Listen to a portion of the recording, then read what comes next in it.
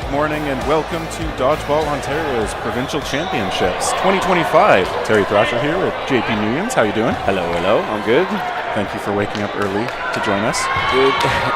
I feel like I just went to sleep like an hour ago, and now here I am. But first game of the day. Well, we'll see if the athletes feel that way. Yeah, they look ready. They're Reckless is a very experienced team. They've been working hard at warming up here for a little bit.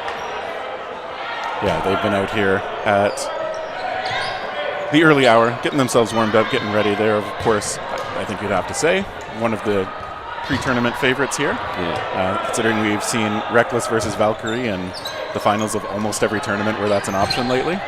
And I fully expect that to happen once again, but literally anything's possible. So we'll see if Raven takes that spot this year. They've revamped their roster. They were, I believe, bronze in the last provincials. And there's a catch. Tressa, a known clutch catcher, goes for that one. Gets a nice pop-up. I like that there was no panic there just tracking that down. No. And Reckless not really able to get a shot on her to stop it. Tressa, known for good vibes and lots of catches. She's just a great person to have on your team. There's a shot by Da Fang, taking out Kim Chin. And yeah, like you said, this Raven team, bronze medalist last year at Provincial. So last time, there was definitely a gap between the gold and silver teams and the bronze match. Yeah. But, I mean, they've had a whole year to practice, maybe narrow that gap. Ooh, and there's a good exchange. That's interesting. There was a pop-up there, and the Raven player, instead of committing to the catch, just kind of like pulled her arms in and was like, oh, God, I don't want to get hit. And they could have had a nice pop-up on that. That would have swung this match in their favor for sure. Yeah, there are always those moments when you try to see whether you could get to that ball. Yeah. I think the conventional wisdom is if you think you could, you probably should make every effort to do that. I believe so, yeah. And in this case, I'm pretty sure it landed like right in front of her. Oh, and there's a try. Another almost one. A lot of pop-ups happening here. We saw Da Fang just kind of like we were saying, extending out for that ball, hoping for it just a little out of reach. Yeah. I like to see guys going for that. Or I mean, guys because I play on the men's team, but I like to see people going for that, just giving it your all. Like it helps bolster your team knowing that people are going to be going for the hustle plays, diving for stuff. It's potentially bailing you out, or yeah. And then if it was happened to be thrown by the best player on the other side, it's great to get them out as well and get an extra player. It looks like Da Fang has been the main thrower in this scenario for Raven. She has been, from what I've seen, one of their best throwers, and at least in the last provincial, she was taking a lot of the load in terms of actual throws. Probably, Helena accidentally let one go on a fake. It happens. It's early. We call that the Sisravi. Oh, really? He's got a lot of moves, I guess. None of them really that good of a thing to get named after you, I guess. We call this Ravi, where you just wear tight pants and no shorts as a male player. But good for him. And we saw Fang and Croft exchange. That's, again, probably the two biggest arms for each side. Yeah. Del Rosario, very good hustle, good all-around player. Lisa Mora, obviously one of the strongest females in this country, always a threat. Ever since she joined the national program in 2017, she's continued to ascend, works really hard at fitness and training, and is out there as a great competitor every single time Reckless is on the court. Yeah. And that looked like a hit, and she's taking herself out. No, I think. Oh, okay, then. Yep. Yeah. So Helena on Raven. I checked her notes before, and it just says, I really enjoy dodgeball. So I really enjoy that note, Helena. Yeah, she's been playing for a long time, of course, a Team Canada cloth member for several years. Yeah, there's a couple of primary cloth players from the Hamilton area on the Raven squad. They've transitioned to foam a couple of years ago, and they're increasing their skill and dodgeball acumen for foam. So you love to see it. Nice movement there by Elena getting out of the way, and they take out Del Rosario. Yeah, it took them a few shots, but they've finally been able to do it. They're looking for that first point of the match. So reckless, part of their name means that they take a lot of chances and they put themselves in situations where they can get countered. They rely heavily on their ability to dodge, block, and catch, but sometimes you can just be caught in the, well, I don't know what to call it, the no man's zone, no man's land. Yeah, just that awkward space when you're still trying to get out of the way. Yeah. Or you're not safe at all, but then you're very close to being safe. You're just in the middle. Good fake by Elena, not letting go of her ball. That was nice. She's learned her mistake. Yeah, Mora, good active defense here. She is so hard to hit. This, even though it's 2-on-1, this, okay, that bounced. Yeah. Nice. Staying active there by Elena. I know it's the first point, but she's being really hard to hit, and that can be really frustrating as a thrower, not being able to hit someone. Good throw there. Yeah, and we did see Modestino and Booth swapping spots, maybe liking the idea of having Monica Modestino straight across from Lisa Mora. Lisa Mora taking a lot of shots here, but she gets one of them. That was an example of where the reckless move might work out in your favor if you believe in yourself. One-on-one now. Mora evens things up, trying to finish things off. Gonna take the two. second. She Yeah, does. She does. Yep. I don't mind the move, like throwing both balls, especially when there's only two players or even one player at the end. I don't mind that move, especially you take a shot, take some more space, take a couple feet, and then take another shot. If the other person's not ready and they haven't moved back, then you're in a good position. Yeah, it's often worth taking that split-second assessment of whether you think you have a good shot, often on the lower body as somebody's maybe considering winding up or drawing that protective ball back. Yeah, Lisa Mora, a veteran who's able to do that kind of decision and make that kind of hit.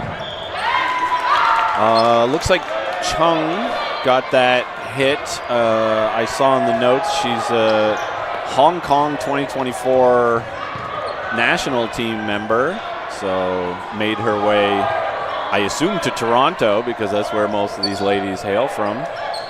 Yeah, we did see her. Ooh, there's a nice catch. Kelly, I'm going to say primarily cloth, but she's just as deadly throwing and catching in foam, and it's can be very frustrating to play against. You know, she's a very tall lady, so you think you got her, and then she's got a rocket for an arm, and then just somehow makes so many catches. Yeah, taking out Jess O'Quinn there on the side. Sutherland, one of the stars for Raven last year in Provincials. Fixture for the way they attack on the court. It's interesting. We haven't seen any of Erin Lomax here for Raven. She's also one of their most used throwers. She's in the middle passing the ball off, it looks like. When she does start throwing, you're going to see, oof, that was nice. Oh, yeah, nice long right shot. On the feet of Steph Pereira. It's now, 4-3? Kind of obscured here, can't see. It's 5-3. Okay, 5-3 for Raven. Nice block by Gomes. Is it Gomes or Gomez? It is Gomes. Okay. I learned that in her first Provincials when her family members corrected us in the chat. Okay. So. I know the notes that were provided were weird characters on it, and I couldn't read it. Two quick hits. Chung helping to get this Raven side down to 3. Yeah, Chung showing why they were happy to pick her up. Well, she played with Reckless in Dodgeball Toronto's kickoff tournament last month. Oh, really? Yeah, they had a couple of different players on there that I hadn't seen on the team before. Good throw, almost connects there from Chung. But now 5 balls here for Raven. Let's see what they do with it. They throw 2 at Chung. Del Rosario doing a great job drawing in that 3rd ball. Yeah, Raven's another team that's willing to be pretty aggressive sometimes. And we get into no blocking now. So these halves, 10 minutes long, and it looks like the second point of the match is going to take this no blocking period to figure out who's going to get it. So we have 3 of the dodgiest players on Reckless here, so I don't expect it'll be easy to get any one of them out. But we also have 3 of the biggest arms on Raven on the other side, so maybe we'll see some fireworks. Good fake by Lomax. Doesn't reach for it. That's good. High shot coming out of Gomes on the side, and there's a good hit. You see Monica Modestino taken out. And so Lomax over in the corner. Michaela Bacati. Lomax throwing. Gomes also throws. And nobody loses their place here. Ooh, a great counter there by Chung. Just saw Aaron Lomax loading up and not looking over at the other corner, just staring it down. Yeah, managed to attack that plant leg, which is a great target. Now Bacati's going to have to do it all. Has all the balls, though. All the balls. This is a good position to be in. Takes a deep breath. Fires one off. Gomes gets out of the way. Bacati did a great job for this. Just a nice hit. She takes out Del Rosario. Bacati did a great job in the mixed rec division in that Dodgeball Toronto kickoff tournament. Oh, interesting. Making maybe the match-defining play in the gold medal round for that division. Oh, that's amazing. Oof. And then, Chung taking her out. And that last point, I think, did Chung get 4 of their outs? I mean, she was a striker. At least, well, I know 3 for sure, so yeah. Is that half already? It is half already. Wow. So early MVP could be. Yeah, I think Chung looked great out there. Chung had quite a few hits there.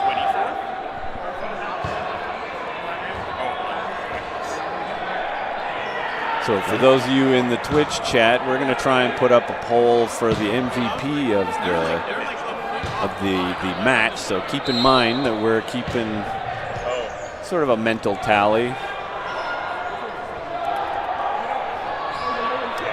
Early favorites. I don't know if sports betting is legal in Canada yet, but I sure see a lot of ads for it.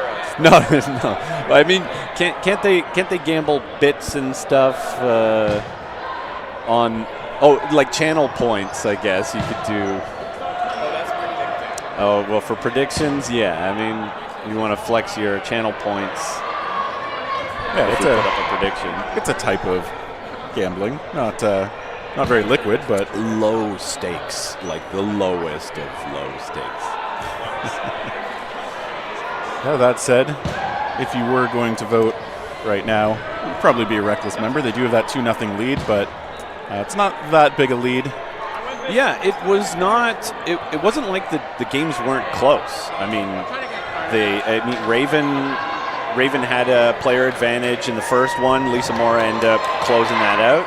They had a player advantage in the second one as well. It was like 5-3 or something like that, and going into no blocking, and they Reckless closed that out as well. So, I mean, Raven's playing really great. They're keeping it close. That's about all you can ask for, really, because a couple things go their way. A couple of the pop-ups might have been caught in the first one. The game would have been over, and we'd be tied right now. And you're facing, again, one of the pre-tournament favorites, one of the 2 likely strongest teams, at least would be people's expectations coming into this. If you play them really close, that is a type of success. I know Raven believes they could take this match, and they still have a chance to. And it's not like it's supposedly going to be a good squad. I mean, Reckless is the only supposing is that they'll be in the finals. Yeah. And it's a pretty safe bet. Not like betting is legal, but if I had $1, I would bet my dollar on that. Of course, Raven, who have a lot of talent on there. We see, again, a lot of Team Canada for cloth. See Deidre Halfkenny out there, another cloth national team player. Yeah, she's transitioned well into foam as well. She's got a lot of the fundamentals that work really well just in dodgeball alone. Just high energy, big dodges, big blocks. Much better throw now in foam. And, she's much better at cloth, but, it doesn't matter if you play cloth or foam. If you just play dodgeball, it should transition eventually, as long as you get a hang of the balls at one point. Yeah, a lot of those skills and athletic traits will carry over. Yeah. I mean, even when I went to cloth, the coaches famously said they didn't know what to do with me. And I was like, I'm a dodgeball player. Like it's not that difficult. Like I'll just play dodgeball. I'll figure out the rules. Just like put me in. Well, I don't know what to do with you either. Nobody does. Raven setting up Lomax is the shot caller in the middle again. Kelly not throwing. Okay, so they do a different play style or play call style here for Raven.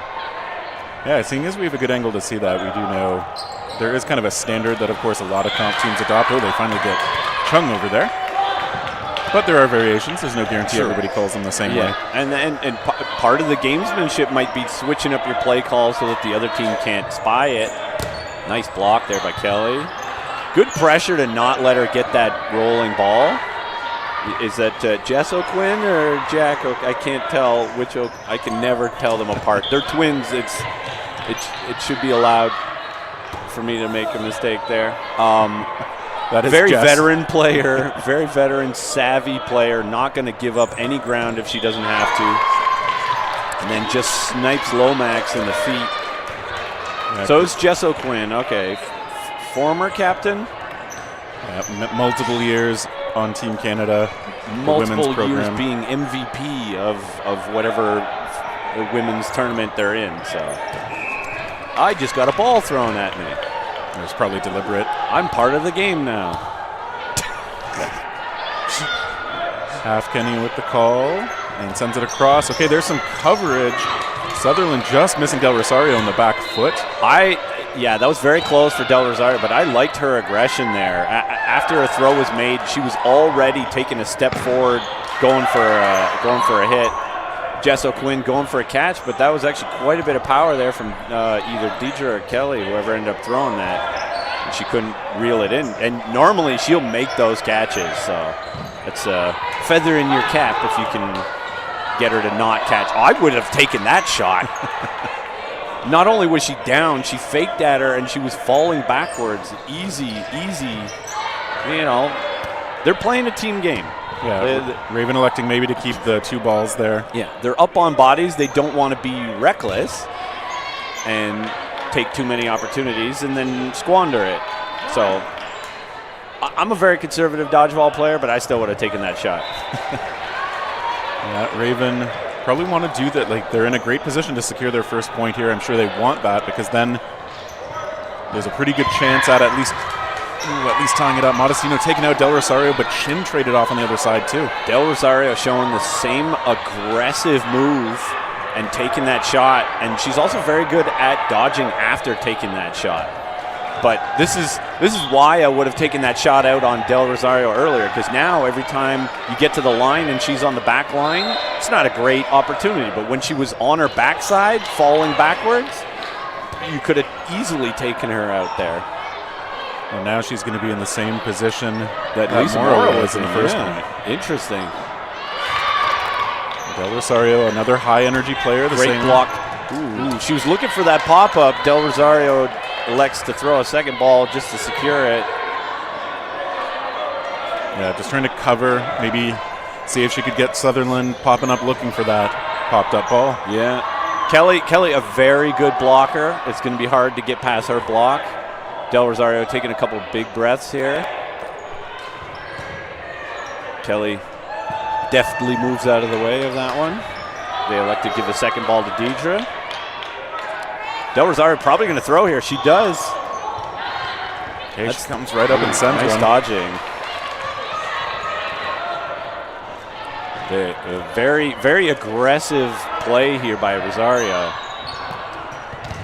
Oh, good blocking again. And that was, I guess, blocked. I was screened by about 3 people there, but I heard a block. So hard to hit, and she's always a threat to. She's looking, and they're calling no hit there. She's always a threat to counter. So you always got to wonder that, like, you can't be too heavy on your front foot. That ball's gone, and she goes for it. She almost got that. That was worth a shot. But Del Rosario, who was caught up a little high, managed to get away from it. That is the risk of coming up like this when you're facing 2. Okay, Sutherland finishes it off. Raven gets their first point. They got to be excited about that. Yeah, that was patience. That was I wouldn't say dominance, but they were definitely showing power and teamwork. Great job by Raven there, not getting rattled, getting in that same position. Del Rosario showing all the different ways that she could take out all these Raven players, and they stuck to their plan, and they eventually took her out. And so with about 3 minutes to go in the match, and Raven only down by 1. With the pace these matches, or these points have taken so far in the match, would expect there's a high chance that we get toward the no blocking before we find out who wins this point. And so far, the leader on the MVP voting would be Chung. So get your fake betting dollars in. Any betting dollars you have, as long as they're virtual.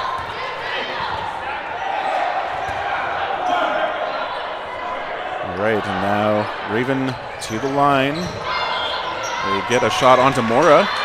They're chipping away at the corner. You know, sometimes throwing 2 balls is a good idea if you're going to take out a high priority target like that. Yeah, you're giving 4 or 5 balls to really great players now, but you took out a really good player as well. Ooh, Kelly says, you know, you're going to do all that faking in front of me, maybe I'll just take you out as well. And that's something Steph Pereira is so good at, getting up into that neutral space and protecting herself at the same time, but Sutherland finds it. She might have been hindered by her hair on that one. I don't know how ladies do that. She goes down for a block and her hair kind of stays there for a second. Ooh, a disarm. Rarely seen. So for those of you who are new, if you're holding a ball, you can block with the ball, but if you happen to drop your blocking ball, you are now out, which is what we just saw happen. My personal worst rule in dodgeball. Worst rule? I mean, have you seen cloth? I have no comment. I'm politically neutral. I played cloth, and there were so many rules that I just absolutely hated. One of them being if you not disarm, but if your ball is like bobbled even for a second, you're out. Even if it doesn't touch the ground at any point. So Reckless, they still have 2 out there. Raven has 3. Is that Jess O'Quinn? Have we seen Jack play? Oh, Jack is in a jacket over there. So Kendall Croft, great throw there, takes out Kelly. Kendall Croft, one of the power throws on this Reckless team, hasn't had a lot of room out there. Kelly, very good blocker, and it looked like she blocked it, but she took herself out. Jess O'Quinn, the honesty on both sides here. They both looked like clear dodges or blocks, and they took themselves out. Same situation, 2-on-1 for Raven. Ooh, hurts a hit, foot, and another. Look at that, 2 shots, 2 hits for Kenley Croft at the end. 4 games all came down to the same thing, 2 Raven versus 1 Reckless, and 3 of the games have gone Reckless's way. And it was a different lady each time. Yeah, this Reckless squad is obviously very deep with very proven talent. I feel like they do not feel like they're anywhere near out of a point, just being down in a 1-on-2 or a 1-on-3. Yeah, and that's the other thing. I mean, Kenley didn't have a lot of play time in the first half that I remember, so she looked fresh as a daisy. Is that an expression? That's an expression. Another ball just hit me, and now I'm starting to think it's personal. Yeah, but that was off Sutherland. I don't think her mastery of deflecting a ball when going for a catch is good enough, but good enough to target you, that is. Chung taken out early. Great Good throw target there by that Fang. That Fang is back out there again. Croft this time taken out. No more heroics for her. A hit and then great dodging here by Raven. Great job staying alive, facing all that fire. Steph Pereira playing aggressive. Makes a catch. Yeah, Booth is going to have to head to the side. That's got to be very disheartening there. You get all the balls. All of them miss her except the one that did hit her gets caught. Now Steph Pereira hit. Yeah, she did her job. She's good. Keep her head high for that one. Great counter once again by Chung, showing why she is likely the MVP of the voting. Yeah. Why she was a Hong Kong national player, although now taken out. No, I take it all back. That's fair. It's that Fang. I mean, if the score was different. Nice shot by Mora. Yeah, so Reckless looking like they might have the player edge late in this match. Late in this no blocking point. A couple long tries. Both teams fairly comfortable. Some of their throwers going from the back line if they see a good opening. I almost want to yell at them, it's no blocking, because I keep seeing them put the ball out there to block with, and it keeps missing. Oh, and that one popped up. Was it caught? So Del Rosario reached back and got the ball. She touched the line as she reached. Interesting. Oh, it's a tough break. Yeah. I do love the effort, like we were saying before. Now we're back to the Lisa Mora 1-on-2. Takes out Fang. 1-on-1 with Booth. And that's, that's at least a point for Raven. They get themselves. That was Tressa. Oh, I said Booth, great job. didn't I? Well, it was Tressa Ryan. You're right. Great job, Tressa. That was a nice finish there. Yeah, so keeping it real close. Raven falls 3-2 to Reckless. But, I mean, falls. That's kind of hard, but that was like a 50-50 match the entire way. Knocked out of the sky as they flew. Yeah. Yeah, very, very close. And we did find winner of the MVP vote for this first match was Chung, based on that strong opening performance. So that MVP vote brought to you by VC Dodgeball, who we thank for their sponsorship efforts. Yeah, they do great work. Great jerseys, too. Yeah. I think they made this broadcast shirt I'm wearing, too, from Edmonton. I think mine was lost in the mail. It was the postage strike. You know, it's still affecting things. So. That's right. The backlog is still true. But now that this match is done, we will, of course, have another one coming up. Should be starting at about 10 a.m. local time. We will have Cool Dudes. The Cool Dudes out of Ottawa. Facing off against Fates. And Fates primarily a Hamilton and the area team, but also a couple of, at least one Ottawa player. So it should be a really good match. Cool Dudes are a new team out of Ottawa. They haven't played together before, but they are some cool dudes. So I hope so. We will find out in just a few minutes, so we hope everyone will be back with us for Dodgeball Ontario's Provincial 2025 Championships here in Waterloo, Ontario.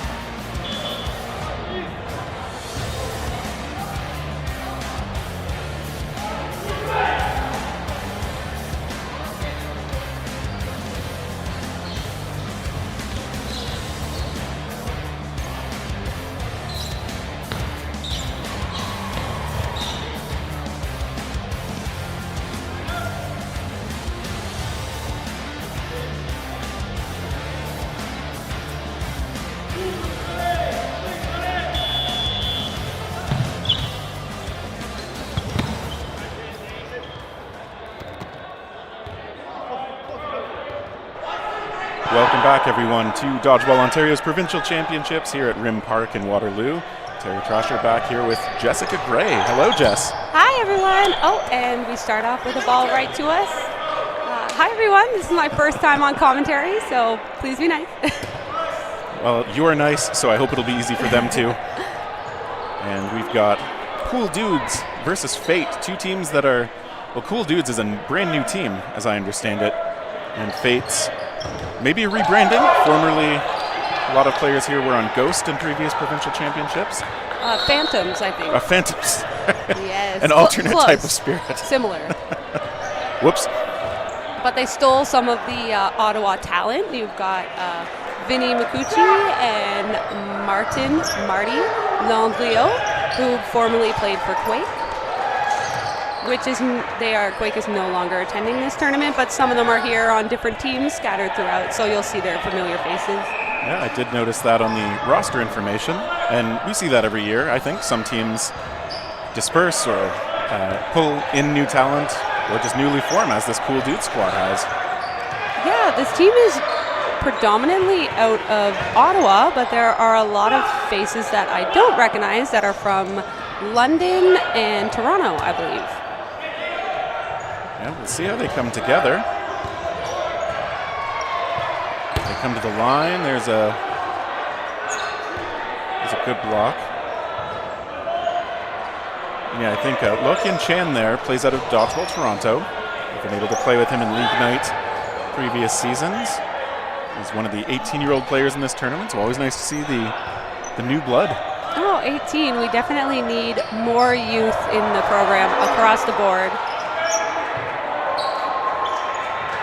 And he's trying to get that ball. There's some cover, at least, taken out Landrio. Nice throw by Joey Yang. Yang giving some cover. Ooh, that ball just bending away from the target. That was Jake Lowe. I think we see often, willing to scramble up in the play like that and try to get ball control and protect the teammates. He offers very good chaotic energy. It's chaotic, but in a good way. Jake Lowe, Canadian national team member on the foam squad, men's squad, I think the last two world championships. Jake was on the men's cloth side, I believe. Yeah. A lot of players on Fate were in the cloth program. Nathan, Herbert, Adrian Halliburton, Vinny, Marty, their coach, Cam Booth. Yep. Obviously also capable foam players, but we know they're very skilled at cloth as well. Of course. I wish I could do both flawlessly, but I'm better at one than the other. Everybody can take a guess which. Nathan Herbert with a good shot. He's got good strong arm to show. Jake Lowe taken out in the corner. Herbert with a block. He's going to take that shot back toward Chan. Right. Just missed. And so Yang going to come to the line with Chan. A little out of turn. Oh, but he steps on the line. Center line, it sounds like. Oh, that's sad. Joey Yang is a very phenomenal catcher. It would have been nice to see him get a moment to shine there. He has caught me at point blank many, many league nights. All right, but Fate does take that first point. Good, strong closing out once they got that player edge. That Yang, I believe, this is his first provincials, I believe. Yeah. He mentions he's played 5 or 6 years with Dodgeball, Ottawa. He's played 7 years of Rec Co-Ed with the Ottawa Sport and Social League, which is the same league I got started in. Oh, amazing. A long time ago now. Too long. Yeah, back when you were still with us in Ottawa. That's right.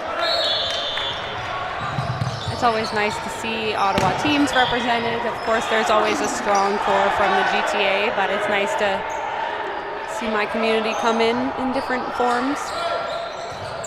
And we have some players like Nathan Herbert out of the London area.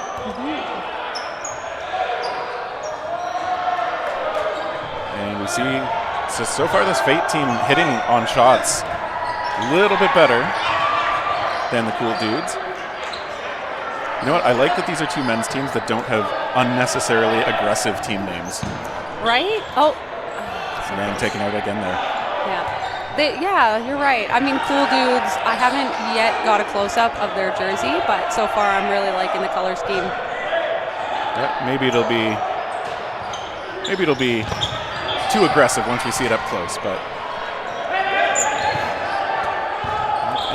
we just see Fate really just winning some of these scramble moments and taking down members of the Cool Dudes. So maybe some of that experience. Makuchi with a nice low sidearm delivery. Yeah, I think Fate is really using their speed right now. They're doing a lot of run-down counters. They're definitely pushing the pace. And they're looking for that second point. There's a shot toward Halliburton. It's blocked. Yeah, and Fate. Okay, that second shot from Halliburton, not necessary, but I think once you're committed to the wind-up, it's pretty hard to pull it back sometimes. Yeah, you always see the very common hand-up apology. I'm sorry, I was a little late. And the acknowledgement on the other player. I see you, it's fine. Yeah, Kyle Brown knew it wasn't personal. Yes, Kyle Brown, also known on Facebook as Lamp McTable, and I can never not call him Lamp when I talk about him in league. Oh, catch almost point blank, Logan Rowland. Yes, very nice recovery on that missed rush. I like the try, thinking that you've got a player at point blank, but putting it right in the middle of the body sometimes. And now Fate able to return shots back, and look at that. They're going aggressive and they're making it work. They haven't lost anyone yet, and they have taken out 3 of the Cool Dudes. Yeah, their accuracy is through the roof right now. And that's sometimes the challenge for people who go back and forth between cloth and foam, I think, because obviously the throwing is a little different. I find it's hard to keep my accuracy, but they do not, apparently. Yeah, I think they've adjusted to, a lot of players have a hard time when you have fresh balls in your first few games, and I think Fate has adjusted a little better than Cool Dudes, who still seem to be throwing some of their shots high. That's true. We have seen a lot of the misses end up kind of sailing a little bit. And yeah, when the balls are new, there's a nice shot. That was a phenomenal sidearm. When the balls are new, they're obviously a little more firm. It takes a little while for them to get broken into the state that a lot of us are more used to. And it's small changes, but it does sometimes make your throw feel weird. Yeah, especially depending on your grip. If you tend to use some of your fingers to change up your grip, it's a lot harder on new balls than when you can take a little air out of it. Don't over squeeze them though. Your league runners will hate that. Ooh. Yeah.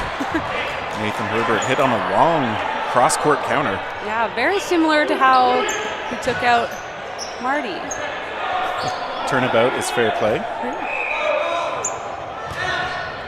Chan making the calls from the middle. Right, they go from the corners. They get Grant Shanks. Okay, so Cool Dudes hanging in this point. They were down 3 to 6 players earlier, and they brought it back to even. Chan quick with those calls in the middle, making sure the team has a plan, and good fakes from all of them too. I always like to see players committing to the fakes. I mean, it's really early. We'll see how they do as the tournament goes on, but yeah, the fakes when you're tired get a little less convincing, but the effort's often still there. See another attempt at a cross court, trying to go 3 for 3, but just misses. Yeah, and it's interesting to see different players feel like they have different strengths on when to take out opponents. Like some players believe in their straight ahead shot even if the opponent's looking at them with a blocker. And some players believe in that rush down counter. Yeah, that was very, very well timed throw. Really well placed too, like right on the lower body. It's pretty hard to get out of the way. Yeah. So good move from Rowland. Cool Dudes, as we get close to no blocking, we'll see if they're able to get things closer to even again. Oh wow, the first half just flies by. These 20-minute games, they go by so fast. Yeah, it is one of the ways we make sure the tournament runs on time, though. Yeah.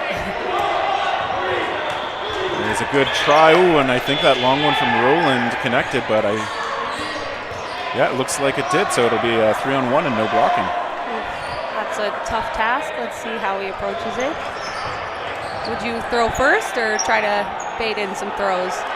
If I'm the one, I actually do like trying to bait them in because I think I need every advantage I can, and I might as well try to get the extra balls early. But I think there are a lot of different ways you can choose to play it. Oh, wow. Okay, they sell out on offense. They lose all the balls, but Chan only able to throw one at a time, so. Oh, there's a catch, Jake Lowe. Okay, so he had the one ball. I think that's often the right target when you're in no blocking, and that's the only person you have to worry about, but Jake knew that would be the case. Drops the ball, makes the block. Does a little bit of a celebration and gets a calm down from Mergler, the ref, but. Yeah, so we will see the players swap sides. And so we will have, of course, the match MVP voting happening toward the end. Match MVP presented by VC Ultimate. No, love VC. Valkyrie's jerseys are VC. Their new VC Dodgeball Instagram has been posting incredible bios about all the teams that have their jerseys, and they are at almost every tournament showing support, taking photos of the cool jerseys that they've designed on the court. Yeah. They've definitely stepped in as sponsors, and we, of course, really appreciate that. And the teams, of course, swapping sides. We see Yang pumping up his teammates. They are down 3-0. So they've got a hole to climb out of, but hey, if the other team scored 3 in the first half, you could in the second half. Exactly. And I believe Tyler Morrison on Cool Dudes number 72, I believe this is his first provincials as well. He also originated in OSSC, the Ottawa Sport and Social Club, but has transitioned over to Dodgeball Ottawa in more recent years. Dodgeball Ottawa, more the competitive league. Obviously, we've got a lot of national team players and other super strong talent who've been developed there. We try our best. All right, a 2-ball attack taking out Brown. Fate picking up where they left off. You could watch Marty just toying with him as he tried to pick up that ball that was at his feet. Always such a tough spot to be in. So close yet so far. And Landrio taking out Goddard as well. I think someone got a catch on that exchange as well. Jake Lowe came running back on the court. Yeah, so Fate comes out into this second half on fire. Ooh. Really close to the back line, Yang. Don't give him the easy out. Make him take it. Oh, and they do ultimately they call did him get on him the on the back line. line. Yeah. It did look close from where I was, so. Sometimes it's hard to tell. I'm definitely, I keep my heels up and I make it really difficult for some of my line refs. But that heels up. Like if you're trying to use all the space, that can be really, really important. Yeah, you really got to have good foot strength to pull yourself back there. We do have some of the player refs at the back lines doing supplemental ref duties, which we always appreciate. It's never an easy job, so we always thank our refs. Charlie Koulos with a good shot. Starting things off strong again on this point. Ooh, nice throw. Roland taking out Fonseca. So once again, Fate hitting those shots at a really high rate. Oh, that one popping up. Maybe catchable, but nobody really saw that in time to make a play on it. Yeah, it doesn't look like Fate is shying away from throwing at players without balls or players with balls. Oh, we get a double. And a catch in between Joey's knees as he falls backwards. That's the Joey I know. Wow, that turned the tides from 5v3 down to 4v3 the other way. Yeah, those catches are big swingy moments. We've seen that a bit for both sides. Yang, good concentration to keep that ball as he went down to the ground himself. Oh, wow. right in the toes by Vinny. And I think sometimes with that sidearm, like, that's what you can do. Keep it really low, and sometimes that's just really hard to deal with. Yeah. Oh, and we see another really well executed rush play by Fate.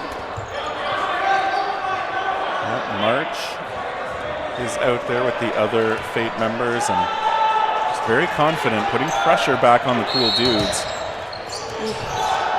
Very impressive aerial dodge and block there. Yeah, Chan has big movements. He's tough to hit.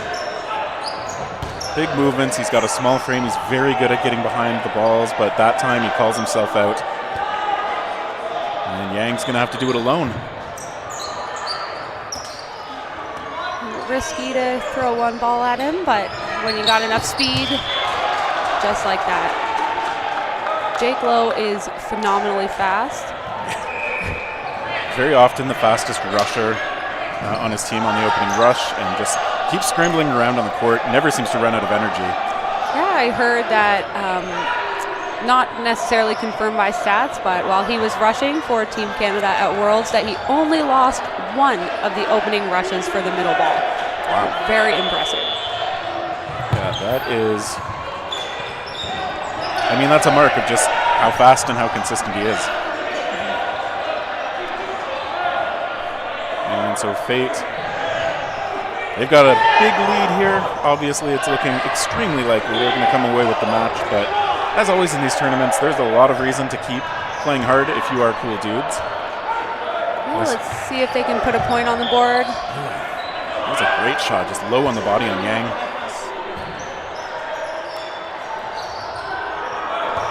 And now the Cool Dude's going to come to the line, going to send one over to that left side. Oh, and a catch. Yep. Doesn't feel good. Oh, but I think you can see him laughing on the sideline. Just, you got to give credit where credit is due. Yep. Sometimes that's your best play, is give it a laugh. Cool Dudes looking for those outs. Come to the line. Fate still just really confident on defense. Halliburton coming up. Chan calling himself out again. So that counterplay out of Fate is really good. They found a lot of windows to hit those shots. Yeah, they're waiting to time the fakes. They're ignoring the first few fakes and waiting until the player actually releases before going for their counter. It's really working for them. And Kyle, last one. Yeah, you see, you got to give it a shot. He's got to try something at this point. You're going to have to take some kind of chance. You either have to draw in enough balls to kind of defang the other team a bit, or you have to take a preemptive shot, try to whittle them down early. And he does get one hit out of it, so it brings it down to a 1v4. Okay, they get a couple shots on him. Shank's ball blocked. Return try onto March, misses, but Brown still out there. Ooh, there's a good clean another phenomenal hit. Shank's trying the arms at the side, shrug out of the way dodge. I call that trying to be as skinny as possible on the court. I just turn sideways and hope I disappear. Oh. Ooh. Okay, Brown has had some really good throws in this point. He's come very close. He has taken out some of those targets. And the ball just skips over the line to put the burden on that side. Ooh. Oh, wow. So another throw. Halliburton seemed to make 3 half choices there, and it added up to him being out. So couldn't quite get to that ball, did take a preemptive shot, and now Brown only facing 2. With 5 balls on his side. Right, so he's going to have the choice of keeping 2 on defense. Oh, there's another perfect throw. He's starting to feel himself here. He's still got to get through Mikuchi, but Brown's got some momentum, you have to think. He's very good at getting low. Mikuchi's back at the back line.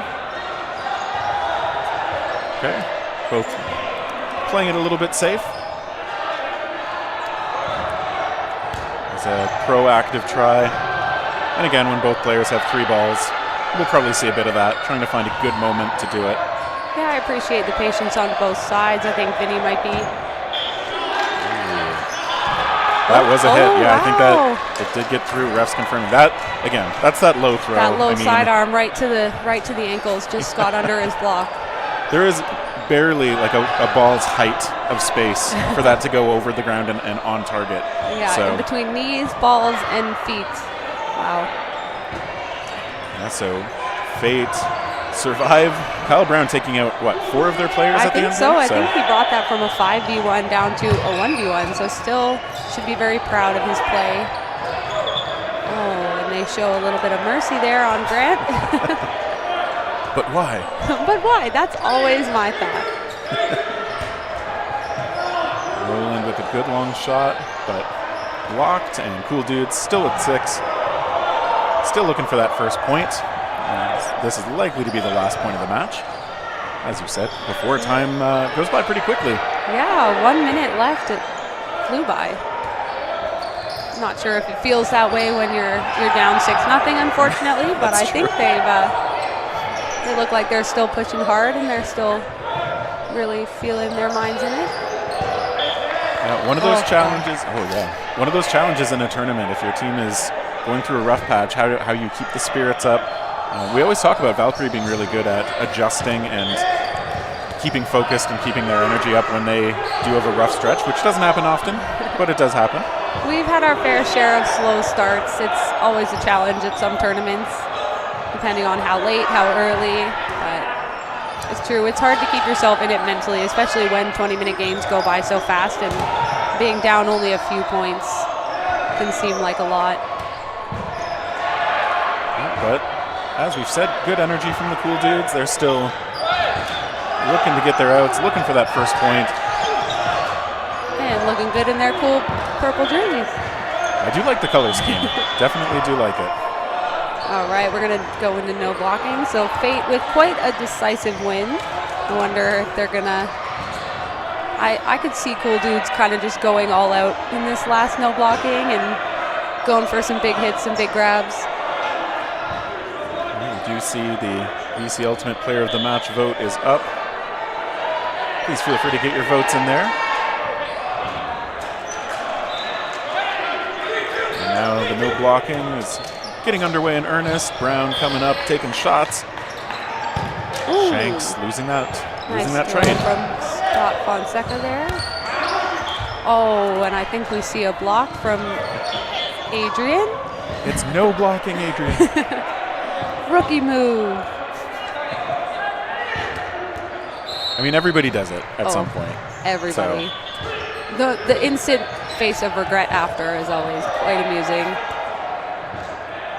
I remember, I think it was Nationals in 2018, seeing Jeff Snow just like block and then look at people like, what? And then realize. So, I mean, yeah. It is quite instinctual to just put that ball out there.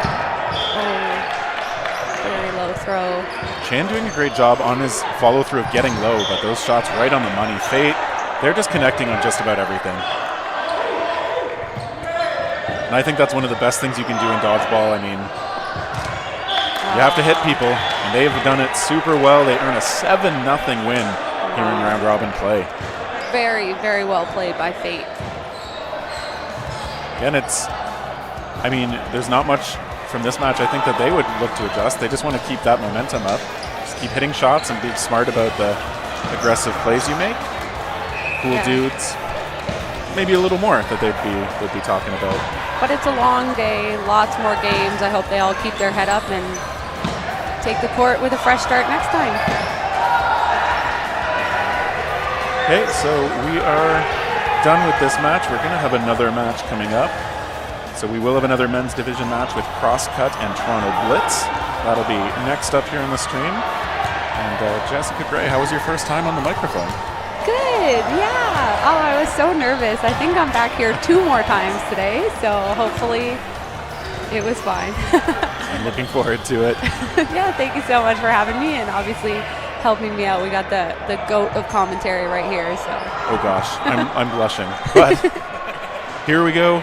This is Dodgeball Ontario's Provincial 2025 Championships. We'll be back with you with another match in just a few minutes.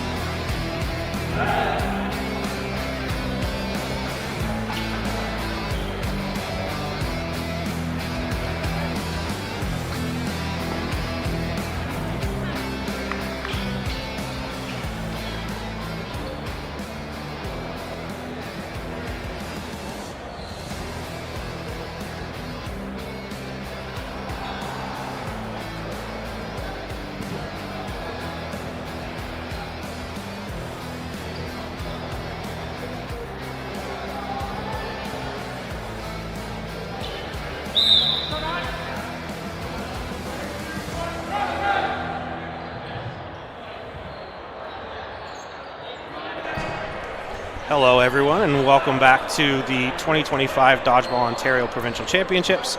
I'm Cameron Booth, and I'm here with Michelle Dermott. And we have another exciting match coming up between Crosscut and Toronto Blitz. Crosscut out of Sudbury, Ontario, and Toronto, obviously, out of Toronto. I'm excited to see this match. Toronto Blitz with a quick rush.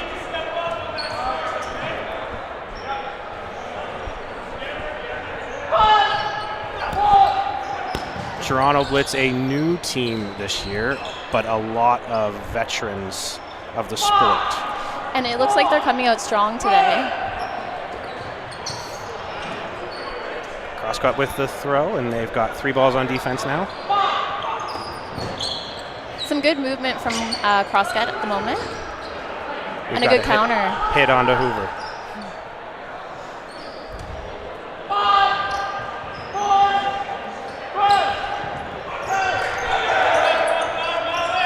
Malik applying some pressure as that single ball.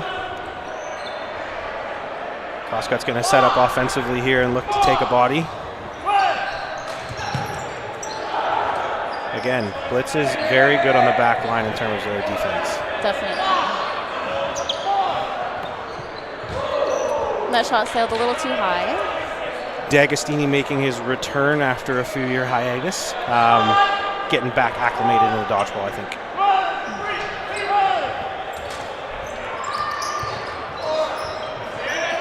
A lot of pressure coming out from Toronto Blitz. 4-ball offense coming from them.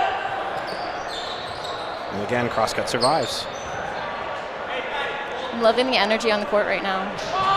Yes, for the 3rd game of the day, we're starting to heat up in here. Definitely. And then now we made a hit. Crosscut made a hit onto, can't see the player name. Number 15, Hutchinson, I believe.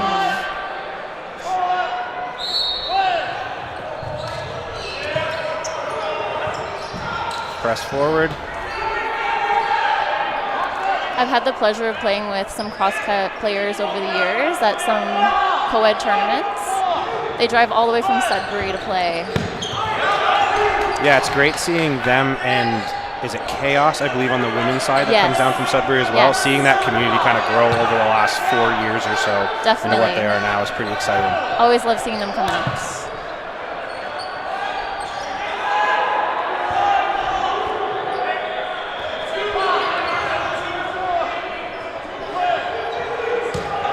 Hit on the naughty. We've got 4 players left on Crosscut and 3 on Toronto Blitz. Crosscut's going to come forward with a 4-ball offense here. And another hit lands.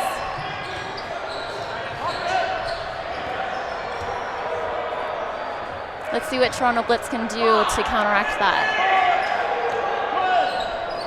There they do. They make a good counter. Great job by Chris making that.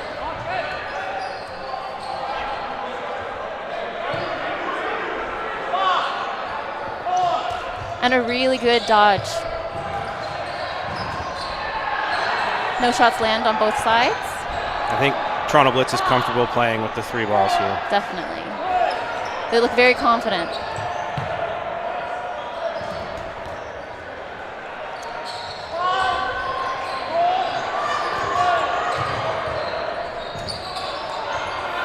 Crosscut's going to set up for an offensive play again. And a dodge from the middle player this time. I'd like to see Crosscut play more aggressive off that throw and not back out right away.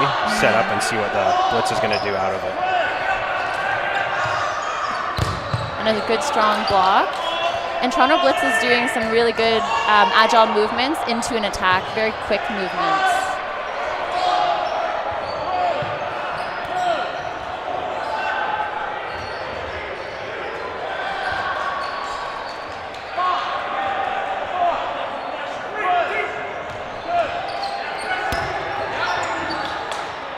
Another block from Crosscut's corner. A looks like we're trying to get creative, switching up to the targets. And there's finally that pays off. Yes, it does. Sometimes a little bit of variety can go a long way.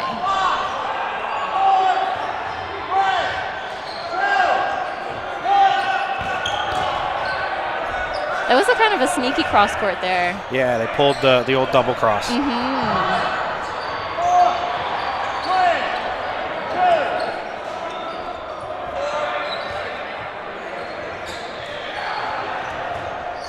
So the throw is on Toronto Blitz. We're about halfway through the first half right now, still on the first point. And it's down to a 2v1. Again, Blitz staying patient, waiting for their opportunities, and let's see if they can close it out.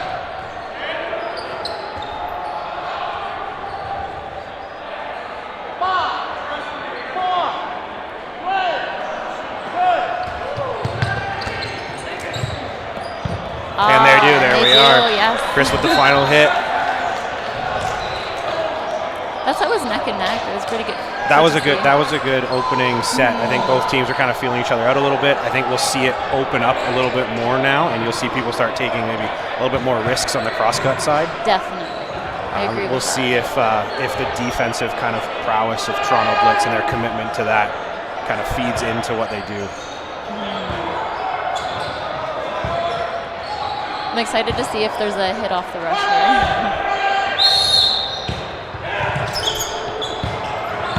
And we do land a hit.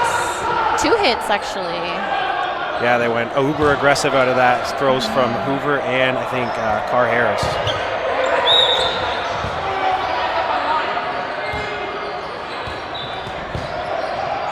So I think there must have been another, like the lines person is saying that maybe somebody stepped on a line or wasn't in the court. I'm not sure what they're saying at the moment.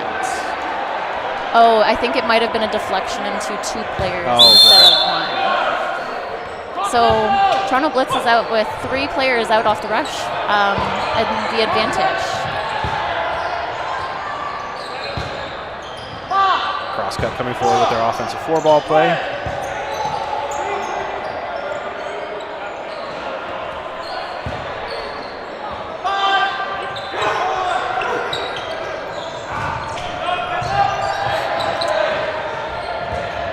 And we are 6 on 3 with the advantage to Toronto Blitz coming out on offense.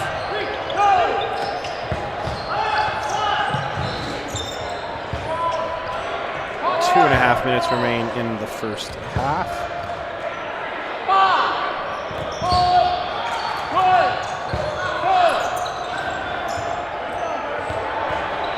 Again, Blitz willing to just set up on defense and then come forward and make their offensive calls. They're not too worried about putting pressure yet. Crosscut's going to step forward and throw out of it. Crosscut's not afraid to take 2-step throws. Oh, yeah.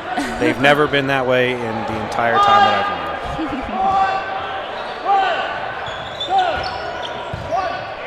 And another hit lands, yes. It almost looks like Toronto Blitz is being pretty methodical in the way that they're approaching and the plays that they're making. Yeah, I think it's that veteran kind of presence that they've got. They understand, even though that's a newer team together, like I said, they've all been around dodgeball for so long. Naughty's got national championships under his belt with other teams. Alan Hoover's been a longtime member of Northern Touch. David Carr Harris, again, Northern Touch. He's played on Quake. They've all kind of been around the provincial and national scene for so long that all of these little things as they come together definitely work. Definitely. And it's coming together right now, too.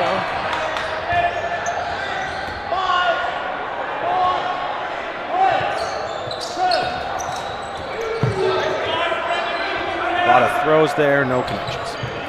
And it looks, too, like Toronto Blitz is in a position where they aren't too worried about taking the time since they're up in the... Oh, There we go. there we go. Finish Two the quick set. hits and end the set. There we go.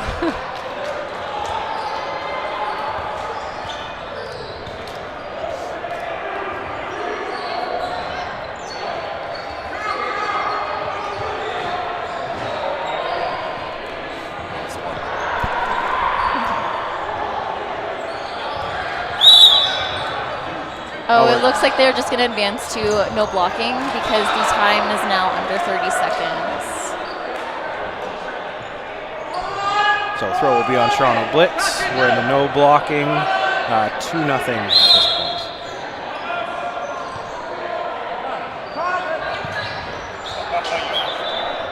I think that players confused. They don't know if they were in play or. I think there was a question from the line official. Yeah. Okay, so now we're going to get started.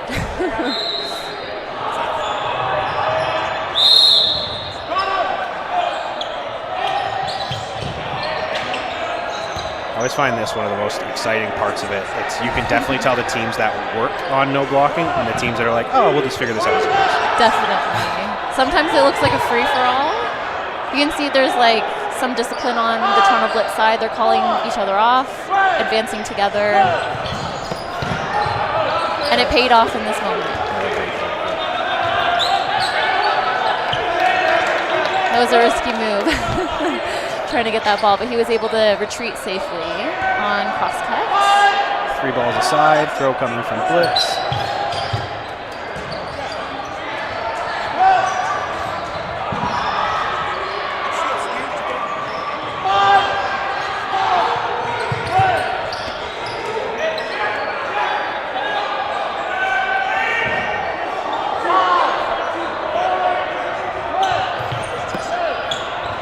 Two balls go, 2 misses.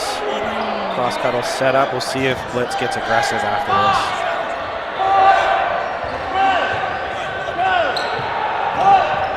Oh, that was a great dodge.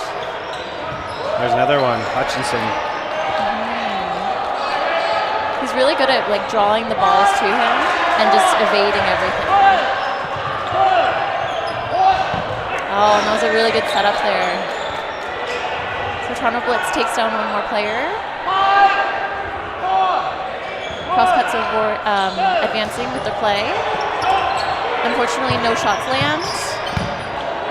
And a quick counter by Phillips.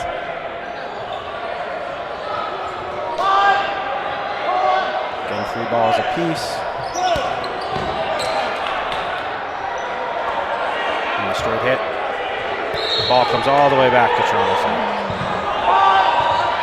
I find that one of the most satisfying moments when you make a hit and then the ball comes right back to you. Yes. It's like, oh, I get to do this again. It's like bonus. Let's go again. All right, now we have a solo player on the side of cross cut. And he's able to evade those balls. Doesn't take anyone down with him. Throw still on Toronto Blitz. There. Oh! And a catch. Hit and a catch. Oh, hold on. And then he steps out of bounds. So the catch should still count. The catch. The only time that it wouldn't count is if, he didn't have 2 points of contact, but I believe he did. And then step backwards out. So now we've got a 2-on-1. Still, reminder, we are in no blocking. Missed, and there's the hit by Naughty to end the first half. So we go into the second half, 3-0 Toronto Blitz over crosscut. It's been, I think, a defensive kind of clinic from Blitz at this point. They're Definitely. they're willing to sit back and play with a full line and kind of wait for crosscut to make their mistake, and then they're capitalizing on it. And two, Toronto Blitz is just very patient and disciplined. You can see them motioning and communicating to each other, hey, go, or like giving them the green light. So it's very meticulous the way they're approaching it. Yeah, it's always a chess match. Everyone thinks it's just balls flying all over a gym. There's definitely a chess match going on within the game, and it's a matter of kind of figuring out what's going on. As a reminder, we will have a player of the game vote in the chat, courtesy of VC Dodgeball. I'd like to thank them as their sponsorship for this tournament. Amazing. We will have a couple numbers up there of players. Is there anyone that's kind of stood out on the crosscut side for you as a player to keep an eye on in the second half? I'd say number 42,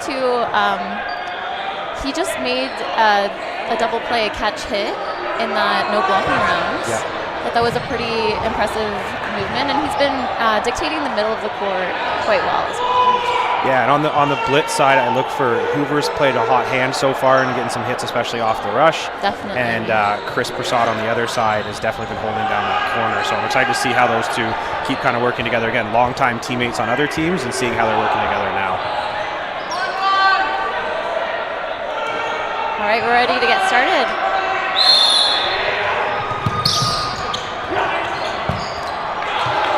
And again, hit off the rush. Blitz is aggressive off their opening rush. I feel like their name is representative of what they're doing. Two balls coming. Crosscut makes a hit.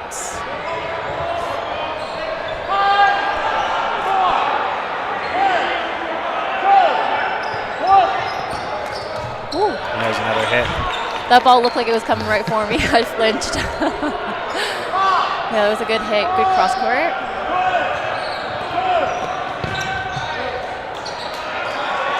And crosscut makes the counter back.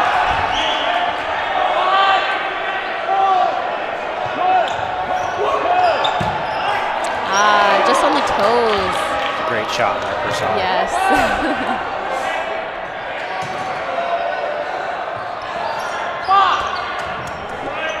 That ball actually did hit me. That one hit them too.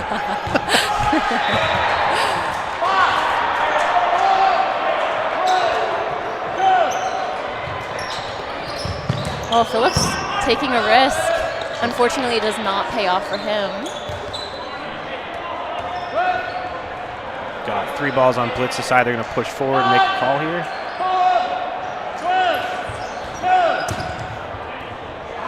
Another strong throw from Hoover.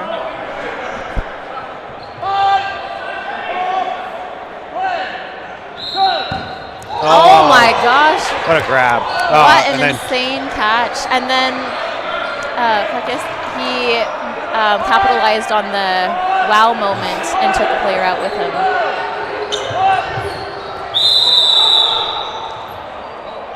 And we got a 10-second violation, so all balls will go over to crosscut side. And if I'm in his position, I'm thinking I want to just pick off whoever I think I can take one by one and just line them up. No shots land. Agostini putting some pressure up without a ball. And there's a trade by Carr Harris on it.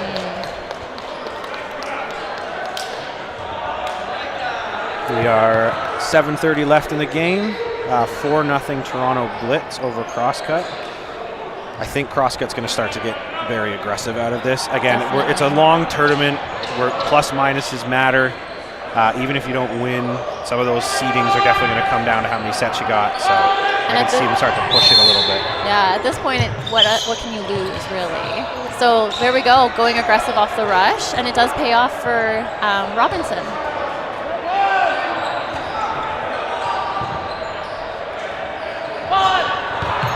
Oh, and another hit. It's up. Oh. Thought he was going to dive out for that one. At least he took down 2 players before he got out. Again, we're kind of seeing everything open up. The discipline from Blitz has kind of gone away a little bit. They're kind of feeding into Crosscut's chaos at this point. Right.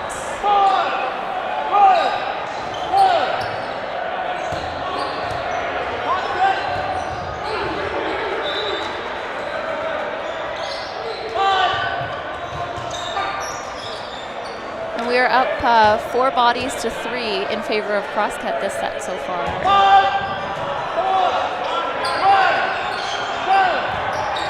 There's a hit on the naughty. It was a great hit, right off the fingers. There's pesky finger balls. Ooh. Another ball coming our way. We risked it and it worked. Yes. Still 4-2. Crosscut coming up for an offensive play.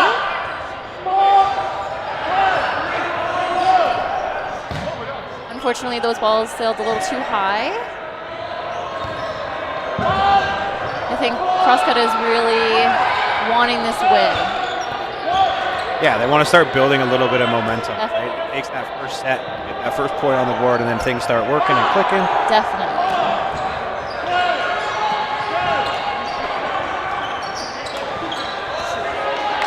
Again, Blitz coming out aggressive. These throws, if anyone's not aware, we're sitting to the back left of crosscut, and it seems like they're targeting us right now. Oh, wow. The drop What a and then the hit. That's one of the really good things with some of the veteran players. You can fake so well that it's so convincing and set up yourself like that. There's another You're hit, right. another Oh my hit. gosh. Hoover is on fire right He now. is killing it right now. That's 3 hits in a row. And quickly swung that to a 4v2 Definitely. to a 2-on-1 in favor of Blitz.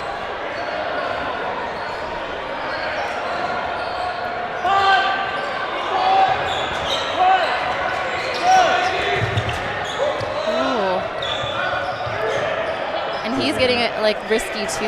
Yeah. Kind of throwing his body around, trying to bait out the ball and do the trade. Oh, and there's the Wow. clip. I think Hoover went 3 for 3 on that last last exchange. Yes, yeah. And a satisfying ankle shot. A reminder, there's the player of the match in the chat. Feel free to hop in there and start voting for your favorites. We've put some names up there from both teams, so feel free to vote. Again, it's the VC Dodgeball Player of the Match. I believe that will be going on all day, so make sure you're staying tuned to get all matches and vote for your players that you see doing well.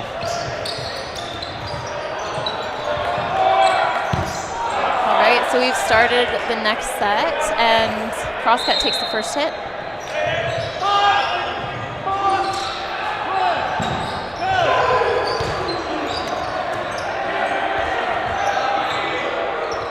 And it looks like Crosscut has taken down another player.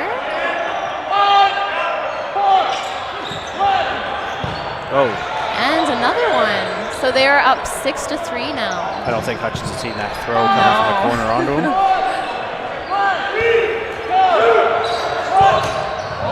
Oh, What a catch. again. Oh my gosh. 42. He is on fire in this game. With a strong block as well. And now we see that pressure coming out from Hoover. Very strong, very agile. Oh, I think I missed that. I think there was either a pop-up catch or a catch on. Okay. I believe 81 made the catch. All right. So now it is 6 players to 1. Let's see what Hoover can do. And he takes it out. There we go. Crosscut gets on the board. Let's see if they can, again, build some momentum. Definitely. Again, I think it might be a little bit too far for this game, but again, if you build it throughout the course of this tournament, that's what you need to do. So we've got 5-1 for Toronto Blitz with just about 2 minutes left in the half.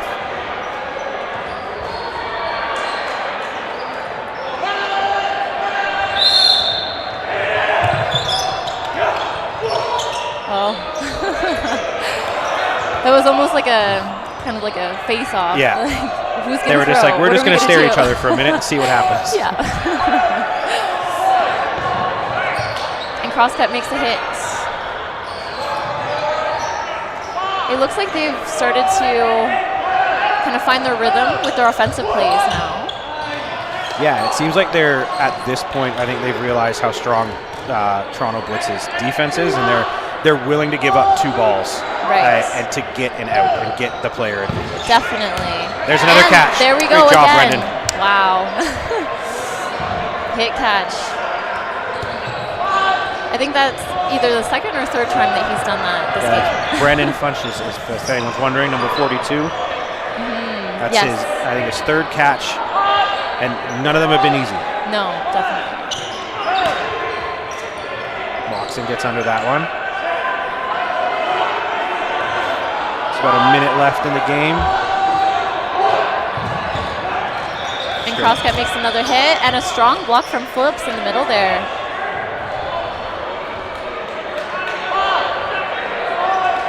I love seeing the success of the middle player because that's the position that I play commonly. So it's like nice when you see strong blocks and good movement. All right, we are down to, looks like 4v1. And 30 seconds left.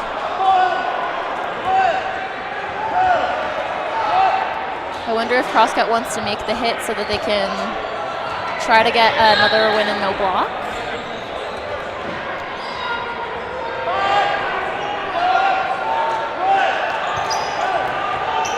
So in a chase, they're going to reset. About 10 seconds left in the game.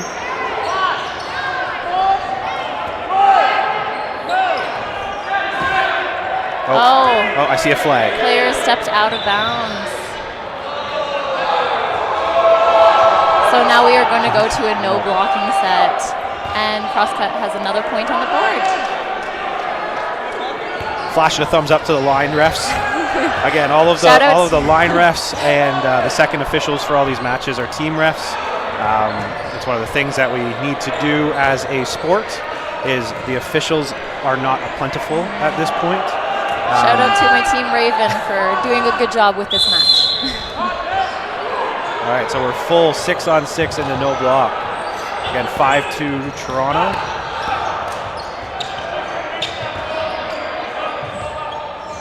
Again, I favor Toronto Blitz's veteran leadership in this point with this style. Oh, and Robinson is able to survive. It's almost like he's sunk into the floor there.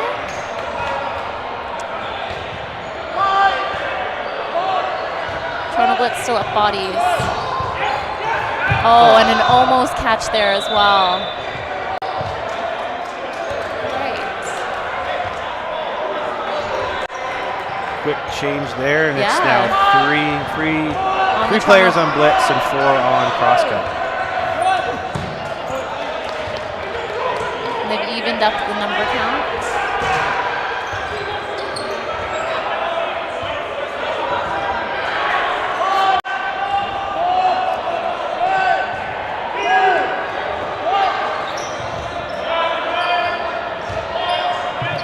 I love how that player set himself up for a catch.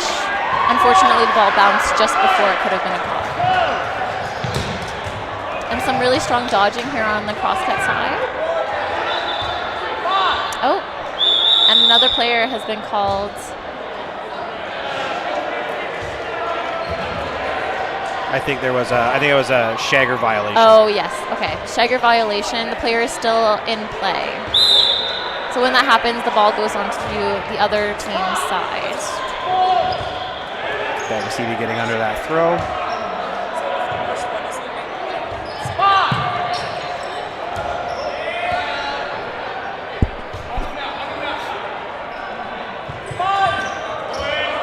Again, avoiding the balls. Yeah. You can see all of these players are so dialed in.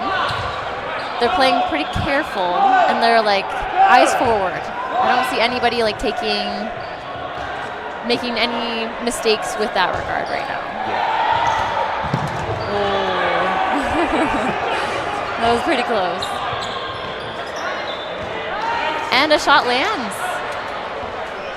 So now Crosscut is up 3 bodies to 2.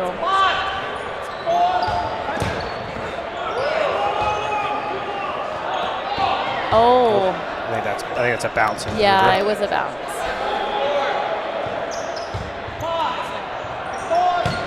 Oh my gosh. And a catch. Okay, so a hit and a catch. So now it's 3. Oh, and Malik and gets a that look quick at that. throw. 2-1. And a bounce. Good dodge. Oh, and another hit. Oh, and it looks like I see a flag coming up. he must have stepped out of bounds. So that last set goes in favor of Crosscut. Yeah. Perfect. So there we go. So the final score 5 for Toronto Blitz, 3 for Crosscut. That was an exciting match, and I'm excited to see how these teams progress throughout the tournament. Definitely. I got people offering us snacks at this point in time. I think our next match coming up is Cyan Elite versus Fury. That should be an exciting one. 2 of pinnacles in the Dodgeball Ontario realm. So we will take a quick break. Thank you so much on behalf of Cam and Michelle. Thank you for watching the 2025 Dodgeball Ontario Provincial Championships from Waterloo, Ontario. Thank you.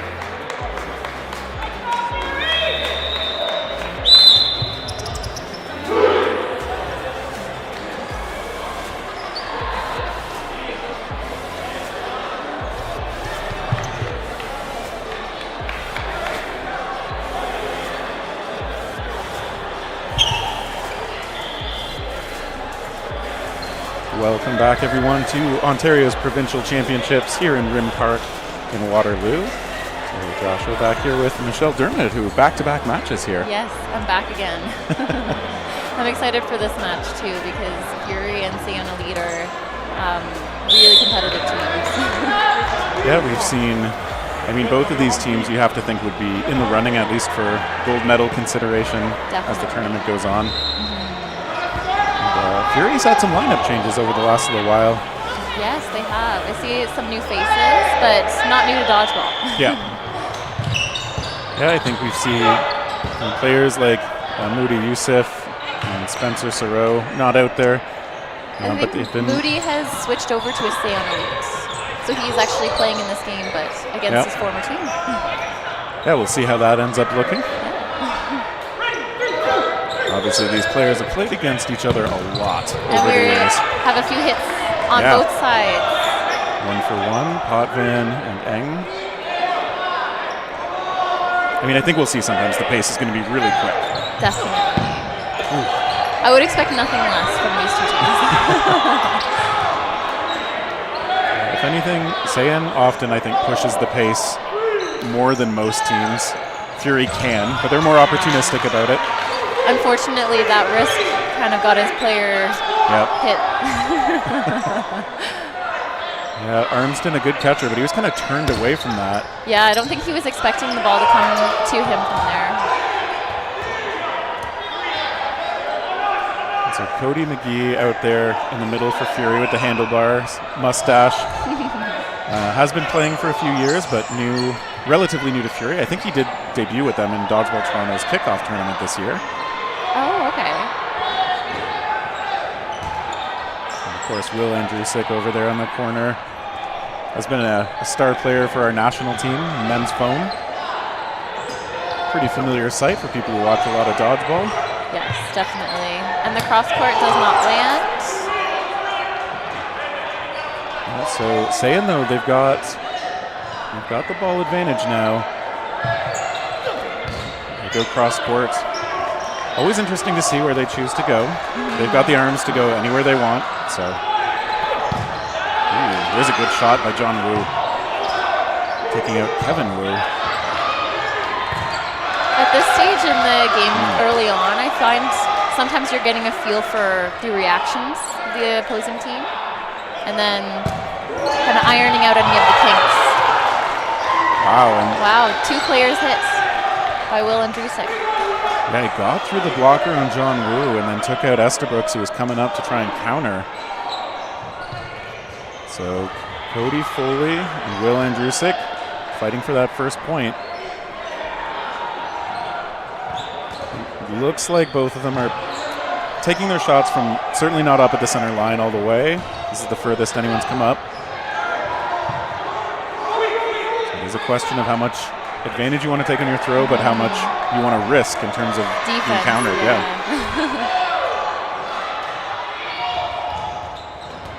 Oh, Foley wow. gets through. All right, so Cody Foley, I mean, Will was backpedaling, not in a scramble, like it was controlled, but... Yeah, I think he was in the right position, but the ball just didn't make the mark on the block. And Cody Foley's got a tough shot. I don't know if that was like a drop curve, but he's really good at throwing those. He's got a good hard release, so hard to read sometimes. And as mentioned, Moody Youssef out there against his old team gets a hit off the opening rush. So both of these teams are really fast off the rush. Yes. And I like that they sometimes put the ball way outside to the far side for the release. Something a little different. Gives them a good advantage for taking down one of the runners. Shot by Armsden to the corner. He evades the back pedal. Advantage on Santa Lead again. And Moody makes the hit. Nguyen saw it coming, but couldn't squeeze the catch. Fury missing their shots, but they'll have plenty more chances. But they're still facing 6 on Sayan.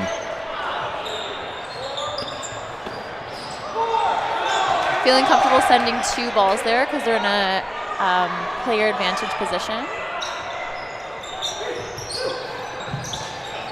Some good active defense.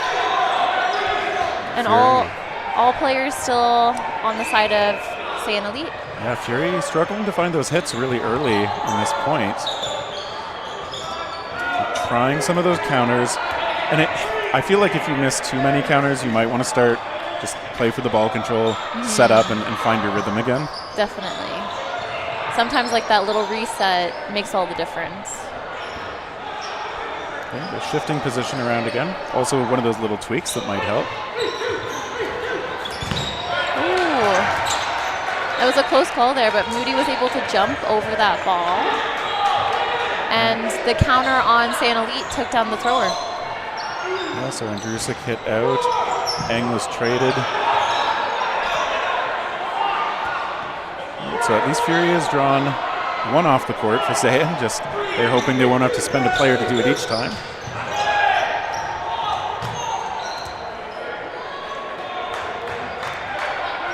Both of these teams playing very disciplined. Agreed. They're able to play quickly, but still in control. It's calculated. Yes, that's my thought exactly, calculated. You can tell that they put a lot of time and energy into practicing their plays.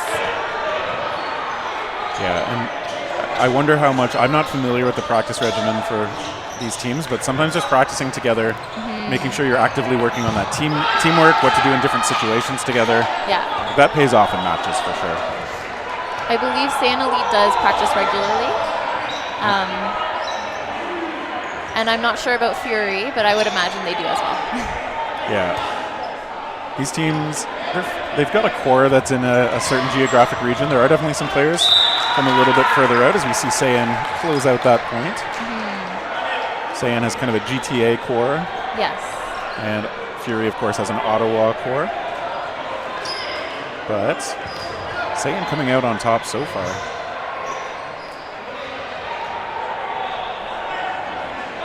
They had their first real breakthrough win, I'd say, in men's play in Dodgeball Toronto's mid-season clash last year.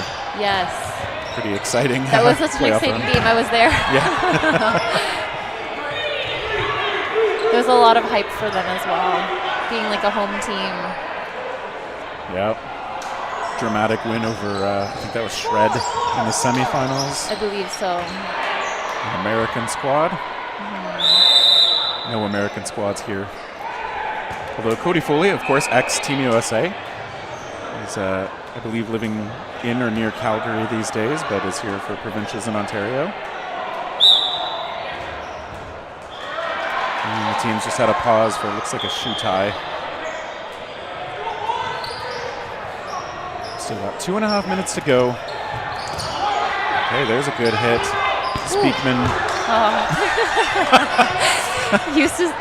Sakura it tries to stop that ball, and it just ends up going to the other side. I don't think I've seen someone just hoof it like that before. All right, and yeah, Saiyan Elite still together, still in control here. I do think Fury seems just a little less coordinated than I'm used to seeing out of them. Maybe a function of new players, or maybe just not quite finding what they're looking for early on. Ooh. That was a good hit. I think they're trying to just find the rhythm with the new roster. That's at least what it looks like for me. And I have every belief in them that they're going to get that point. Yeah, I mean, sometimes over a reasonably long tournament, you see a big difference between teams once they've gelled a bit over the rounds. Or even within the same game. Just from set to set, there can be a shift once things start to click. Yeah, they've made some adjustments. They've made some hits here, 3-on-3. So Somerville has actually moved to Ottawa. So this is the first time that he has been on Fury for Provincial Championship. Ian's taken out. Yeah, I was going to comment on the fact that I don't think we've ever seen him on Fury, period. We have seen him, of course, in foam play a lot in the last couple of years. He started out in cloth in the Hamilton area, has represented Canada in the cloth game, and now really seems to have taken to the foam game as well. Definitely. And all of the skill set is so transferable. He can play both so well. Okay, but Saiyan closing it out again. Yep, like you were saying, I think Fury maybe just there's still a core of the roster that's still there. They just don't seem quite as in sync as we're used to seeing, and you definitely see that Saiyan Elite do seem very in sync. Yes. And that can make enough of a difference to be a 3-0 edge right now. I want to see Fury get a point on the board with this one.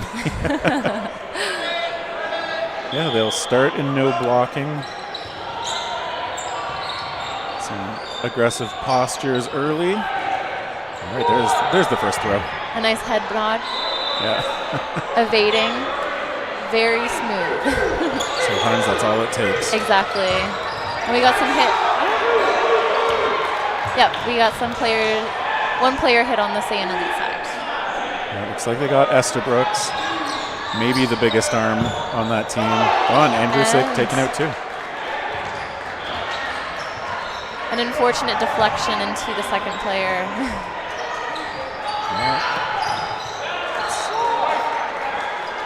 Was that a bit of a high shot? Is that why Yusuf is apologizing? Yeah, I think he was on his knees, and then it was just around the face region. Yeah, it's nice to see players just giving a "hope you're okay." Yeah, kind of gesture. definitely. So that sportsmanship factor as well. Yes. Exactly. A lot of these players have played with and against each other in a lot of different contexts. Oh, there's a great shot from Yusuf. And Saiyan Elite is just dominating this set right now. Yeah, they have found almost everything they've looked for. McGee was able to evade those throws. And he's got quite a good drop on some of those throws. It's almost like a lob, except much faster. So I know if I was faced up against him, I would have thought that was a catchable ball, and it would have hit me in the toes. Yeah. He's pretty liberal with those shots. Gets another ball in from the side. Ooh. And he was able to just have that body control to keep himself from moving. Veteran Sakura, though. Yeah. Unfortunately, couldn't make this flipped switch for that, but a good set nonetheless.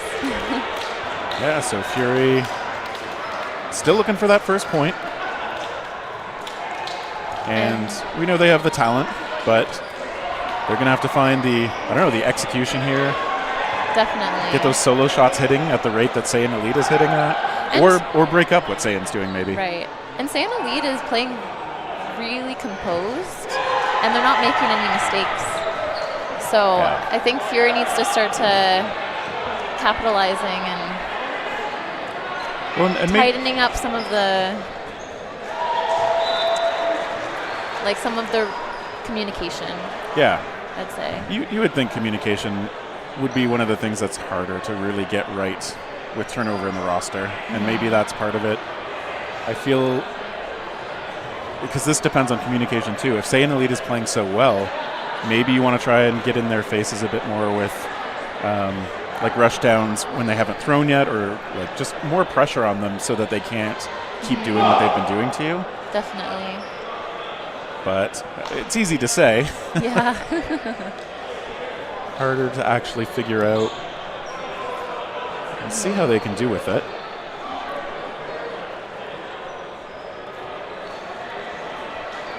So how have you found these 10-minute halves in this tournament? You've had one match so far? For Like here at Provincials, it's 10-minute halves. yes. It feels on the broadcast like they fly by to me. Oh, definitely. For you as a player. It does fly by, actually. My team had a few sets that lasted like 7.5 minutes long. So those sets, you're really tired in the moment, but then it pays off in the long run. Yeah, hopefully lets you really find that rhythm with your teammates. Definitely. All right, we're ready to get started. Okay, good quick rushes from each team. Sayin again doing that pitch outside. Yusuf's been the one taking the shots a couple times, but Wu taken out, and now Nathan Wu out there. Ooh, there's a good. It's a pop-up. Speakman made a great choice, but sometimes it bounces the wrong way. Definitely.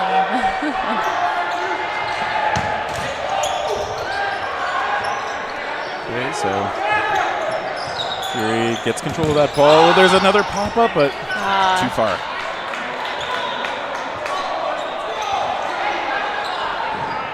So it's now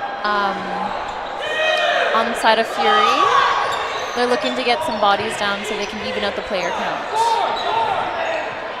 No, just try to get those advantages where you can find them. Sayin, who's tweaked their on-court lineup a little bit. You see Chatterton out there now sending a ball over to her teammate. Nathan Wu is fishing for balls early on. Estabrooks across from Thomas in those corners, keeping an eye on each other. Erica Land countered. Wu makes a really good counter to the middle player. Yeah, just really well timed.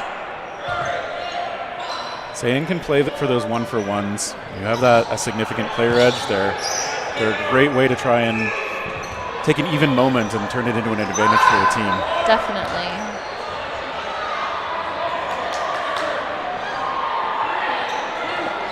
Sayin trying to finish something out here. They don't connect on those throws, so Somerville and Thomas. So Somerville was able to take a cross court onto Estabrooks. Yep. Somerville is doing a great job with those backline counters and staying alive on the move. There's a good shot by Thomas. This might be the set where Fury starts to take it in. Yeah, they're looking a little stronger right now. They're looking really confident out there. And coordinated. They're working really well together. Yeah, it looks like they're talking well. Thomas tries a long counter. Chatterton gets that ball in. Looks like he's relaying the call.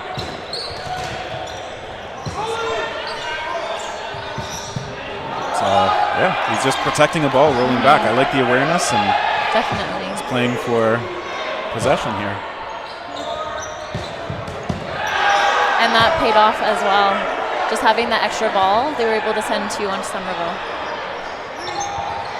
And they just staggered the timing a bit, and now they can just finish off Thomas. So Sayin withstands a little bit of a good pushback by Fury, but Sayin's still firmly in control of this match. Definitely.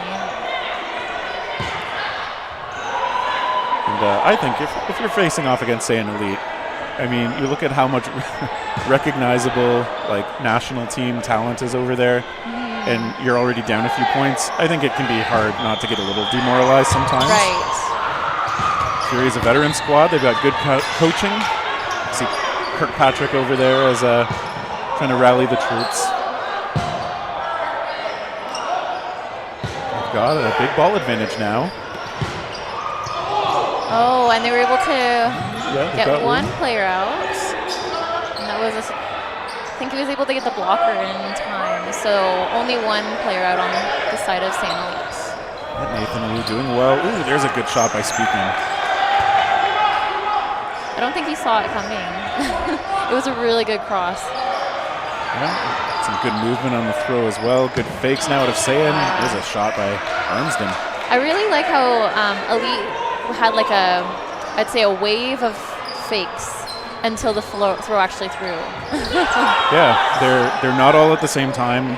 I think that makes it even harder to really figure out what you need to focus on if you're on defense. So definitely. 5 balls in hand now. Good work, Potvin. Potvin playing out of Sarnia. He's been with this Fury squad for a long time, though.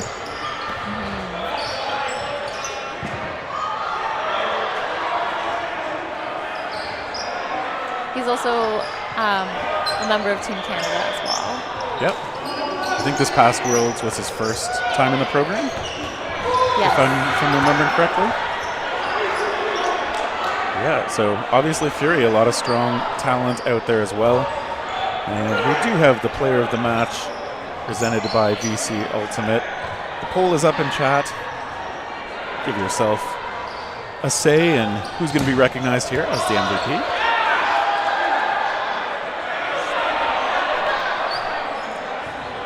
Sayan playing it composed. Like you were saying before, they're disciplined. They're coming close. It's a bit of a scramble. Oh, wow. And it looks like only a Fury member was taken out off that flurry. Yeah, there were a lot of pretty close range shots. Definitely. So, in fact, there's only one hit, a bit of a surprise. Ooh, there's a good one. McGee taking out Moody. Moody Youssef did get low, but couldn't get all the way out of the way. 3-on-3.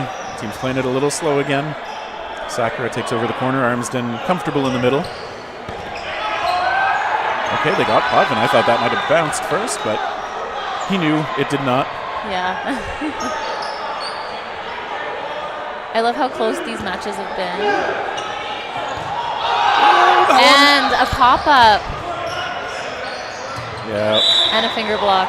Okay. Okay, wow. Wow, that was a quick switch over. Yeah. I thought, the shot onto Sakura, it looked like a good drop shot that got through any of his defenses. Sometimes that's the problem when I throw the drop shots too. They pop up in awkward ways. Right. When they still have the bodies out there to make a catch off of it. I don't know. How bad do you feel? Like, I feel worse giving up a straight catch than I do if it deflects off something and gets caught. That feels less like my fault. That's true. I don't know if everybody feels that, but to be honest, I'm not sure how I feel about that. I think I feel more disappointed when it's a pop-up catch. Yeah. Because it was a hit, but now it's not. You're betrayed by just luck. Exactly. A little bit. Yeah. Because you're right. It's all the luck. I want the luck in my favor. Yeah. Not of against course. me. All right. 4 players to 3. Yeah, there was a bit of a scramble early. We saw a few players getting taken out in trades. 2.5 minutes still to go in this match. Fury still looking for their first point. Not something I expected to be saying at this point in the match. I'm also shocked. But okay. I guess it is a testament to how strong and dominant St. Elite has been playing in this match and how disciplined they have been. They haven't been making any mistakes, and I think they've earned the points that they've been winning. Oh, 100%. Good smart play, excellent execution on the court. We've seen them be able to swap in some of their depth too. Ian Randall is out there now, who acts as a coach and a player. going a little high, but they also do get Somerville. Now it's just McGee left on the court. He's able to block those. Plays for ball control, always smart. That shot coming close, low on the body of Nathan Wu. John Wu over there in the other corner. Oh, Good okay. block. It's an underhand. And the finger block. McGee. Scooting off the court. Yeah, a little theatrical. He was in a tough spot. He got caught kind of too far up to really protect himself well. And there's not really much that you can do when you're in that position. Just put the ball out and hope for the best. But I mean, when you are 1-on-3 in a match like this, we always say, like, you're going to have to take some kind of chance. You just have to pick what sort of chance that's going to be. Definitely. Moving into the final set of the game. So we will almost certainly get to no blocking pretty quickly.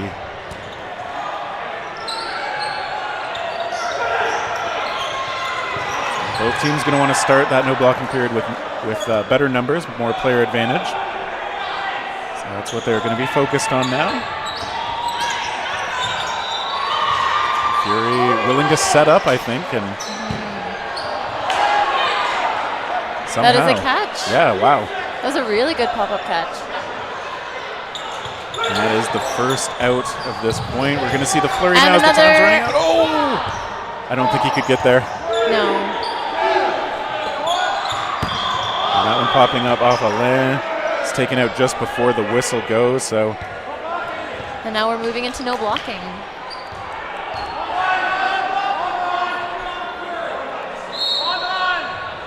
Right, and as we wind things down, Fury with the numbers, they're in a good position for that first point. They lose Speakman. Sayan gets in for free.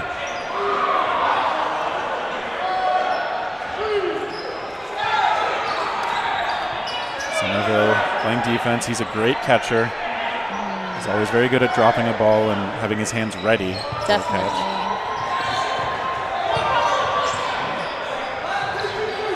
Potvin taken out. Sayan still has their three out there. And they're just taking sorry. their time. I said Potvin taken out. He was just shifting around on the court. My bad. Oh, so 4-3 still. Yeah. Fury still in the driver's seat a little bit. Okay, we do hear a few hits. Now Potvin's out. All right, now we're down to a 2v2. Nguyen's trying catching off guard. Heads up play by him, but just missing. As we said, it's a 2-on-2 now. Chatterton with that follow, trying to get a hit while Nguyen's was vulnerable, but. So throwing an advantage to Fury at the moment. They get ball control and they get a couple of hits. And they win the set. So now Fury has a point on the board.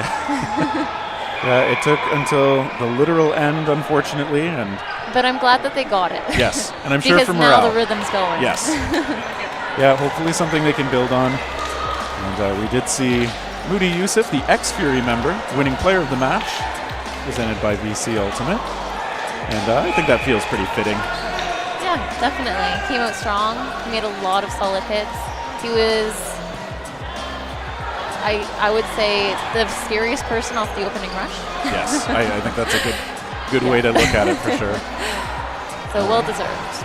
All right, so this clash in some of the top men's teams from years past ends with a Sayan victory, 7-1. We do have, of course, plenty more dodgeball still to come. We've got another match, Electric City versus Toronto Blitz in the men's division. That'll be the next one. And Michelle, are you going to be back on the mic later today? I will be. I'll be back in a few games. Okay. So tune in. Yeah. Yeah, we hope you'll all stay with us here at Dodgeball Ontario's Provincial Championships.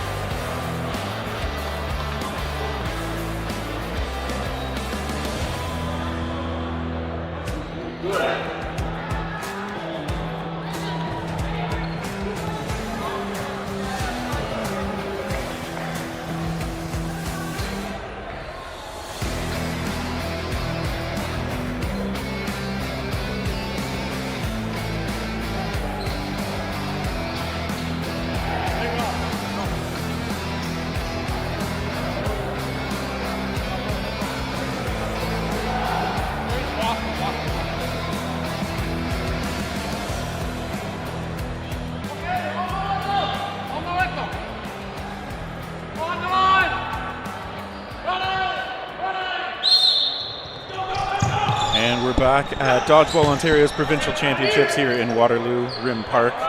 Terry Thrasher here with Mark Robbie this time. Are we live? Are we here? Are we ever? What do I have before me on the court? Well, we have the Toronto Blitz against Electric City, who I think are basically out of Peterborough. What year is this? I have not seen some of these names in many, many moons. Don't get me wrong, I'm so excited to see these names. Yeah, we're seeing Alan Hoover, who's taken some tournaments off. He's still been out there. Randy Hutchinson now providing some cover on the team. I think he's taken about 4 years off of Dodgeball. Nice to see him out there. Malik Yassin came back, I think, in the Dodgeball Toronto tournament, right? Back in January was his first tournament in a while. Malik's return. Patty's back. Haven't seen Randy in so long. Dave Carr-Harris. This is fantastic. I love this so much. I think this team will perform really well this weekend. I think they will turn some heads, cause some upsets. I think they'll go deep. I think this team qualifies. All right, wow. I think this team qualifies. You heard it here, maybe first, probably first. And Electric City going to try to have something to say about that. I don't know these players as well. We haven't seen them at nearly as many tournaments over the years, but they've got some experience from out of the Peterborough area. We did see Kawartha Wild in, I think that was 2020. Yeah. Oh, big grab. Big catch. Let's go. This turns. I like how he stood up looking just like, yep, that's what I do. And that was Chad Everett. Making a catch with 2 balls in hand already is never easy. So. And 2 on 3 is a serviceable game. Yeah. I think they'll be happy with their effort. Yeah, they're going to want to try and close it out, of course. Now on defense. Okay, Everett calling himself out. As always, we love the honesty, but it feels bad when you get hit that way sometimes. He had the blocker there, just. Yeah. Ooh, okay. Chris Prasad, can I say, Chris Prasad has been on fire. I watched this guy come into my league randomly, and he shows up, he plays really hard, and he's really hungry.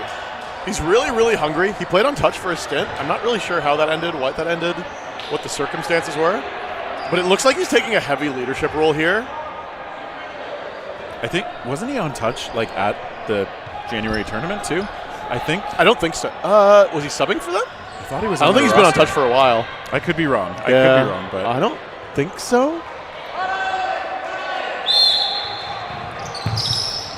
we'll check the Patty tape D'Agostini later. with the pass back. No jersey though. No jersey. I'm sure he'll have it for clubs. I'm sure it's in the mail. Kerry Burrows up the center. Chris gets not even traded. Chris just gets taken out. Not happy with the effort. That's a good shot by Electric City.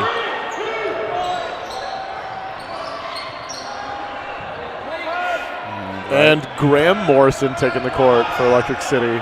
Graham is an old school Humber player. The guy is one of the OGs. And he can be heavily impactful. I'm looking for some plays. I think Electric City should feel very hopeful of making this. Oof, balls are flying. Making this a really tough game for Toronto Blitz. And I think Graham's gonna have some impact. Graham Morrison, another one of those players that I haven't seen at the tournament in a long time. So long. See him out there as number 67. Ooh, Malik, let's go. That guy's a bit of a catcher. He's always paying attention. You ever think you've caught him off guard? You're doing exactly what he wants you to do. And it's true on offense too. He likes that really quick release, like letting go of a throw from up around his ear instead of a full wind-up. And still proper form brings it in. That makes it possible for a teammate. There's that go, quick release. pop it off. That's 3 kills for Malik right there. Assist from Chris. That sends Well, like- Sarniak off. They have other players. That's Alan Hoover. Violently gestures for the reset. Putting that teacher voice to use. Come on, Graham. Don't let me curse you. Okay. But he got the hit on the back pedal too. That's tough. Yeah. That's tough.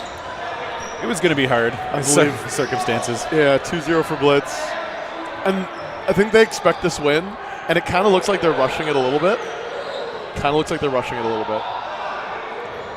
But I like the energy. I think this is their first tournament together as well. I believe that's true because we have seen, as you said, we've seen some of these players with other teams in the past. Yeah. And I just don't remember seeing this mix together. But It's kind of cool, the resurgence. Like, there's Notorious that has a bunch of old school players as well. in the women's Mixed, division. Yeah. mixed in. No. Notorious on the men's division. Oh, I totally have them Like wrong. Gopi's team. Oh, right. Yeah. Yep. So Gopi's team is back, and then Toronto Blitz as well. Like, Ontario's kind of got a little resurgence of the semi-retired players. And then another pop-up. Feels bad if you're Electric City, but Yeah. it's hard to blame yourself on the pop-ups, I find. It's, you know what it is if you don't hit hard enough or you're not intimidating enough, the defense is always just going to play really square, and they're going to get an honest look at it, and the pop-ups are going to happen so frequently. Like, it's not an accident. But Blitz is playing very comfortably. Let's see what Electric City can do with a 4-ball offense. Can use it out. Oh, D'Agostini. Oh my God. I used to hate that about playing against him, so I guess he can still do it. Oh, yeah. This is like Electric City just has to keep their chins up and just keep going, man. Keep your head up and just play 1 point at a time. Exactly. But Patty is a disgusting catcher. Yeah, literally one of the best I've ever played Yeah, against. So quite. moments that I thought I had him dead to rights, not looking, Yeah. sometimes, somehow just finds it anyway. Patty has turned, I'll confidently say, hundreds of games. Hundreds of points, for sure. Hundreds of individual points. And he moves nimble. He's a big boy. He's a stocky, big, strong boy, but he moves really well. Hockey player in his youth. Ooh, some good hits. Okay, that's what Electric City's going to want. Yeah. Just make those hits. There you go. 6 on 4. See if you can apply some pressure. Toronto did. Blitz with 5 balls. Oh, and they lose 2 now. Yeah. And that's the risk you take sometimes. But, I mean, they're down. I don't mind that they're trying to take some chances, trying to find something out there. It's tough. Wes Evans, the youngest player on the team, Gets hit out, and now Electric City down to 3. But again, they've had some hits. They've had some good moments on this point. Oh, a back line. Yeah, clear as day. Yeah, those the backline judges don't come over to get your attention unless they saw it for sure. So Electric City to the line again, sending it into the middle. Hoover's a good catcher too, even though he looks like he's just scrambling out of the way all the time. That's an accidental block. Yep. Honestly. Yep. Carey's kind of surprised he made that block himself. But good fortune. Maybe he'd tell you it's just a good positional block.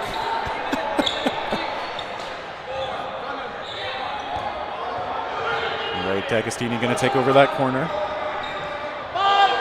Patty with some pressure. Come on, Patrick. Stepping up, letting it go. Electric City with a minute left. They're still in this one. Yeah. You see Toronto Blitz is very, very comfortable. They're enjoying their plan. Good block. Frit comes up. Let's see if they can get a hit. Ooh, nice outside throw. D'Agostini looked unsure, but yeah, it's okay. Take that. ooh, there's a hit. Popping into next week. And they're in every point. They're in each individual set. It's just a little bit of an experience that's getting the better of them. Just totally okay. They're going to go home and watch the tape and see if they can tighten up. Yep. Good blocking. Yeah, good form. Good defense. Pretty good throws, to be honest, too. Like stepping into them pretty well here. And from a safe position.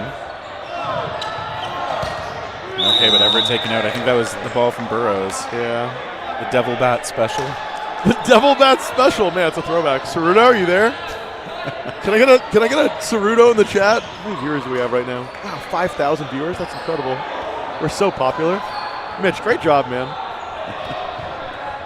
We're doing it. Okay, so you're going into the no blocking in the first I guess half. That did finish. Blitz. Yeah, it finished on time. Just I guess before. Yeah. So no opening rush. And let's see how frantic it is. Sometimes everybody plays it surprisingly safe. Randy Hutchinson takes the court. Prasad with the shot, though. Look at that. Randy Hutchinson drawing lots of attention, just opening things up for the corners. I love Randy as a player. Such a good teammate.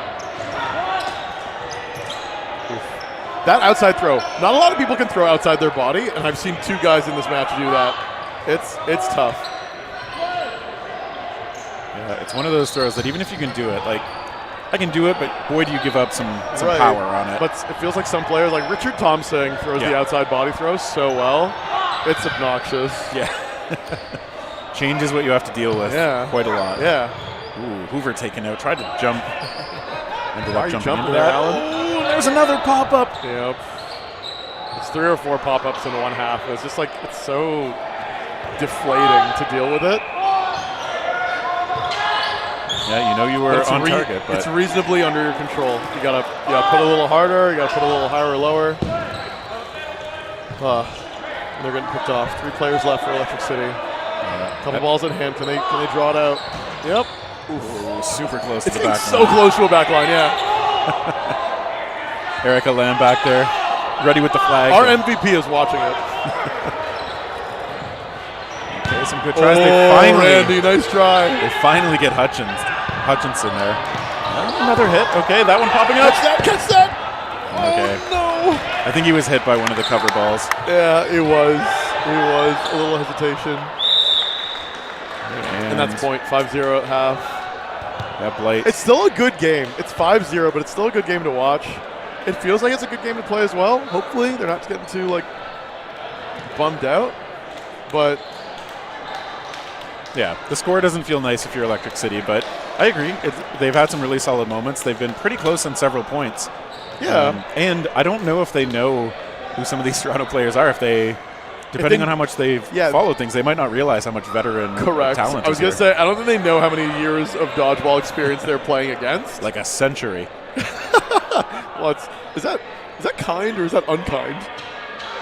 Is that a so anyway. Is that a Is that a compliment or is that a knock? I'm just saying their veteran status. Veteran status. Oh, wow, player an X. Mark, good luck in your match, mate. That's really kind. Thank you. Who is that? I have no idea. He knows you. Mark has fans? He's best friends with you and Karen. On what do you mean? Oh, Matt. Oh my God, Matt. Dude, Matt, are you? That's amazing, man. Thanks for tuning into the stream, dude. He is best friends with Cam and I. Hell yeah. I haven't seen Matt in many years. It's been 8-9 years, I want to say. Wow. Matt, it feels like you should be on one of these teams. You should be on Toronto Blitz or Notorious. Make this full circle. Second half starting up.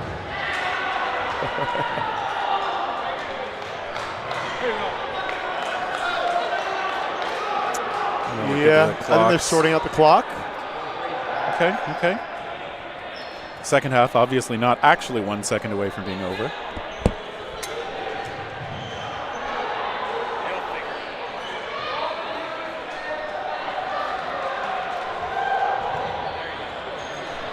All right, we got it now.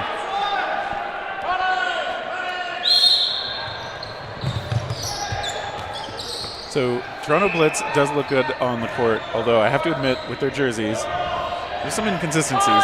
Kerry Burrows is over there wearing a Sewell shirt, which feels wrong on at least 2 levels. And Sewell's on a different team. Yeah. And going by a different name. And Sewell's, last name is McCowan. Yeah. But again, one of those, like you were saying on Notorious, super veteran player. Yeah. Malik, I miss you. I love you. I'm so glad you're here. If that phone can go pop up as well.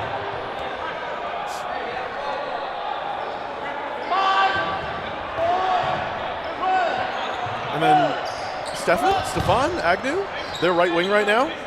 Yep.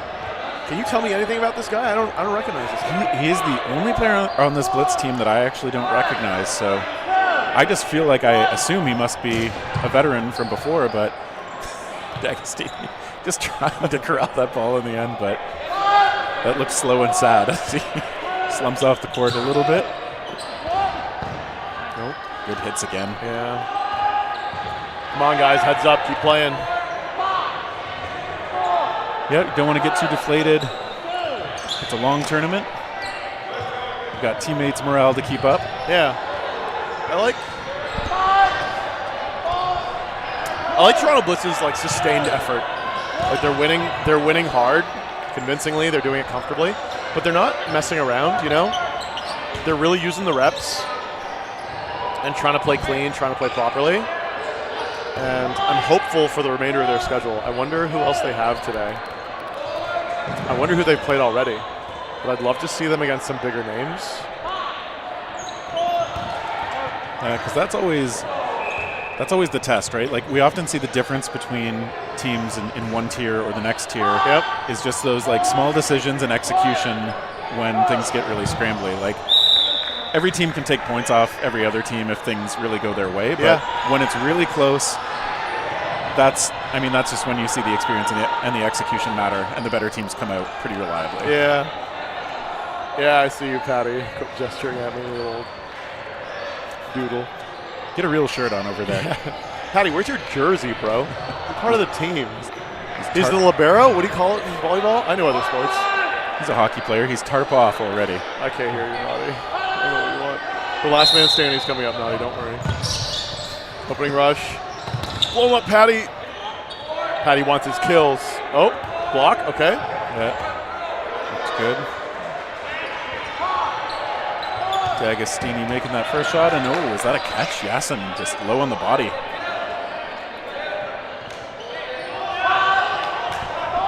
had hand surgery when he was away from dodgeball. So. Yeah. He's got taped up. He's guarding it.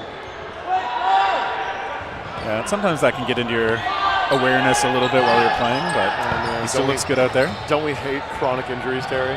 Do we ever? Oh, man. Luckily, with my youth, I have hardly any. You can't see the look he gave me in the chat, but...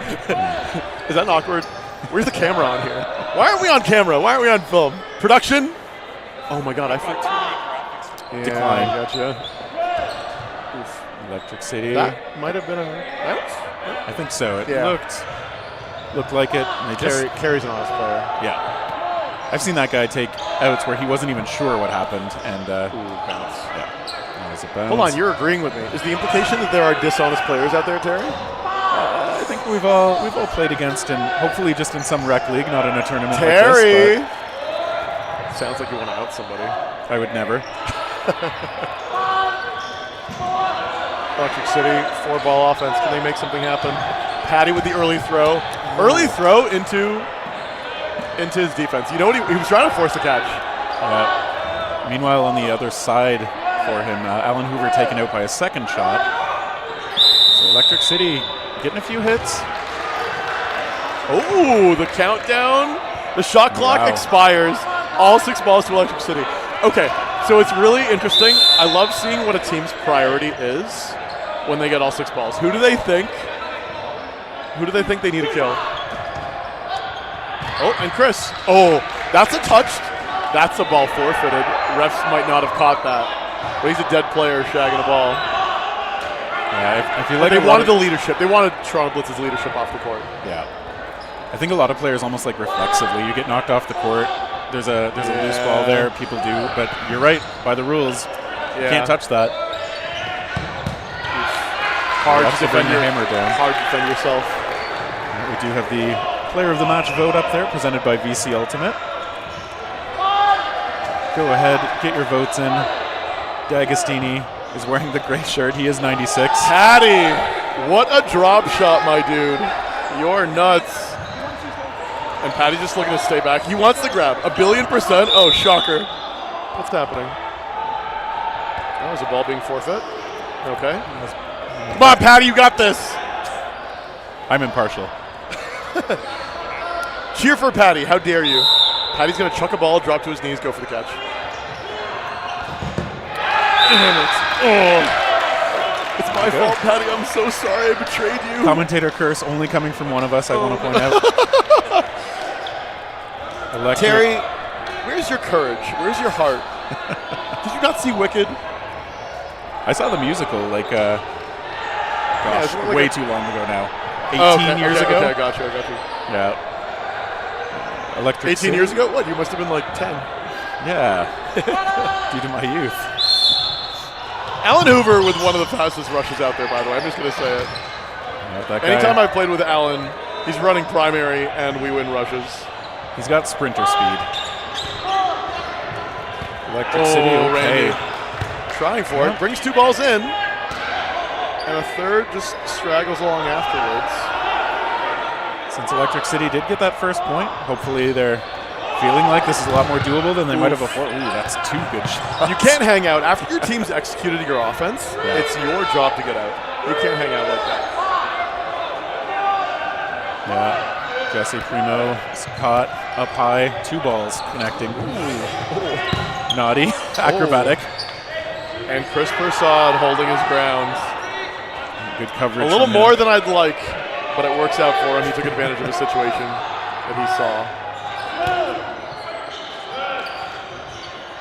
Yeah, they get Hoover moving back, but when he's scooching back, looking right at you, I mean, that's catch territory sometimes. You need a little extra confidence to throw at that. Brendan Naughty. Brendan Naughty, 2-time national champion, by the way. That's right, your teammate on Rampage. Hell yeah. Ooh, Alan. Nice play, man. We like that. We need to see more rushback plays in general. I think a lot of players, Good job, Naughty. like I don't have good mechanics for getting a throw off when I'm backing up like that. When you're backing up or when you're returning, when you're countering? Again, like when I'm all the way, sorry, if you mean forward counter. Yeah, yes. I meant the forward okay, counters. yeah. Oh my gosh. Throwing while you're backpedaling is damn near impossible. Yeah. Sorry, doing it well. Moody does it. Moody does it so well. It's kind of gross how well Moody does it.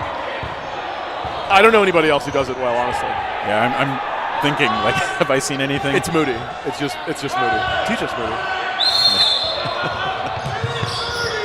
Off the rush. Ooh, one Electric City ball kicked over by accident to the blitz side. It happens.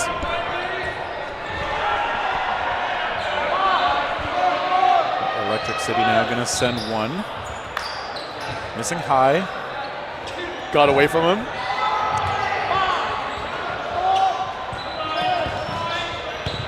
Oh, almost that. double. That's okay. We Just the one, just the one, yep. 5 on 5. Oh, and Carey snags it. A Devil Bat special indeed. Yep. And Electric City, okay, they lose another on the side there. Robin Sarniak. To the line again. We see 2 shots into the middle. You got to move, my guys. You got to move on defense. You're holding still in your targets. Yeah. Electric City with 4 balls. Can't connect. Oh, Okay. but Malik gets doinked on the rush back. I mean, if you feel like you have a shot as that guy's coming up on you, then 100%. take it. If you're going to hold your ground, you're going to have to throw. It's okay. Let's just cleans that up in the end. 8-1 with what looks like 16 seconds. Is that clock accurate? I believe so. Yeah, Malik with the MVP votes. Yeah, it's still If Patty had won that game. Yeah, it's still a little up in the air. That vote. Still an opportunity to cast it for a moment. blocking. Oh, never mind. It's over. It's all over. Yo, Patty, I want to see something. Entertain me. No blocking indeed. Oh, Carey. Burrow's taken out up high. Yep. Ooh, naughty. Having to kind of ballet kick it out of the way. And we're being really loose in the ball with the throws. Yep. That's the Brendan Naughty I know. No blocking, backline, curving throws. Okay, I thought I was going to catch some shade there. Thanks, Terry. Oh. Agnew taken out. Electric City still Patty got the waiting. 6. He's in the Yeah. stance. This is the I'm going to throw this stance. Oh, my Ooh, gosh. right at someone's head. Oh. Patty, that is not necessary. I don't think you meant to do that. No, I agree. I think Sarniak it's is fine. Yeah. That's why we play with the foam balls. What other balls are there? I don't know. Cloth? Rubber? No sting? No sting. Come on, that's rubber too.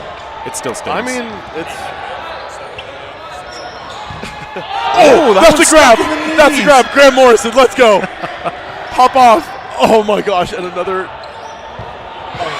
Get naughty, okay. Okay, Alan Hoover's got to catch in him. Let's go back and forth. I didn't even see how Patty died. Hutchinson, he's really good at getting low and getting up in a hurry. Oh, Alan. Hoover's out, Hutchinson's low, and he gets clipped. Touch, let's go! Electric City with the close. We like it. Okay. Yeah, so they had some moments there, definitely. Yeah. They pulled a couple points out. Yeah. That's a good game, man. I know in That's a good game. Joel Bradley's bio, he mentioned that when they were at Worth a Wild, they had maybe 2 months of experience coming to provincials, Yeah. and that's going to be tough. And now they've got a few more years of practice, experience, refining their play. Hell yeah. But yeah, they were overpowered, but I think we saw some stuff there. There's stuff they can build on for sure. Okay, absolutely. That was a good game. We will be back. Yes, indeed. Yeah, what do we have next? It's going to be Chaos and Piece of Cake. That's going to be a women's division match. I can go for a piece of cake. Do we have that in the volunteer area? Production is rushing me off before I say something stupid. KBBL is going to give me something stupid. Oh my gosh, that's a good reference. That's a good reference. Thank you. All right, so we will be back with another match here at Dodgeball Ontario's Provincial Championships in Rim Park in Waterloo. We'll see you for the next one. Woo!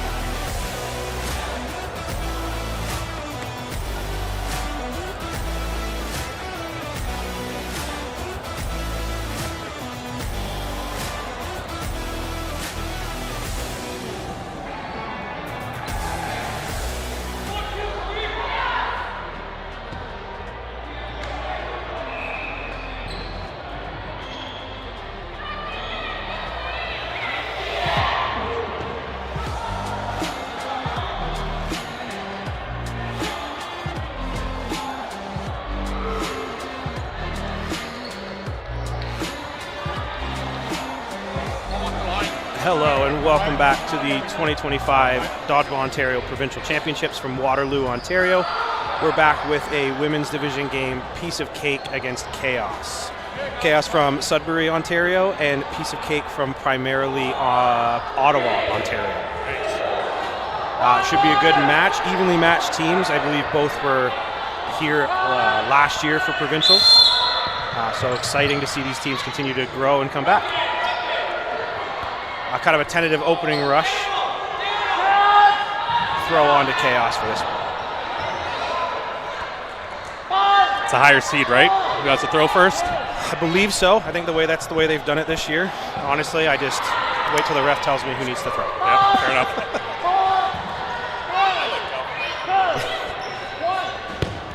Shot on return from Piece of Cake.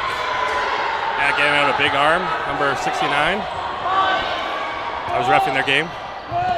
Yeah, that's Amber Hayes, who was previously on Raven last year for Provincials, part of that third place finishing team. Coming back to what she'll call her home team of Sudbury. Home club. It's nice that one more extra spot got in for the women's team and the men's. But it's great to see. It was obviously seeing more teams from our province is great, and I mean just seeing the sport as all is growing and more people trying it, and it's what we want to see, and we want to see the competitiveness grow. you were right in the talks as president of Dodgeball Canada. So is there any hints of the other allocations going anywhere else? There was a couple spots that were open that have been handed out. Those individual provinces have been told. Okay. And then there'll be a couple more slots that be opened up this week. So who knows? There might be more coming for Ontario. So you don't want to give us a glimpse, eh? No Not a glimpse. hint? No, you're not getting a look behind the curtain right now, Matt. Okay. But yeah, no, it's great to see, and it's awesome to see different provinces start to step up. I was very excited to see Saskatchewan and their turnout this year in terms of not even that, but like their youth. For those that don't know, the World Youth Championship was happening this week in Calgary, Bronze and Alberta. gold, they're going on right now. Yeah, all the matches are happening, and it was really cool to see, again, kids as young as 9 years old all the way to 18-year-olds kind of competing. It's nice to see what the future holds for our sport. Absolutely. I think we had team from Winnipeg, team from Alberta, and team from Saskatchewan, right? Correct. Making the Canadian Yes. showcase. Yeah, and here we've got 4-on-3 for Back to Chaos this right game. now. Here we go.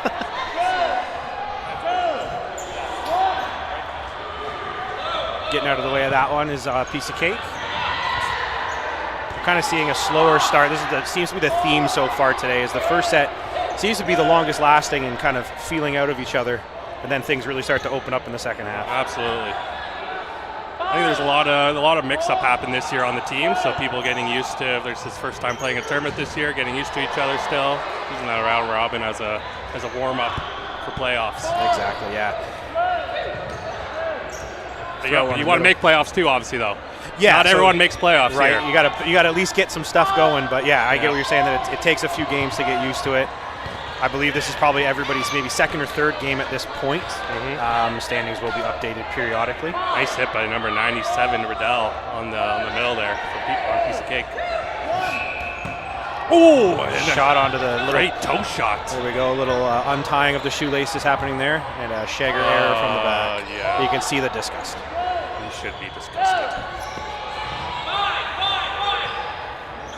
It's a tough pill to swallow being a shagger.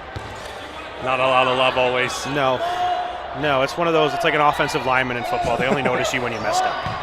Oh, big shot. So coming on to Double hit. Renee, I believe. To bring back that Halo.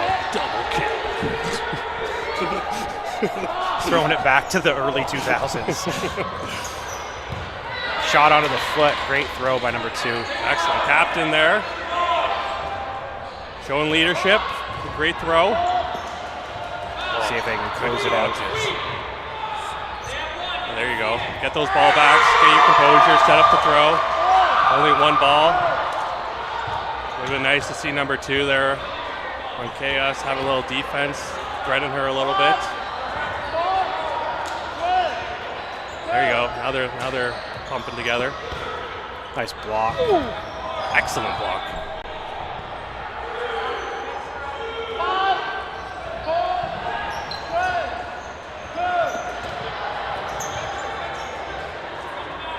Slow roller back.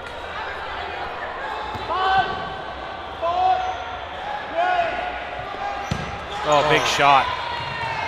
All right, we got a one-on-one now. 5 balls on piece of cake side. Chance against Gwinnett. Probably butchering that. I'm sorry. You got a block and it hit the wall and slowly rolling. Stops with the shagger. You know, taking their time, setting up a throw. Gets under that one. Push forward. Big push. Holding her line.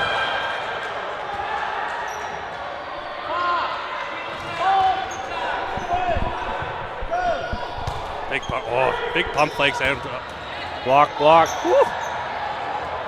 there we go. Let's get a little aggressive here. I like how they're coming right up to the line.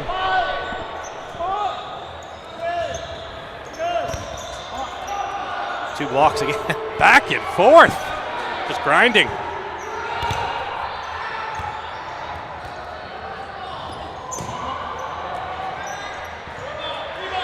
2 avoids that one. I think Piece of Cake is trying to set back up and take a moment, collect yourself, and then Yeah, the lungs are burning here. slides out. Oh, and a great catch! Way to end it. Number 18, Denis. Sound check, sorry, headphone warning. Matt's getting very excited over here because catches win matches. Absolutely. Right off, just off the shoulder and snags it in there. Excellent catch by LaChance.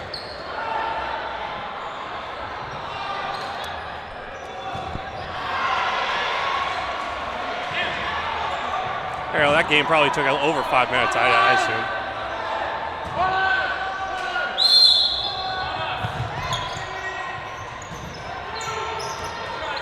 There's Piece of Cake's turn there to throw, and they miss off the opening rush.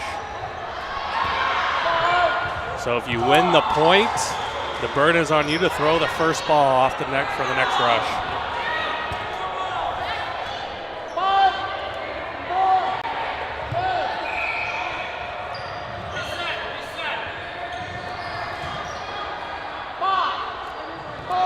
Burden on Piece of Cake. 3 balls apiece.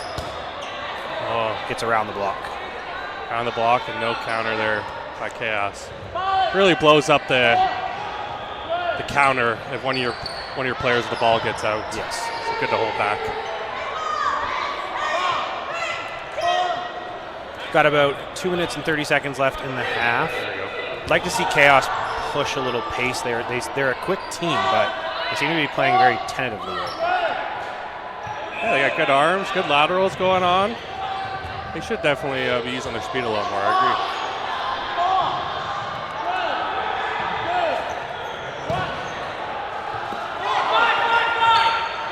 That's a hit onto number 7 there.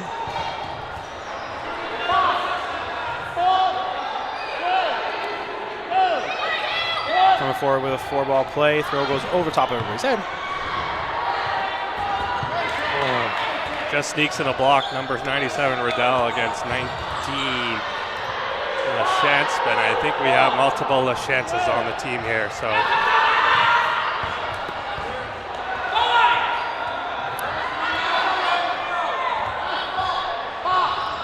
One ball left on the side of Chaos.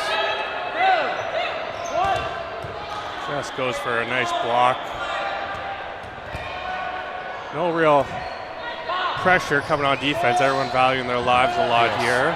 A little different tactic. Oh, but there we go. Right as you say that. Of course. Cue Riddell. You guys are playing so slow right now, and then just when they say that, they'll pick it up.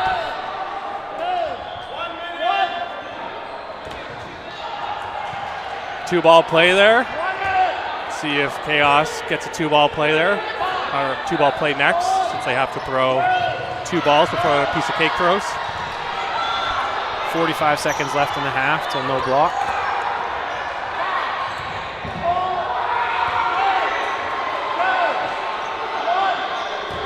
Oh, excellent. Gets it through the block of Hayes.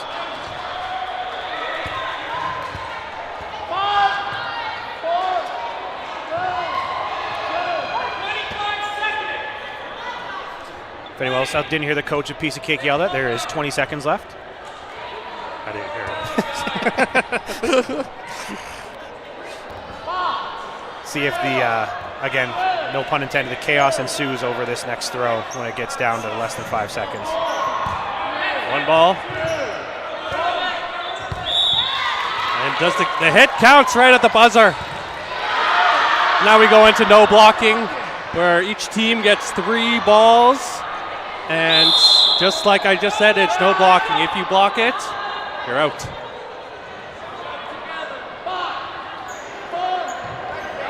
Nice Shot throw and there. a shot. Quick ending. Pop, pop. 1-1? Yeah, 1-1.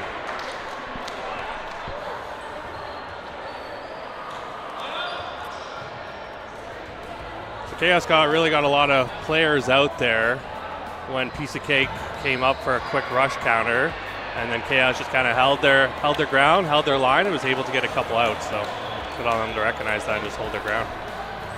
Yeah, they've, like I said, Chaos definitely has a lot more speed that they haven't really utilized so far. So I'd like to see them push in the second half on those rundowns and getting them kind of post throws. But it'd be interesting to see kind of what Piece of Cake counteracts to that. Maybe they're going to be more prepared for it. So it'll be interesting. So just a reminder, we have a player of the game vote happening in our chat right now.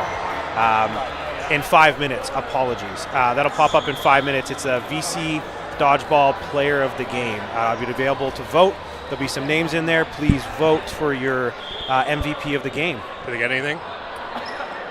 Apparently they do. Is it like Alberta? Yeah. All right, so if you win, you get some points. You get a point for, I think you get 1 point for winning, and then 4 points for winning. 3 for second. Okay, so you got a top 4 player of the match. I guess Mitch decides who the top 4 is. And then from there, you pick 4, 3, 2, 1, and everyone gets points. And then the most points at the end will get some gear from VC. Yeah, there you go. So Perfect. So we're going to have a men's and a women's by the end of this. And it's kind of a nice little thing that we haven't done in the past. It's cool to see this year, of seeing that kind of people being shouted out over the course of a game. Shout out to VC. Thanks for being the sponsor there. There you go. You can see them on right now with the rankings. We've got obviously a lot of people with 4 points because everybody's only played 1 or 2 matches. Some names in there that you'll recognize, maybe some that you won't, which is kind of cool when you start seeing names from outside that typical top contention. Absolutely. Competing in tournaments like this. So we're getting ready to get set back to the match again. It's 1-1 going into the second half. We've got Chaos from Sudbury and Piece of Cake from Ottawa.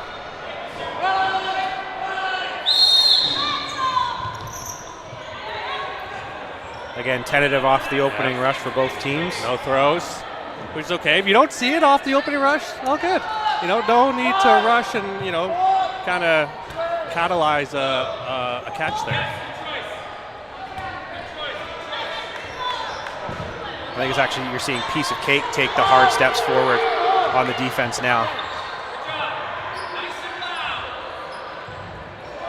That's always nice when you're playing wing. You got a ball. You want to make yourself present, right? You got a ball to defend yourself with. You want them to throw at you. 2 balls on a Piece of Cake, both miss.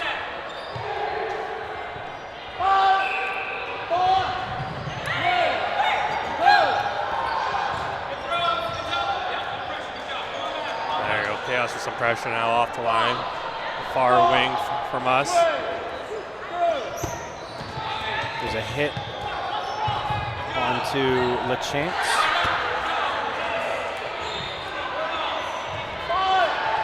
Got a 4-ball play coming from Piece of Cake now onto Chaos.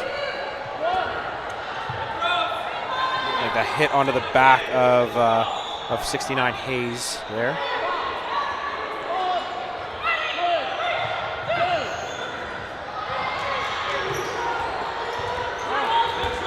Oh, pop up. Oh, and no one goes for it. That was a juicy pop up. 18, good. I guess, you're getting a lot of pressure on you. Good to hold the ball, especially you got 1 player left. And she calls herself out on a finger block. Good honesty. Thank you very much. Oh, no, never mind. Sorry, 1 more. Ref is in the way of me. Woo, good feet there from the Chaos side.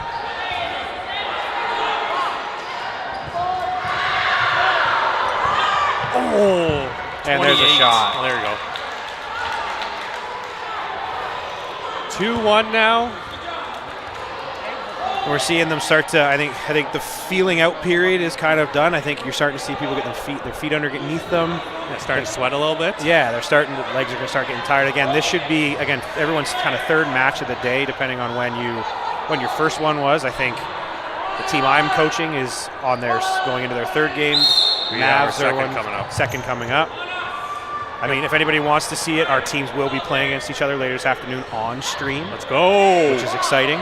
Always love playing the top dogs kind of out here. So the underdogs are always a fan favorite, we'll say. Absolutely.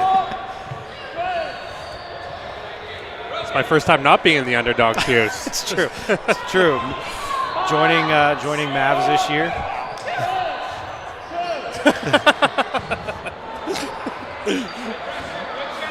Chaos has got 4 balls, and they'll push forward on the attack now.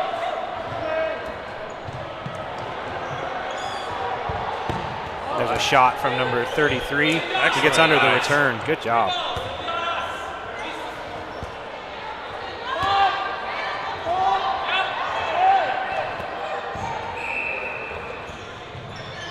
Okay, it's starting to come up, but Piece of Cake holding their line, not intimidated at all. Everyone pump faking each other. Very disciplined dodgeball. There we go, and then they get rewarded out of it with 4 balls. See what they do here. Oh, and a catch, and then a double a headshot into a foot shot, but a catch. A catch. Catch is good. Somebody's coming in. There we go. Excellent job keeping the eyes on the ball there while 2 other were coming at her. Oh! Number 5 Thompson and then returns it. What are we down to? A 3-on-3 right now.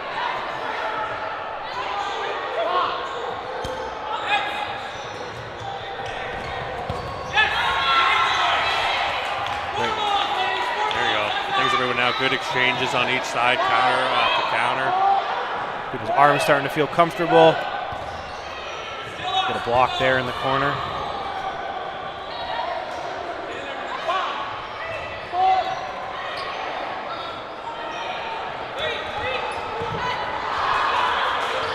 We're about halfway through the second half right now. There's 5:20 remaining. All right, people, get ready for your votes.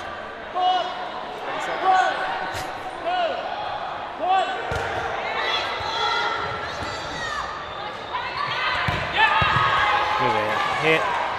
Couple hits there. We're down to a 2-on-1.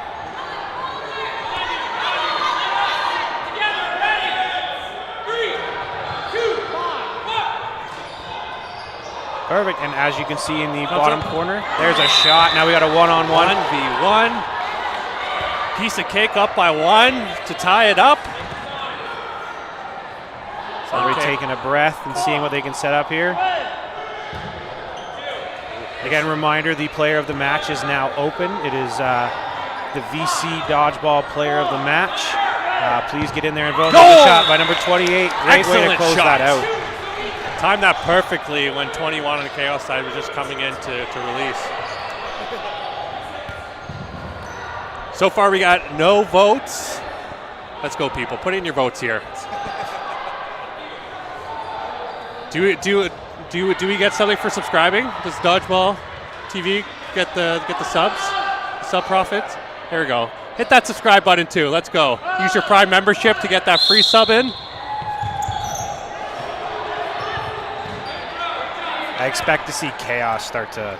Yeah, they got to push here. They got to push. Yeah, they need a point before sudden death, and then if they get a point, they can potentially tie it up. The shot onto Lemp, taking her out. So we're down to I believe 6-on-5. The exchange there. We had 2 down off Piece of Cake and 1 off of Chaos. Coach on Piece of Cake, letting everybody know that he would like them to play slow. Good tactic, but down to 3 now. So you want to stay alive, but you don't want to just give it to them and let them come in from nilly-willy.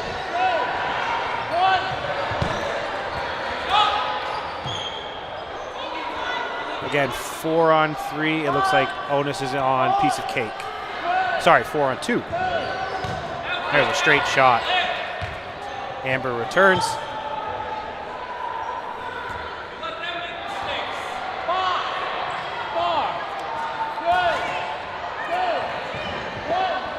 Amber getting small behind that ball right there. Oh, big throw there and an even better block. There you go. That'll be people. Way to get your votes in. We got a tie right now, though. Let's break the tie. Gets under both of those. Oh, here we go. Okay. Calling a block. Lots of time left if you're on Chaos. You need some balls, though. You got to lock in.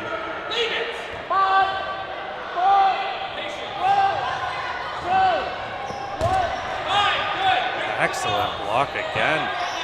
Denise been protected behind that ball, to say the least. She's very comfortable with it at this point. A one-handed block, too. Yeah. Well, Amber looking catch, but nothing there.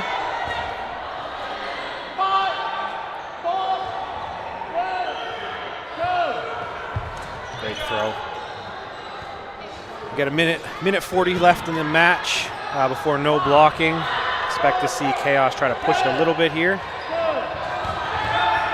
Oh. And there's a hit on the Hayes. Denise with an excellent hit there. 2v2 now, minute and a half left. Good movements.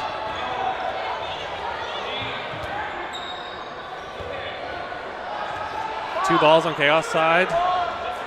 Let's see what they do here. Come up. Block. With the cross. Oh, yeah. Had to push there. It gets cost by Denise. No, I butchered that. It's the right way to say that. I'm going to go with Denis. Denis, Ottawa, okay. we might have a little bit of a French flair there. Thank you.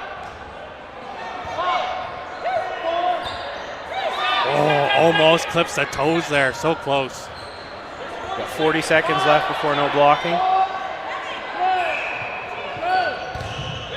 block. Oh, excellent block.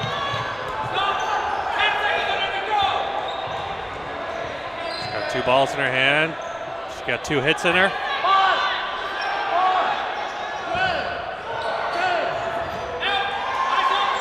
we go. Last chance here. Got three shots.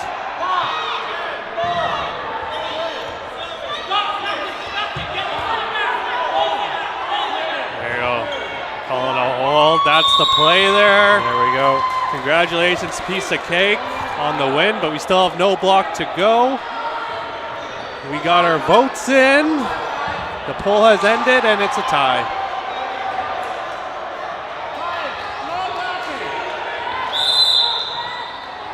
So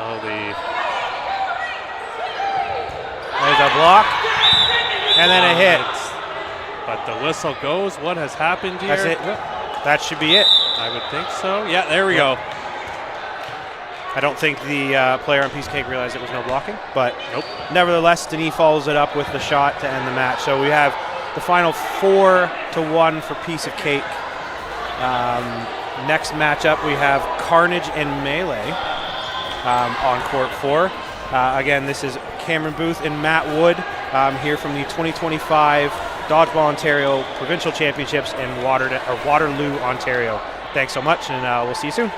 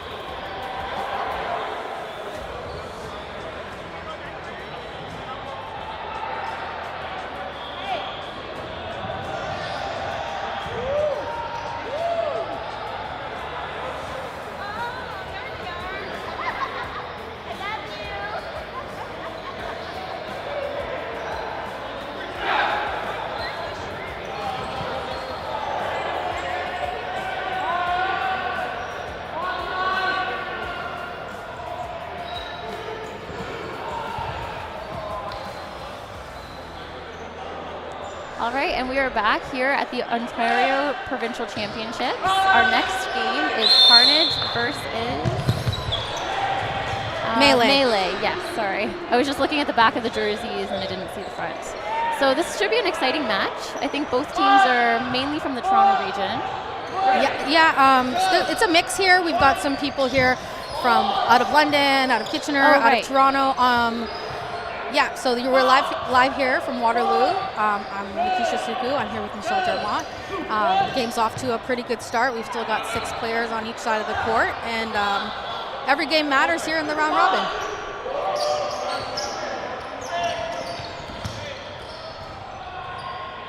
All right, and we have a hit onto a Melee player. It's Brandon Ferguson, formerly on the Mavs.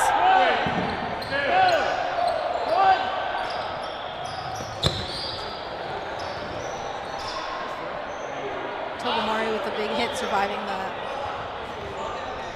trade there. Ranican throwing outside the body, not easy to do.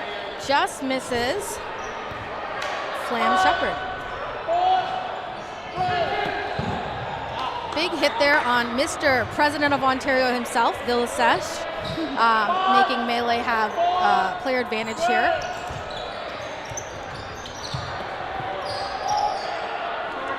It looks like Melee is just starting to ease into their groove in the game now as well. Yep.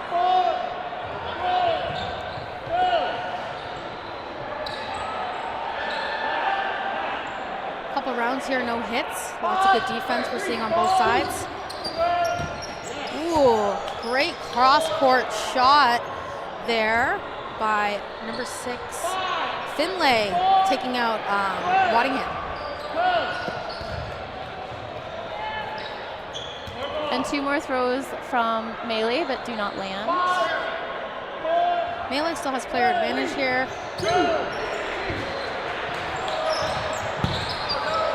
And a few shots fired on both sides. It's getting loud in here. A lot of people are planning right now. A lot of the throws are going in low. You're going to have to get really good on defense here to avoid these throws.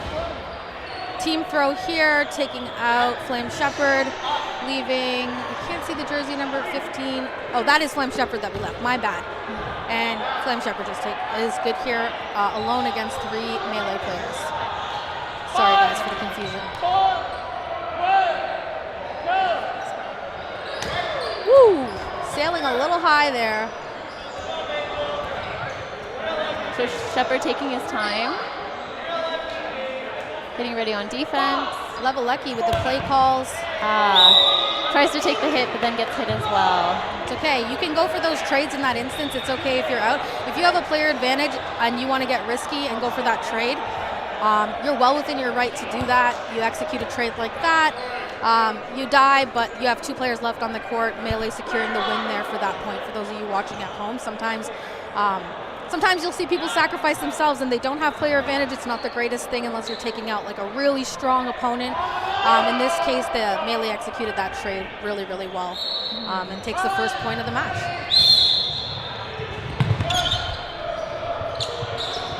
And shots fired from Melee off the opening rush. No hits though.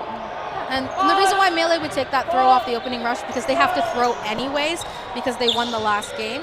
Therefore, you might as well take that close shot while you're at it. Some teams might run a defensive rush like Carnage just did because they didn't have to throw. So they're well within their right to collect that 4th ball and do a team throw. I am liking the Carnage jerseys though. They look really clean I like a good white jersey. They look really clean out there. Definitely.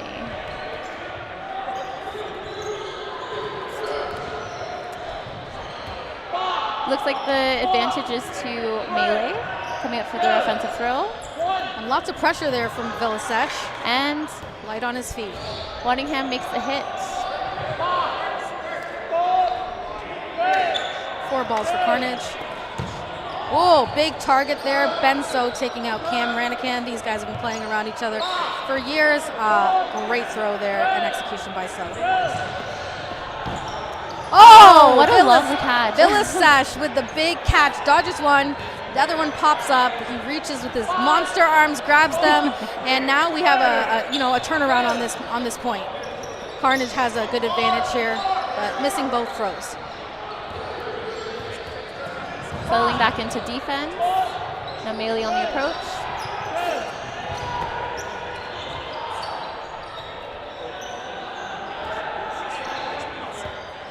No shots land. Shot clock on Carnage here to throw. And a big windup, but missing some. Villasesh again, big air dodge, missing the count, the return throw for Melee. Close match here. Oh, great attempt at a catch there, but Ferguson takes the catch. Ferguson with a monster arm. That is not an easy ball to catch. No. Oh, and doubling up there, Ferguson's arm again. He's hot. Levelecki following with him, making sure the team throw executed perfectly there.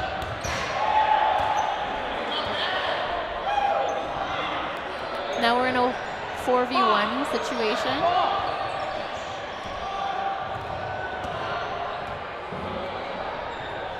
I don't envy the work that Carnage has here, but he is skinny and dodging there, skinny dodging, but just gets nicked there at the very end. Great honesty.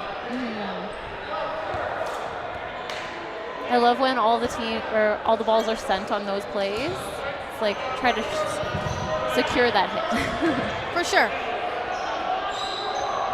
And it's great when you're throwing multiple balls on the last person there, because even if they catch one, at least you're getting one player back in and you're not giving them player advantage. Definitely. 2-0 here for Melee. Fumble off the opening rush, but they do still take a hit. Melee up with one body. Carnage caught slipping there, talking to his teammate for the ball. Melee taking advantage. Oh, team catch, but that was a beautiful throw by Tobamori. Tabner, sorry. I'm getting back into it, guys. Lots of caffeine today.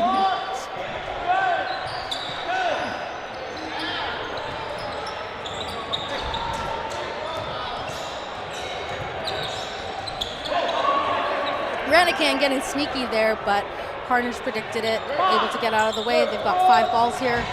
And a catch. And they throw 2 at Karandang, which is the play, but Karandang able to get under the first ball and catch the second ball, bringing Waddingham back into the game.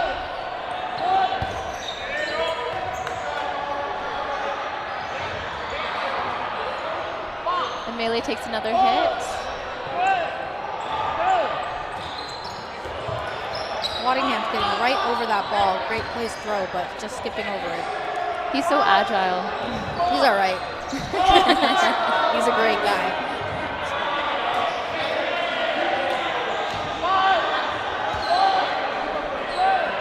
Loving the pressure here from Carnage, able to dodge both balls, draw them in.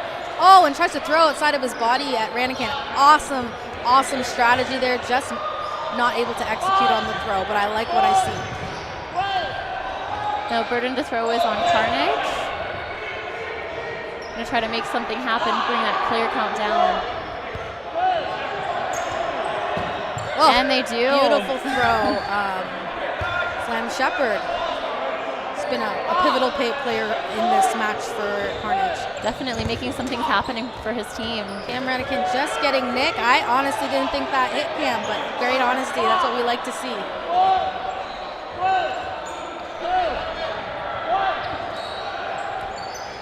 Chase down here by Melee. Great idea. Right after he throws, Melee plays together. They don't miss a beat. They don't have to say, let's rush. They just went up there and finished the job. Definitely. That was a nice, exciting point. Yeah, that was an exciting point. Yeah. Honestly, I thought Flam Shepard was about to finish it. Definitely. I really believed in him there. He had the resolve there, but Melee just a little too in each other's minds, able to rush right away and finish that and throw exactly at the same time. Definitely. Melee throwing off the rush again, making sure the players are, they already have player advantage. Looks like Melee's been able to capitalize on almost every rush in the game so far. I think you're right, Michelle.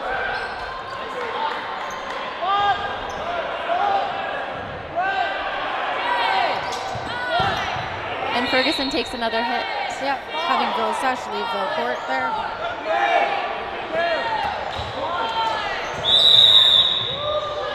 Tabner getting sneaky there, but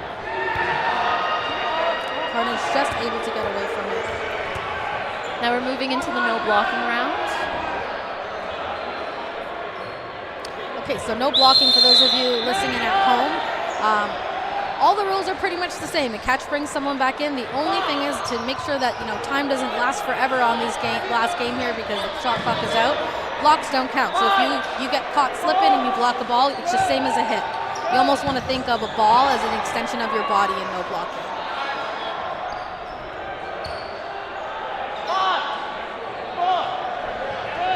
So Melee applying pressure, trying to draw on a ball. Carnage making sure Ferguson's hit twice there. Levelecki able to evade 3 of those balls.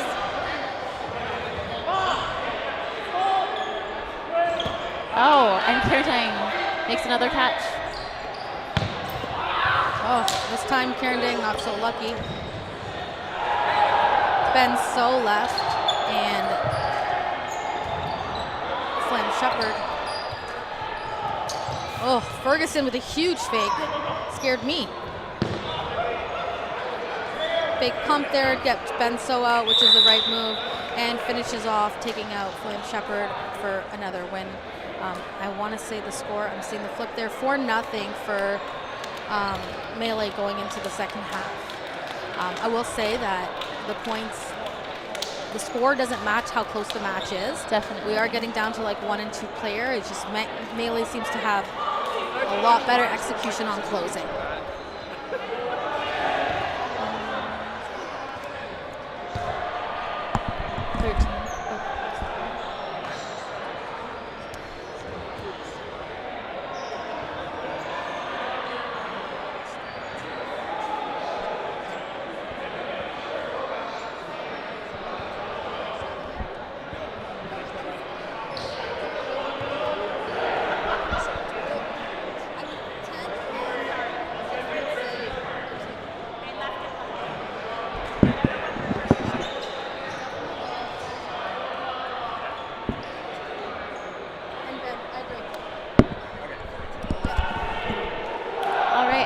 Setting up for the second half now.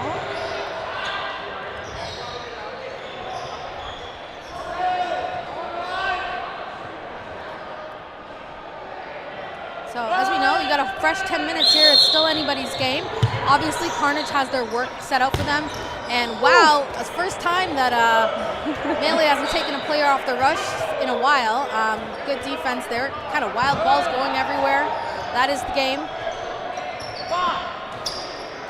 So don't forget to vote for the VCU player. Oh, sorry.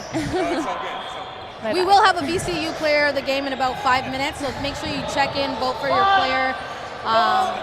They're working hard out here. They're not paid athletes, so your accolades go a long way for a long day.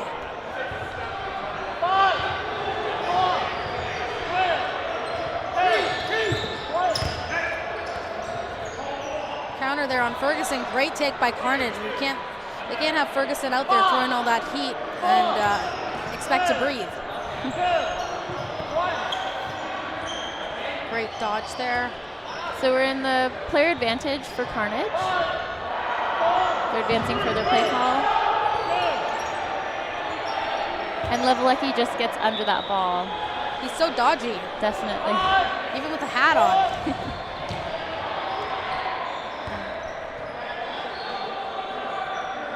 Scott Finley skips over that ball. It was a great place throw, but he's able to hop right over it.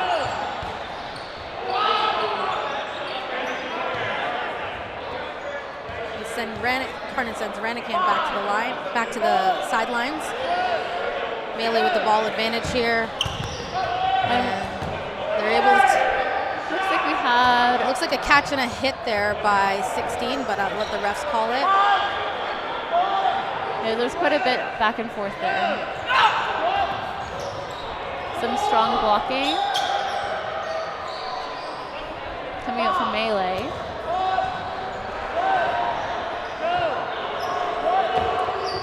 Great dodge there by Daniel Martin. It's amazing how high a lot of these players can. Great throw there by Dunslow. Catches Drew Tabner sleeping. Throwing outside your body is so hard from that left side. Great execution right in the round part of your ankle that connects your foot to your ankle. Like, it was beautiful. Nothing you can do about that, but Dunslow getting hit out, and we've got, I can't see here, but one player left. Yes, 2v1 at this moment. Finlay's left, but he's got no ball, so he's got to get moving, which he is moving. Oh, almost makes a grab there, but both balls came in at the same time. Beautiful execution there by Melee, and this is what we're saying, like, each point, yeah, Melee's winning them, but it's not like there's 6 players sitting left on Melee's court. Definitely.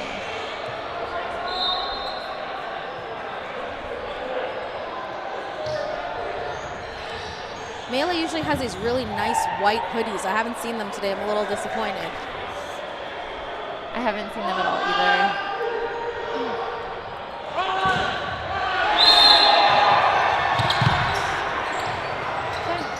Melee executing the rush.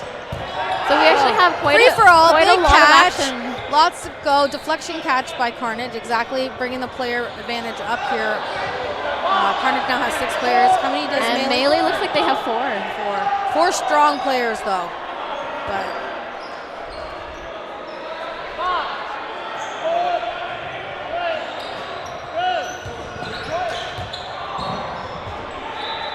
so Carnage is in, coming up for their offensive play.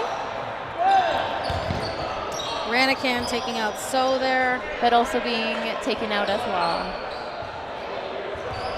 Carnage still with a huge player advantage here. 5 players left on the court.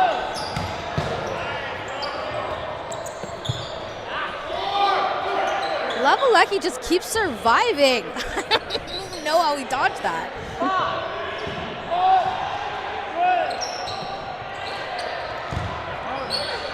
Everybody's still safe here. Great pressure coming out of Flam Shepherd. Levelecki countered from the middle. Doesn't look like. Oh, Ferguson able to do some sort of a triple axel there in the air and move his body. Missed all the balls missed him, and came back and throw. So Carnage taking the risk to trade for Ferguson. I think that's a great trade. Martin took advantage there. Get Ferguson out. They still got Sung left, which is not an easy person to hit. He's a very dodgy guy. And he looks confident as that last player. Oh, great placement as he throws outside his body. And makes an insane catch. 2 catches! He said his friends are coming back, but I don't need that. Sung, an independent woman, just like Beyonce. So, all right. We can now start the voting for the VCU player of the match. Don't forget to vote. So we've got Flam Shepherd with all that pressure, Catchy Karandang, Dodgy Benso, and a clear force of offense, Brandon Ferguson, during this match.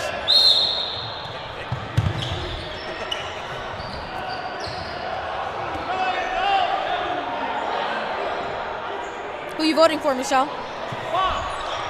I still have to see a bit more. There's so much action on both sides. I don't know who I would vote for yet.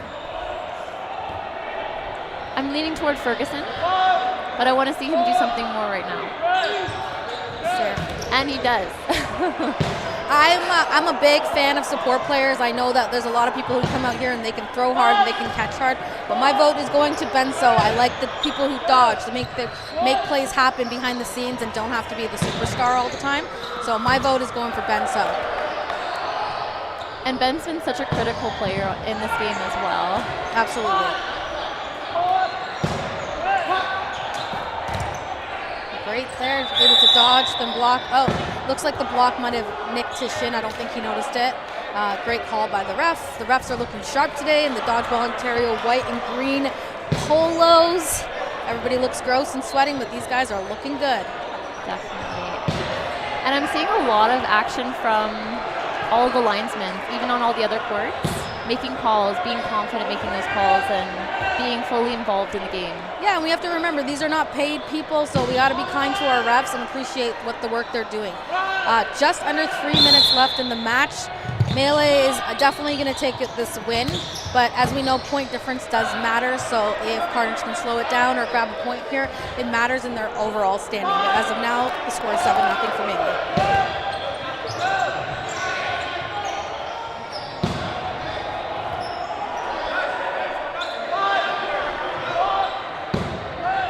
Carnage advancing for their offensive play. Levelecki still surviving in the middle there. Kierenden gets popped trying to shadow.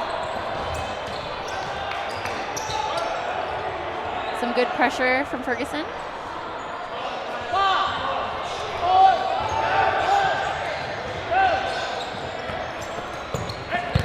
Beautiful throw there by, oh, I lost my player roster. Number 6 on Carnage. I think that's Finlay. Great dodge by Flame Shepherd.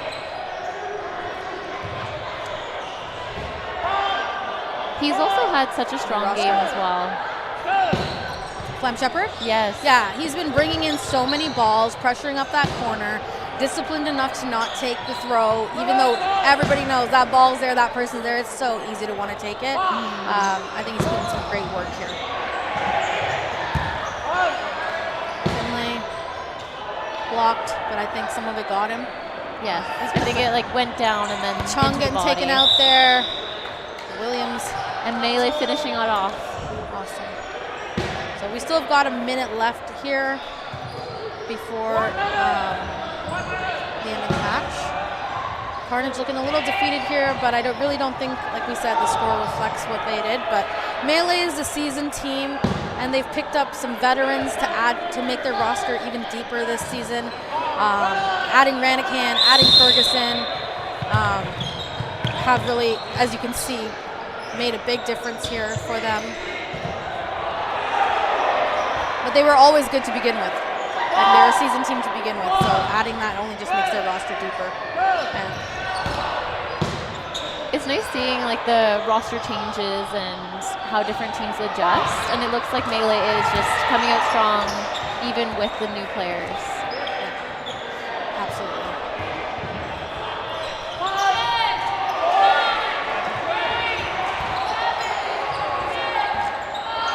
Ball's going wide at Waddingham.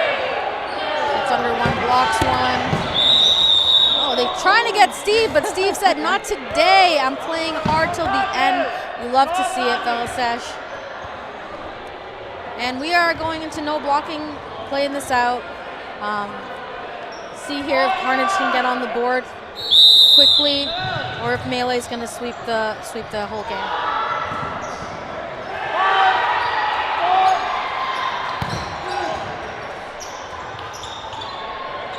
And Carnage takes out Ferguson. But Melee still has the player advantage. They're able to take down Ranican. Ranican's laughing at himself. He knows what he did.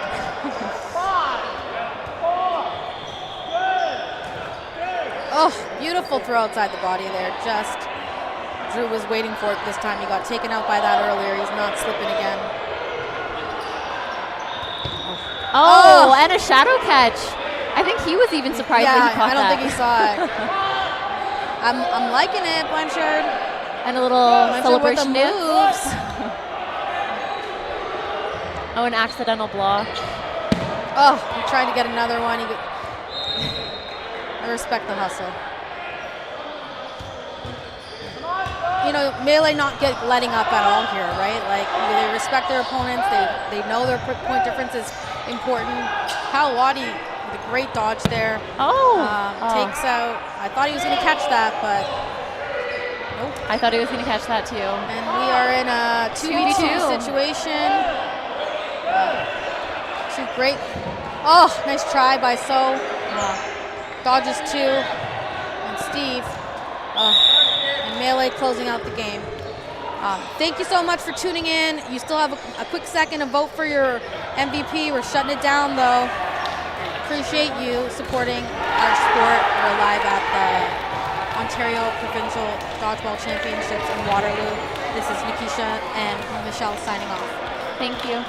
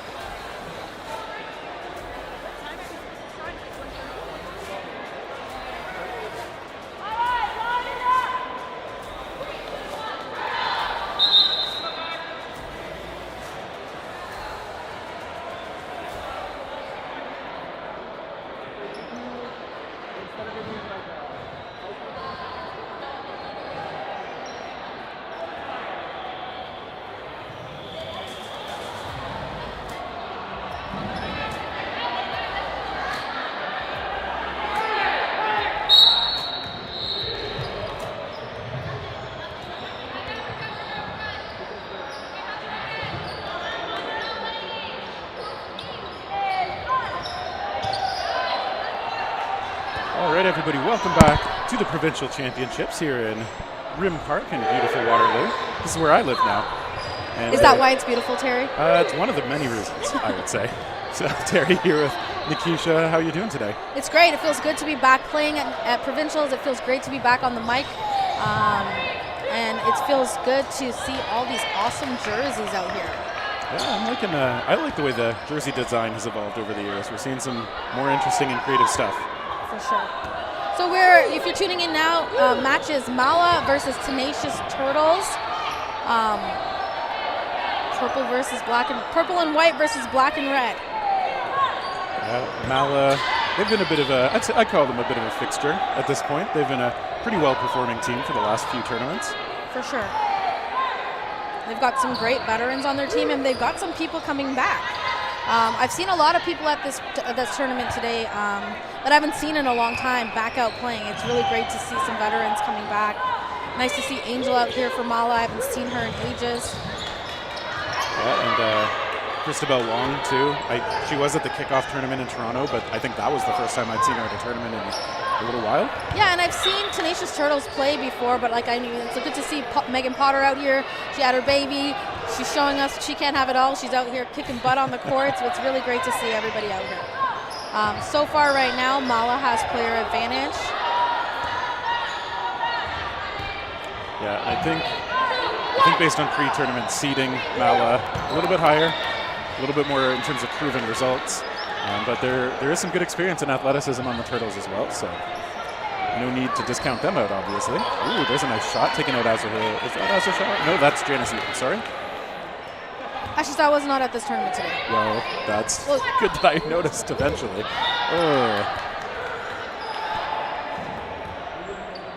She's probably off playing pickleball. You never know with her. She's momming, pickleballing. They're taking shots toward the Turtles. They've still got two. Plenty of targets on Mala. Pressure there by Luck, drawing in the ball. Yeah, she's been a national team program member and has been playing at a high level for several years now. She's a high-level athlete. Before she was a high-level dodgeball player, she's a high-level tennis player. You can see it in her footwork on the court. She moves really well. She's got great stamina on the Great court. survival there by Tenacious. Misses the team throw. Mrs. Lee. That's Mala hoping to secure that first point.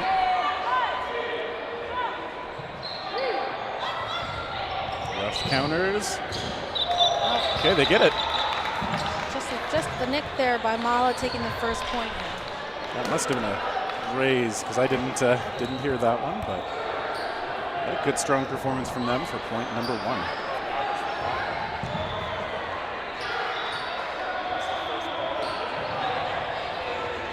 And do you know what the story is behind the Mala name?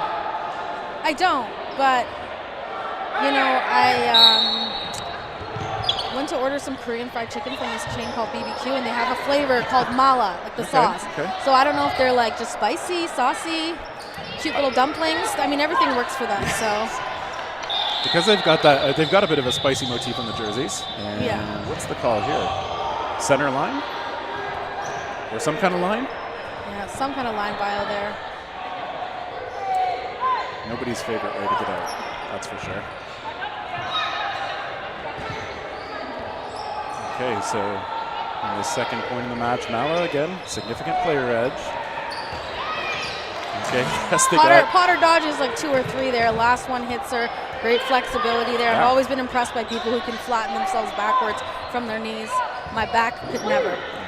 Nor my knees. Multiple complications with trying to do that. And that shot from Tan. Okay, and both corners throwing, but a little bit off the mark.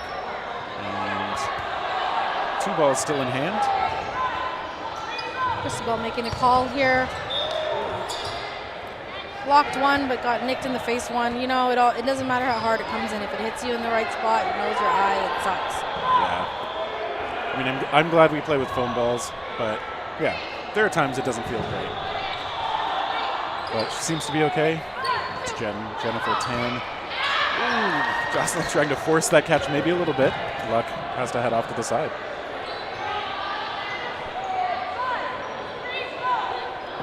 Good fakes. Mala doing a good job disguising what they're trying to do out there.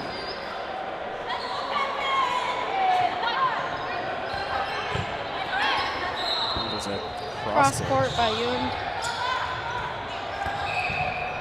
She does like that counter style. She's quite good at it. Yeah, she's one of their better offensive players, I would say, and she's patient and dodgy, and she can catch. But definitely good to have a high-pressure corner that doesn't just constantly throw. Yeah. Oh, what's going on here? What's the play, ref? Line bio? I'm going to say line bio. It's often a safe bet when they stop it like that. She blocks them both. Oh, thought she was going to catch that. Leah on the money, though. Great effort by the Turtles, but Mala dominating this one. Yeah, so far they're looking pretty strong. It's a 2-0 start, and they've had a pretty significant number of players on the court at the end of both of these first points.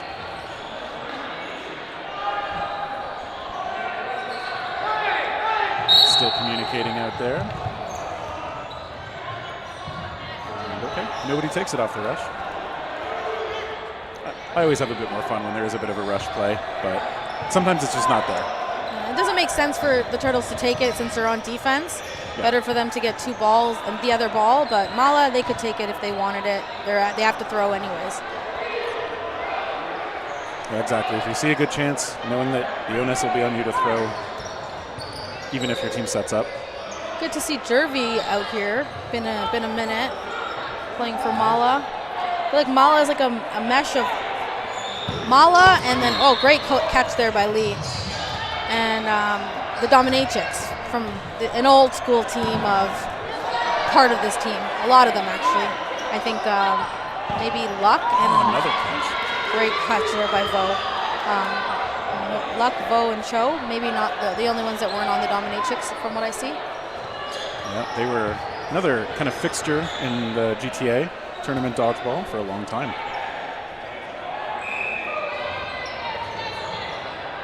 A lot of veteran skill on that Mala side. Tenacious Turtles. Yep. Lee making the play call. She's been coming up the middle. She's a really good communicator on the court. I feel like you can always see her making sure the team's on the same page. Big hit there on Ewan. Yeah, so Turtles getting some hits. They are doing some things really well here, but Mala still looking a little bit like they're outclassing them at the moment.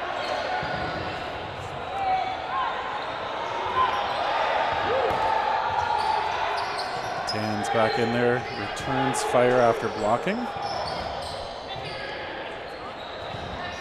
Tan and Lee gonna try and survive. Good block. Great pressure. Waiting for that 4th ball.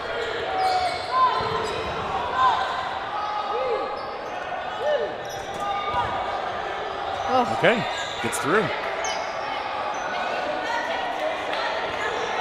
Sending Wong to the sidelines. Mala's throw, still have player advantage here. Good pressure. Jervy Kwiatkowski doing well in the middle.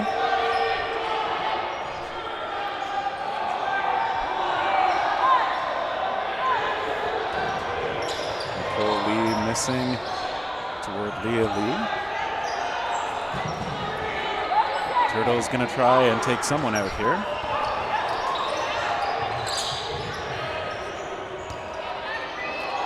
You know, I love to see a lot of these people that have taken a break because they've went and had kids, and there's a lot of moms that are out here coming back in, and you know, you've got some on the best teams in the province.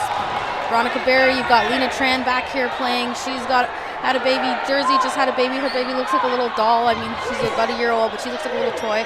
And it's just great to see, you know, Emily usually plays with them, Emily Ashizawa, and like, it's just great to see that, you know, you can come back out here, be a female, big catch.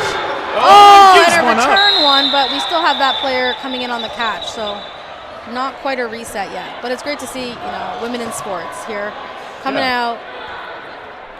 making the babies, coming back and out, being the athletes, taking championships, taking names. We love to see it. And I think that was the whistle for going into no blocking here. And for those at home, Terry, can you explain what no blocking means and why it happens? Oh, she's off on the line. We'll explain it later. Jenna Shu taken out there pretty quickly. I mean, the easiest part, of course. Not allowed to block with the ball, unlike the rest of the play. So those teams are going to swap sides.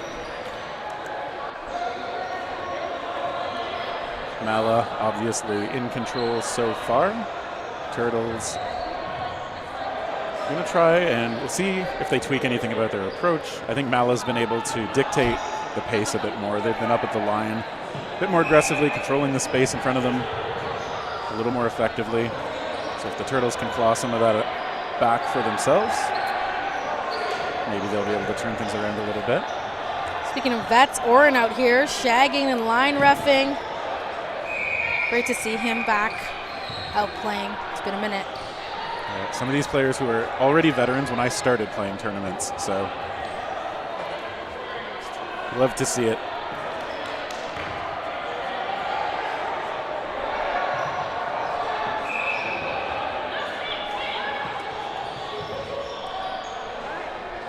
Okay, still waiting for the clock, and all the players on the line are ready.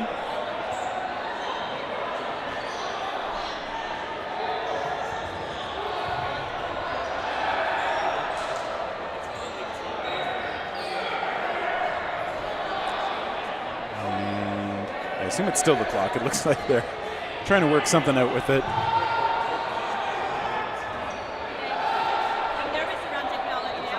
Got our producer Mitch over there trying to help out. Looks like they got things figured out, so okay, we'll get this second half underway. There we go, off the rush. Not the cleanest rush from either team, but nobody taking a shot, nobody paying for it, so it's all good. Mala probably feeling like, let's not, we're winning, let's not waste the energy on a rush, not want to practice the rush. Well, there could be various reasons why they're not running the rush to their advantage. They're definitely making it to the line in time to do the rush. Oh! Nice hit. Sometimes you just got to take those.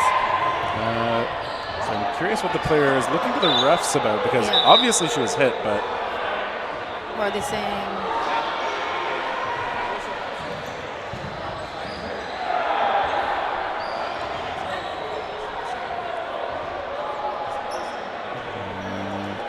Trying to read the body language. I can't tell. Yeah, you got time. Till 4 o'clock. Now we got this one backline judge coming in.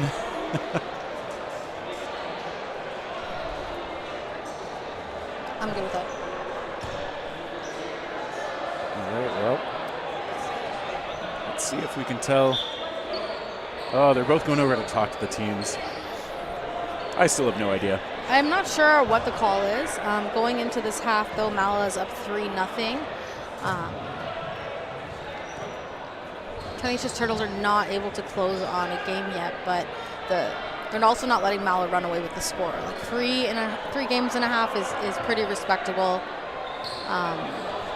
So in this tournament right now, we're in the round robin, and point difference does matter.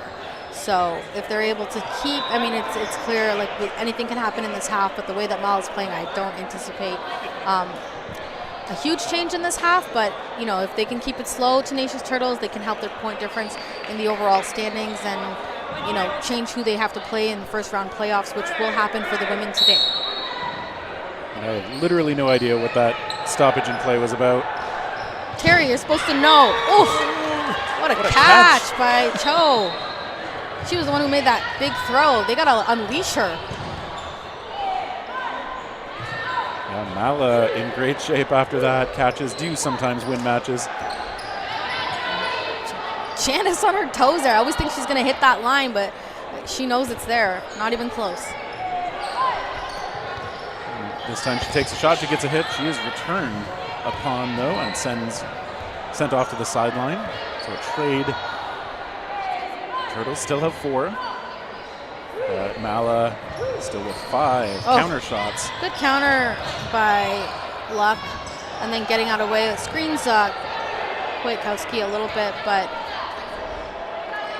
no harm done. Not for long. Not for long. No harm done. Yep. Luka Chung out there drawing attention. Ooh. Cho girl, this is my first time seeing her play. I'm super impressed. She moves her body like a veteran in terms of making a basket to make that catch, planting to throw. I'm super impressed with this pickup for Mala.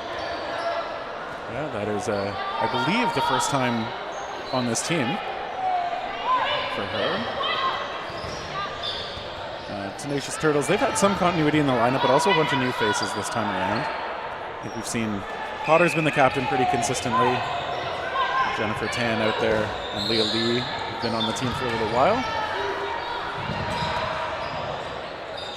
And Mala still looking very in control here. Okay, and it's a back line. Oh, it's a back line. I was going to be like, nah, ref, that did not hit her. But if it's a line, I will concede. Yeah, and that's probably where we see the most back lines, right? Somebody on the back pedal trying to move out of the way of those shots and just slightly. Some of the courts don't have the sidelines taped and they're using the yellow chew. I've seen a lot of line bios on that, myself included, during this game, during this tournament as well. You know, sometimes the line is the biggest player, the MVP in your opponent's game when you don't know your boundaries. So back to a normal point. There's a nice shot into the middle. Gets through. Okay. Janice Yoon doing some damage out there with the throws.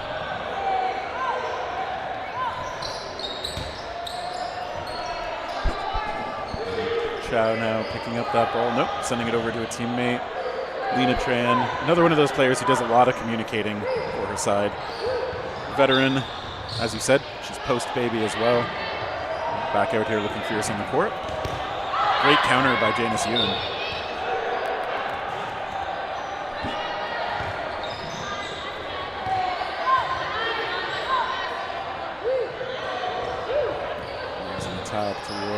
Great dodge there by the Turtles, and both of them sliding in to sweep that ball. Potter making the call. Okay, 2 balls toward Yoon. Mala still with 6 out there, though. Gonna make one more hit. So Chung and Potter are going to have to do a lot of work here if the Turtles want their first point. It's a start. Sending Tran to the sidelines. Get tapped off the bum. Luka Chung back there. She played with Reckless in Nationals last year. She was picked up to supplement their roster. Which player was that? Luka Chung. I believe she's from Hong Kong, no? I think that's correct. Oh. We love an international player playing for Ontario. We love to see it. Yeah, we have a handful of those at this tournament, which is pretty nice to see. Ontario's an awesome place to live. Don't hold winter against us. I have done a lot of shoveling and snow plowing. I mean snow blowing, not plowing. But it's been a very snowy winter here. Terry with the side hustles. That's right. 5-0 for Mala here. We've got just under 5 minutes left in the game. And right now we're asking you, if you're watching this game, to hit up and vote for your player of the match, presented by BC Dodgeball.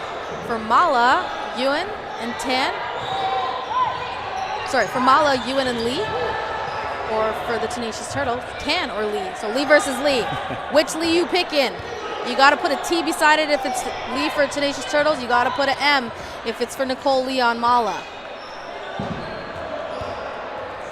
Get your votes in there. Have your say. Great toss there by Vo. It's another player I'm not too familiar with, but what a great throw. I got to play 2 seasons with her in Dodgeball Toronto. Just a really smart player. All the fundamentals are really good. I think she's a baseball player too. Oh, I was going to say her throwing mechanics are very good. Yeah. I think Mala is the only team that I've seen at this tournament where I like the back of their jerseys more than the front. Oh, Did that get 3 people? I think it did. let's go Turtles. It ain't over till it's over.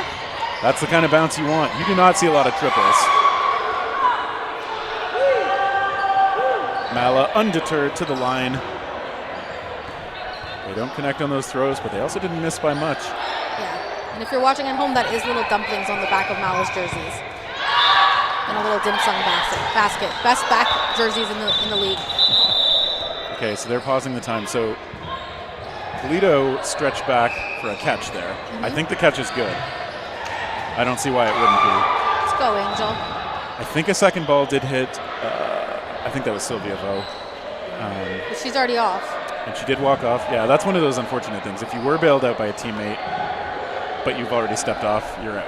The good thing for the person that bailed you out is you're still getting a fresh player and that person's still out. So even though you stepped off, it's still okay. Like, it still gives your team, like, the play advantage is still for your team. Yeah. So it looks like Tran came back in. Got a nice long rest there on the sidelines. Yeah, we saw the catch and out signal from the refs. All right, some good tries, good movement. Tran getting nicked out there again. Thought she'd slid away, but not quite. Knowing her, she's probably trying to rest. Throwing some shade. Tenacious really putting up a fight here. I'm looking for this point, Turtles. It's their best chance so far in the match. Yeah, you got a new awesome player on Mala still and a veteran in Angel Glico. So Mala, I wouldn't say count Mala out for this point, but I would love Tenacious to get on this board. Always feels good for the momentum, the camaraderie on the team. Ooh, Tan thought about it, couldn't get it. Toledo.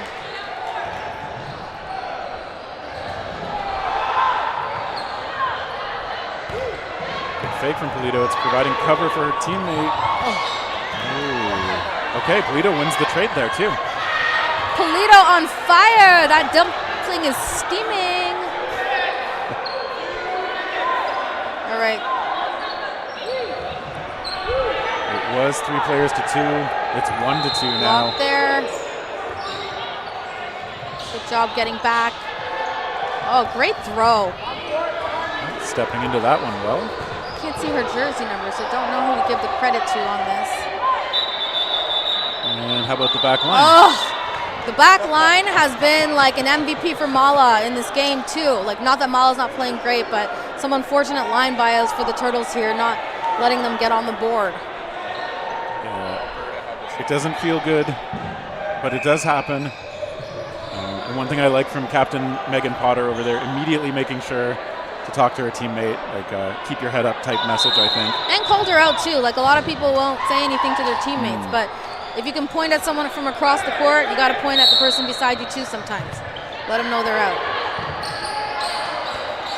Oh, sneaky by Wong, but missed. And Turtles went for a pretty safe rush there, 1 player for all 3 balls. And just under a minute to no blocking. Don't forget to vote for your VC player of the match. Will it be Lee or Lee? And we're keeping track all tournament long. So these votes do matter, not just for this match. Down the line as well. Ooh, there's a windmill try. Was that a pop-up catch? That's not a great bounce if you're a Turtle player this time. Still looking for that first point. Veteran Jenna Shu taking over that corner for the Turtles.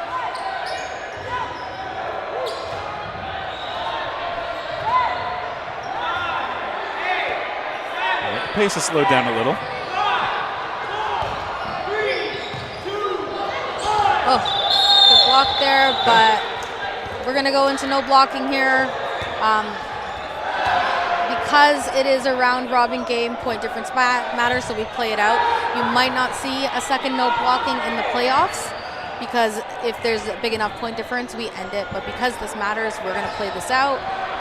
Mala is obviously going to walk out as a winner on this game, but Tenacious still has a chance to grab a point on this board. Yeah, there's still stuff to play for, even if the match is out of reach. There is a hit. Oh, good try for the catch there by Ewan, but just pops back out. And teammates weren't able to help her grab that. And Mala often throwing with the players holding the ball. Oh, It's great pulled in. catch there by our queen from Hong Kong. Chung manages to get that throw corralled. And they get another hit on Vo. Okay. They say slow and steady wins the race, right, with the Turtles. So they're going to get this one. I feel it. Oh. Potter taken out. Oh, and Chung trying it. Oh. Lee right on the money. Spoke too soon. Great throw there by Lee. 6 balls, though, for the Turtles. They need to make this work. They get a hit. Not yet. Tran getting hit again, rolling around. Trying to get low. That's her brand. Yep. Turtles try toward Lee, who is okay.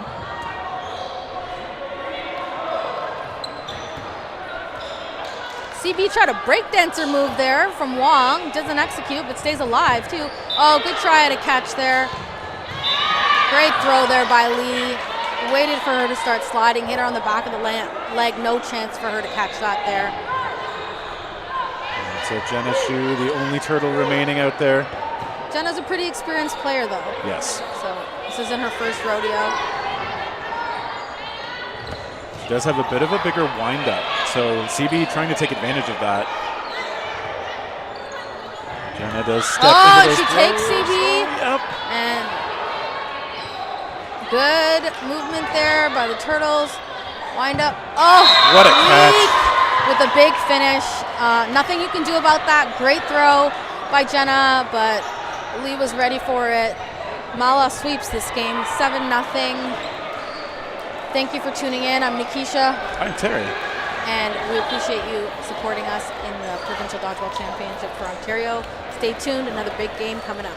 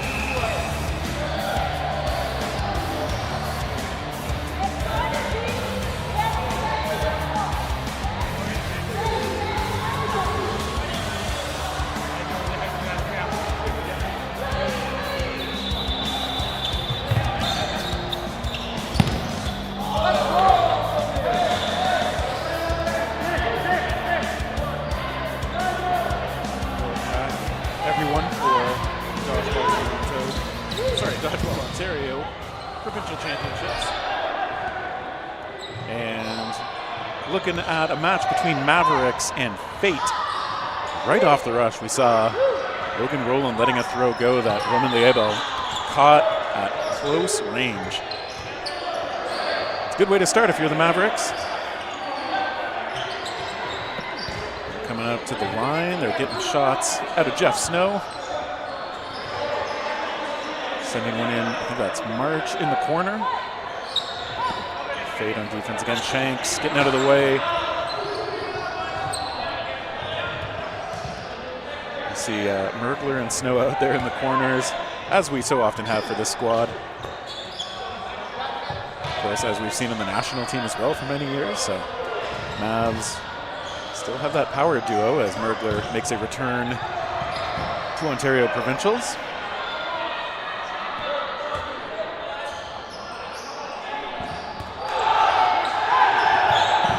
Fate, they lose Herbert and March, so good accuracy. Mavericks, of course, one of the teams you'd expect to be looking at a deep playoff run. Fate's a pretty solid team. Koulos, okay, so Koulos did make a hit. And the question will be timing, of course, because we got Wood, but I think it looks like he's staying in, so I think his ball eliminated Wood fully before Wood had let go of the ball. I'm here, Terry. Sorry about that. Mark says, Robbie, welcome back. I had to get the Maverick-sized shoe out of my ass. Can I swear? Keep it PG. All right, so First point. Yep, it is. Finished off by Snow. Great throw by Snow. It's almost a flurry out there, isn't it? What a classic reference. Production's laughing at me. That means I'm doing something well. Yep, probably. So Mergler's back. Mergler's back. He's not living here, right? Is he an Ontario player or is he a Manitoba player? They've relaxed the rules. Are we allowed to talk about that on stream? He was, yeah. Merg played for Mavs last year as well. Yeah. He's relocated to Manitoba, but willing to play with his old friends on Mavs. Very nice of him. So kind and generous. Yep. Very generous boy. And Mavs, it's the return of there's another hit. Well, I think we owe Fate an apology because we really sent Mavs confidence to the roof. Fate's still fine. Danchenko, Let's see. showing that young person energy. Cam Booth is on the coaching sidelines for his first year. He's not playing this year, and he's dedicated coaching. Let's see it. Yeah, we saw him with this team in its Phantoms incarnation for a few years.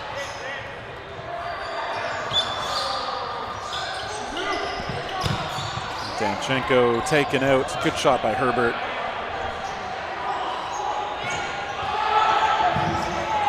O'Brien's over there in the corner. Snow in the other corner. Ooh, I like that move. Yeah, that's a sweet move by Shanks.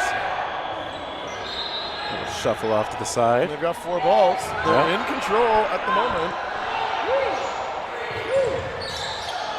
Okay. They're keeping 3 on defense, it looks like, which I think is a good idea. Oh, okay, well. I don't know if that's how you want to use it, though. That's a little too early, in my opinion. Oh, no. All right. If only we could do a tri-cast. I get Cam to sit down with us. Mavs taking this point as well. They're up 2-0. Fate mixing up the lineup a little bit here. How's Fate doing going into this game? You act like I have access to the standings. Oh, Where's our producer? Production? This guy's so lazy. He's actually off getting food. This is the first break he's taken in a while. It's only 2 o'clock. You think he's earning that? Mavs are getting the better of Fate off the rush. Yeah. I mean, they're a pretty fast team, obviously. Even with Matthew Silvera suspiciously missing from the lineup. And he's listed. Should we start the rumors? I heard that Maddie and Vic had a fight. I heard it's polio. Oh. Jeez. That's awfully serious. I like Fate's response. They are responding after the offense. They are 3-ball rushing. Yep. And they'll take Jason. And Jeff won't find Adrian. Yeah, good cover. Net positive exchange. Imagine that. Yeah, that's probably the kind of play Fate's going to need. I think they've got the skill. Like, that's how a lot of their players operate. Kulos taken out, though. But even as Kulos was taken out, like, Roland's right up there and immediately countered. I mean, Jeff's going to try for that every time. Yeah. Logan almost stuck that. Ooh, that was a nice throw. It's nice to see Richard back in the lineup. Yep. Former national team player. Great execution there. Taking out Jake Lowe. Also a national team player, although on the Croft side. Herbert, same.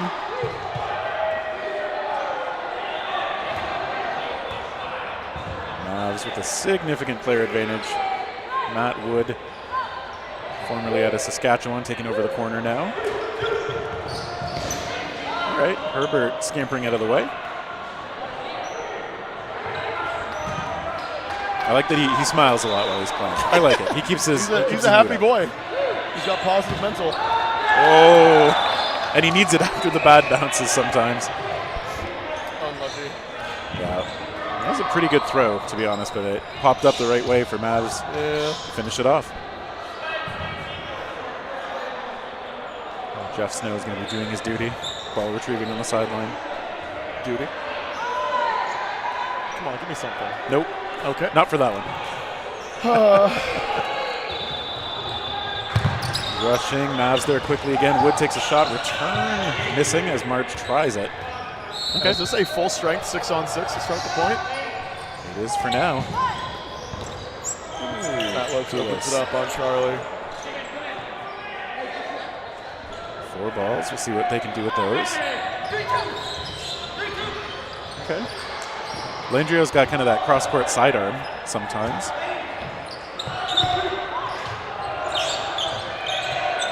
And yeah, I like the way Fate's trying to respond in the face of the Mavs attack. They're obviously a high-pressure team, and Fate's responding with a good amount of pressure on their own. Ooh, sticks it. And survives. Trevor brings the grab in. Well played, good commitment. And Fate breathes some life in the first half. Can they convert? They're in a good spot. They get the ball. Now it's 6-on-4. Can they absorb this offense? Just one rotation.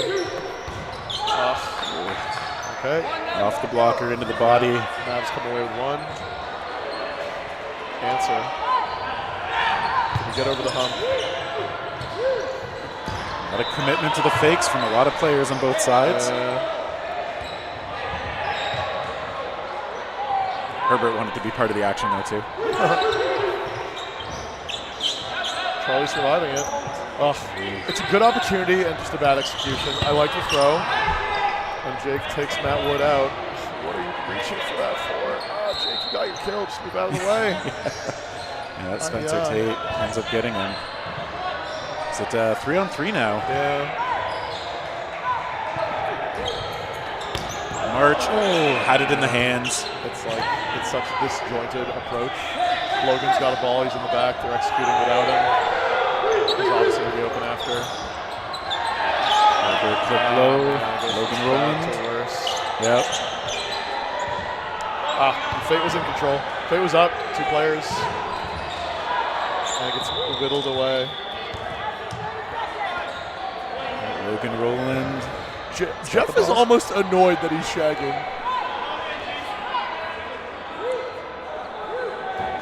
Not putting enough energy into it, in my opinion. More energy, more passion. Sing it. Do it. I know you know what I'm talking about. I do not. For once, I guess. Is that a hit? And the close. Yeah, Logan indicates the 4-0 before the end of the half. Yeah, so we will start with the balls into no blocking here. Romanly able. Yes, we know you play soccer. jerk, Terry. Stop cyberbullying our players. Is that what counts for cyberbullying? It kind of feels like it, Oh, man. man. I like Roman, though. He's such a nice guy. Such a great soccer player. I've heard that, yeah. Are you second-handing that information? Nick, honestly, the aerial acrobatics out of Nick, I half like it. He's kicking his legs so much while he's in the Right. air. It's interesting. It's like commitment, great. We're going to get stuck. I don't know. Is he reading the ball? Is he guessing? I'm not sure yet. Yeah, it worked for him there. Four-ball approach by Fate. Come on, let's see it connect. Oh, man. It's so obvious where the ball's coming from. Logan Rowland even trying to do the point. But to be honest, the point is never where the ball goes with most teams. So Oh, believe me, I'll point and throw. I do believe you. Yeah, I know you do. I'm pretty sure I've seen that, yeah. Jake Lowe taking out Mavs. Ooh. Eyes up, friend. Yeah. And the slow clap by Fate as they exchange territories. Well, they've still got some smiles. Mavs are obviously going to be a tough match for anyone. Come on, coach! Trying to cheer on the boys in Fate. You guys got this. That was one half. Just do this. Do back to them what they just did to you. Yep. It's the same amount of time. Yeah, just do that. I mean, Cam Booth, obviously, veteran. He's got the credibility of the presidency of... Wait, why am I laughing? Cam's a great president. Yes. I can't knock that. I like Cam a lot. I like Cam a lot. Oh, I like that. Did I just find one?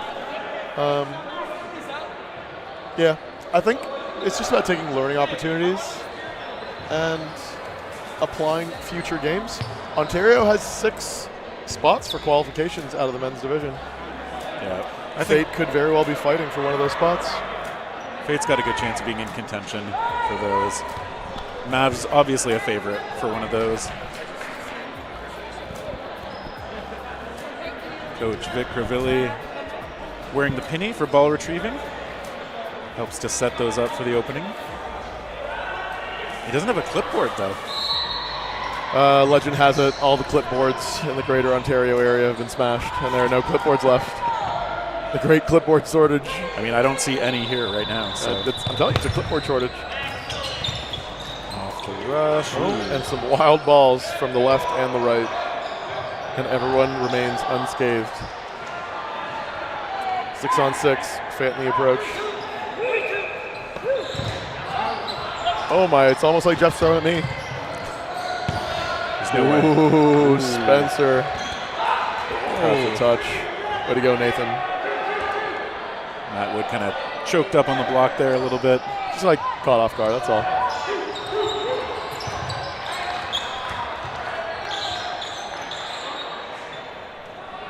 Right, Fate settling back. Snow up at the line. Oh, and Richard. Richard wants every catch. Richard wants every catch that he goes for, and if he doesn't get it, he's a sad panda. Oh, Brian gets away from that. Herbert just... Jeff, you disrespectful. Saka. He knew what he was doing. Oh, he knows.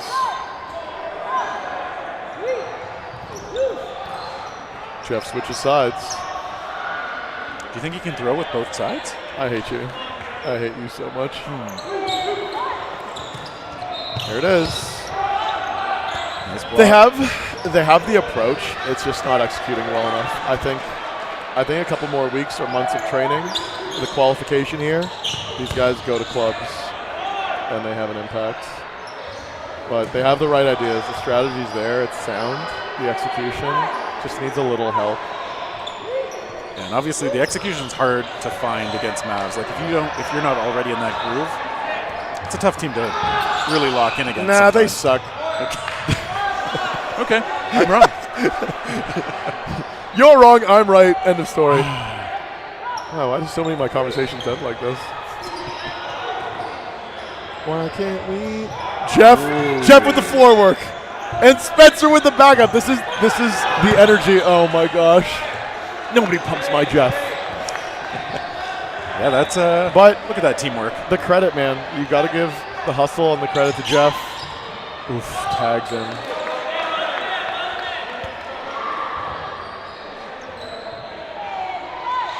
Jeff is the GOAT.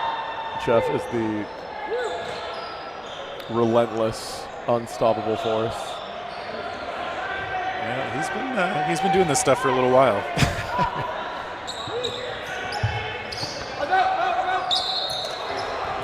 There's a try, okay. O'Brien slinks off the court. Fate just down to one.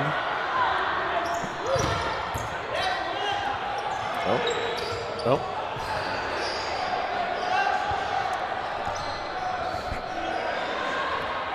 Herbert hanging out in the back corner. Line! Let's go, Herbert! Let's go, Nathan! Let's go, Nathan! Come on, Nathan, I want this so bad. Don't be afraid of Jeff. That he drew Jeff into just, I'm blocking. Oh my God, will you keep your head up, please? Stop looking away. We've already seen that burn them. Come on, just make Jeff shake a little bit. Yeah, a little. Oh, hell yeah, that's a clean block. It's a punch block. Get that out of here.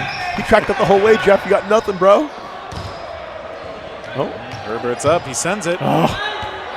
Just move. Just move, Jeff. A quote from Jeff. I hate when they move. If you just move, Jeff will miss you, and he'll get frustrated. Sorry. He gets so mad. He gets so mad when people try to dodge his ball. Just stand still. Let me hit you. Come on, Nathan, get him! Chase him. He's got one ball in his hand. Oh. Quick release. Casual block. Let's go, Nathan. Snow goes the other arm. Let's go. Let's go. Oh, yeah, here it is. Oh, yes. Yes, here it is. No. Yes! Oh, and he gets it. Let's go, Nathan! Why am I cheering so hard? This is Jeff, I'm sorry. I love you, Jeff. The score is like 8-0. Okay, it's 5-1. All right. That's right, Jeff. Hit the gym. Hit the showers. You have to go back to being in business with him shortly, don't you? Am I really ever out of business with Jeff? Shout out Dodgeball Toronto. Oh, that's nice. Thank you. Great tournaments, great leagues. Oh, we do okay. Why are you laughing? Thank you. Ooh, Matt Wood picks the right target. Yep, Nathan cannot connect. Matt Wood's been doing well off the rush throws. Yeah. And putting a good amount of pressure on, because Fate does have Jake Lowe, who's a very fast rush player, so we know they've got opportunities on their side as well. Yeah.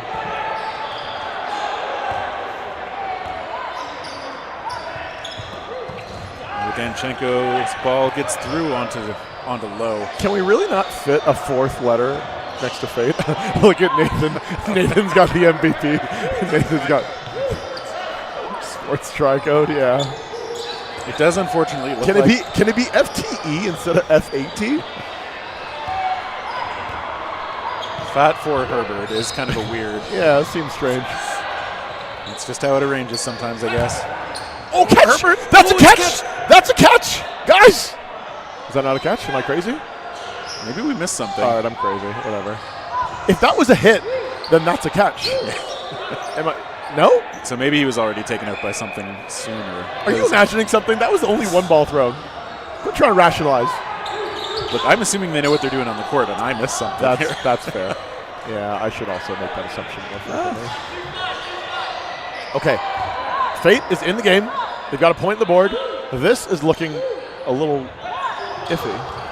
But if they can connect one or two, yeah. Put the effort into the dodge. Get small. Increase your likelihood to survive. And they're going to attack Logan. March in a pure defensive posture. You've got 5 balls. Logan Roman Collect. goes up. Collect. And Roman's dead. Okay, now Richard's dead. Okay, now Nicholas is dead. Nick's going to throw it. He's going up. Oh no, he goes gosh. down. Oh, my gosh. Oh. Guys, this is illegal play. This is not allowed. That one better get reviewed. Some guy gets in your face with a ball like that, he is dead. Oh, Logan, quick work to the shagger. Will he get it recovered in time? Ooh, there's a catch. Let's go. Put that man on the MVP. Get these Mavs players out of here. It's true. Roland is one of the options you could vote for. Oh, baits Spencer Tate into looking for a shadow catch. You couldn't set Spencer up better for the lob, and he still piffs it. Danchenko, a pretty hard throw. Hell yeah. Is that you voting? You know what? I feel like there should be a rule against the production voting for their own MVPs. Oh, they're a very informed member of the voting public here. Almost too informed. Mavs still got 4, each player with a ball. We need a microphone on Mitch's headphones, on his headset. When are we going to get our first TriCast? That's what I want to know. We can get some pretty sweet combinations in here. Mavs trying to close it out. Logan's still alive. He's comfortable. Give me the ball. Yeah, he's staying alive really well out there. Danchenko fishing for something out front. I mean, give Nick credit. He's doing his job very well. Almost suspiciously well. Well, okay. God, Speaking of biffing, how many F-bombs am I allowed? 1 per hour? Oh, don't put your heels down. Yeah. Oh, don't put your heels down. Nice. Let's go, Logan. Let's go. Gets the elbow. Still got 2. Try and finish things off. Did I say what? Keck W? Did Nick get paid off? Spill the beans. Did Nick get paid off? No? Probably not. Is the AI? Am I talking to the AI right now? Chat? Oh, my Lord. Welcome to the party, Graham Ta 14. Mavs kind of bunching up a little Let's more. go, Logan. Let's go, my boy. He's got 5 balls. His choice. I like the choice. Come on, get closer, bro. Right. He's showing a willingness to look for the catch. You've got 2 balls. Get in his face. Oh, come on. Not like this. If I was refereeing, I'd call him valid. Yeah. He's had better throws in this match. Yeah, I think he's just trying to buy himself some energy or some space. Oh, not a bad effort. Oh, no. Yeah. Okay. Yeah, he's kidding. He's kidding. Yeah. Nice meme. Clean. What the hell? What are you talking about, Rev? This is bull poopy. And it's no blocking. Oh, voices of Terry Thrasher and Marcus Rabbit on the stream. That's wild. Well, why'd you take that away? Why doesn't that stay on there? Don't want to identify. Don't want to make it too easy for people to send complaints in. What, sorry? Okay, cool. Twice a match we get shouted out. No blocking will begin. So this will be for differential, morale, momentum. Yeah.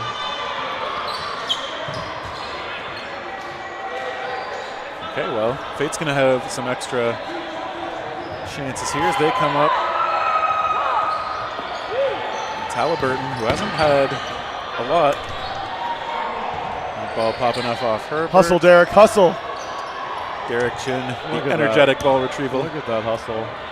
Even backspins it too. I like it. I mean, if Fate get this point, 6-2 is respect. Ooh. Mergler, the victim of a screen there. Poor Jason. Oh, Adrian got greedy. But it worked once. Yeah. Halliburton, a player who does like to take those shots. Sometimes just a touch early. Yeah. Jake Lowe doing well to corral 1 ball, but now his team only has 2. He is targeted, taken out. Yeah, got his hands on it.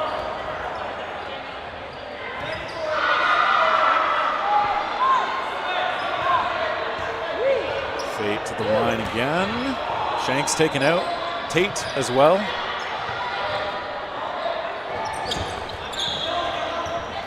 Okay, and now March is out, and so is Kulos. Oh no! And He attacks the production desk. the offensive successful. And a good game. 7-1, tough loss for Fate, but I think there are lessons to take away you can apply to other games. And I feel like they were in it. You know, or a couple 1Vs, 2Vs. Yeah. And I think a few moments where, like, some of their shots may be a little too early, or some of the opportunities to rush counter someone just they just didn't take them in situations that I thought maybe they could have. Yeah. But, you know, Mavs are a tough team. Hopefully when you go back and watch the footage, you see things that you feel good about. Yeah.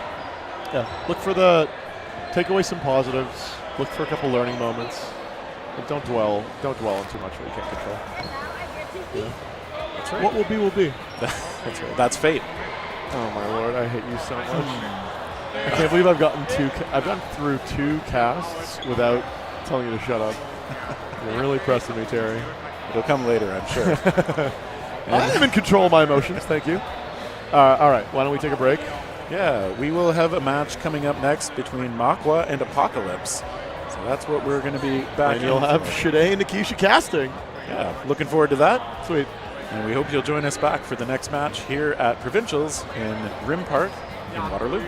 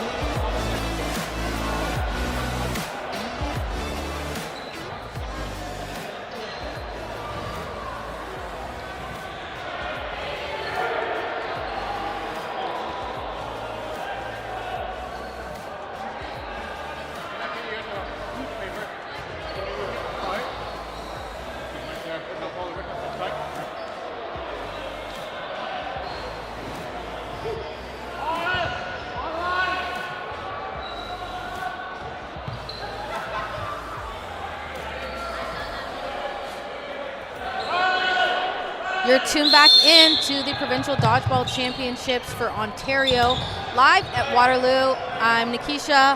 And I am Shade. And we are here to bring you a game, Makwa, which we just found out is...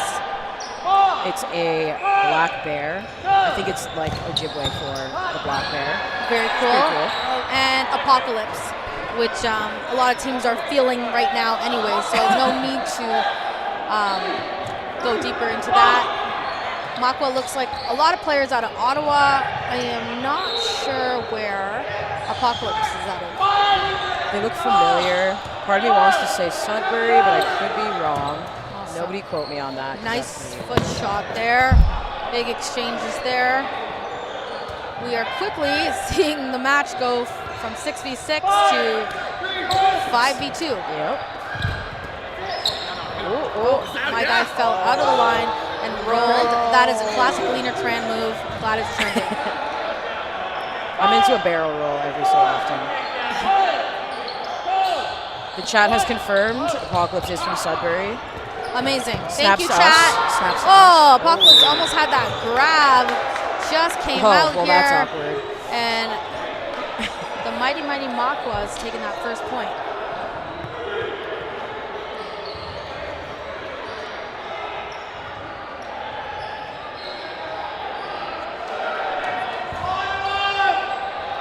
Both sides lining up here. Let's see. There was a lot going on in the last match. Let's see if we have a closer game in terms of players this match. Correction. They are from North Bay. Someone in the chat is from Sudbury. Oh. Well, thank you for being from Sudbury and watching us. Yeah. And shout out to North Bay. Oh, Marcel with a catch and a runway walk. And honestly, kind of a slay. Good for him. Yeah.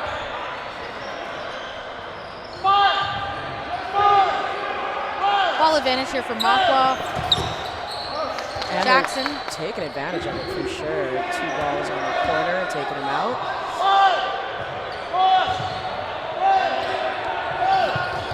McMullen tries to make a grab. Fortunately, the pop-up came from his teammate from behind, so no idea if he could have caught that.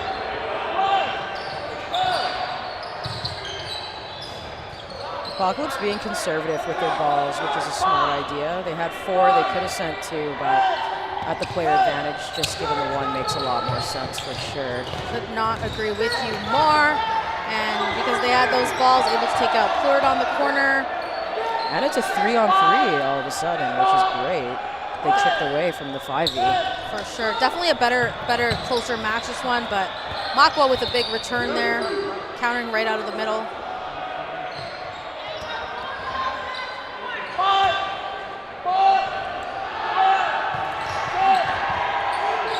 I've definitely seen Apocalypse play. I believe they qualified for Nationals last year. Okay. Which was awesome, but I feel like there's a few new faces. Oh, beautiful throw! Oh, Makwa just finishing that, and they don't like what we're saying on commentary. Direct attempt on my life with that ball, but Makwa taking an early 2-point lead here.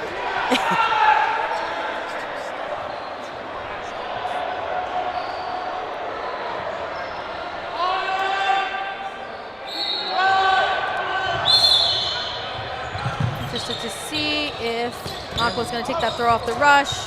He did. 0-0. Keith Bearer. Captain, I believe, of Apocalypse. Awesome. Punishing for that.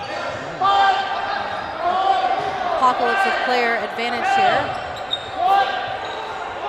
So they send 2 balls over to Marcel Wilson. But he's able to evade them Makwa both. with 5 balls. Let's see if they can capitalize here.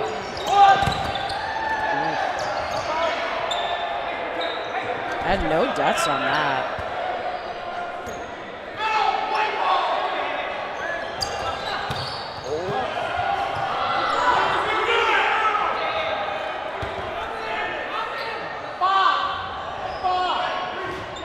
Tense game here. Apocalypse. For the first time, I believe, Apocalypse up in players on court. Yeah, up by 2 players in the court. Yeah, let's see if they They can close send this one one out. out. They just nick Good honesty Wilson by on the Marcel head, there. the hair there.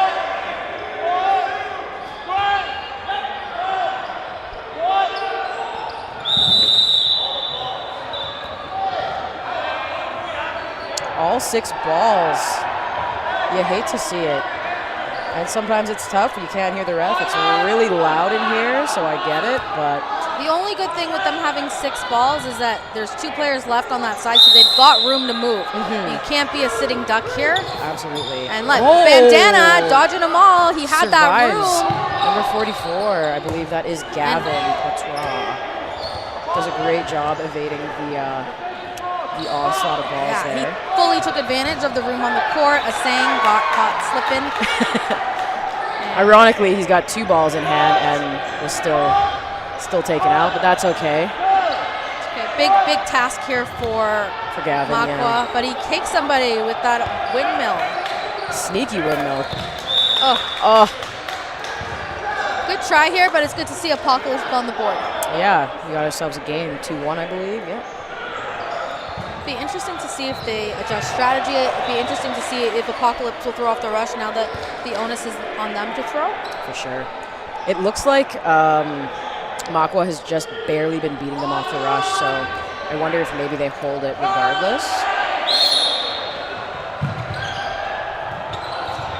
This is Makwa so taking one of throw. the biggest tragedies I feel like with teams. I've seen it all day. I've seen it with myself. Is that you get so caught up at looking at your own rush that if someone can take advantage of you on that back line. So if you're on that back line, you're not a part of that rush. Eyes up. Yeah, absolutely. Right? Otherwise, you're losing players needlessly, and unfortunately, Apocalypse is on the receiving end of that there. Yeah.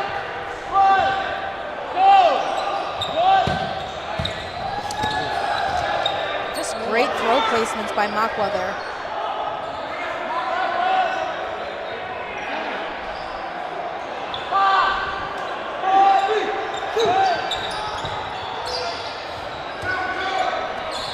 Good cover by number 13 on Makwa, making sure he's got Mike McMahon's back. And a great counter by Keith to take him out. Beautiful. And I always say that's such a hard counter to make, throwing outside of your body from the left. Absolutely. And he just executed that perfectly. But tall order here. Still 5 players left on Makwa. And McMullen, he waits for that. Yeah, that is his bread and butter for sure. And the placement, if we're going to do that one on him, you got to place it high or you got to place it low. Yeah, He still might catch it anyways, Yeah. but, that pocket. Oh, it looks like he's retired now. He made his catch. He's putting on his Shaggers jersey. He said, I've done what I need to do, and I'm a sit now. Y'all can figure it out.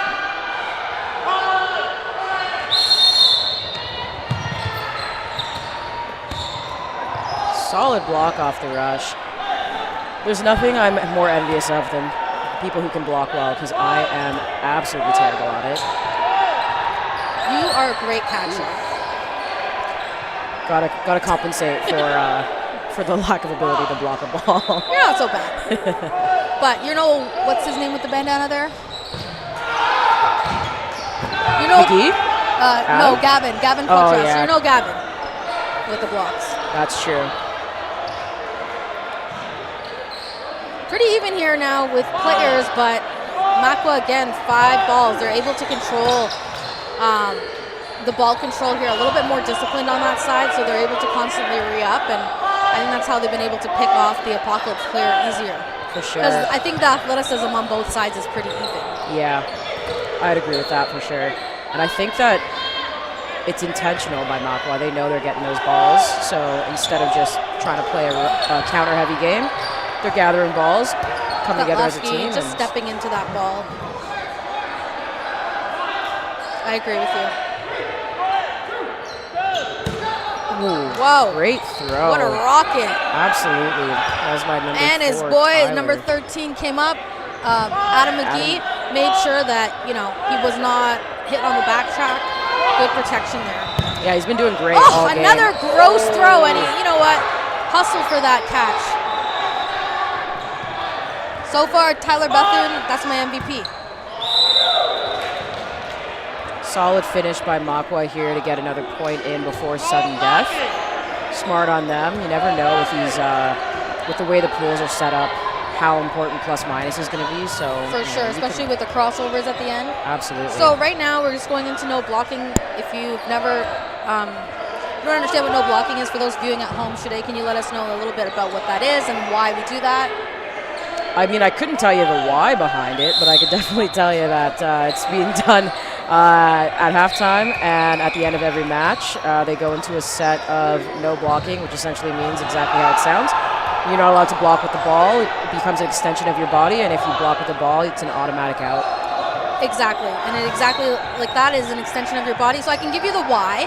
Because the shot clock is out, some players can block and dodge for days, and so the no blocking actually just speeds up the finish of the game, right? It is the reason why we do them at the end of the half and the end of the games, is to just make sure that, you know, the games don't last like an overtime 4 minutes or anything. And it also brings out a whole new, you're exhausted sometimes by these no blockings, and you got to think, you got to remember not to block. So it definitely makes you dig deep. Yeah, I'm a big fan of just generally speaking, the kind of like meta that comes into playing no blocking. I feel like a lot of people, the mindset is I got to throw as fast as I can because I don't want this ball in my hand that's now an extension of me. But I respect a team who baits those balls and then comes together as a team and really slow plays to get the team kills. Exactly. Regardless. And great dodge there by Plord. Oh, and a shadow catch. grab. Good job by Gavin. He's been on fire. I think you're right. That is MVP quality for sure. And this wasn't like a run and dodge. He was lined up right behind who he thought the high propensity target was, because they were playing up at the line, which was Plord, and he waited there for that grab. Awesome IQ there by Gavin. Is that the last name, Gavin? Oh, Poitras. Gavin Poitras. Playing an awesome game, putting in a lot of work here for Marquand. Got a couple minutes at the half here. Just want to make sure we thank our refs out here, looking sharp, looking great. All our volunteers, all our shaggers, all our spectators, doing our best to grow the sport, and we want to make sure that, you know, everyone who's coming out here, it's so, we're so grateful. Absolutely. Case is an unbelievable ref. He's always putting his hand up first to make sure that he can provide as best as he can to the community, and I really appreciate him for it. I've seen him. Yeah, it was very smart to put him on the live stream ref because he makes a lot of great calls, and he's not one to be bullied. Yeah, exactly. Just nice, cool, calm, collected, confident. We love to see it. Absolutely, and we want to shout out our Dodgeball Ontario for putting together this tournament today. I know a very small amount of board members and volunteers from a couple of club teams just came in here and set everything up on their own time, and we appreciate this. Yeah. A fun fact shared in the chat, apparently Gavin Poitras is an OG member of Apocalypse, so he's made the move over to Grudge Match 2025. Let's go. Unfortunately for Apocalypse, I think Gavin's got the best of them so far. He just knows exactly where that ball's going to be, exactly what they're thinking is what it seems like. Well, 10 minutes to reply. Yeah. I love the effort. There was such a good effort there, but Bethune heading to the sidelines. Teammates close but no cigars. A great response in that hit, though, by Makwa. Good for them, able to kind of dwindle the numbers back down. Absolutely. And it looks like we're at 4-on-4. Which is kind of nice. I like to see 4-on-4 happen a little bit early on because I feel like once they have room to move is when the game really gets interesting. Very fair.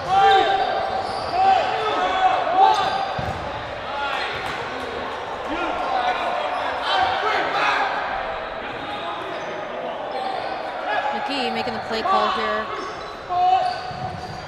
Cross court, but misses.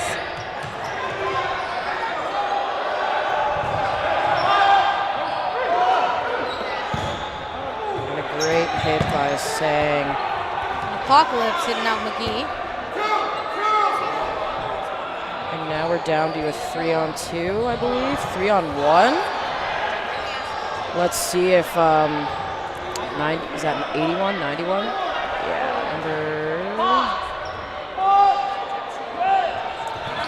let's see if he can close it out. Ooh, and he survives. I don't know how he survived 3 throws in a row. That's Jackson, number 89. Good job, Jackson. That was crazy to do on transition. Absolutely. Oh, 1-for-1 there. McGee going up, taking the trade. You can take that trade. You don't. If you're up in players, like a lot of people, you want to be the winner. You want to be the one that's still left on the court. But if you're up in players, and there's 1 player left or 2 players left, and you have 3 or 4, you're confident enough at a close range. Shade, you were an expert on this when you were on Team Canada. Take that trade, and your team wins. Right? You're giving your team either more players, or you might just win the game for them. absolutely. And worst case scenario, creating that extra look for your teammates who might not have otherwise had that. You can pull the attention from them, and hopefully your teammate can clean up if you don't. Ford getting upset with himself.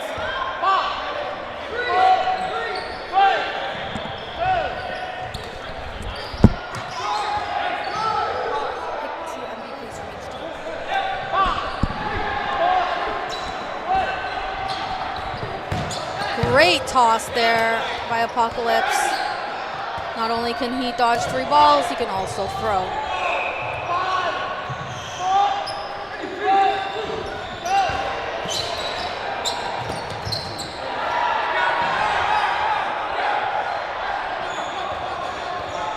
Svetlowski heading to the sidelines.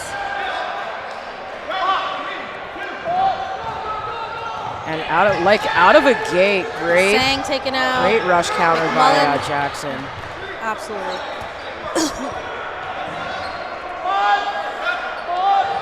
I feel like for this game, the rushes have been crazy intense. Right? Wilson getting taken out. Oh! Heartbreaker. McMullen finishing hard. McMullen, a really, really veteran in IQ. Like, you just saw him there. He's got a one-on-one. He doesn't rush the throw. He pumps. His opponent plants, and then he executes at a low throw, right around the knees and below. That's how you do it. That's how you close out a game without getting caught. 100%. Great work there by McMullen. Yeah, I'd say that's definitely, he's really showing his dodgeball IQ there. It makes sense. He's a coach. He's coached Phoenix for several years. So it's nice to see how it translates on the court. Ford getting taken out early again. Apocalypse getting the better of them on that rush. Absolutely. Let's see if they can stay on top of it here, but I think it's a 5-on-5 already. So, and a great counter throw by number 25, Kurt Parks. Taking out Bethune. McGee taken out. Apocalypse getting some momentum here. Yeah, it looks like they're really coming together here, close to close out the match. They're starting to really execute well as a team, which we love to see.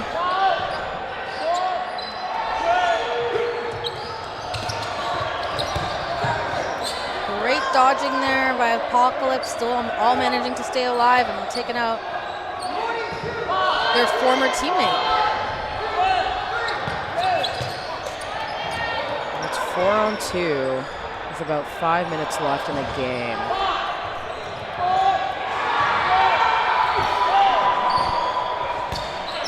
Okay, and if you're tuning in and you're listening from home or from your car because you're a huge fan and you had to just pull over for this game, you can now vote for your BC player of the match. We're tracking them all tournament.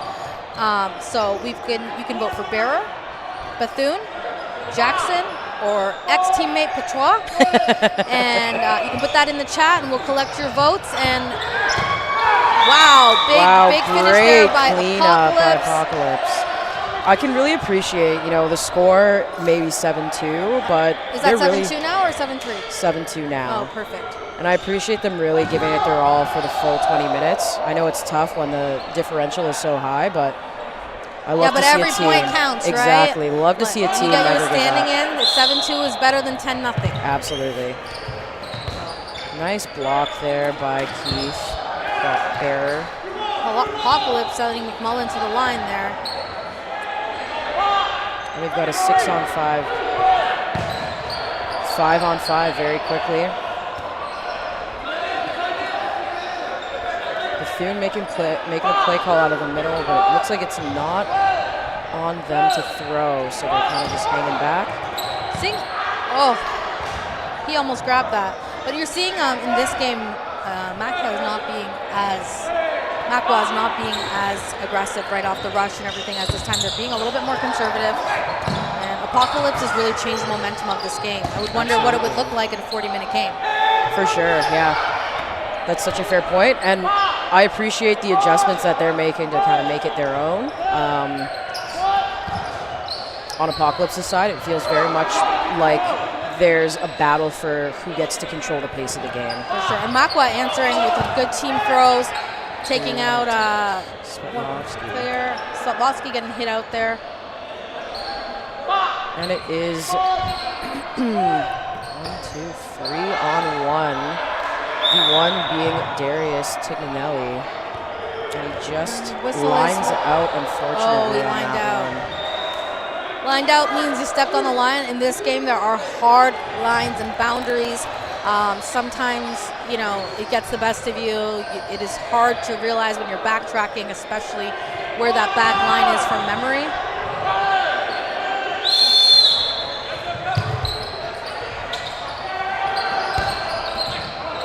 It's a great block off the opening rush there by number 13, Holden Julian.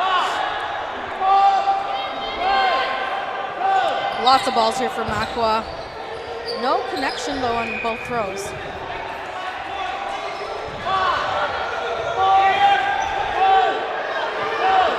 Apocalypse approaching the line now with 4 balls. They send 2, and they get 1 and a second off the counter. I guess a late throw, was it?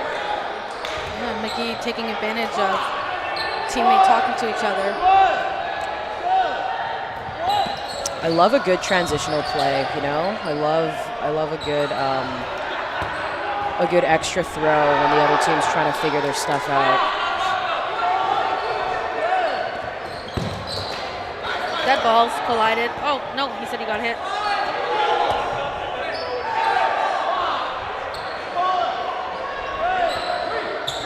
Remember now, 3 on 3, 3 on 2. Oh, and just like that, it becomes 3 on 0. Jeez. Makwa not letting up, despite there being less than a minute left. I have a feeling McMullen was chatting to them, letting them know, like, hey, point difference matters. Like, we don't slow down. We don't put our foot on the gas here. Here we go, a nice, quick, cute little opening rush. Team catch. Fluor's been not having the best success rate of survival at the off the rush. It's a tough place to be. Absolutely. But in the beginning, I felt like he was executing a lot more, and now unlucky with the team catch. Though he hit, but it popped up. For sure. Can happen to the best throwers. Yeah, and there's nothing you can do about that Nope. at the end of the day. Can't be upset, you know. Sometimes that's just the way the cookie crumbles, if you will.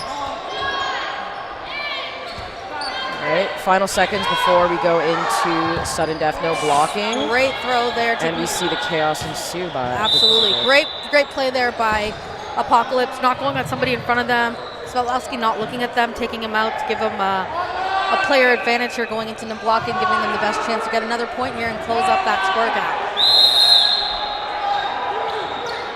There we go. McMullen survives a 2-ball play. I thought he was going to block. I thought he was going to catch. I know. And he just moved out of the way. And he actually said, you know what? I'll not interact with that. Mullen just taking names one at a time. He said, I don't care about your player difference. And another one. That's three in a row. Are we going to see a 5 for 5 from Mike McMullen here? We might.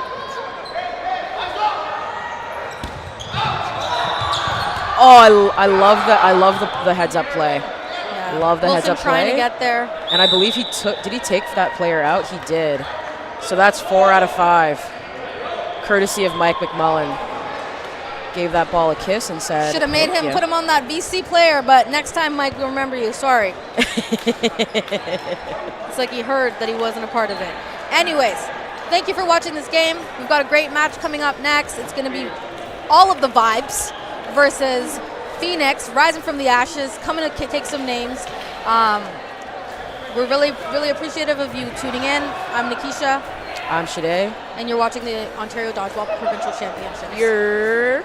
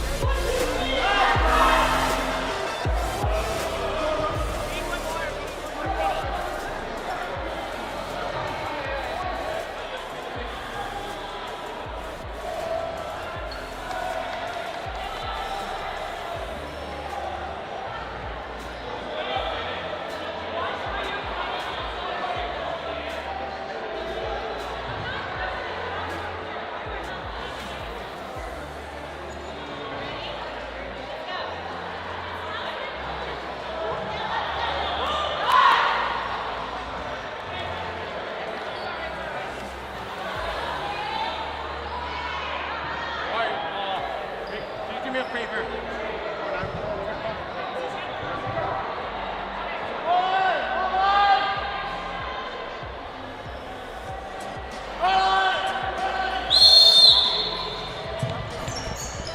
right, everyone, welcome back to the Dodgeball Ontario Provincial Championships here in Rim Park, Waterloo. Terry Thrasher back here with Josh Sakura. How you doing? I'm good, Terry. Thanks for the introduction. Welcome back to the mic. Actually, I don't know if I've ever done a match with you, but, you know? I don't think so. I think this is our first. Well, they already started. All right, they're in it. Oh, Marie, no. The sulk. Yeah. I always like watching people's body language when they come off the court. Yeah. Oh, Marcy. Okay. All right, so 3 balls on the side of Vibes. Phoenix, I believe it's Phoenix's. Nope. Vibes is more players. Yeah, we got the ref point their way. Looks like Emily Byam making the call. Lets one rip. All right, let's see here. I haven't seen Emily play a lot lately, but like she had one of the best throws in the women's game for a long time. She did, yeah. She had a mean whip. She's taller, so her arm can act like a very long whip.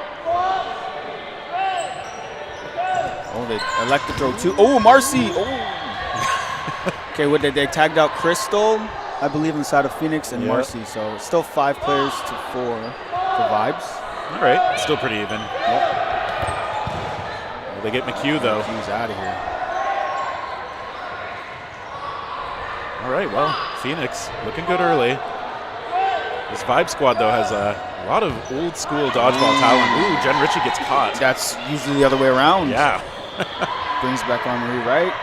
Who has very different body language coming back on the court. Yeah. Vibes has Kristen Turner, who I haven't seen for a few years now. I'd say 8 to 9 to 10 maybe. Wow. Yeah. I don't even recognize her, to be honest. When I first started playing, I would see her a lot at tournaments, and looks like she's out of the woods. She's back. Was that metaphorical woods or literal woods? Metaphorical. Oh, okay. But who knows? Okay. It could be both. Move to a remote enough place, yeah. 3v4. Phoenix's throw. Throwing out of the right side, I think. Here we go. Oh, and left.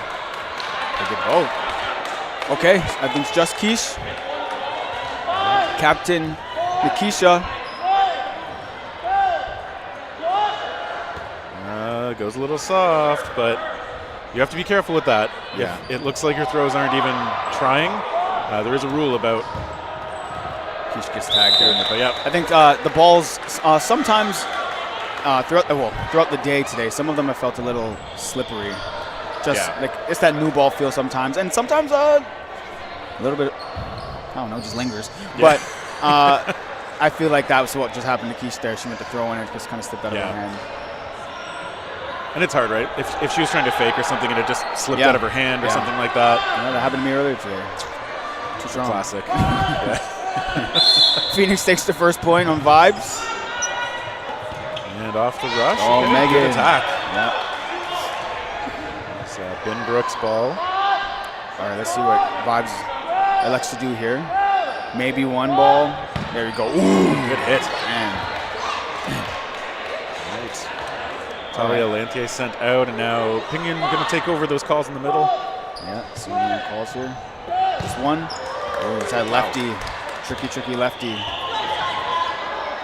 Yeah, we do see a lot of teams now, when they have a lefty, they like putting them in the left corner. Yeah.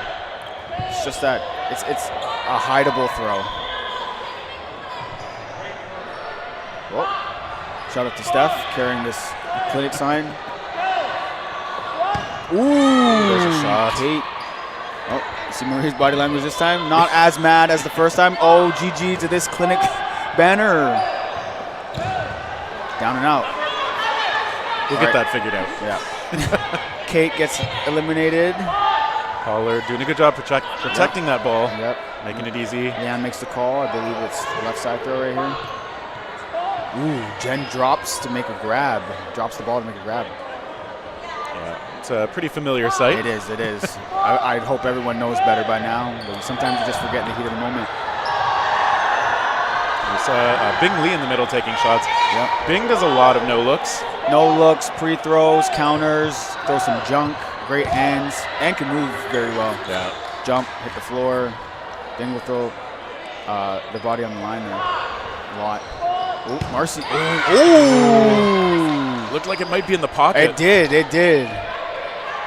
Denver couldn't squeeze it. Marcel the Shell. All right.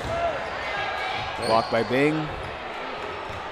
Good block from Bing Lee, and now making the call as their teammates come to the line. Ooh, free throw. Ooh. Might want to take that one back. Yeah. So 5 balls on the side of Vibes. Someone's getting doubled. Tripled even. Oh, survived. Yep. 19 in. Yep. I mean, if you can survive when the other team is 5 or 6, it's a good feeling. It's is. kind of a win. It is. Bing got hit with the lefty throw. It's a nice curve on that shot from Pollard. Yeah, there was a little movement to it. Okay, let's see. Marcy. Nice little side step there. Lateral movement after the throw. Marcy. Love to see it. These are 2 vets, pioneers in the game.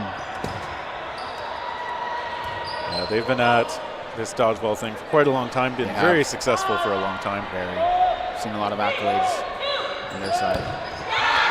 Jen make a grab. Whoa. Not surprised. I would yell really loud, but I mean, you got to watch your levels here. Yep. Jen is getting, I don't want to shut down the stream. And I expect some from Jen. Chantal Pollard's doing a good job of surviving. We've seen her double repeatedly here. Absolutely. And get some hits for the team as well. Surviving, blocking. Oh, just gets tagged in the back by Marcy. Megan with a cross to Goran, Steph. So things were looking a little dire for Vibes earlier. It was. I think Jen sparked a little something with that grab. All right. Oh, Marcy with the tag there. Okay, we have a game. So Marcel Grimond has that like really quick release, right? Almost always really likes that just quick snap throw. Yeah. And Marcy's, I find Marcy's good at kind of pushing pace when she needs to and scanning the field for an opening. Yeah. You'll see her push up and kind of like look around while she's pushing up to see who's kind of falling asleep or not covering and see if the shot's worth taking. And she'll also hold off when she doesn't see it. Right. Important part of being aggressive sometimes. Absolutely. You tagged on the rush, Kate. Tried to get those 2 blockers up, but her leg just stuck out and got clipped. What's going on here? Ooh, they elect to send 2 while down. Oh! Q taken out with a low shot. Yep. All right. Got 4 left on Vibes. All 6 inside of Phoenix. Kristen Turner hit out. All right, 3 on the side of Vibes. Throw is on Phoenix. Okay. Get back and forth. Yeah. I think Keish countered and got countered.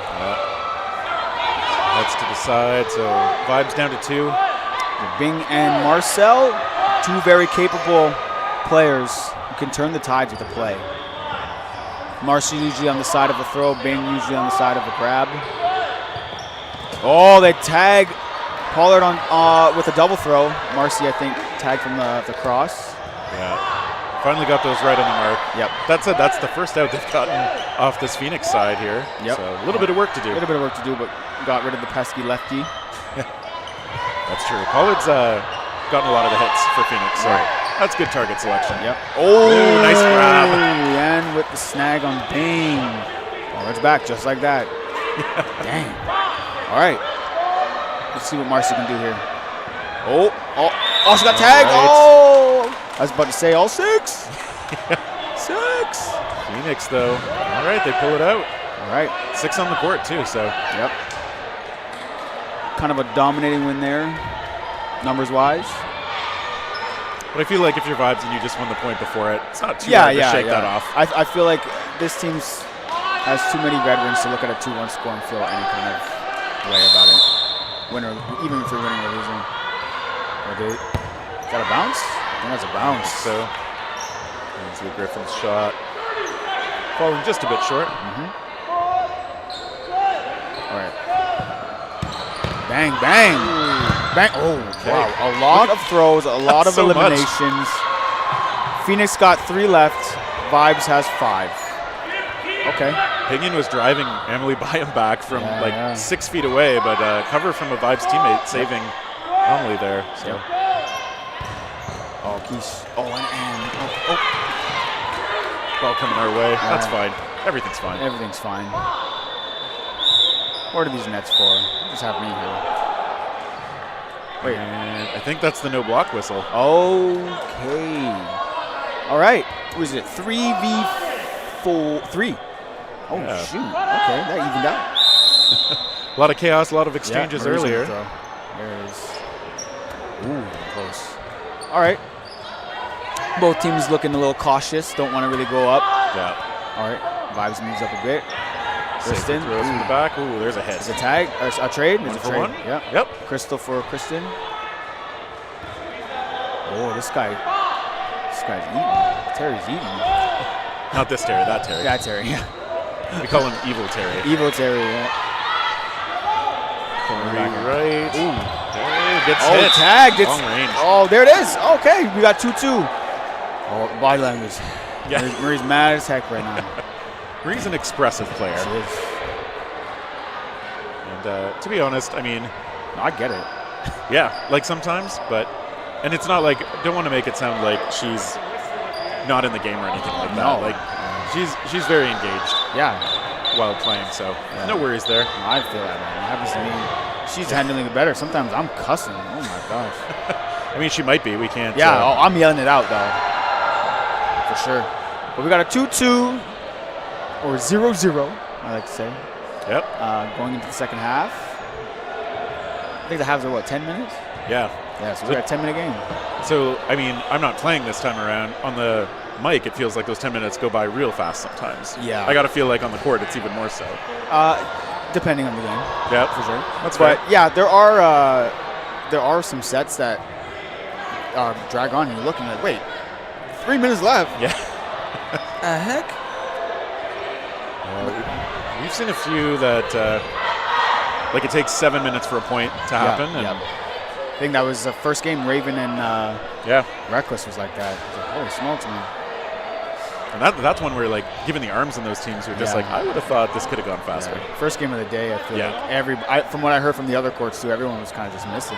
Right. Balls were fresh, cold hands and all that stuff. Shout out to Gopi over here. He's also a seasoned vet. He looks like he has no fun shagging whatsoever. He's wearing it like a cape on his neck, but he's like, ugh. Yeah, I want to see some enthusiasm here. Yeah, You have an important job. yeah, man. Come on, Gopes. All right. Ooh. A little bubble. Go stand still on the rush there with the bobble. All right. Five says first throw. Birding. Into the middle. Nothing. Mars up the middle.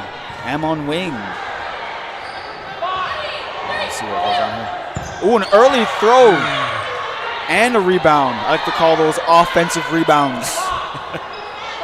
That Angel Reese. Ooh. 2-ball. Tag on Megan. McHugh heading off to the side, so Sending the 2 back to Vibes, though. Let's see what they do here. Oh, that's a tough one to deal with. Marcy and Am. Jeez. yeah. Couple of power throws coming through. Yes, sir. Dang, again. Yo, they're letting Kristen eat for free over here. Holy smokes. I mean, feed the hot hand sometimes. Yeah, and a lot of people won't know her because she's been out for so long.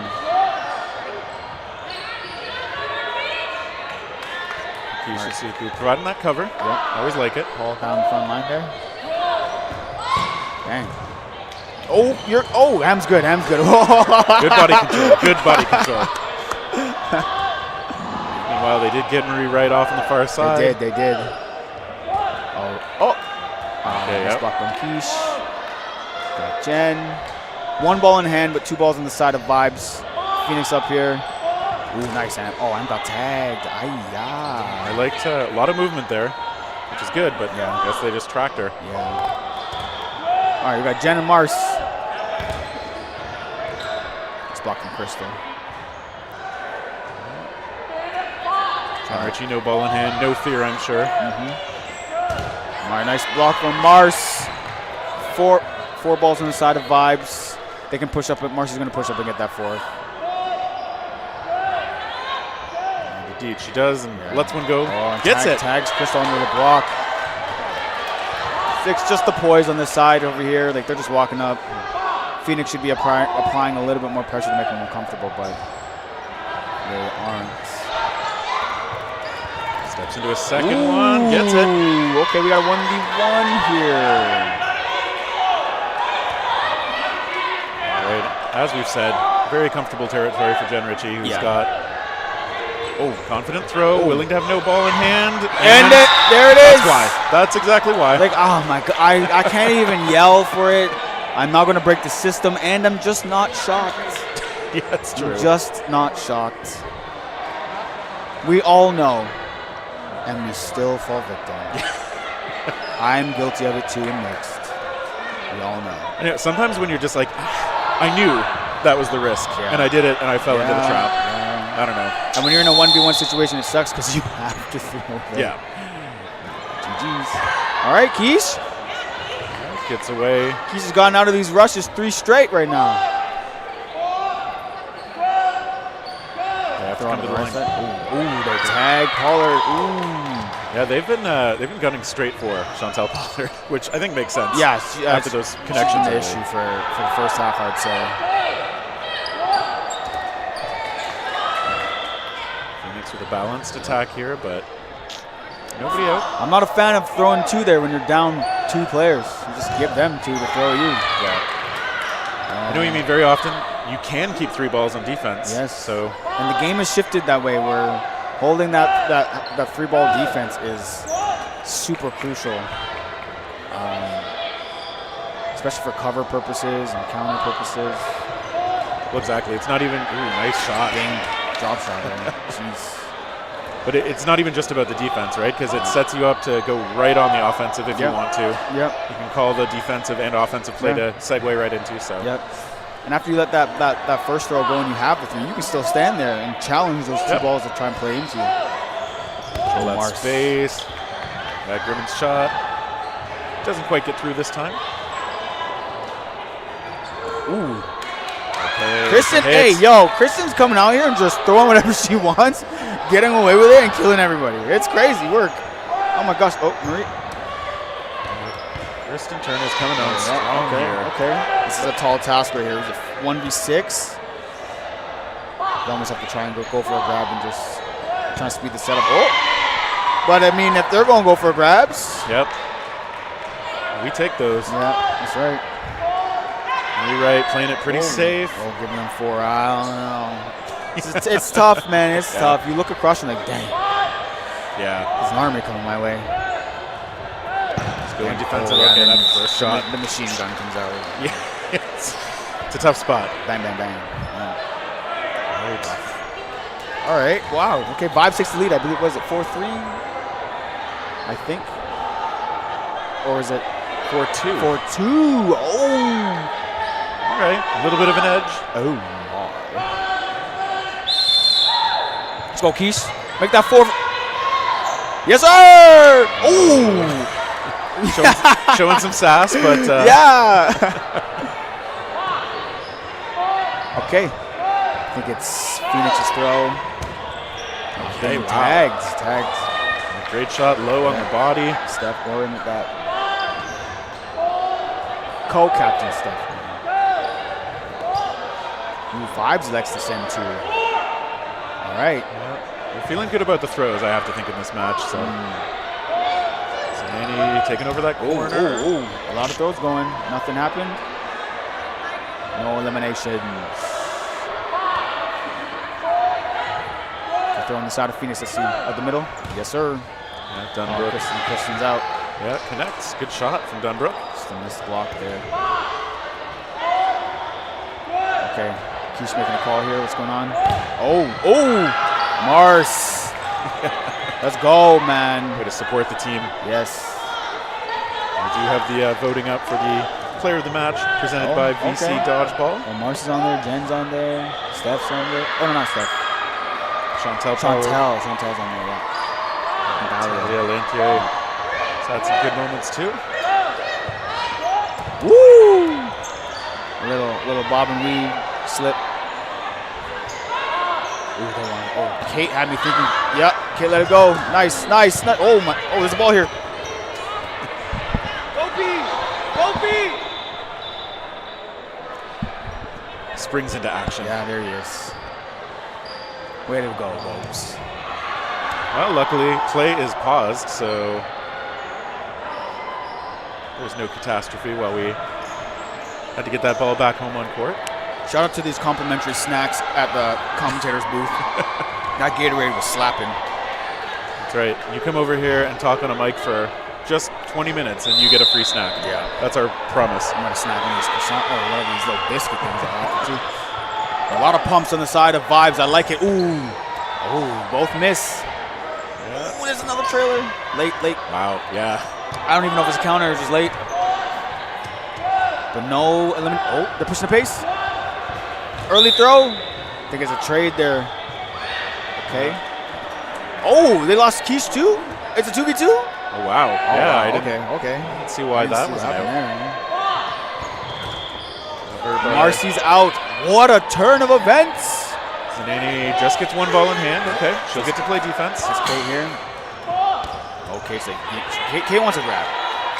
Yeah, I think that's often how her game goes. Yeah, I think so as well. Good movement. Yeah. Oh, it was there. It was there, but Leanne said not today. Yeah. Not today. Phoenix brings it to within one. That's where you need to be. They got just over a minute and a half. They're only down one. Okay.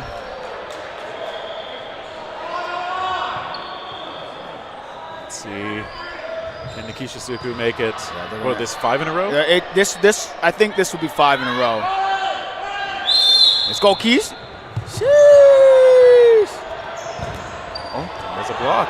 Let's go, Keys. Okay. They keep electing to go at Keys. Yeah. Unhittable.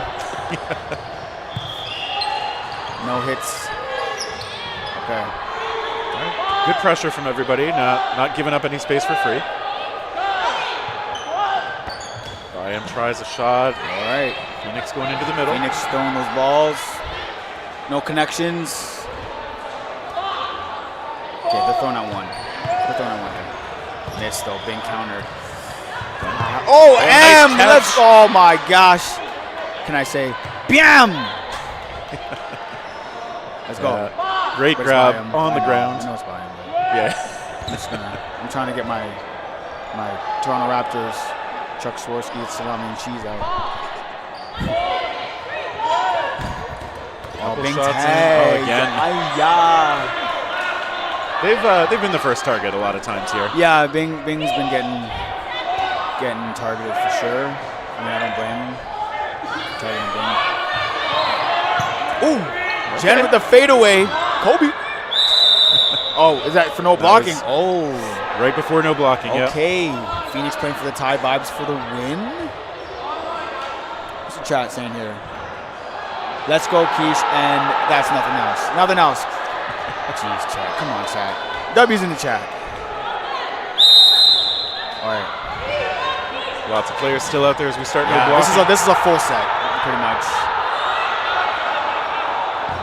Oh, yo, is Kristen up there for the match? Because she's just killing me.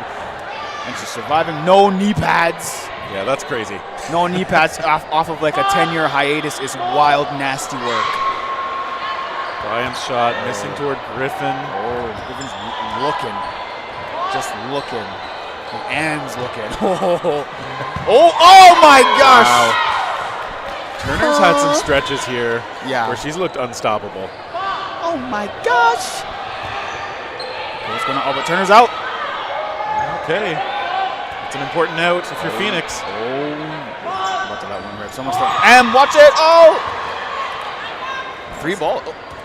Yeah, I think that was 3 sent her way, but she's still out there. And did some breakdancing and survived somehow. What's Vibes' choice here? I would elect to throw on the left side. Bang. So they do. What's Leanne doing? Leanne pulls one in. I think they have 6. I think they have all 6 balls. Seems that way. They lost Let's see what Lantier. Phoenix does here. Got all 6. Get Bing Lee again. Bing. Let's see what happens here again. Being the target of interest here. They missed. They chose. Oh, Keisha's out, but they chose Jen. Initially missed Jen. So that Jen, Em, and Kate left on the side of Vibes with throw burden. Ooh. There's a lot going on. Oh, Jen's eliminated. Oh. Yeah, we got 2-on-2. Oh. Oh, they're so tight. They're so close together. There's a bunch. Oh, Em got no. tagged. It's just Kate. Oh. Phoenix. It's no blocking. And this kid have all 6. Kid has all 6. Oh, my. Phoenix is in tough here. But they're fine. Oh, They're fine. What? Oh, no. Zanani gets under it again. Oh my gosh. Oh my goodness. I think Leanne's done the same little twitch in 4 times. Oh, there it is. Tie game. They tie. Phoenix ties it up. What a dramatic finish. They do rise again after a 2-point deficit. Force the tie, and good on them. No quit. I need to say a little something right now. Hey, yo, Phoenix. I expect to see an Instagram reel of another team aside from the team I'm coaching. What was that? What was that, man? We didn't do nothing to you. Yeah, I did a whole Instagram reel just hitting reckless girls. What the heck, man? I gotta go look that up. Yeah. Everyone, go give them views. Go look at that. I expect another one from another team, though. Please. Jesus. And I got a quick shout out I want to make to Danny Borghese, who's been watching from PEI. Danny boy. Apparently spotted his mom on the broadcast earlier. Yeah. I did see, she commented on my photo that I posted of the schedule saying that she might come by. So I guess she lives in the area. Yeah. Oh, yeah, actually, I've seen her around. Yeah. Yep. Saw her. I need to say hi.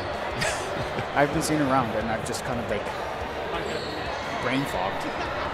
That'll happen. You're going between playing, coaching, and this. So. Do we know who SYR91 is? They said, let's go for me on the mic. I appreciate that. I'll be back at some point for Valkyrie Piece of Cake. Yeah. And we will be back for another match. It's going to be Makwa versus The Team. That's coming up next here at Dodgeball Ontario's Provincial Championships. Later.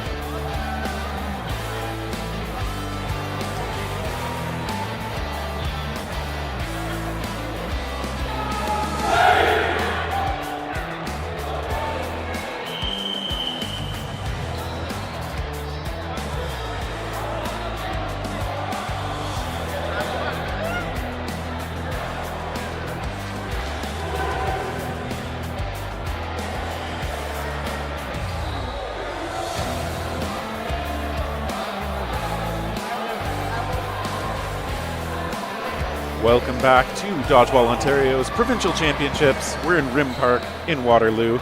Terry Thrasher here again with Jessica Gray. Hello, Jess. Hello again. Welcome back to the mic. And we've got a fair number of your Ottawa area compatriots over here on the court on both sides.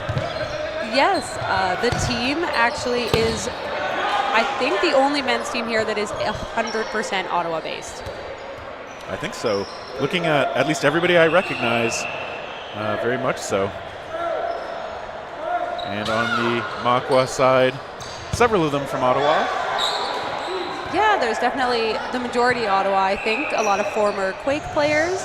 And then they've sprinkled in a couple more players from the GTA, I believe. It's always a safe bet. Yeah, if in doubt, it's a good guess. Yep.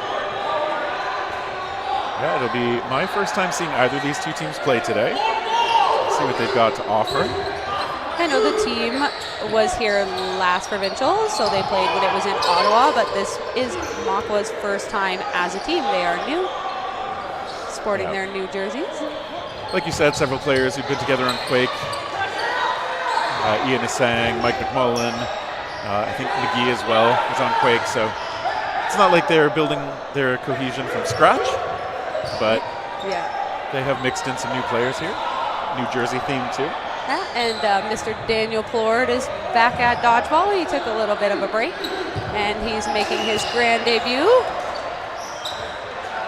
While on the far side, Jacob's taken out. Yeah, that's been a theme at this tournament. People who've taken breaks from Dodgeball showing up again. You have to come back. It always pulls you back. Nice long-range shot from Bethune. Okay, Makwa looking at a 3-on-3 now. Go toward Curtis Teagues. They get him. Teagues, also one of those players who was around Dodgeball Ottawa at the very beginning. Yes, he has. I swear he's been there. He's such a staple in the community, and also our jersey designer extraordinaire. You'd be hard-pressed to not find a team that's wearing a Curtis Teagues original at this tournament or at almost any tournament you go to, including Valkyrie. Yep, true that. And the team hits back. They bring Makwa down to 1. They lose Dorian. Doing shots, missing. Labonte doing a good job drawing stuff out and getting the hit. Ooh, good movement on the part of Luigi Labonte, finishing that off for the team. He is notoriously difficult to hit. He is an incredible dodger and blocker, especially at close range. He will block point-blank shots and then get back up, and it is terrifying. Yeah, not a skill set I have. I prefer to hang out at the back and not get into that position if I can avoid it. Yeah, nobody wants to be in the danger zone. Mullen out there on the right side, Plurd on the left side. Yeah, we've got even more familiar Quake faces with Marcel Wilson. Yeah. Who is known for his underhand throw, which is not very common on the men's side. Yeah, and I think it's pretty much his go-to throw. And like you say, it's less common. I mean, it's not super common in the women's game either, but I think you have more women who come from that softball background. They're already really practiced with it. Yeah, exactly. I actually have never asked him where he got it from. Like, why is it's his primary throw, and I don't know what would have led him to develop that throw.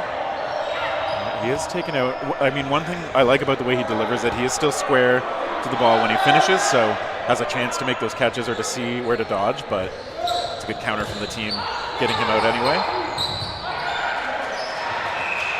Do you ever throw windmills? I don't know if I've seen you try it. No, I have tried it only like against a wall, and I can't quite figure out how to move my hips the way that I am supposed to, so. Back line on Svetlowski. Yeah, it's legitimately different than every other kind of throw. Yeah, so. And I fundamentally don't come from a throwing background, so it's not an easy transition to switch into any kind of throw. I am definitely envious of people who can do it because it is really fun to watch. Hard to play against, very cool to watch. Yeah. Right, the team coming together. Gonna get those shots toward the middle again. Dan Fluard just putting a bit of pressure on, controlling that space in front. Bethune making the call. All right, good energy as the team comes back up with Natcha. Ooh. Nice catch. Very good control. All right, and Natcha calling himself out. The fingers were part of the block, so he steps off. And Makwa taking that point. They tie things up at 1. Yeah, I also didn't come from a throwing background. It's interesting, like when you have to build that, and then you see other people who actually just seem to do it right away from scratch. And it took a while before I felt good about my throw. Yeah, same with me. It's several years at least.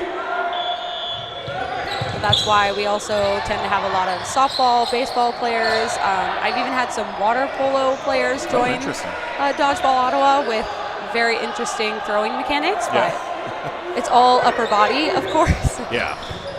But it's incredibly strong. Oh, I think that was a double. It looks like it. Legault and Jacobs heading off. Yeah, I've played with a couple of cricket players too who have a very much over the shoulder, like arm straight up kind of delivery, which you won't see that often. So yeah, and they tend to also crow hop a lot more. Yeah. Very common on the cricket side. Watch is taken out. Lots of really fast exchanges happening here. A lot of shot-for-shot throws. There's one ball in no man's land there that Makwa can't get to safely. Now they do. And they let it go immediately. He's just so excited to get it. He had to get rid of it. I earned this. I'm putting it to use, yeah. The team, they've done a great job holding the space at the line, but okay, they get a hit there on McGee. Wilson's got to take over that corner, and now Makwa with 4 balls.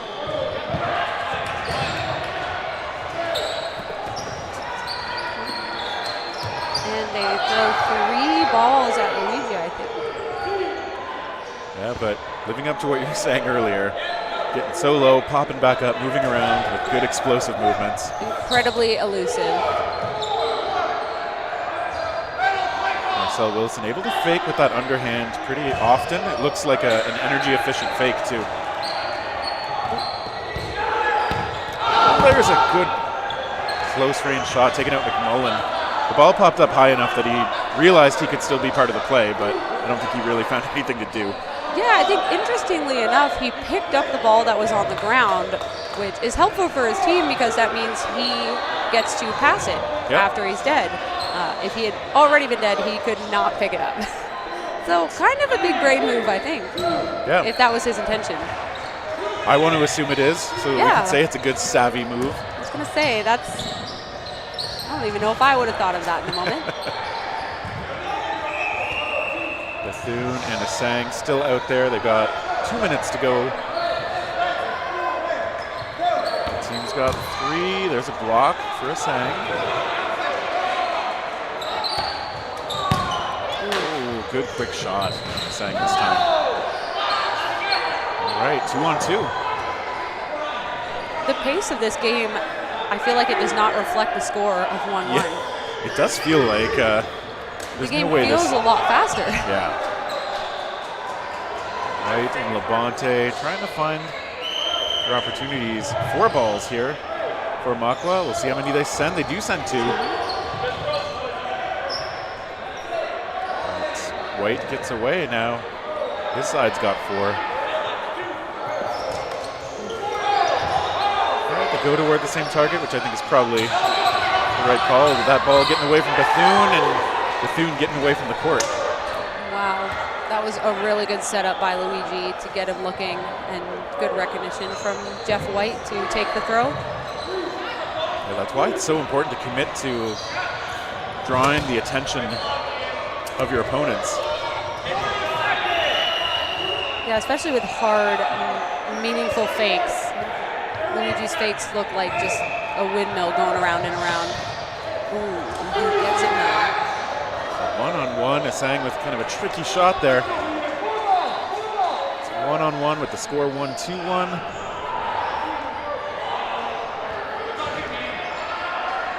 See how aggressive players want to be. White stepping pretty close to the center. It looks like both players might want to take this no blocking.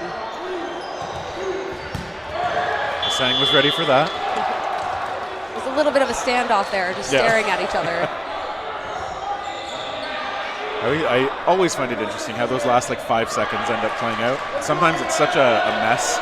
Yeah, sometimes everybody throws, and then in those weird instances, nobody throws, and everybody just looks at each other.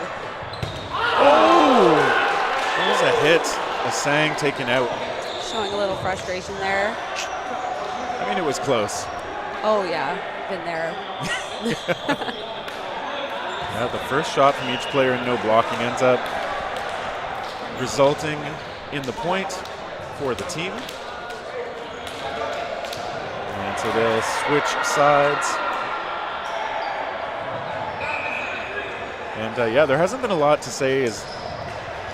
Like, it's not that different between these two teams. I think they've both kind of played what I assume is their games. I think the team's done a better job of controlling the space.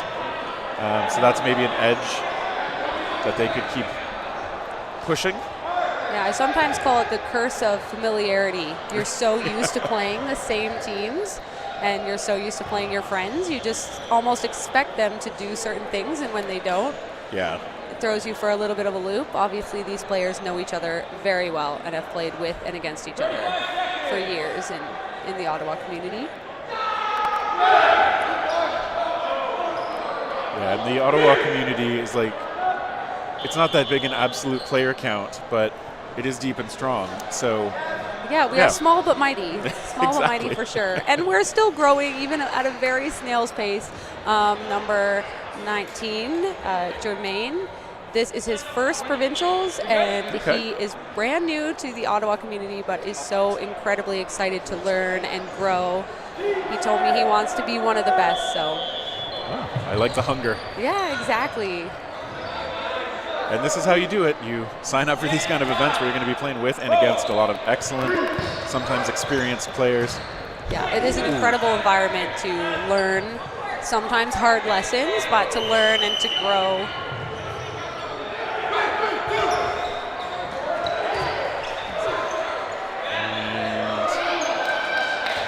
And a little bit of a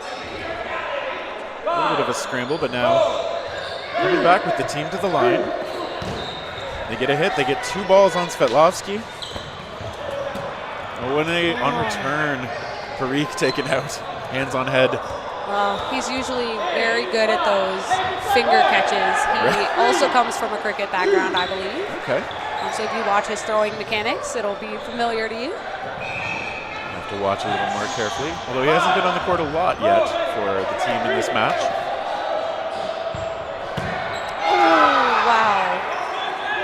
Jeff White with a incredible catch. That is a good grab. White's been a pretty solid contributor in this match for the team. Yeah, Wilson. Closing out that 1v1, you can definitely see he's feeling very confident in his play.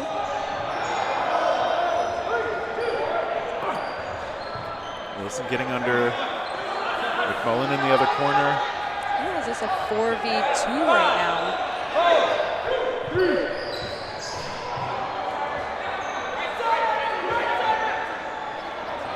McMullen to the line, Wilson as well. It's McMullen's shot, blocked nicely by Legault.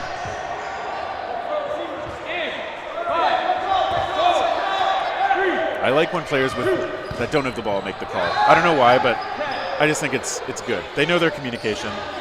Yeah, and it's so valuable. You don't waste any time waiting for the ball to come back into play. You just have to call without it. Of course, you don't call your own number. Yeah, it's true.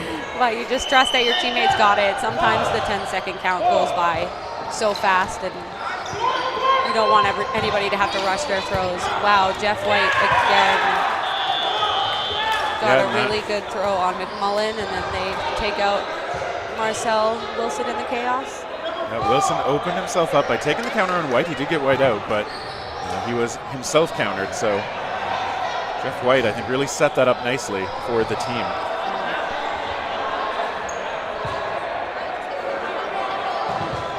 So it's 3-1 now. still close. Still 7 minutes. Makwa's been so close on a lot of these points that I do not doubt they've got it in them to make it. And we got a little bit of a false start. It wasn't even much of a run. I think people just coming off that back line early. I think it was on the team side. Yeah, I think they just got a little excited and just 1 foot off the line. Get 1 freebie per half. Not that you want to use it, but you'll take it anyway. Yes, that's right. White taken out off the rush. That's a good target for them. Oh, and that's a double, yeah, I think it's saying. Taken out along with Watrous. There's not much you can do about that, especially in men's. Their bodies take up a lot of the court. That's 6 men stacked in a row. There's not a lot of room to move. So much. It's not fun trying to dodge sometimes in those scenarios. Sometimes you just got to go up or down. Yeah, exactly. I like some lateral motion, but if you go left and your teammate beside you goes right, it is a problem. Yeah, exactly. You got to try to perfect the stagger, give each other a little bit of room, but everybody wants to be as far away from the balls on the other side as possible. So even a step up is one too many sometimes. Wow, really good counter out of Luigi. Taking out Svetlovsky, and now the team in that much better position. Jacob's going to slide over to that corner. Teague's moving into the middle. And the team is looking very confident right now. Very calm, but confident. Okay, Svetlovsky over there with a block. And Dorian, we haven't seen too much, but that's another one of the Team Canada cloth members out there. Yeah. And rocking a handlebar mustache these days for some reason. I mean, I'm liking the matching bandana. I like it so much. I think men feel they can be more fashionable at sports. I love all the matching, the socks, the bandanas, the hats. It's great. Teague's taken out. Yeah, I used to try to match my shoes to my jerseys and stuff too. Then it started to cost too much money. Yeah, I mean, I pretty much only wear black and white, so that's fair.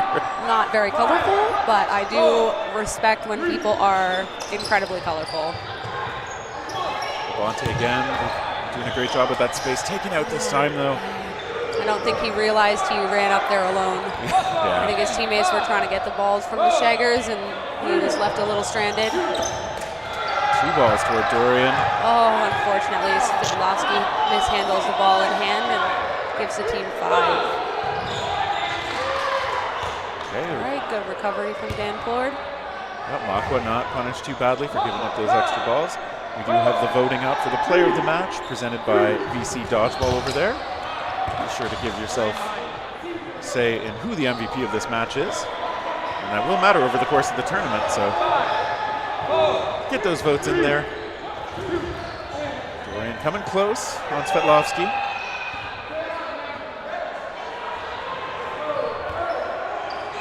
Stewart. Okay, both of them sending a ball. Just dances on that line. Did look dancy. Always so stressful. Lineouts are one of the worst ways to go. You can see a little bit of urgency out of Makwa's side. They're taking a little bit more counters, trying to put a little bit of pressure when the clock's running down. Like that. They do have 3 minutes. They're only down by 2. If they think they can win this point, they don't need to push too hard yet. But I get it. All right, Plord is coming close. He is taking those shots, seeing if one of those times he'll get it. Just 1 cent from Dorian, the team backing up now. I have a feeling that'll likely be their strategy, just sending one over. Got a back line. Jacobs, unfortunately. Unfortunately, while he made the catch, he was out of bounds. Oh, that's a bummer. Dorian now going to have to face the rush down. Taken out. Makwa. Oh, and Dan almost takes out the ref. Tackles Mergler a little bit, but he's okay. One way to take out your competition. That's right. All right, there we see a little apology from Fleur. So Oh, yeah. of course. 3-2. He never means it. He's just a little bit of a bull in a china shop. It's true. All right, this is going to be a very interesting 2 minutes. Yeah, I have to be impartial. I can't root for anybody. I That's love right. them all equally, supporting my community across the board. I'm impartial completely. Anybody who listens back on this game. It'll be interesting to see how the teams play it, because 2 minutes is enough sometimes for a point to play all the way out. So if you're Makwa and you can take this before regulation, maybe you can play for the win. This is probably a question I should know the answer to, but can you tie in regulation? You sure can. Okay. And so that is the more likely thing Makwa's going to end up playing for. Whereas the team, of course, they want to put it away. And they've got Makwa's got the number advantage right now. And a little bit slightly less with a nice shot out of Luigi. The team, they've got 4 on the back line. Just one shot coming in, the counters. Legault lets that one go. Legault has a really strong drop shot. You can see, I think he was trying to let that one go on a drop. You could see him fiddling with his grip a little bit.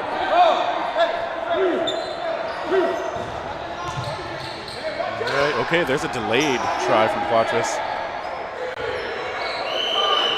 He had too many options. I think he was a little, he got a little stuck. With the team coming together again. They got 4. And it's interesting, they have Legault just hanging back, maybe trying to lurk back there, fade into the background a little bit, but not actually going up to the line with his teammates sometimes. I was half expecting a sneaky little around his teammate throw, but I've never seen him do that, so I don't think he would start now, but I've seen other players do it. To be totally honest, I think that's a decent rec league strategy sometimes. Not always a great fit for these tournaments. Yeah, there's the chaos leading into no blocking that we were talking about earlier. A lot of throws were exchanged. It does look like they're calling number 29 out. Does not seem happy about it, but the referee's keeping control of things here. Yeah, so the captains are allowed to come up and talk. Coaches, if they have them, that's it. Yeah. And they will enforce that if they need to.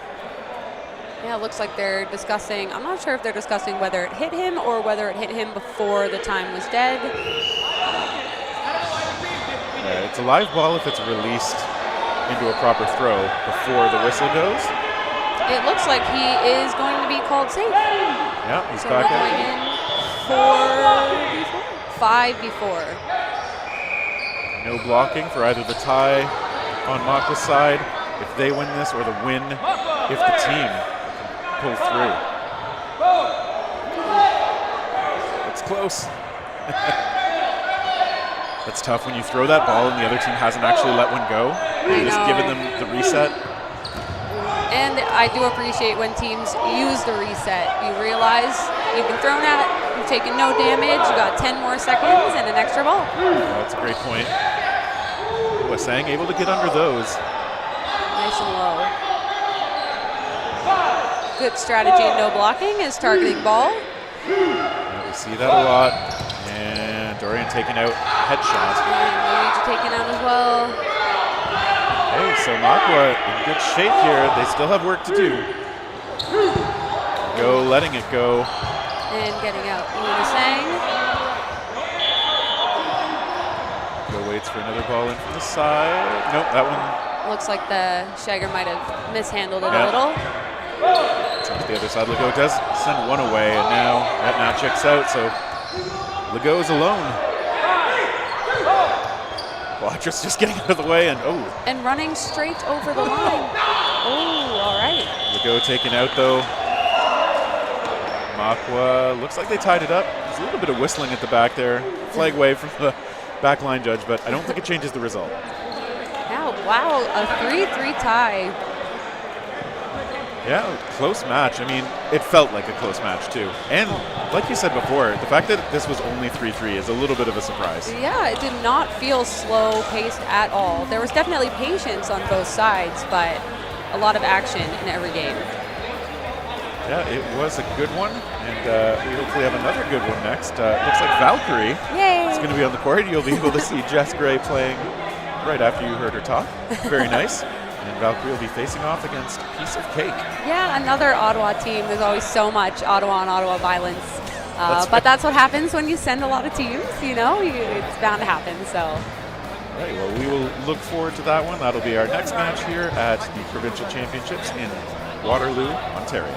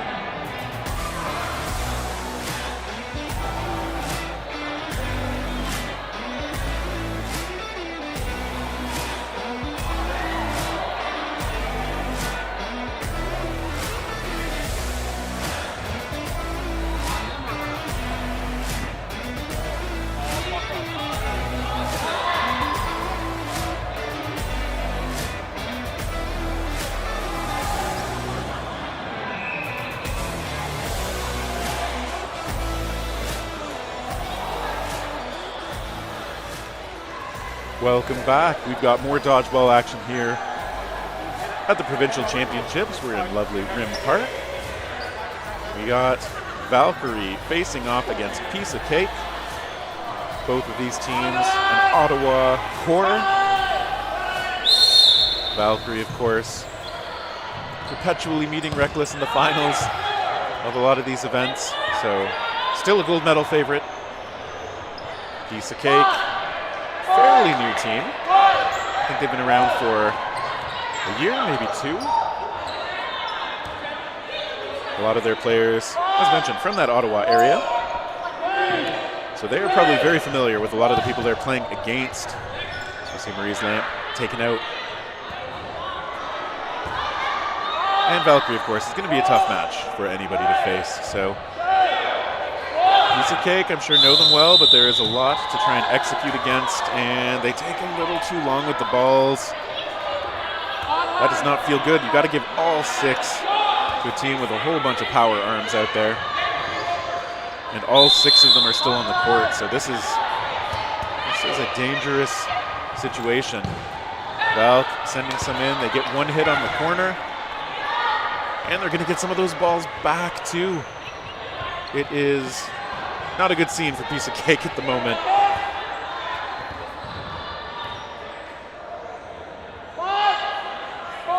And now they got 4 to the line. Kirkpatrick playing defense, light on her feet.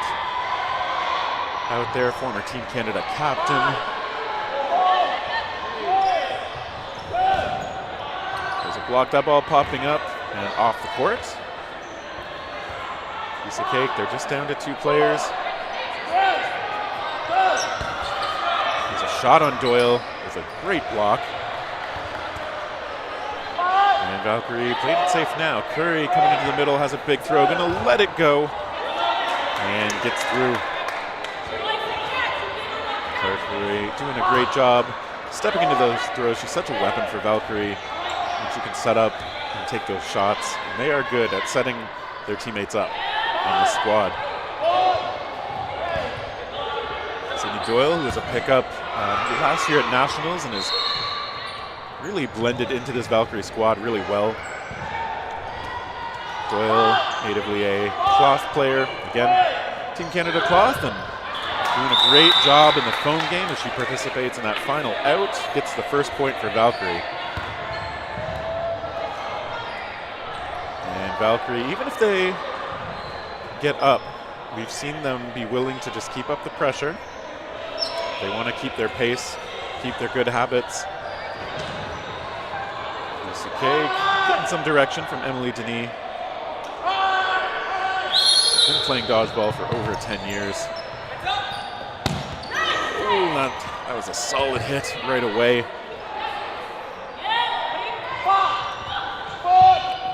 Good fakes. See Kirkpatrick. High energy. Complete sell job on those fakes. And good elusiveness by the Valkyrie side. Piece of Cake not quite able to connect.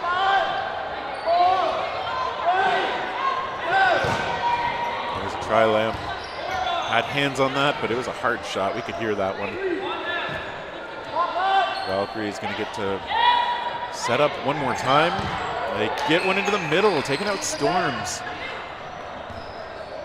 Is your recent commentator, Jess Gray, getting that shot through.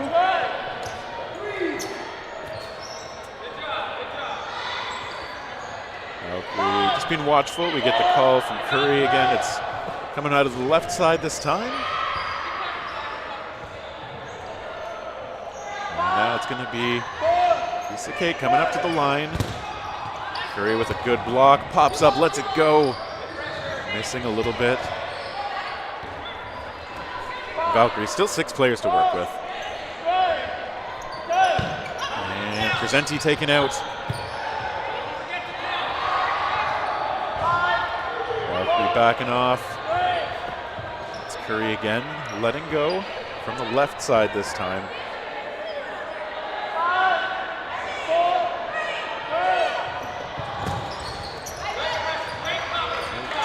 So Piece of Cake doing well to hang in there. They've still got 3 players. They've been able to draw on shots without losing players. That said, they've only been able to find one out on the other side so far. Valkyrie sliding around a little bit. Kirkpatrick setting up in the middle. That one ball, Curry looked like the target there. Kirkpatrick willing to set up, step into that. Denis sidesteps it though.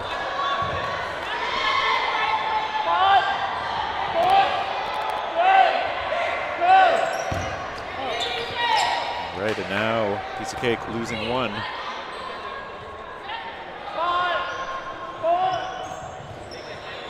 Denis does get clipped, calls her own number as she steps off the court. And so Piece of Cake down to their last. Okay, good movement, backpedaling and sliding off to the side.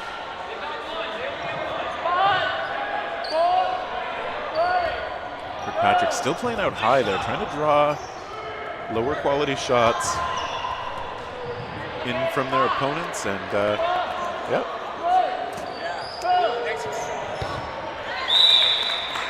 Okay, and Valkyrie closes it out, and we get to welcome Matt Wood back to the broadcast. Hello. Hey, everyone. You might have seen him featured as a line judge for a few minutes there. I was there.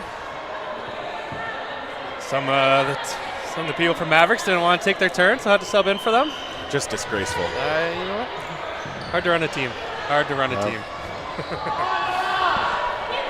All right, but we've got you back. We got a Valkyrie lead of 2-0. I think as would have expected, but they're it looks like they're playing a little loose from what I saw as a line judge. A lot of single counters going on. Yeah, they know how they want to play the game. They're good at playing it pretty much however they want, I think. They're often a pretty controlled team, I'd say.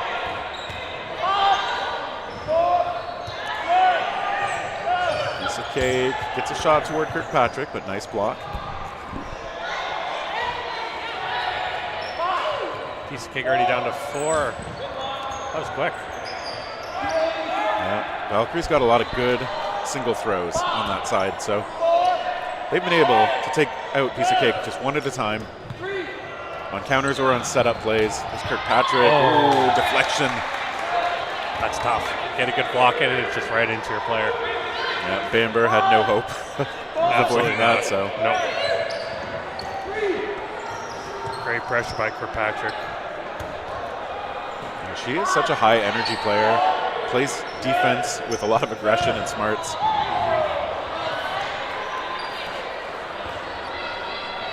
Valkyrie still rocking 6 players out there.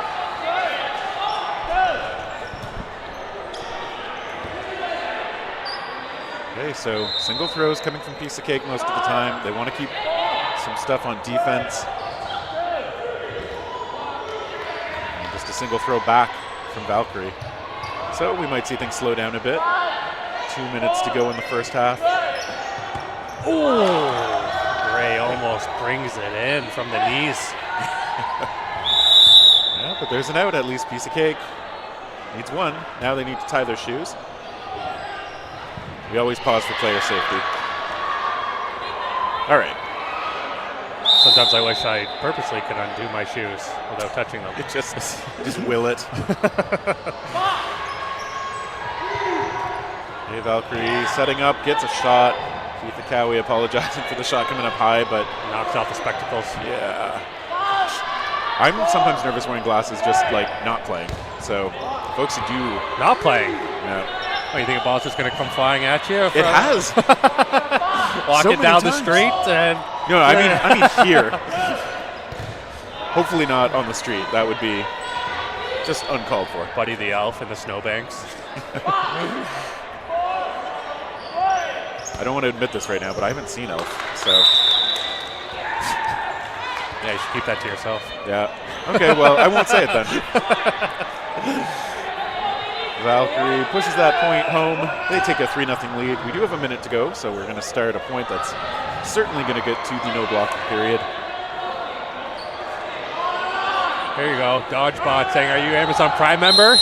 You get a free sub every month. So why don't you just subscribe to Dodgeball Live? Yeah, there's probably not a better place to put that sub, so absolutely not. Go for it. Right, in now. Valkyrie, they're going to set up. Piece of cake shuffling around a little bit. Okay, but one hit. Again, Valkyrie just needing those solo throws sometimes. Doing all the damage they need to. Schroeder sent to the side. We got about 10 or 11 seconds left. Curry with a call in the middle again. Throw ball. There's one.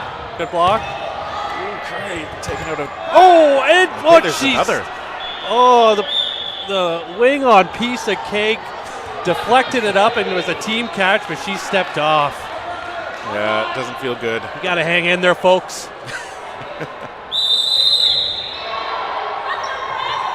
we get into no blocking here.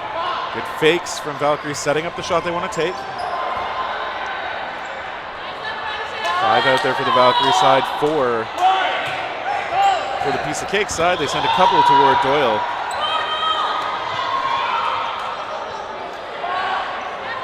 Valkyrie getting rearmed. And they put those balls right on target. Okay, they're trying again. They get another. Yep, successful hit. Just firing on all cylinders right now. Schroeder hit off to the side, and Doyle's shrugging away from that. Curry again with the call. It's the right side taking shots, getting hits. Yeah, right off the knee. Good placement. Now letting her pick up a ball. Gets tagged. Yeah, Denis trying to force the catch, which, again, when you're facing, I think, 5 from Valkyrie, it makes sense. But Valkyrie was not going to make that easy, and they take a 4-0 lead into the second half. So as we were saying, Valkyrie, I mean, almost always in tournaments in the women's division, you end up seeing Reckless and Valkyrie as the gold medal threats. They very often meet each other there, or if the playoff brackets work out that way, sometimes in the semis. But who would be the third team there? The dark horse to take them out? Well, I mean, last year it was Raven. Was it Raven? They were fairly close. I think we saw, like, Mala was looking fairly good earlier today. Okay. Got Mala and Raven. I mean, Vibes has a lot of really experienced talent. I've only seen them play once, so I don't have a great sense of how they're playing, but that's a team that I think if they get onto a hot streak. Yeah, anything can happen with them. And we have standings. Yeah. So Raven, actually a little farther down, they've had 2 draws, which might push them down a little bit if they were hoping for wins in those ones instead. Reckless and Valkyrie, of course, at the top of the standings, as we might have guessed. Venom, where are they out of? So, kind of looks like a little bit all over to me. I know I can recognize at least one Hamilton player on there, but some of the names, I'm not sure where they live, so I remember them from previous tournaments, but I think Venom's a new team, or at least like a new branding for that group of players. Okay, So, a little shake up in the offseason. yeah, perhaps. Okay, so as we get back underway, Piece of Cake going to be looking for their first point. It's obviously going to be tough against Valkyrie. They do not mind shutting you out at all. No, they prefer plus minus counts in the round robin. Okay, Storm's backing up.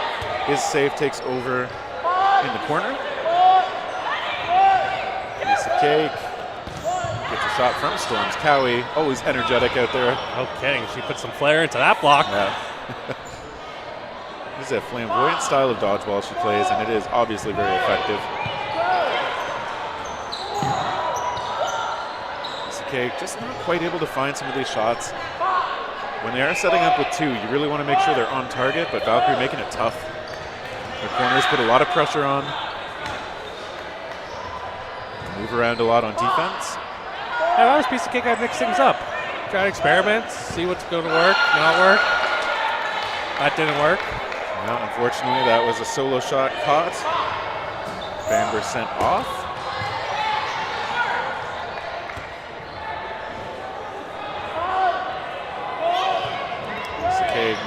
line. Nice block. Yeah, Valkyrie weathers the storm there a little bit.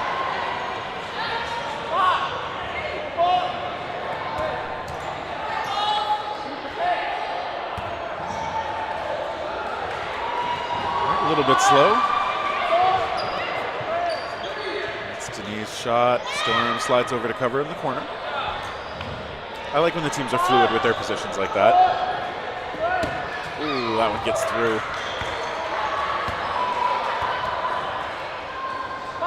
On up and down, piece of cake side. I think Valkyrie's going to eat you up if you just jump up and down. Oh, great throw by.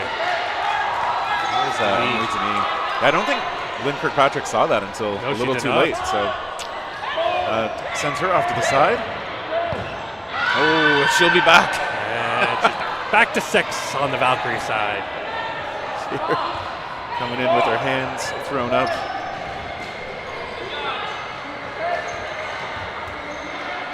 Okay, so piece of cake. They still have 3 out there. It's still doable. They are going to have to get those single shots, and when they have a chance to, those double shots on target. Curry, kind of fearless in the corner, sends it a little bit high. A little bit high. Schroeder getting really low to make sure.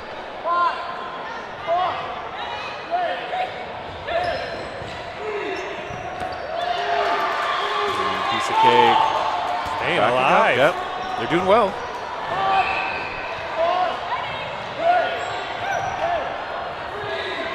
Denny with a fake, trying to buy some space for her teammates. 7 minutes still to come in this match.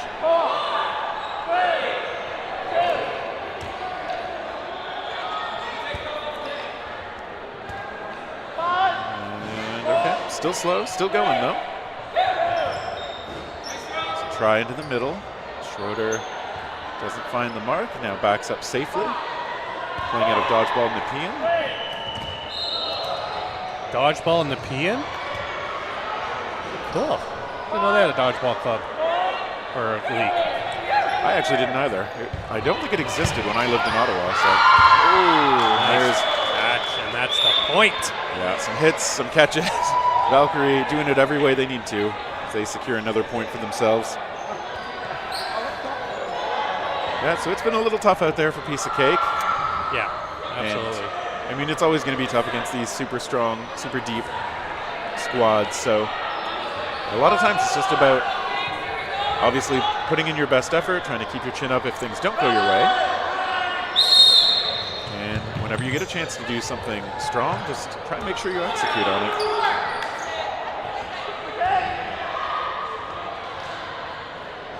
$50 seconds, people, and your MVP is going to pop up. Get your votes in. We'll get there shortly. Plus or minus 50 seconds.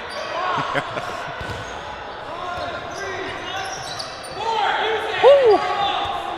Number 22 on Piece of Cake with some good moves there, getting her head out of the way. Bambury's been mobile out there, but has also been targeted and victimized a little bit by deflections. So. Okay, they get Gray, they lose one themselves. As Bamber has to head off. Hope her nickname's Bam Bam. That's true. It's right there. Yeah. Second ball finds the marks. Good staggered timing from Valkyrie. That second shot following perfectly. Storms lets it go. Very Gets a nice hit. hit by Storms. Good setups and just catching it on Keith's hip. Storms doesn't need a nickname. That's already a great dodgeball name. Absolutely. Okay, Kirkpatrick taken out. It's a 1-for-1 though. It's like Maloney heading off. So Piece of Cake. They're looking all right now. Curry swats that ball aside. And we got the voting for Player of the Match presented by VC Dodgeball. Get your votes in there. Let us know who you think has had the biggest impact on this match.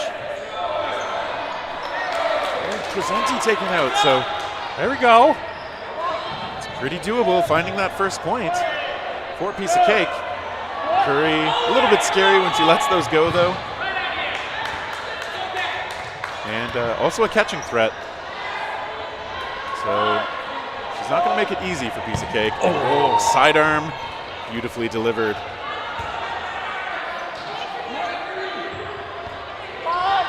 Piece of Cake, they stay spread out. Okay, that's a nice shot by Curry, but it's blocked. Turns missing. Curry steps up, steps into one. Just missing.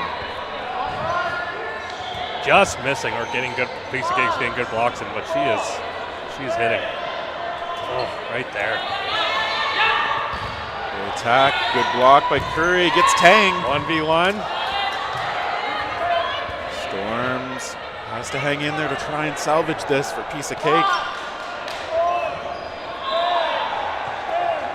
Sends one in. Curry, Terminator-like out there. He's going to elect to back up, get that second ball. Yeah, good idea, good idea. You want 2 balls, just in case they make a mistake. And now you have 2 balls. Just swat the incoming shot away. Sends a second. Sends both. But Storms doesn't try to push up too fast.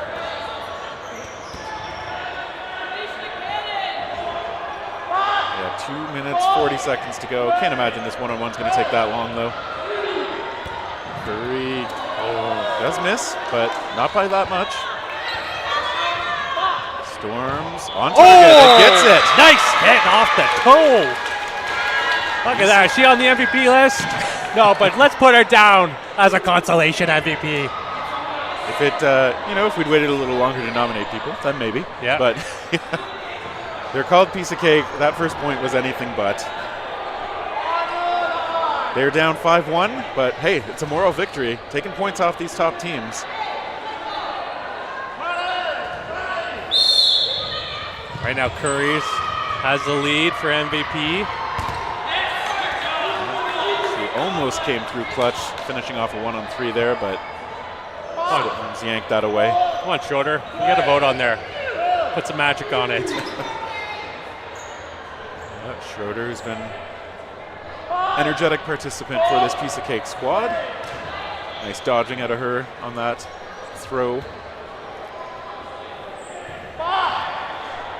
Piece of Cake to make the shot now. We see the calls coming out from the middle. And they send it into the middle and miss. A chance. Heads back with her team to the back line now. Berkeley's ball just missing high. Valkyrie has so many lefties a lot of times. Do you think they just pretend? Have a left throw. Oh, and a pop-up catch. Thompson pulls that in. Valkyrie not able to pressure it, so practically free. We send them in toward Cowie. Great lateral motion, avoiding those shots. Calls made by Kirkpatrick, but yeah, they're on defense now. Emily Denis, one of those players who does throw with both arms. Nice.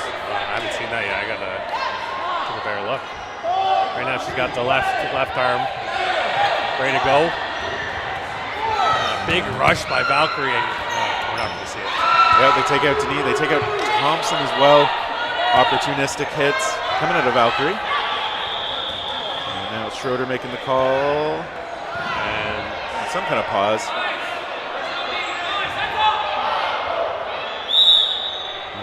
Okay. Is that saying balls hit in the air, or? Looked like it, but now they are into no blocking. So I think that's what the conversation was. I have no idea. Yeah, it's not like it's easy to tell. So we're going to step right into no blocking. This will be the last point for Pride, for plus minus. For Schroeder's MVP, or is the voting done? Voting's done. Sorry, Schroeder, you had your chance. That's right. Claire Curry does take the MVP award in this match. Congratulations to her. And congratulations to Valkyrie on the win. But how much congratulations remains to be seen. Absolutely. Kirkpatrick, just a good shot. Gotta get 2 out there. And they get the third. That's the game. So quick. It is the game indeed. Valkyrie, as we thought, looking very, very strong. Piece of Cake showed some scrappiness, They did get one. They did get one.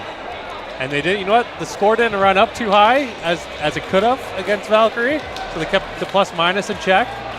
So overall, I think it was good. Yeah, nothing to be ashamed of there. But both teams are going to move on to their next match. So that is going to do it for this one. We will have another match coming up. We've got Electric City and Saiyan Elite. Both of those teams will be back on the stream court. You going to watch or are you playing next? I'm watching. Okay. Play after.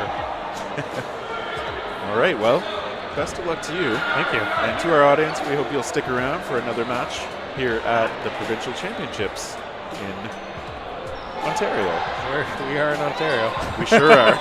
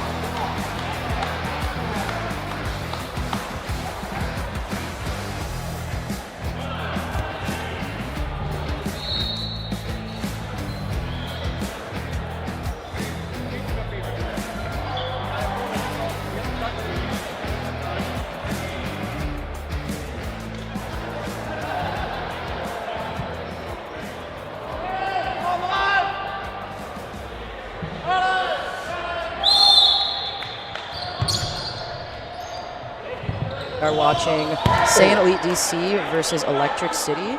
This is Shade, joined with my co-commentator, Mark Rat King Sisravi. You're my co-commentator. I don't know what you're talking about. I'm the main character. I'm your discount me always.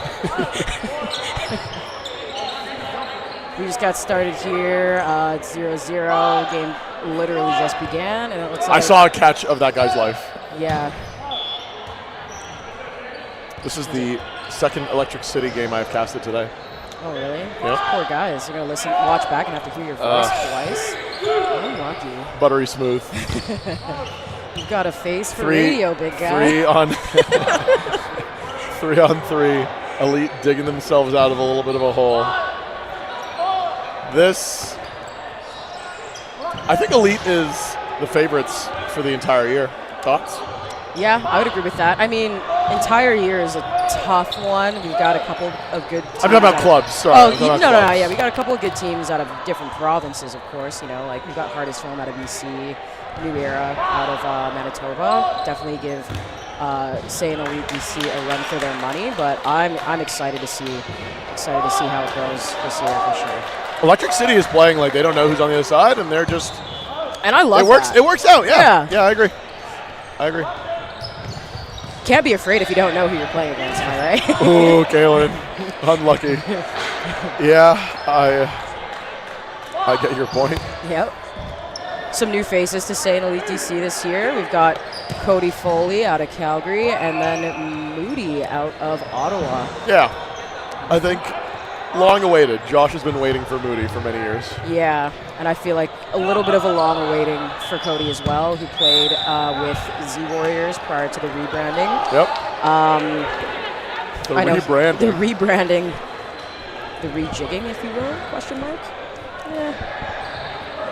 But it's exciting. I like Elite. I feel like they've always kind of been a little bit of an underdog team, but it's nice to kind of see them come in as the big dogs this year. From missing playoffs to winning the entire year. Am I right, Ian? We're going to come full circle, baby. This is our year. Let's do it. And you know what's cool? You know what's really cool is the fact that Electric City, I feel like mostly new team. Yeah. I know that Kawartha Lakes played a couple years ago. Correct me if I'm wrong. Are they a team primarily out of like Peterborough? I think it's like the Peterborough area. Yeah, the greater really Peterborough cool. area. And they know how to rampage rush. They know how to bitch rush. They know they're going to lose off the rush. They're like, guys, we got to run for 3 and just survive. Yeah, they see Josh lining up and they're like, guys, it's not going to be our day here. This is not the day. Okay, 1 for 1.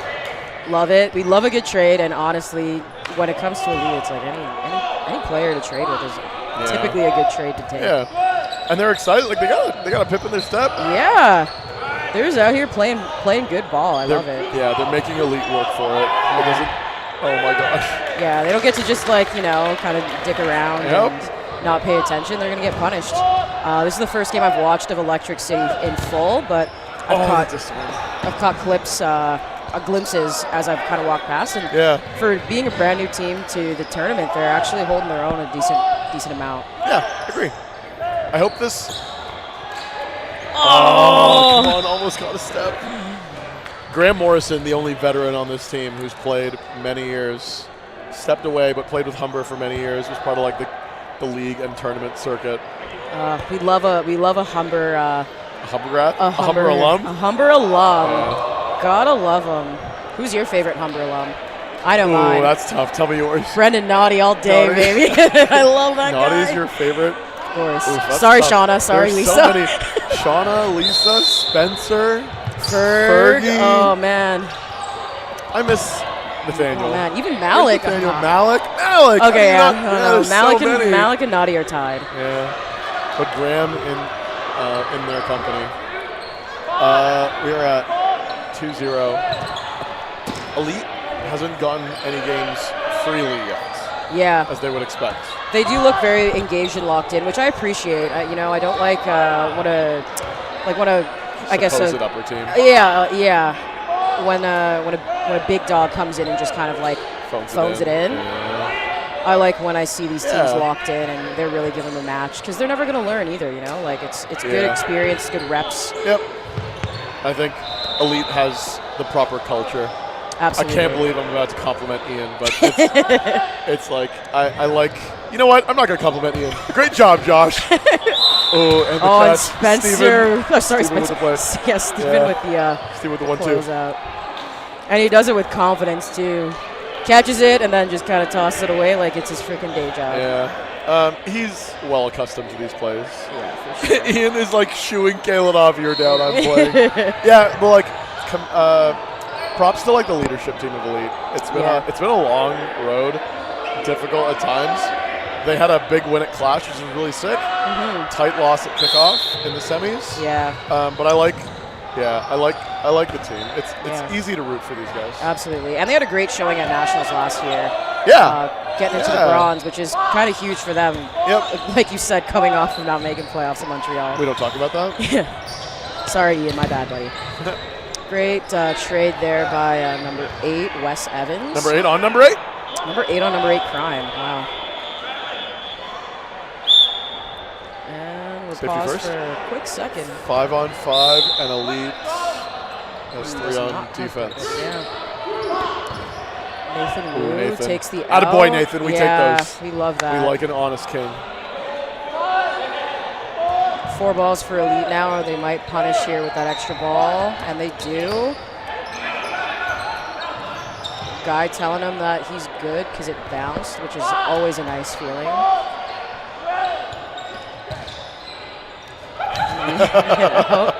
Be nice, be nice. No, it's just the reaction afterwards. He just flings the ball away. And he's like, I hate myself.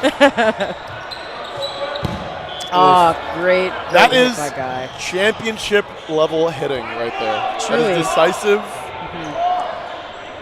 And respectful too, you got kind of caught up really high, and he could have absolutely blown him up in the face, but he gave him a nice, clean leg shot. Yeah, right over here. I love those. Class act through and through. See if Electric City can kind of get themselves out.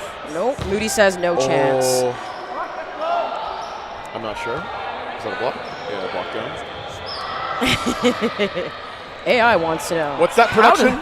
How does Electric City plan to take down Elite DC with Cody Foley on their side? Wow. Oh, the man. AI knows, bro. The AI knows.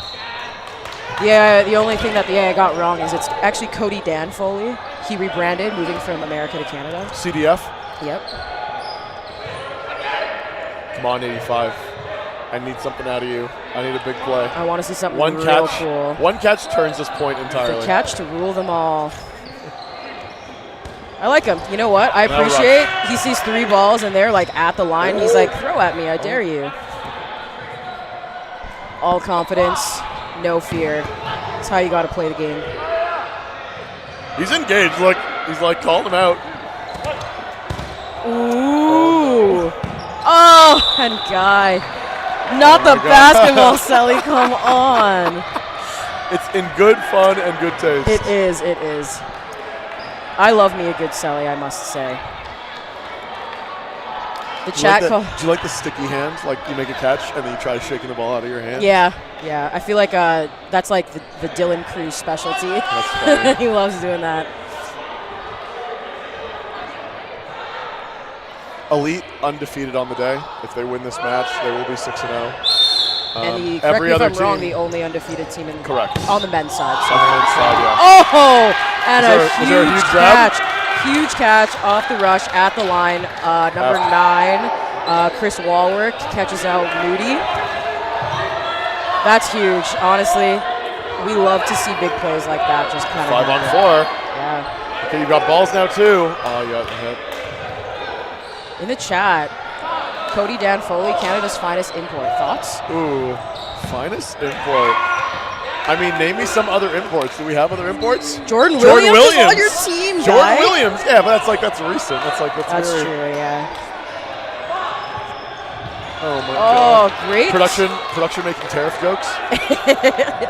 Did we pay tariffs on Cody Foley? I Oh can't my remember. gosh. No, we got him. we imported him ages ago. Oh, thank He's goodness. cleared customs.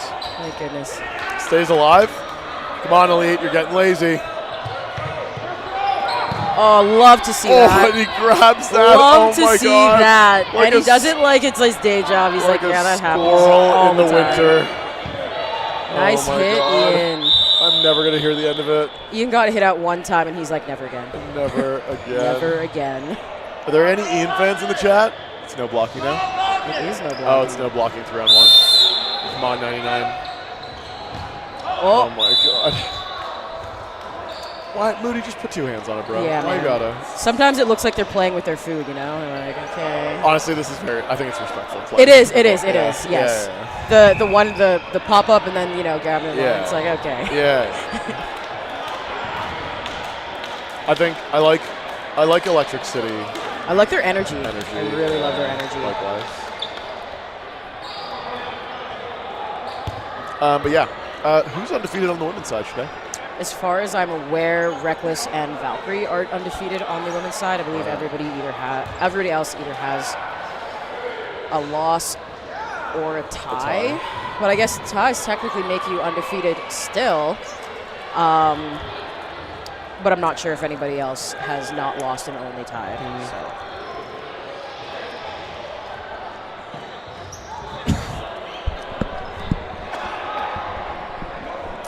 So a minute at half, and we will get to the game. I wonder if a little adjustment is going to happen on the Electric City side. It looks like Kalen, Josh, and Cody. Oh my god, I'm getting yelled at by Ian. I can't hear you. Ugh. Josh. Electric City looked like my they had a God, pretty long I huddle hate- and they had a nice convo. I hate everyone getting my attention. Leave me alone. I'm trying to do my job. They're like, Mark, I give me a miss shout out. I miss Kenneth. I love all these players. I'm a huge fan of all of these people on the court. I want nothing but success. I want big plays, good games. Agree. Hard agree. I'm a little bummed that John Wu is not playing right now. John has, for the past 3 years, been on a warpath to try and prove he's not washed up. So good for him. Look at him run. Look at those legs. AI wants to know what's Cody Foley's secret sauce. Dude, I'm not talking to the robot. Why are we obsessed? Dodgeball AI. Dodging AI. Why are you so obsessed with Cody? Hey, Dodging AI, what do you think of Joshua Sakura? Let us know in the chat, Dodging AI. We're all curious. And whittled down to Graham Morrison. Come on, Graham.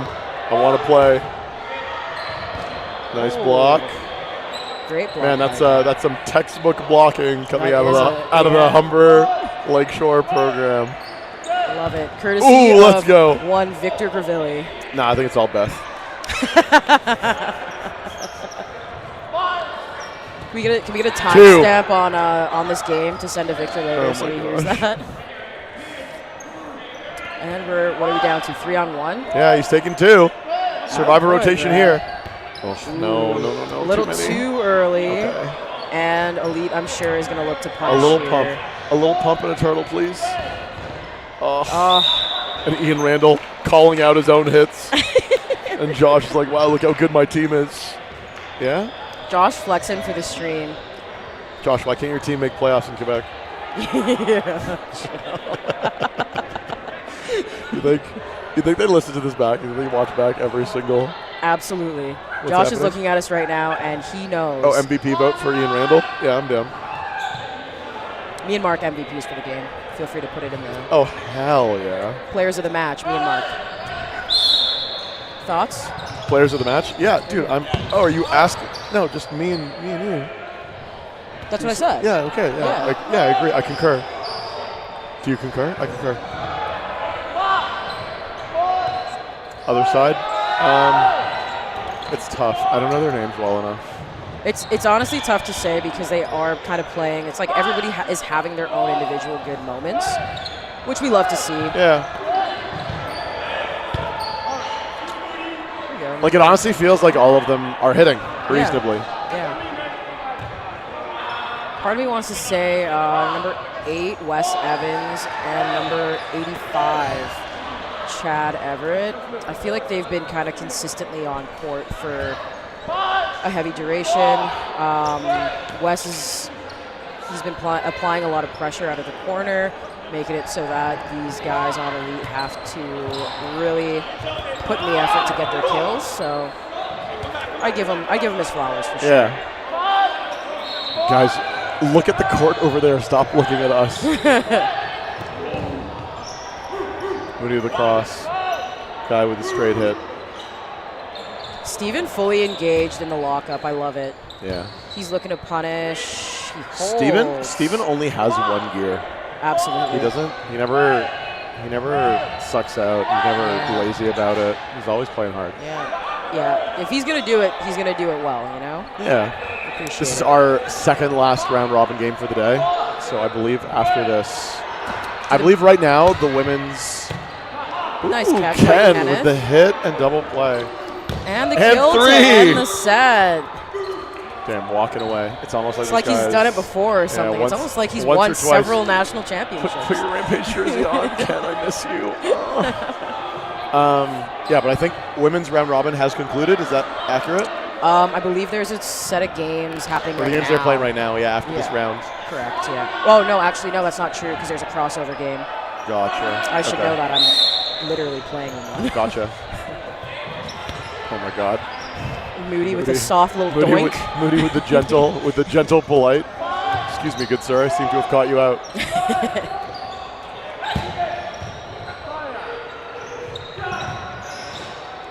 And I think we're relaxing. Yeah. But they're easing out of it a little bit, which is nice. Winding down, if you will. There's still 5.5 to go. 7-0. 7-0. Handshake. Josh giving himself a handshake. Good for him. Nice ball by number 15. He's making fun of Jason in the corner. He's warming up. Oh my. No, it bounced. Oh, the long ball. I don't know if you all can see Josh on the sidelines, and then Merg in the far corner. Josh is making fun of him. It is right about time for the VC player of the match. We've got number 8, Wes Evans, I believe his name is. Ian Randall, number 85. Guys, Everett, can I get number some 14. votes in the chat for Ian Randall? Ooh, that's a hit. Yeah, that would be nice. You guys have, I want to say, three minutes left to vote for player of the match. Oh my 4 God. minutes left to vote for player Hang of the on, match. I'm loading Presented my. by VC Dodgeball. Shout out VC. Maybe I'm And biased, but shout out VC. Who, likewise, do I have to disclose my conflict? What do the MVPs win? They win a VC branded windbreaker, which they're pretty freaking nice. That's nice. I gotta say. One of the ones you might see on sale at the Dodgeball Toronto kickoff and or Clash tournament. Whoa, are you my God, sponsoring Ian's got votes, my dude. Heck Ian's yeah. got votes. Give Ian some love. Mark bullies him so often, you know. Give Ian his due. Also, excuse me, I don't bully anybody. Although there might be a short list. I don't know about that. You gonna out me? There's a match in 2022 that says otherwise. I'm friends with all those guys. I don't actually know where the footage is. It's lost forever. I have that I footage. know you do. That documentary's coming. Oh, big Great hit. throw. Big hit. Yeah, I agree. Great throw by Chad. Chad's popping off. If I could change my MVP vote, I would.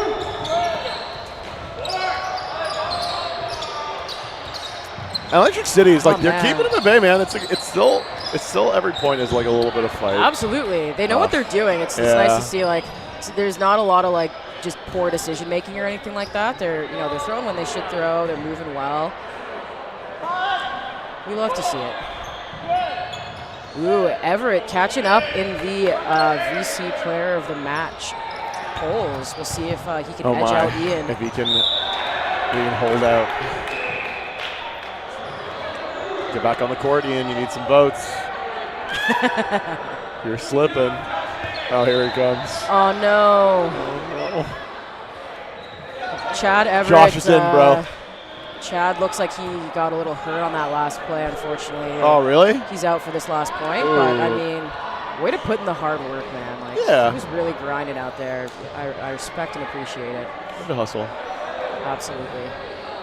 Got Josh in the rotation for potentially the last point of the match.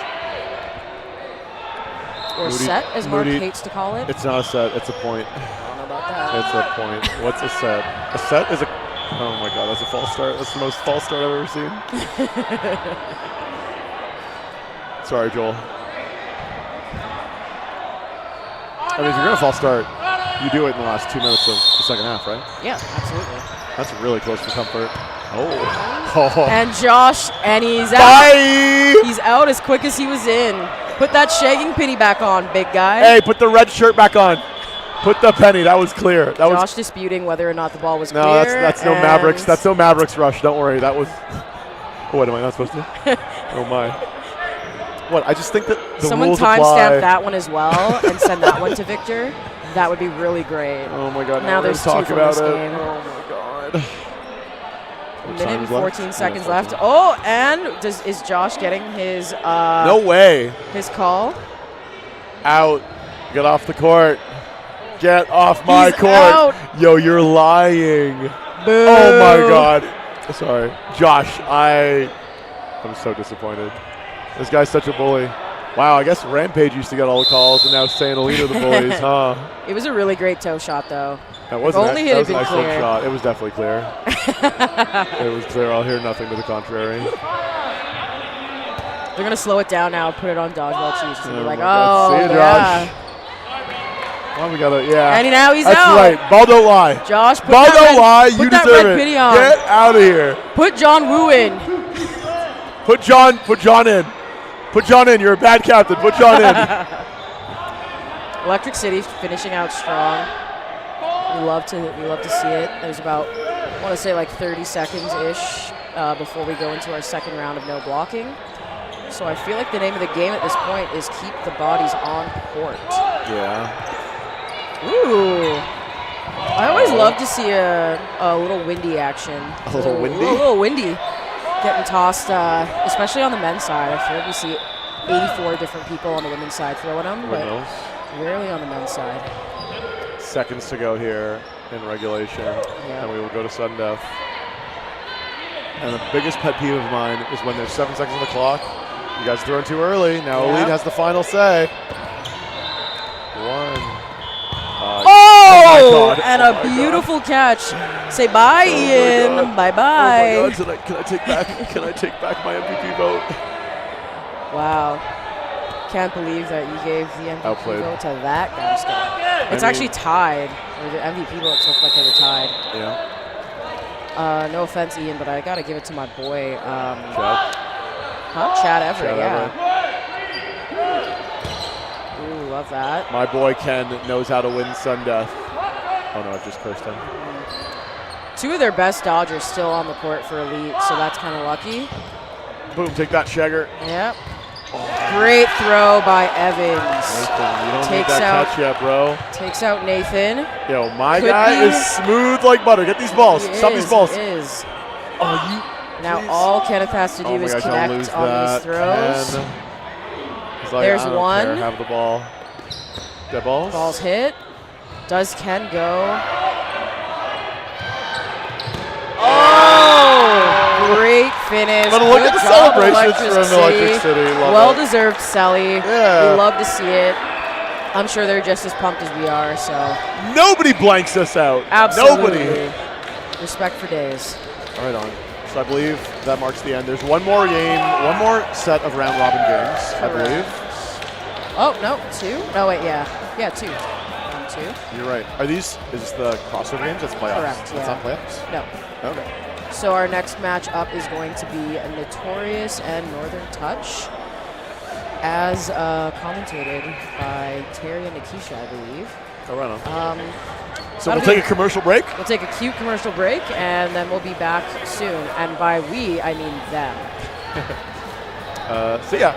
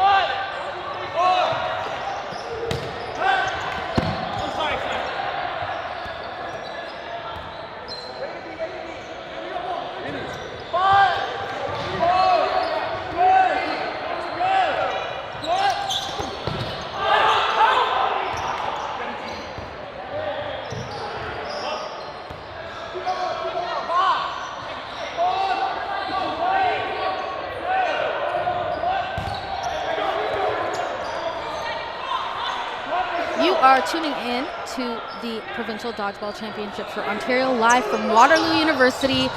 We are so excited that you're joining us today for this big matchup between Notorious and Northern Touch. A lot of veterans, both teams predominantly out of Ontario. Big hit there for Notorious as we tune in here. I'll be joined by Terry shortly. My name is Nikisha Shuku.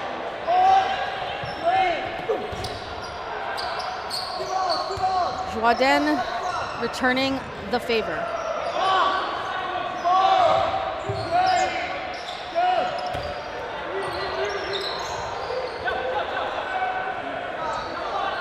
Northern Touch, bunch of veterans. They're a veteran team. They generally do pretty well at the provincial tournaments. I can't remember a time where they did not qualify for nationals. We've also got Notorious, which is a new team of predominantly veterans. A few new faces there. Coached by Mademoiselle Grimond herself. Good to see, you love to see a female coaching men's team. The sport has come so far. Terry, sign in here. Okay. Tell me what you're thinking. I'm glad I had time to get Starbucks, although I wish I had a slightly longer amount of time to do it so I didn't miss the start of this. Fair. At least you got a venti, right? Oh, it's just a grande. Yeah, it looks like a good start for Northern Touch, though.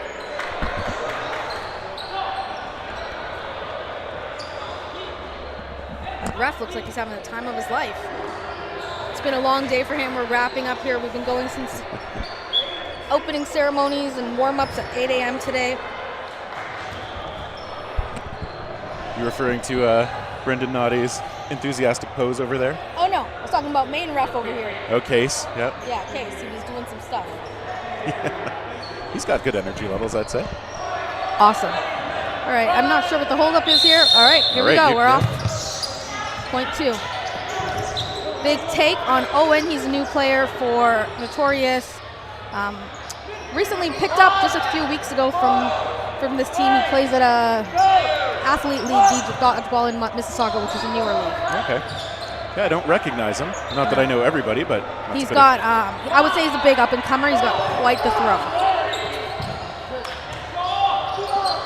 Good shots taken out, Austin Hordat. Yeah, I don't know how much some of these players have played together. Obviously, there are some longtime veterans on the Notorious side.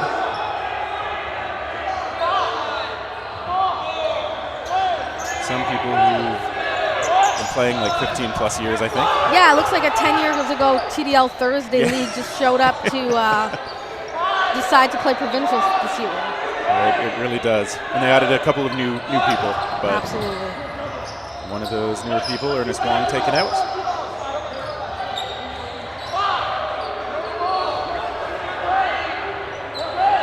Northern Touch, a lot of continuity on their roster. Big hit there by Dongan. Team throw as well. Yeah, they're pretty coordinated. Yan doing it. Thing is, they practice, they play together so much. Like they don't have to tell each other we're rushing this person. They just can match tempo, which is, it's awesome when you can get to a point like that with your team. Yeah, it takes continuity. I feel like over the years, anyone who's kept teams together knows that it's hard to actually keep them fully intact year to year. So, tell me about it. Yeah, you and I both. We know. But Northern Touch has done a pretty good job of it. Benji Yang over there on the side. Yeah, they take him out. Bringing 2 balls though, but yeah, definitely heading over to the sideline now.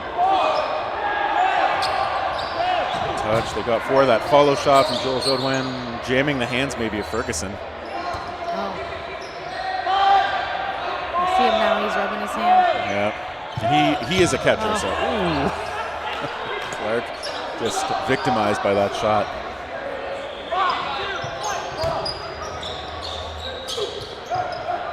Scopey just backstepping that throw from Jordan, tried to catch him slipping, but he was there. And the flexibility there is just wild. That guy's in his mid-30s too. Like, good on him for still being able to do that.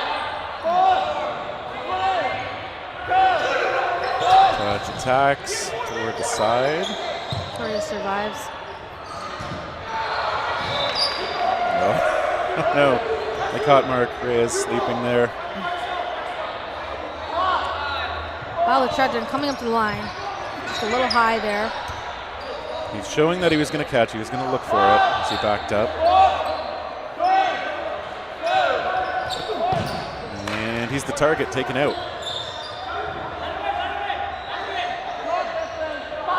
So it's going to be down. Austin Hordat. Another player I don't know a lot about, but okay. It'll be interesting to see what these guys look like in a year or two.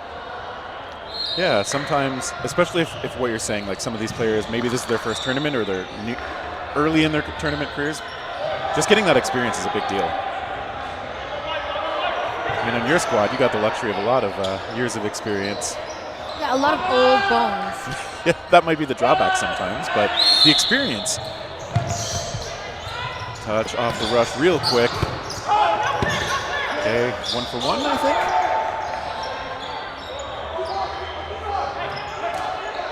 I think if I'm Notorious, I'm okay with that. Yeah, it's a good trade. Oh, great look there by Jordan. Manages to survive that counter by Sewell. And it looks like Wong taking out 2, so Notorious down to 3. Ryan McCowan sent off. So Ferguson looks like his hand's okay. He's heading back out.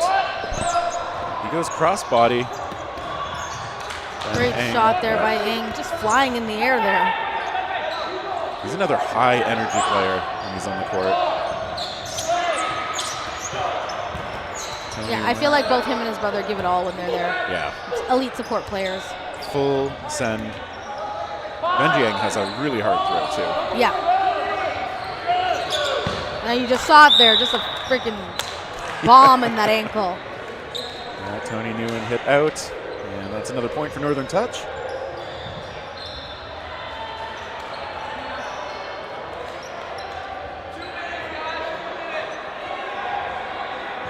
We've had those Dongans and Jodwin on this team for as long as I can remember. They've settled into their other players as well. Dongan really quick off the rush there, just missing. Had to kind of jump to handle that ball off the rush. Victoria setting up. They had 5, they sent 2. They get a Dongan with it. So there's 2 Dongans playing on this team today. Yeah, there's Missing Miles. There's 3 on the roster, but yeah, I don't see Miles. And it looks like Gopi Balachandran making the call. It's McCowan with the shot.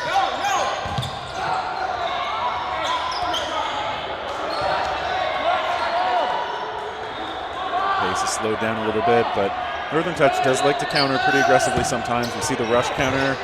Yan does that a lot. Yan taken out though.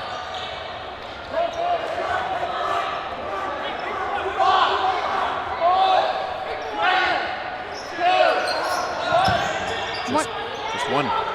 Northern Touch is winning 4-0, but it doesn't feel like it's that kind of a, like all these points are pretty close.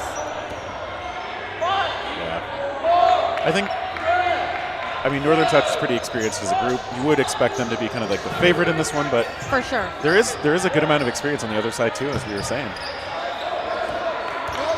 Back in my early days of competitive dodgeball, Gopi Balachandran had like one of the scariest throws. And Sewell was a monster as well. Still kind of a monster.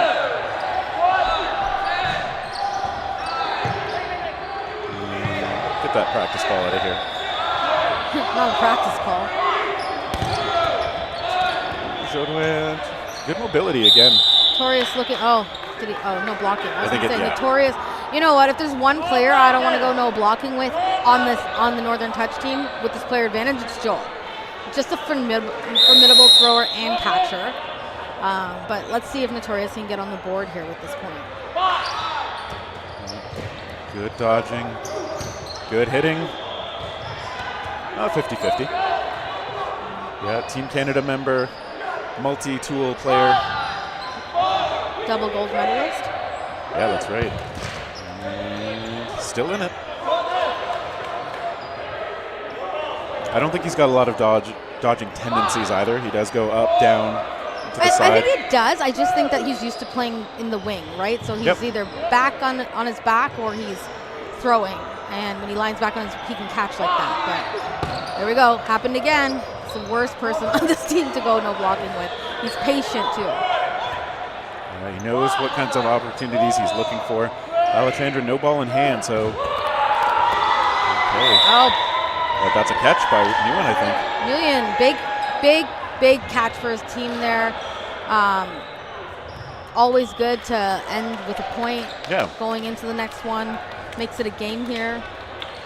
5-0 is very different to 4-1.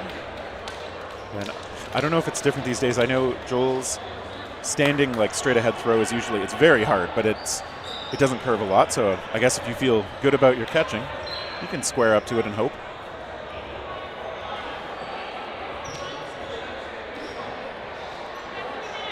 We're going to see these teams talking a little bit. See the vets on Notorious talking things over.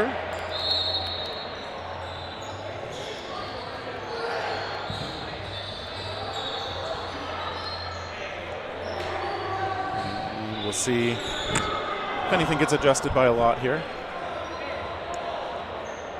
I do think Notorious has played this pretty well. Yeah, like if they didn't, Northern Touch could easily be at like 7-0, 8-0. Like they know how to run a score. But they're also good at having a mutual respect. Like, yeah, maybe Notorious doesn't play together all the time, but they're still pretty good athletes on this team that can throw and catch. So, you don't respect them, it can go the other way. Yeah, and that's a trap sometimes these strong teams might fall into, not taking less established teams seriously. And yeah, you're right, it can cost them. Is but Dave Carr-Harris on this team? No, he's on the other Olds TDL Elite Night team. Oh, okay. I was like, man, why isn't David in? He's a monster in his own right. Yeah, another ex-Northern Touch, still active in the dodgeball scene.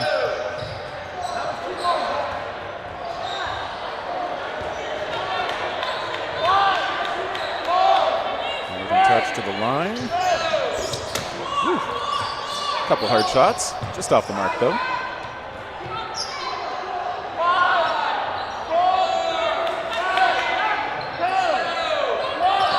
And they used almost all of that 10 seconds.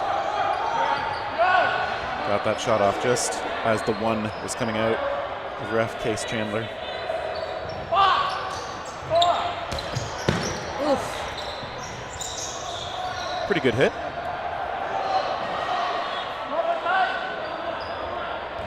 Northern Touch setting up again. They go toward McCowan over there in the corner. I call him Sewell out of habit, but he is McCowan now. I know he did rebrand, but he was Sewell for many years, so it's like a habit just to refer to him that way. But yes, if you hear us flip between the names, that is the same guy, number 7 over there on Notorious. We'll just call him number 7. Yeah, that's right. Number 7 getting that away from that ball. And while number 2 Dongan sent off to the side, Notorious. We've got 3. We had a whistle for a shoe tying. Safety first.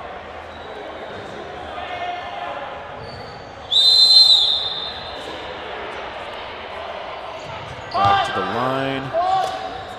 Okay, Wong gets out of the way, gets up, gets faking.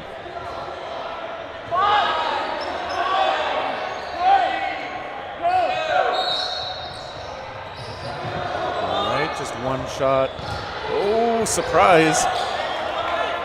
Yan taken out. Jodwin as well, so that's a good exchange for Notorious. Great exchange.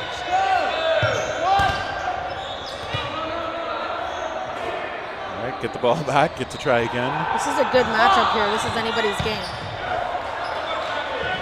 Long taken out, evening things up. Good throw by Nguyen. Great block by Travis.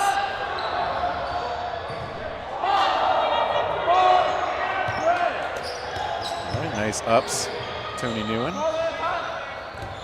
Maybe we should call him Casual Brian. Just hanging out. He does look casual when he's playing like all the time, really. Nguyen's the intense one out there. And I hear a whistle. I think that was just about a ball improperly retrieved. Right. Oh. Oh, they get Eng, so that's half of what's left. Oh, they got They got them Dong both. as well. They got Okay. them both. All right, Notorious, a little Notorious bit of momentum. on a momentum.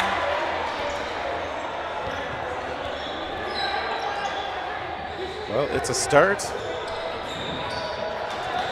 Let's see if they can build on it.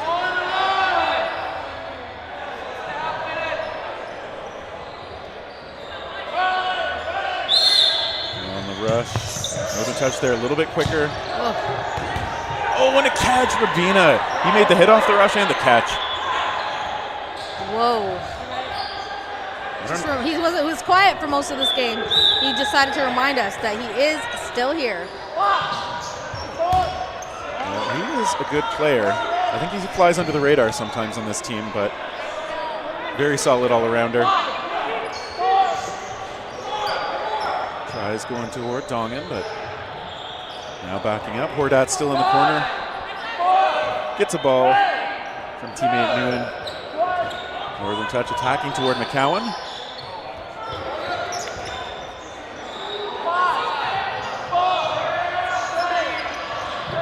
And a couple shots sent in toward Benjiang. That return shot taken out, Ferguson.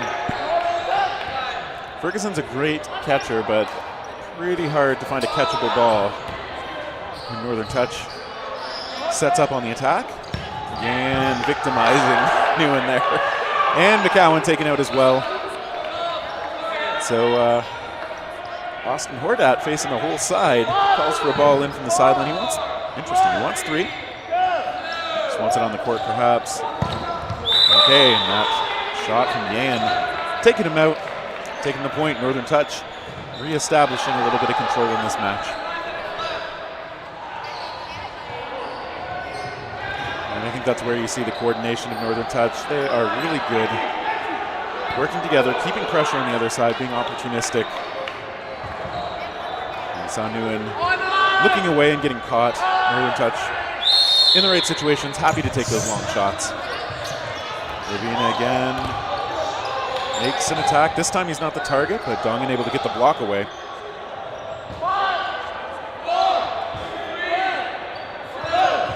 Jodoan's shot goes attacking, and then he has to scramble back out of the way. You know, Terry, 5-2, this is a game right now. Yeah, it's not too shabby. Hordat hit out. I think anytime you're a new team and you take a couple points off the established competitive teams, for sure, you got to feel at least okay about that. Maybe even pretty okay. I hope. Shout out to pretty okay. That's true. Jodoan went to the air, but they did wait him out, took him out. Yeah, that was a great use of a delayed throw there to get him to be in the air. Some people have really great ups, but once you're up there, I've seen Lisa, Mora, Josh Eustace, Moody, few players that are able to change their direction in the air. Yeah. It's rare. It's not a common ability in dodgeball. Yeah, it's a bit of a video game move for those players, but for the rest of us, once you go up, like you said, it can work, but if they draw it out of you, now you're a target that just happens to be in the air. Going low is the safer, smarter, higher percentage choice a lot of times, but, got to mix it up. Absolutely. Chamberlain blocking that ball. He likes to sort of like prowl his way back up to the line, too.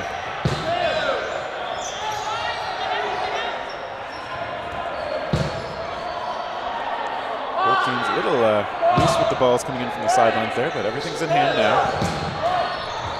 Counters and counters to the counters. Ferguson draws one that finds Wong right behind him. Whoops.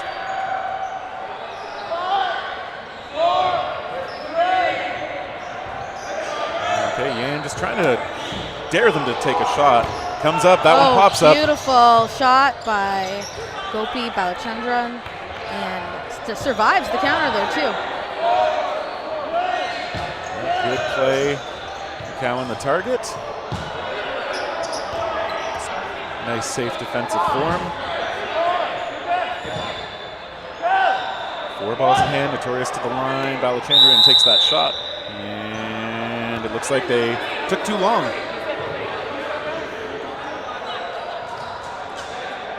So Notorious protesting, pointing toward the other ref.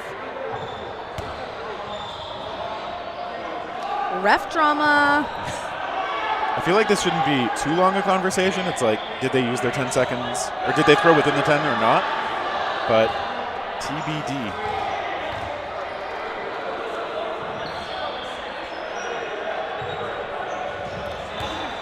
So if you're tuning in on the live stream, which I hope you are, we'd love for you to vote for your VC player of the game. So from Northern Touch, you've got Benji Ng.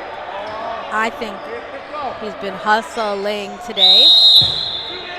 Jordan, also formidable player.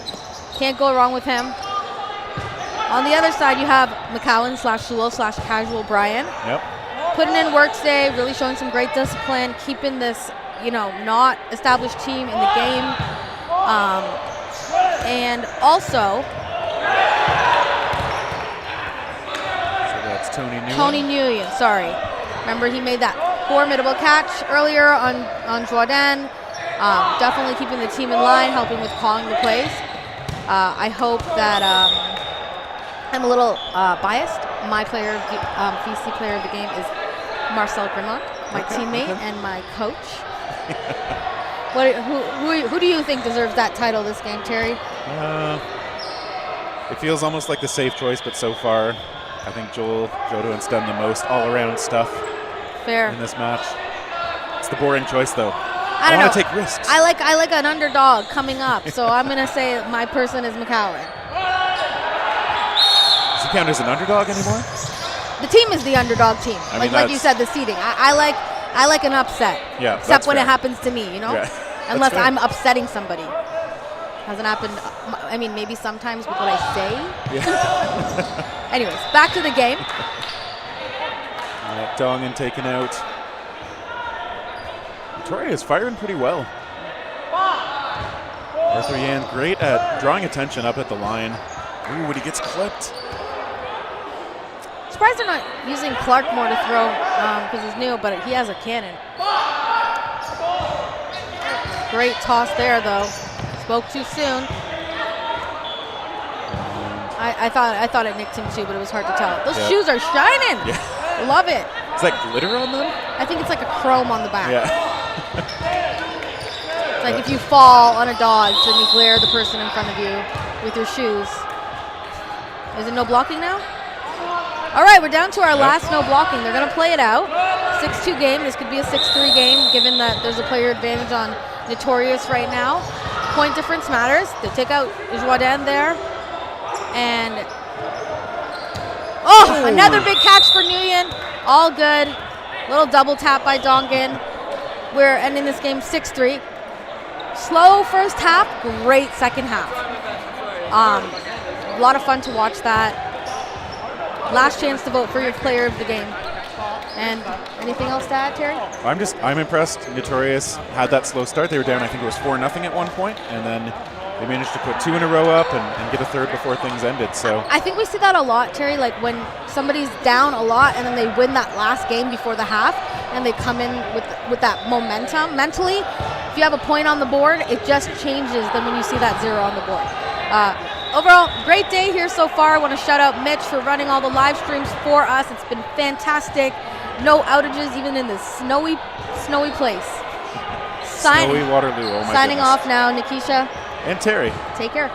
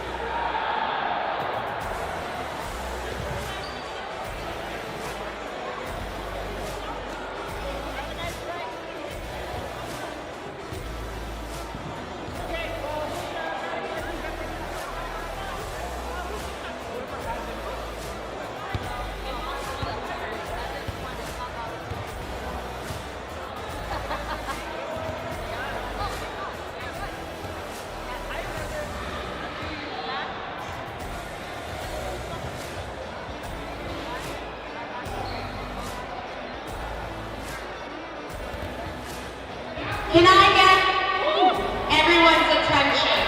That was really loud. Sorry, I don't know, it's so far away.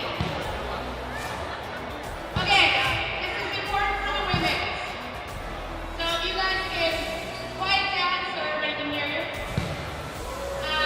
The seating for the women that'll determine the crossovers is Pool A, Valkyrie in first, Piece of Cake in second, Chaos in third, Mala in fourth, Tenacious Turtles in fifth. Tenacious Turtles. In Pool B, Reckless in first, Vibes in second, Venom in third, Phoenix in fourth, Raven in fifth, and Pretty Okay in sixth. Because of that, the court games will be Court 1, Chaos versus Phoenix, Court 2, Tenacious Turtles versus Vibes, Court 3, Piece of Cake versus Raven, Court 4, Valkyrie versus Pretty Okay, Court 5, Mala versus Venom. It's on the schedule, and you can check it out if you're not ready. Also, remember to take all your garbage so that we can leave earlier.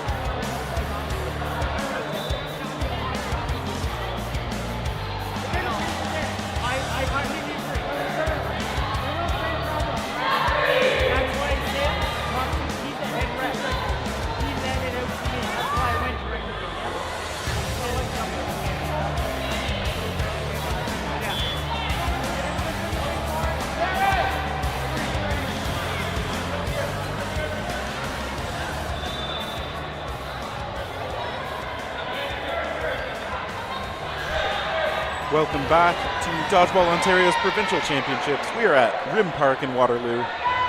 We are looking at our first playoff game. We got Valkyrie, top seed in their pool, against Pretty OK. Their first time on the stream today. Valkyrie off the rush quicker.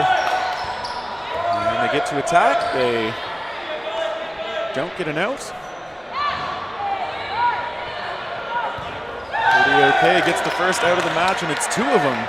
Cowie and Cooper taken off to the sideline, so that's pretty good. Valkyrie, okay, just taking those solo shots. I expect we will tend to see them keep free balls in defense for a little while. The ball sticks right in there. Yeah, the Bears making a grab, kind of in the air. It's a good start for the Pretty OK squad.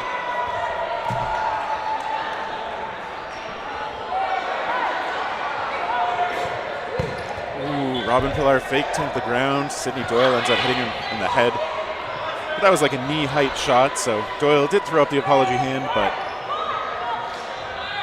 it's pretty understandable. There's a ball popping up off of 100 mark. First provincials for Sarah 100 mark.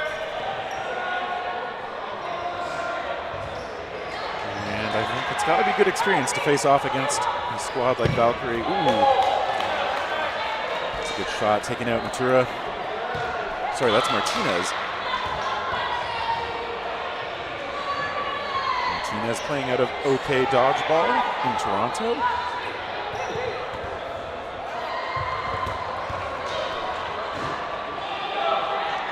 Pretty OK, still got too strong out there.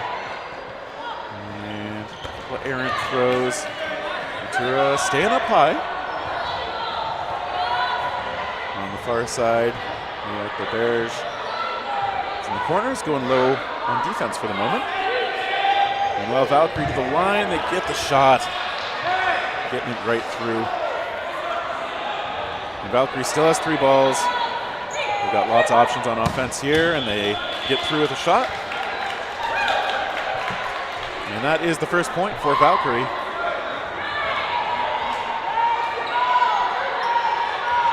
A super well-established team out of mostly Ottawa. And Pretty OK, a lot of them, maybe all of them, playing out of OK Dodgeball. Founded, at least co-founded by Robin Pillar out there, number 17 in the left corner. It is a specifically queer inclusive league formed a couple of years ago, I think.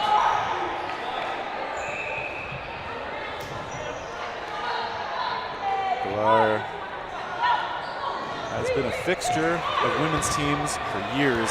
Great throw. Good at going low and making catches too. Hopefully we'll get to see some of that on display.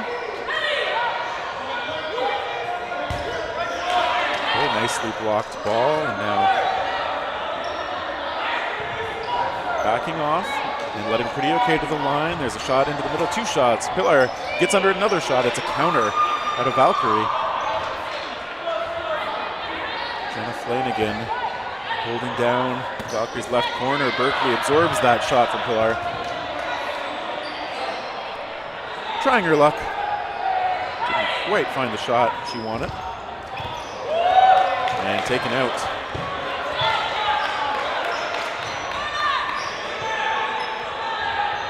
Valkyrie's shots have been on point here. 100 mark taking over the corner. Okay, Leo. Taking out couple shots. The second one making sure Keitha Cowie still holding the line, just making sure Pretty OK doesn't get up to the line for free. Flanagan gets a shot through. Knocking on Yenso off to the sideline, so Valkyrie gonna hope to close this out. And Flanagan's shot gets through. Obviously, if you are Sarah 100 mark there, all you can really do pick a defensive move, commit to it. But sometimes those balls get through on you regardless. And so Valkyrie, another point on the board, about halfway through this first half. As we have come to expect from them, pretty strong play. Both teams fairly even on the rush, but it's Valkyrie who sets up for an offensive shot. It's Jess Gray taking it. Gray's the co-captain of that Valkyrie squad along with Flanagan. Both of them Team Canada Women's national team members, world champions as well, the last couple of worlds. Showing off their skills here in Ontario.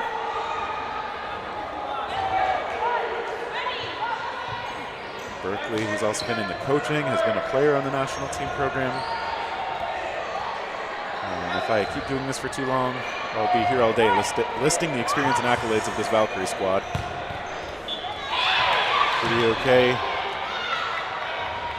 Still a team establishing themselves. Some of these players a little on the newer side, but showing up to provincials is a great way to get experience. Admittedly, sometimes that experience is getting hit by good throws out of Valkyrie. And you get the experience of walking over to the sideline. Berkeley stepping right up, going across. Okay. Got the hit onto Ugo Onyenso.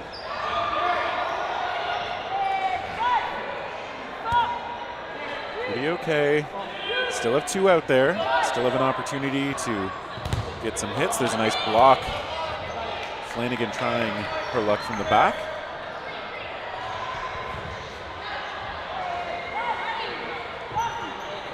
Flanagan's shot going across. Leo saw it, blocked it aside. Well read by Serena Leo.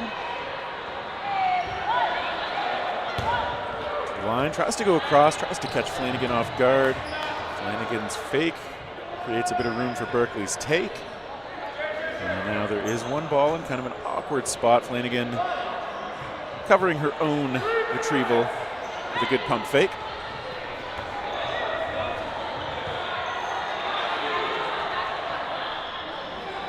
Leo in the left corner and is taken out. And it looks like Ventura was as well. So Valkyrie, a couple of quick shots to end this. Pretty close in time. And they get the extra point. 2.5 minutes to go.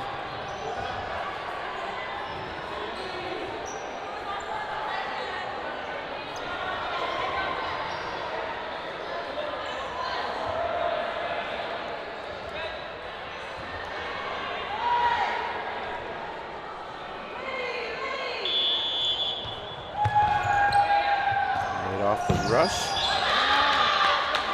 The Bird's taken out right away this time.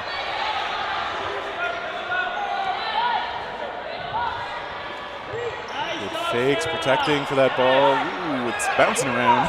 Pilar trying to kick it back to a teammate, skips it, and it all took too long.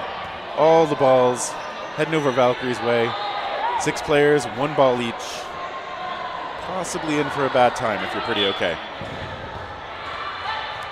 Let us see what happens. Pilar gets low, but not quite out of the way. Ventura going to take over that corner.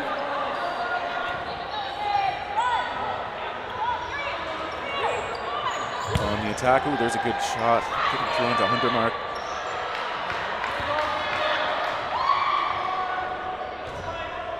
Valkyrie still looking to be in the driver's seat here. That long shot, Cooper gets it through into Martinez.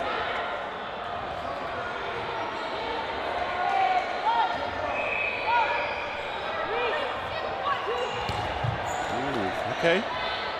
Proactive try by Cooper.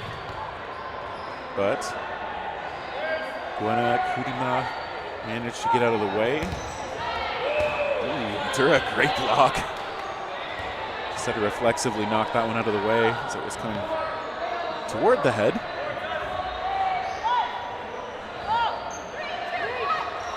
The line, they send them over to the left side, and Gray just creating space for her teammates.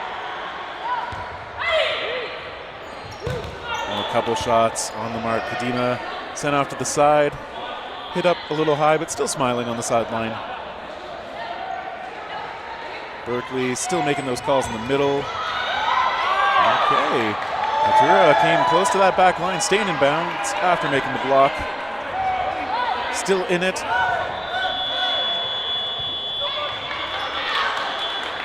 And that is the whistle. I believe we're just going to no blocking. Refs are talking something over. But what?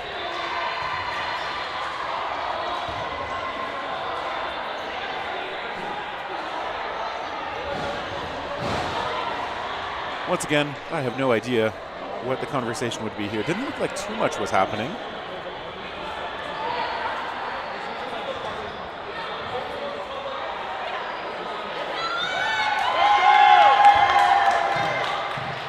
And there's a cheer from the Pretty Okay side.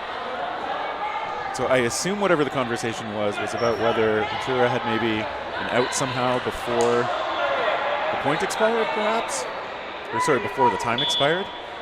Which might have changed how they start this no blocking period. But Valkyrie, not interested in making it take any longer. They get a couple of hits. That might have been 3 hits even.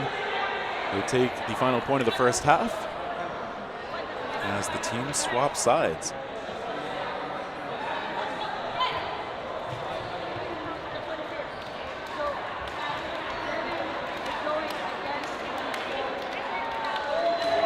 So of course, for Valkyrie, they want to make sure they keep up that momentum, their synergy, their morale. As this tournament extends, they expect to go on a long run, the longest run possible, probably. Pretty Okay. They want to make sure that they establish that good foundation for themselves. Some of these players, if it's their first or second provincials, there's a lot of experience to be gained here, and so even if you're not winning matches, there's plenty that you can take away in a positive way. And it looks like they've been in pretty good spirits, despite being down a little bit on the scoreboard.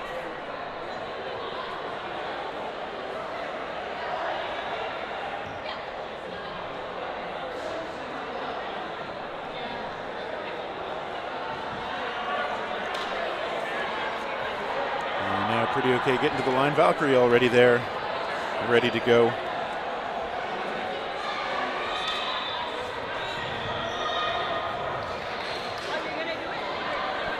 And as the second half starts, looks like we're going to welcome Matt Wood back here. Hi, Matt. Hello. Darren, I know you're a great commentator, broadcaster, but I love talking with you. Thanks. That's really nice of you. Well, welcome back. It's always nice to have a second voice on here. Back with Valkyrie. How many times have they been on this court? 16? Yeah, no kidding, eh? Yeah. Oh, that ball gone forever. Cooper hit out. Yeah, and Valkyrie, obviously, super strong team. It's nice to see them on the court. And this is the first time Pretty Okay has been on stream, on the commentary stream. Pretty Okay. Let's go to exceptionally okay. Let's go, girls. They've had some pretty solid moments, but they don't have any points yet. So let's see if they can get something off this Valkyrie squad. It's always tough, but it's doable. It is doable. There's always chinks in the armor. Just got to find them. Yeah, sometimes it's just a lucky bounce or two. But they're laughing. Pretty Okay's laughing. Valkyrie, stoic as always. That's right. They are all business. Oh, that ball almost sticking in there, Martinez. Not lucky enough for that one, unfortunately. So Valkyrie still firing away. Flanagan gonna throw this. Yep, that follow shot, perfect. Perfect. Yeah, perfect timing on that. Sees the head down and goes for the corner. And it's a big part of what Jenna Flanagan can do. MVP of Worlds in 2022 in Edmonton. So you know she's formidable. Other side, they get Flanagan, and then a 1-for-1. Kirkpatrick in on Yenso. Now a 3v1. There we go. Make some magic happen. Oh, okay. Well, grazed on the side of the noggin. Yep. Obviously tough to deal with 3 good shots coming in on you, but that's more popular now. Everyone just throwing the 3 balls when you have 3 players. Yep. Everyone just go for it. That's becoming more, at least like for Mavericks as well. We do that a lot, and sometimes it's high risk, high reward if you get them, but if not, you pretty much just gave them all the balls. And if it's a good thrower, then you better be a good dodger. But I know what you mean. If it's like a 3-on-1 like that, then 3 balls on 1 target is a fairly high percentage play. Totally. So, and even if you miss, then you force them to have to, they can only spend 1 ball at a time back at you. So sure. There can be good reasons to do it. Nice catch by Baird. Oh, comes in. Where did she come from? Comes in flying from the opposite wing. No one else had a beat on it except for her. Kadima willing to full send for that one. Didn't get it, but obviously we respect the effort. Absolutely. No elbow pads on or anything. You could hear the thud from here. That's true. Oh, hopefully all's well there. The Bears taken out after showing a windmill. So some versatile throwing out of her. Matura has been out there a lot. Okay, Onyenso doing well to get low, has recognized some of what has come back her way pretty often in this match. So looks like they get her to draw up 1 ball. She's dancing.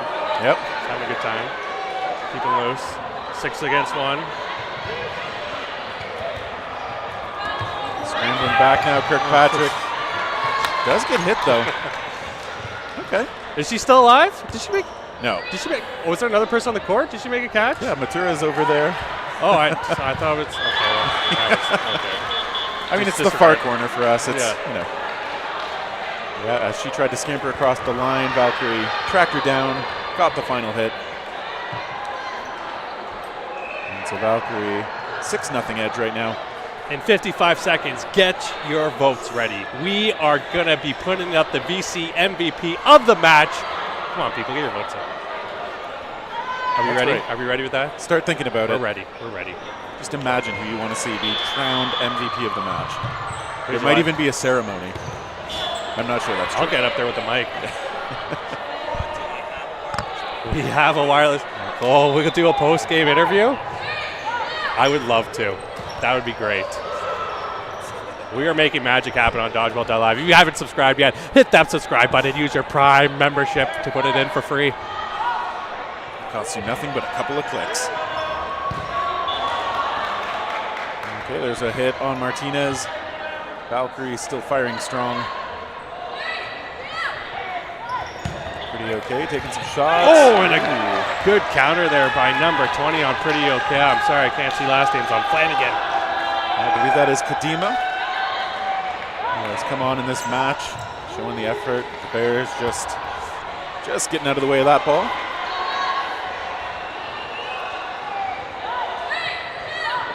Gray goes aggressive though, times it beautifully. Ooh, Berkeley, nice block. Oh, excellent foot shot there. Yes. Good placement. And Valkyrie just drawing some attention for Berkeley to take that shot, now retreating. There you go. You got your player of the match up there. They will get a post-game interview, so get your votes in there. If Mitch can get the mic working, I guess, not guaranteed, so we believe in Mitch. To the line now. They get Matura's ball popping up off Baird, but into Baird's hands again.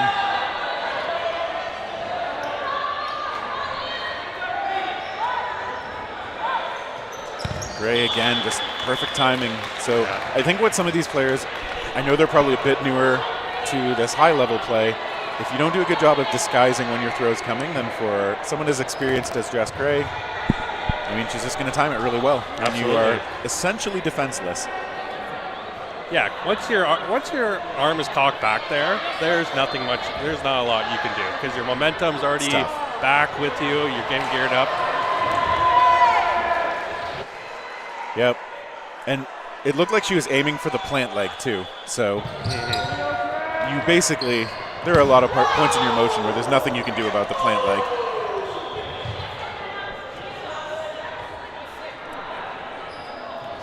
Valkyrie stepping up. Kirkpatrick. We got one vote in for Gray on Valkyrie. Come on, people, get those votes in. We can't have one vote.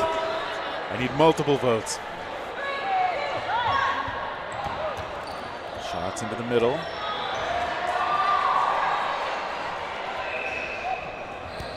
Kevin Wu, his ball retriever's just like throwing the hands up. I want the ball so that I can pass it into Valkyrie here, please.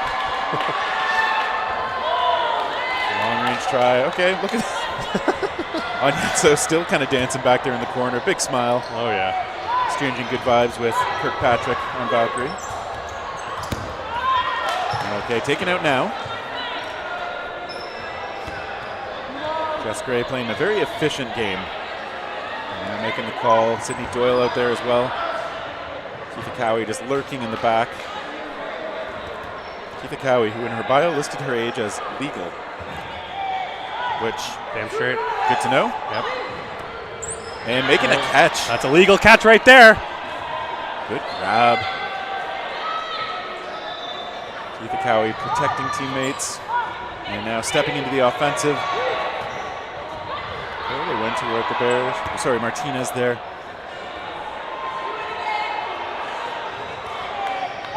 Leo and Martinez coming together, facing down against 5. They go toward Cowie this time, who makes another catch. Another catch, excellent catch. It is a big part of her skill set, and she's showing it off in this point. We got to tell 2-4 that the end, she's got to make those catches. Oh, do we have a big catch there? Or did she just survive? I think she just Pretty got over the okay line. was going insane. You know, they're celebrating the moments that are little wins. I like it. Absolutely.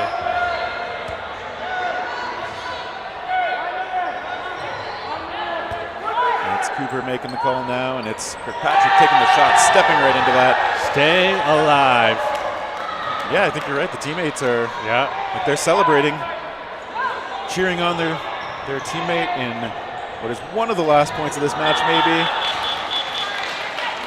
We get one more. There will be one more. We get one more. Do we have one vote, or is everyone just voting for? We have 2 votes. Okay. Good job, people. Okay. Clearly in the lead. Has no idea that there will be an interview coming her way. No idea. Absolutely no idea.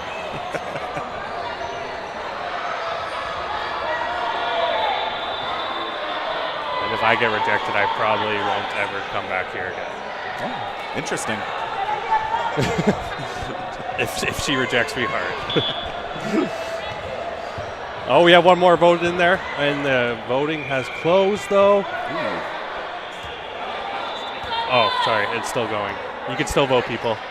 Just not on your screens. Hopefully you took notes before. Ooh, shot onto Baird, but it is caught. Valkyrie hoping to get an extra point. Oh, an interesting run-up shot from Kirkpatrick. Not a full step into and throw. Tricky.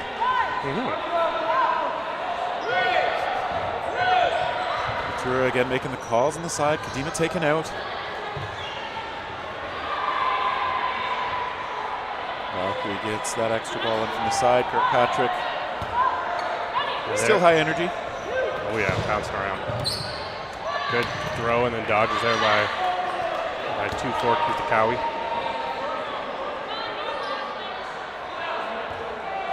Keitha Cowie, not only, she mentioned her age before, her years active in dodgeball, too many. So not a fan of solid quantities is Keitha Cowie. So. I wonder how she bakes. I think she does too, actually.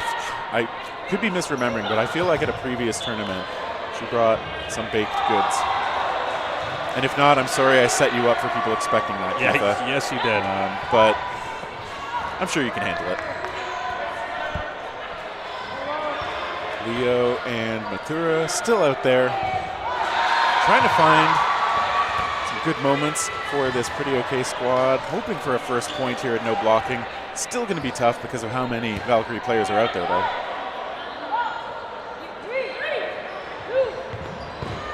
Oh! Mathura looking for that catch. Came close.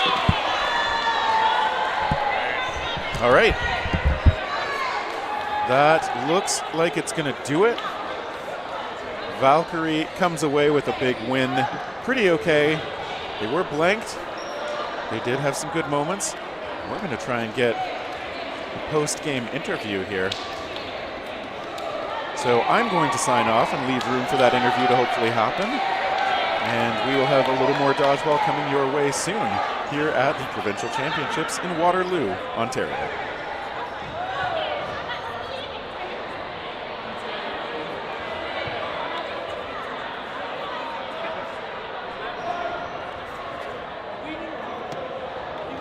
All right, we're here with the VC MVP player of the match, Jessica Gray. How do you feel?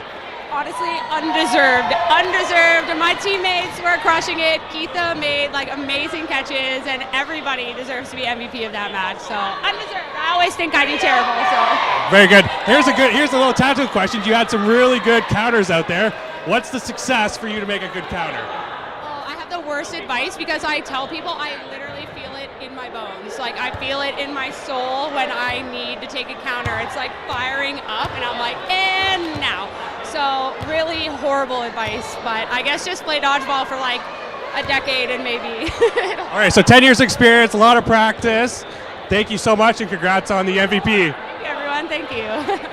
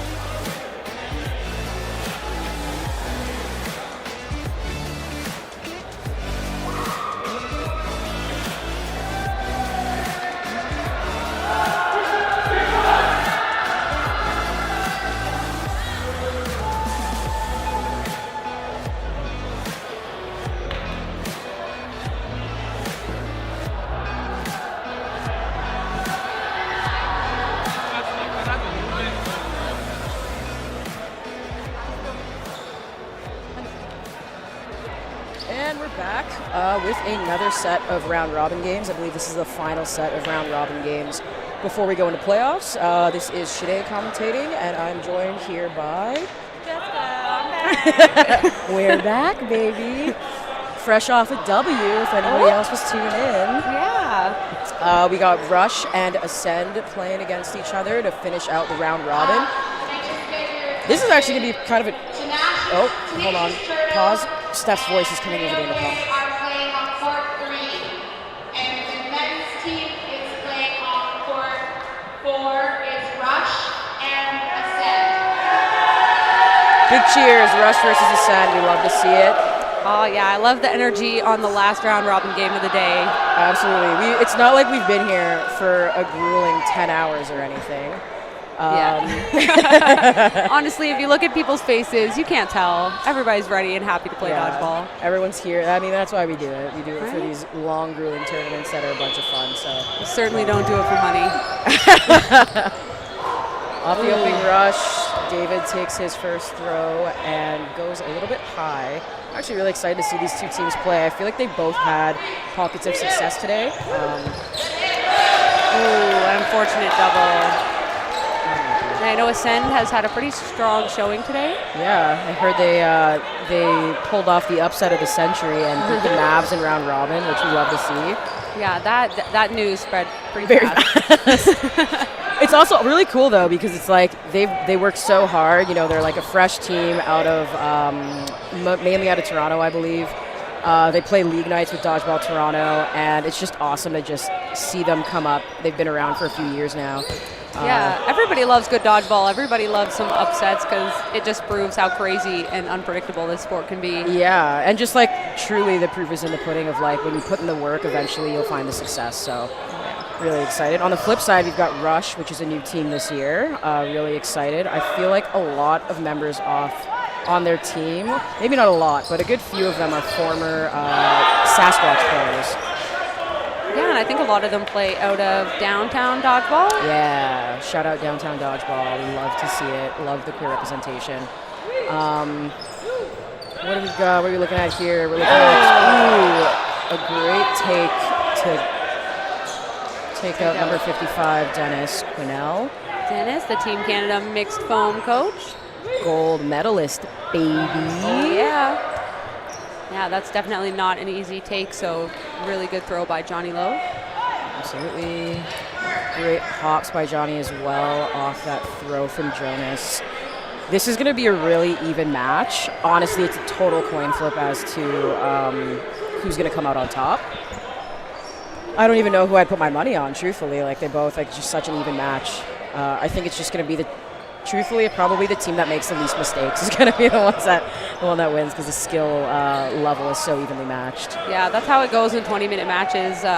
Mistakes can really dig you holes that the time just doesn't let you dig out of. Yeah, 100%. Ooh, nice lateral. Great lateral. Great throw by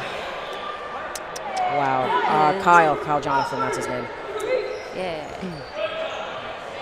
Wait, number 7? Is that number 7? Is that Jonas? Yeah, Jonas out. Oh, there they go. Okay, I have it on a little sheet, but it is very small writing, so I appreciate. Ooh, great hit by Johnny Lowe to take out number 7, Gallardo. And they've gotten it down to a 3-on-1, but I feel like at any given point in time, the ties can change. One big catch or a couple big hits, and it's anyone's game. So I'm always interested in how people play 1v multiples, and there's so many different strategies. I agree. I like to think of it kind of like there's a workflow to it. I'm very much of the opinion of like, if they give you 4, you can play from the back, but if they give you 5, that kind of gives you the green light. They gave him 5, and he can, absolutely. He's got a little bit more freedom. It goes from a 3-on-1 to a 1-on-1 immediately. Yeah. Which is really cool. I like the calming breath as he approaches the line. He's taking his time. Oh! That's a good decision, though. That's a good decision. Great heads-up play by Quinton to see the vulnerability on number 9's back pedal and just taking that shot before he could plant and make the grab. Oh, I do like the committing to a grab. It's something you often see when you're 1v multiple. You think you got someone throwing a solo ball, it's your best chance at getting a catch instead of letting them throw 3 balls at you. Yeah, absolutely. Absolutely. Great opening rush by Quinton. He is fast. Oh, and there's the catch. And there's the big grab. He gets it back. Yep. Learned from his mistake and makes up for it. That must feel really good. And Ascend looking to get the equalizer, and they don't. Oh! My bad for everyone's ears at home, but that was yelling in the mic? sick sequence of events. That was an incredible double catch. It was back-to-back. And they ride that momentum, which is really awesome to see. Now they're feeling themselves. They've got a little bit of that extra oomph in their throws, and they're looking to close this one out strong with 6 still on the court, hopefully. Yeah, And Ascend just kind of looking to dig themselves out of the hole. Yeah, this is a tall task, especially after you watch someone pull off something so incredible. Right. Great pressure game by Quinnell to push back Ascend and keep them hanging out at the back line. And followed up by a phenomenal, a beautiful toe shot, honestly.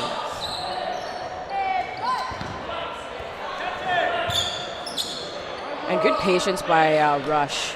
Counterintuitive to their team name, but they very much are playing team ball here. Nobody's trying to be the hero.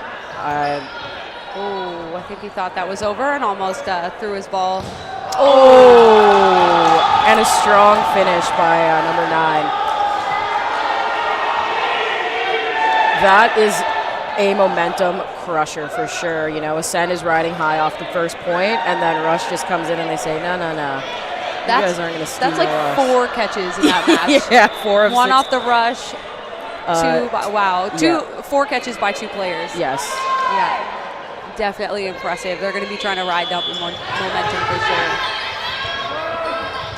Oh. A beautiful opening rush by Rush, actually. I love the double pass back and love seeing them utilize it properly. I think a lot of teams try and execute and implement the double pass back. And I feel like a lot of people do it for the sake of doing it, but I really like what they did there with that. Yeah, interesting choice by Ascend to still take the shot when the burden's not on them, but sometimes you just want to push and make it unpredictable. Absolutely. Great throw by 55.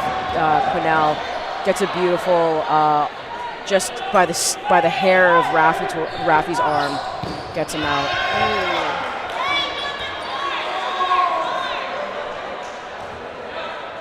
And we've got 4-on-4 here. Ascend looking to chip away, and they do. Wow. Oh, and they're going to get those balls back. Phenomenal pressure by Twan. Absolutely. Supported by Jasper as well. Oh, and Dennis, his accuracy is phenomenal right now. He's really on point right now with his accuracy. I think it just barely missed him. But yeah, I think he was going to call himself out, but the refs did call it a bounce. Oh, and then Dennis with some great integrity there, taking just the skin of his arm. Yeah, truthfully, it didn't look like from our vantage point that it hit him, but of course we are pretty much 60 feet away from him, so who are we to say? With some nets in the way, I definitely will not be able to see someone's arm hair get taken out. But we always appreciate the integrity, of course. This is a big part of the sport, so it's really great to see. Yeah, great job by Ascend closing that set out. To tie it up. Yeah, and once again, like it's just like it's a chess match. It's just kind of like a back and forth of who's going to take the set, which is one of my it's my favorite type of game to watch. Is where you really don't know who's going to come out on top. Yeah, they're definitely playing a good counter game on both sides. They're taking their shots that they see. Really good team throw. Absolutely. Taking out their right corner. And I feel like both corners on Rush right now are just hitting every target that they possibly are looking at. Ooh, another one. Yeah, exactly. Great accuracy and good choice in moments to take those shots. I know it's really easy as a corner to get kind of sucked into the counter game. Yeah. You can see them both. They look so ready on the back line. They're just like waiting for that opportune moment and taking it when they see it. Absolutely. We love to see it. The send is up with 4 balls, 4 players. We're going to take out Pinnell, who makes a series of very micro dodges, and sometimes that's all you need is just a little bit to the left, a little bit to the right, ball in front of you, and you're good to go. That was definitely a good target. Dennis has been on fire this game. That's a good look. Absolutely.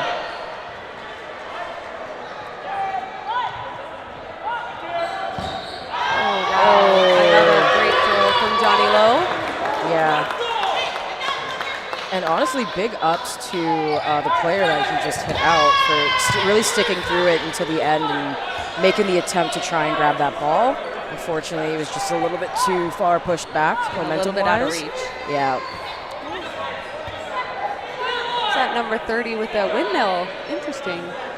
I love a windmill in the men's side of the sport, truthfully. Yeah, it is so uncommon that I think they're just not used to playing against it, so it's quite surprising. I was talking earlier about Marcel Wilson on Makwa, who also, his windmill is his primary throw, so it is one of the few that you see. All right, no blocking. As I've said a couple times before, these games go by incredibly fast. Yeah, I can't believe it's already the end of the first half going into no blocking. But and the score is 1-1? 2-1 for Ascend right okay, now. Wow. And they're looking to widen that gap a little bit more with this next set. But if anyone's going to be able to come back from it, it's going to be Dennis. Oh, as you can see right there with a great hit on the middle. I think those balls might have collided in air.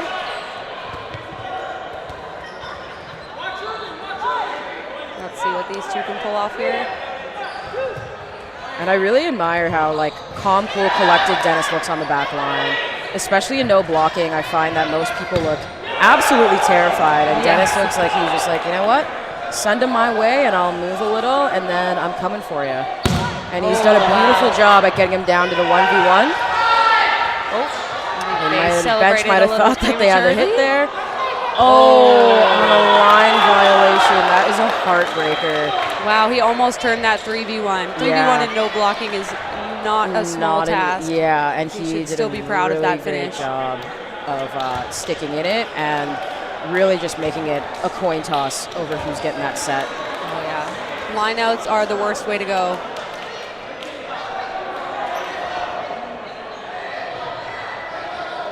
We got a few minutes left, a few minutes between halves for teams to switch sides. Honestly, big shout out to Dodgeball Ontario, to all the volunteers who are out right now making this event happen. Honestly, it is grueling as a player and even more grueling as a volunteer to have to sit on the sidelines and watch the action happen and just kind of do what you need to do to make the event as great as possible. So huge shout out to all the organizers and volunteers. It's gone phenomenally so far. I really think it's gone well as a player. I've appreciated it's been running on time and everything seems organized. So. Yeah, Dodgeball Toronto, what are you guys doing? Jeez. Just from an outsider's perspective. Oh my gosh.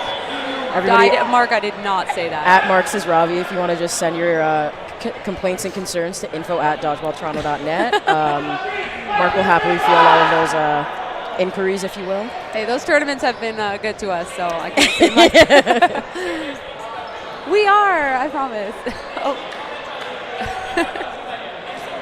Number 9, Kyle John. I hear he is single for any of you out there who are interested.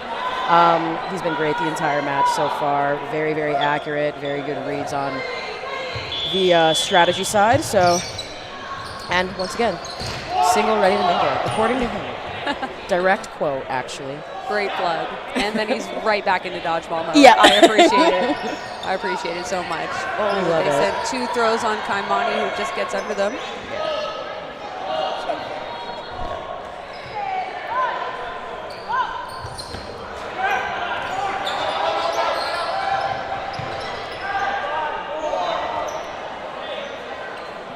All right, we are right into the second half here, and off rip, it looks like no damage so far on either side. Both teams looking to draw first blood on this point. Who's it going to be? Ascend looking to do it on the 4-ball play here. Unsuccessful. Andrew Patterson, number 21, makes a great sliding dodge. I've always been envious of people who can do that because that's just not my bag, you know? It's definitely impressive when you're stacked up 6 players on the line. It's didn't have a lot of room to move, but still managed to get out of the way. Absolutely. Found a way to make it work, which we love to see.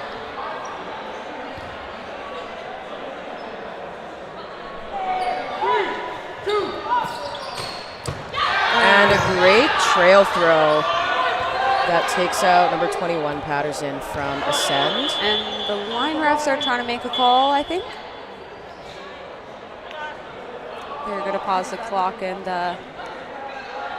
let Camilla come up and talk to them.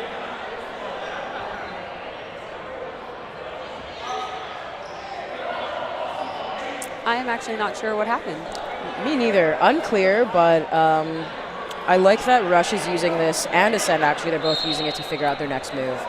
Yes, take any time you're given to whatever the refs decide. It's not up to you, so take that time to talk to your teammates and figure out a strategy forward. Absolutely. Regardless of what the refs end up calling. Yeah.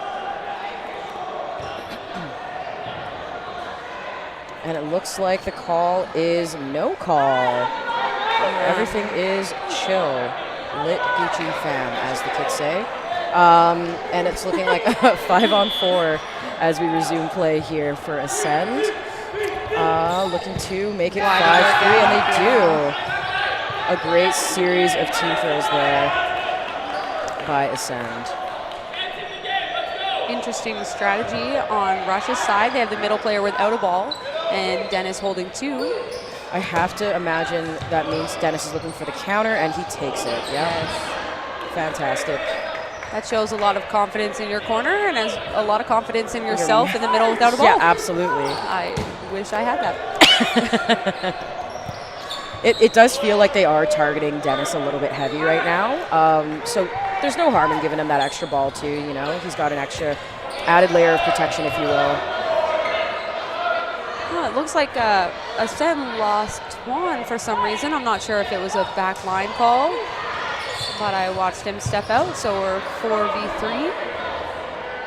And the gap closes. Slowly but surely, Rush chipping their way back in, but Kaimani says no more, and he takes a hit on number 3, Derek Chin.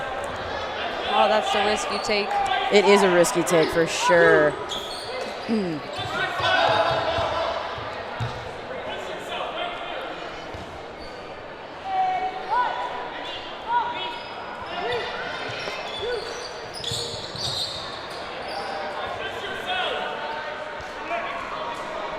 All right, and we are now, we're still at 4, we're at 4-on-2 now. Dennis makes a very, very confident block.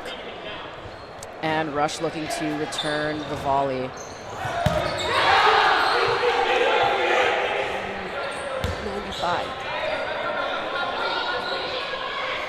Oh, and they've left Dennis alone. Once again, it is Dennis on 3. Can he turn it out once more?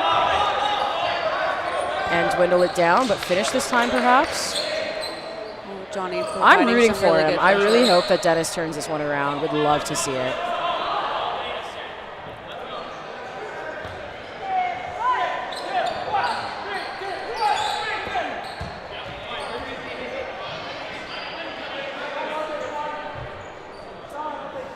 And Dennis looking to take the throw. Oh, and he does, yes.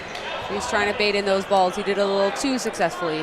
And that's the beauty of when you're last on and you get to hold 2 balls. It's, you know, if they're coming up and you miss the first, but they're still pushing up, you can take that second and clear.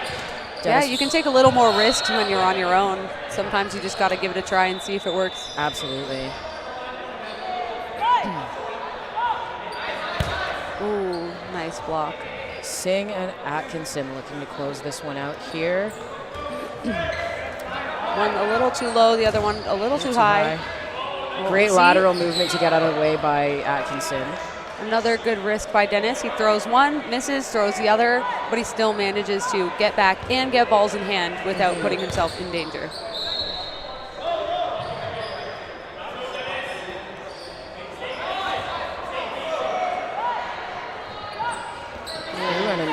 free throw to try and break up their synchronicity. Ascend does not bite on it, but it looks to be ineffective regardless as Dennis survives another volley. Good patience on his part. Absolutely. And with 5 minutes to go, we are doing our player of the match as presented by VC Dodgeball. So we've got four players, 2 from each team. From Ascend, we have Johnny Lowe and Kaimani Atkinson, number 95 and number 99. And from Rush, we have Kyle John and Dennis Quinnell, the 2 corner players who have really been bearing a lot of the load for their team and just getting a lot of hits out, playing a lot of great ball. Make sure you throw your votes in the chat. If I was a voting person right now, I think my vote would go to Dennis. What about you? Oh, that's a good choice. That's a good choice. I think Dennis has been putting on a really good clinic for his team and showing a great example of both skill and leadership. Absolutely. Being left on the court multiple times alone is not easy and mentally draining, and I think even after that loss, he just went back on the court and is for sure just takes it on the chin and keeps on going, and we love that. Yeah. Well, they did give Ascend 5 balls. Oh, but and Jonas 7, doing a great job baiting that extra ball out of them.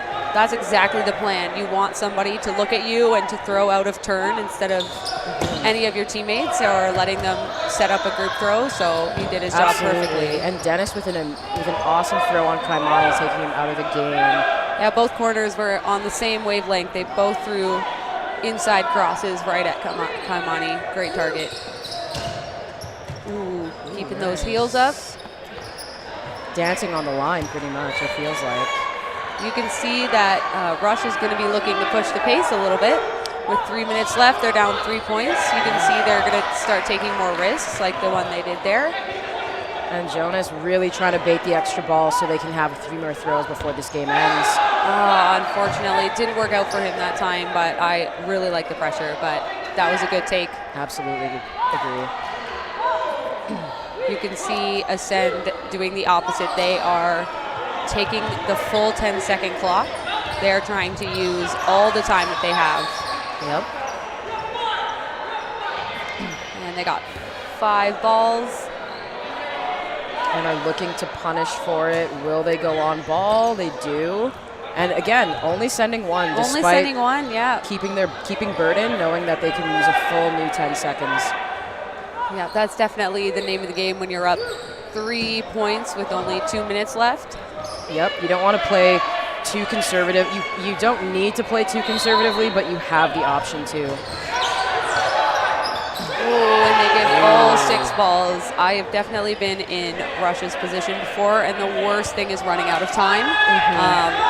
You can definitely see that they're trying to pull out all the stops to get some hits. And Kyle John pulls out a stop with a big grab on number 8. That's a really good boost for his team.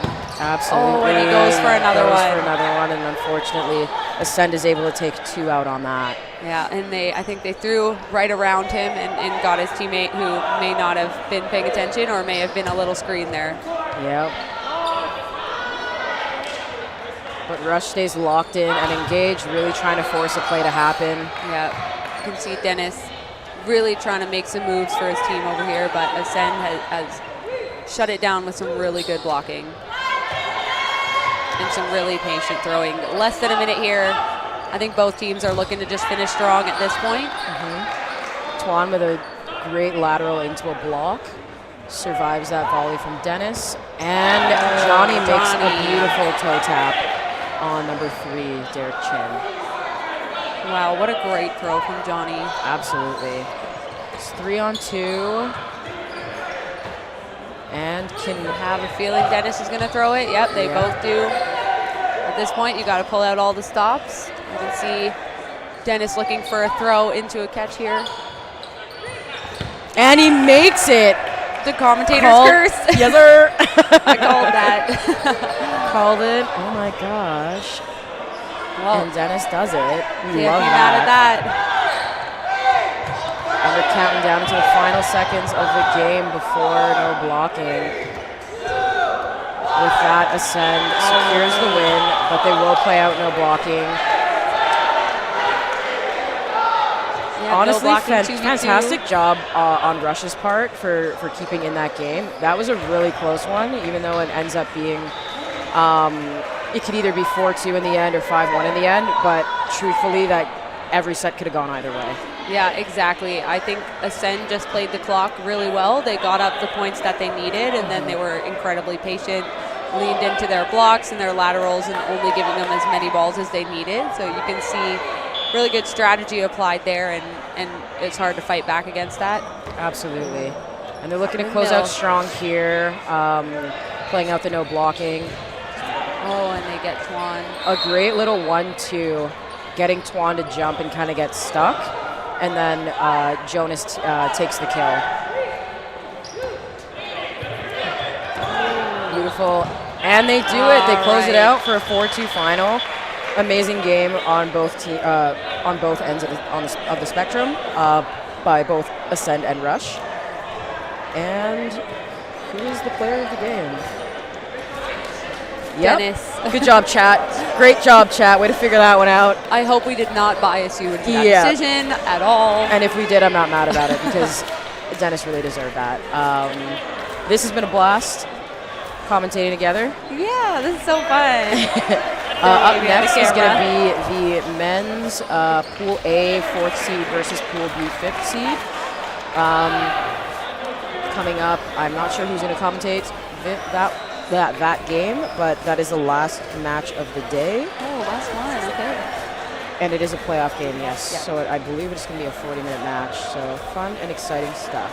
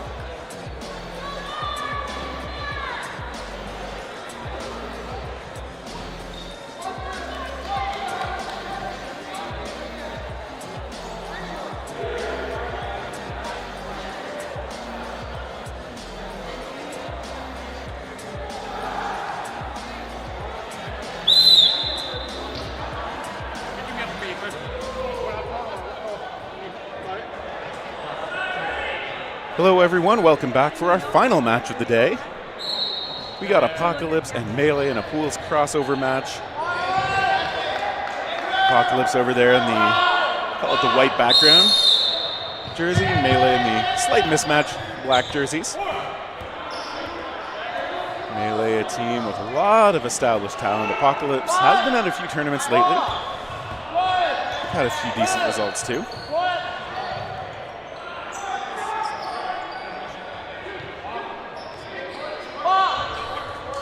Okay, it is a playoff crossover. I'm going to call it playover cross-off, but you get it. I'm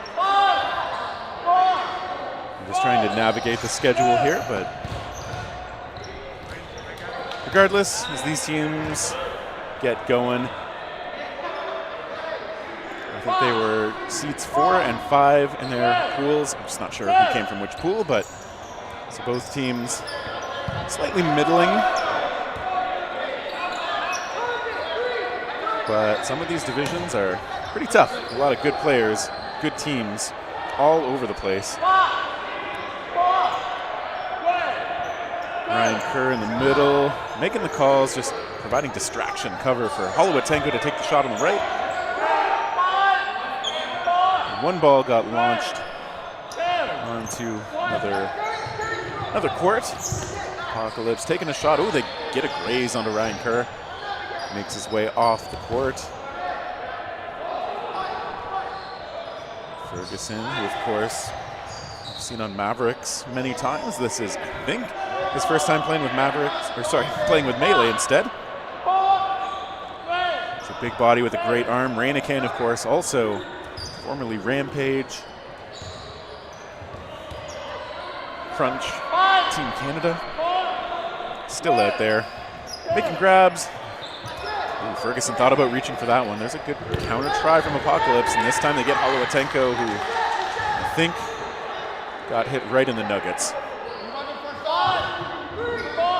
Based on the body language, I'm gonna say yeah, that's what happened. So Ferguson gets a block. 2 balls in hand. Rainican out there as well. And what was that whistle for? Apocalypse was talking about something. Referees coming together. Case Chandler, Andy Charlebois, the centerline refs here, talking to the captains, co-captains Kerr and Waddingham out of London. On the side of Melee, Keith Barry, the captain of this Apocalypse side.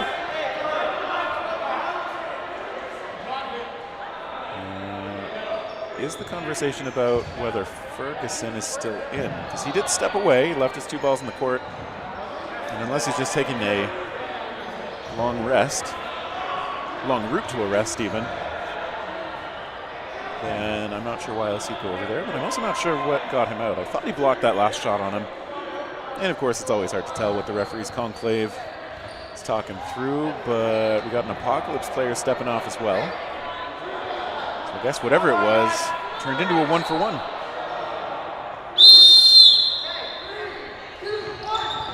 There's a catch! Off the body, low to the ground, Rainican. Yeah, no surprise. Levelecki coming back out there, they take shots. Levelecki also a pretty good catcher, so they're facing down 2 from Apocalypse. There's a curve try from Rainican. He's got good judgment and timing. This time, though, he shows he's willing to drop. Oh, and there's a cross-court taking out Levelecki, so Rainican's going to be alone again. Sure he doesn't mind. And showing drop catch here, yep. Rainican has the extra balls now. Make sure to get them in from Sean Lane on the side, and there's the counter shot. Apocalypse managed to squeeze out that first point. And you will notice that instead of 20-minute matches, we got 20-minute halves for these playoff games. Apocalypse with point number 1.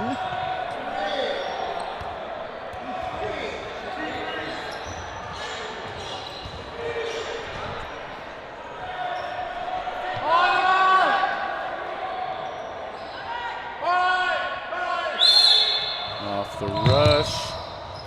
Both teams fairly quick. Apocalypse do lose one. Melee keeping all their players out there. Jordan Williams taking over in the right corner after the rush. Ferguson still in the left corner. Apocalypse to the line. It's Ferguson's shot. Getting through. Apocalypse loses another body. And to the line, it's going to be their chance. They were hitting a lot of shots pretty well in the last little bit. They get through. On to Chun Eng there. He heads off calmly, stoically, as always. That ball popping through. Waddingham backpedals. And he's safe. Former Team Canada player as well out of the London, Ontario area. Preemptive try toward Rainican. And Ferguson, great grab as he's backing up.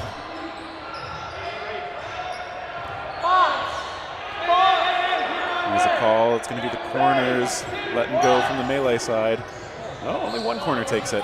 Okay. I saw the call, but maybe I didn't know what it meant.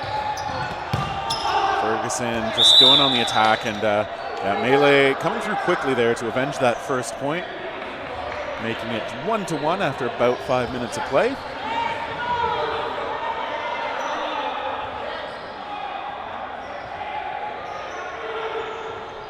And Tignanelli setting up those balls for the Apocalypse side. And let's see who gets the better of the rush again. Both teams pretty evenly getting to those balls initially. Felt like melee might have been a little faster to get the balls activated back to their players. Tabernor in there now in the left corner. Ooh, we get a hit right away. I think that was Williams' ball delivered. Tabernor, another one of those London, Ontario players. Ooh, Levelecki scrambling back.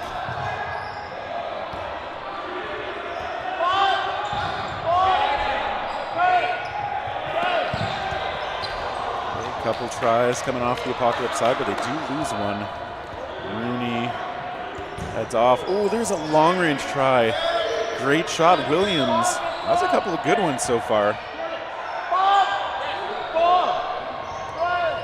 He's been doing some good work in the corner. Now Apocalypse looks toward him. He gets a block. Tabernor providing some cover. Apocalypse has that fourth ball now. It's going to be on them to throw. The melee corners keeping a watchful eye. Stepping forward, Tabernor kind of looked off his target, who was straight ahead of him, and got the shot away. And then Eng follows up with a good clean shot across to the other corner. Melee taking their second straight point.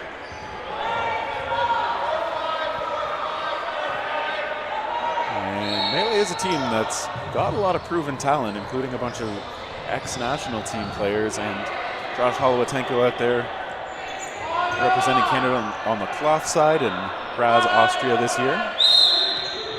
Karen Dang as well, who was one of the runners on the far right corner.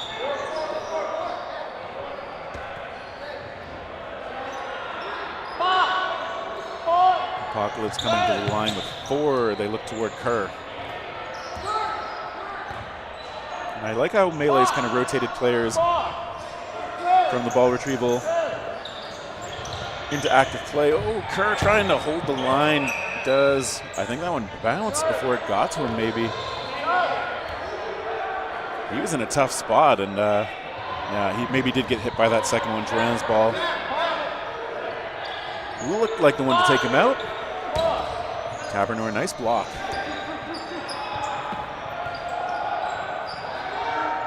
Holowatenko providing the pressure up in the middle.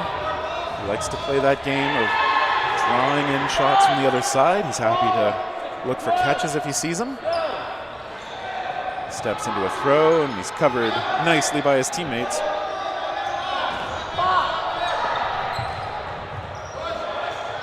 And now they step forward, and okay, nothing much doing at the moment. Apocalypse gets the call coming in from the side. Oh, and that one, Karen Dang thought he had a play on it. You see him making the face of, I was so close. But he does step off Apocalypse. They've still got 5 out there. 2-4 from Melee. Holowatenko taking out. A bunch of balls going his way. Melee retaliates. Take it another Apocalypse player, so 1 for 1 essentially. 4 on 3. The player edge favors the Apocalypse side right now. Let that go toward Williams. Nice hop.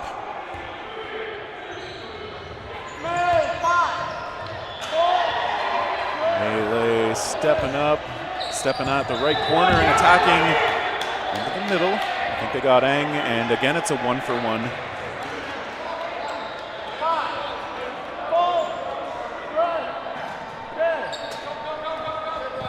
Tabernor driving him back and just buying space for Williams to help finish things off. So again, Melee, after a little bit of a rough start, the first point, they've scored 3 in a row.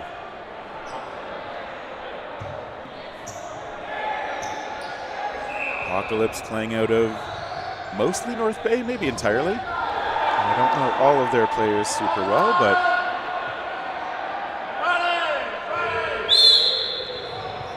they did have some representation at Nationals this past year out in BC. So they've had some good exposure between, Ontario, the deepest and strongest province for dodgeball in Canada. Don't at me, other provinces. Nationals, though, is a step up, obviously.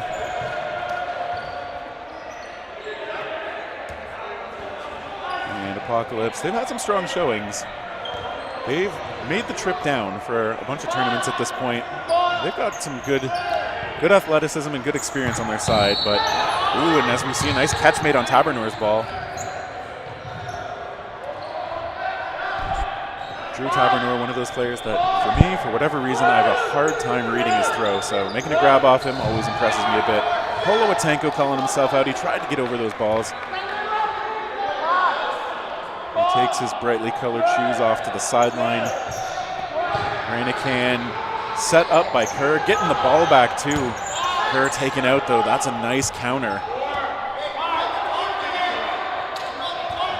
Apocalypse, they're showing they're feisty right now. Ranican goes toward a clump of players. It's only 2, but 2 targets for 1 ball.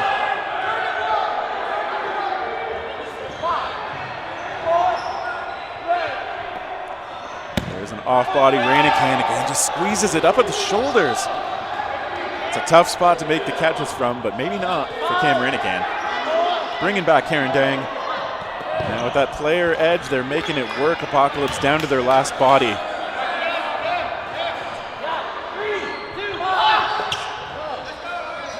And looks like they get the hit. Melee again. Good finish off the back of another grab made by Ranican in clutch situations. I think he feels perfectly fine with those.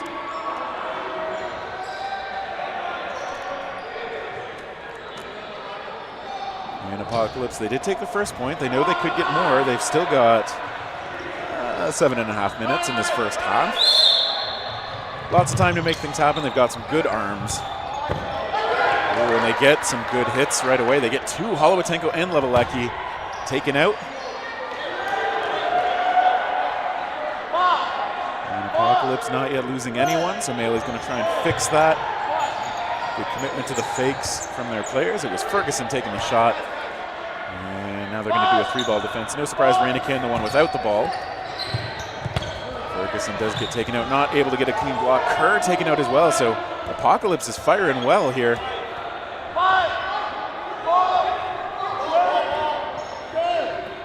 Ranican has a lot of good different deliveries. I think he was the player who actually taught me how to throw a drop curve after wrecking me with it in a game.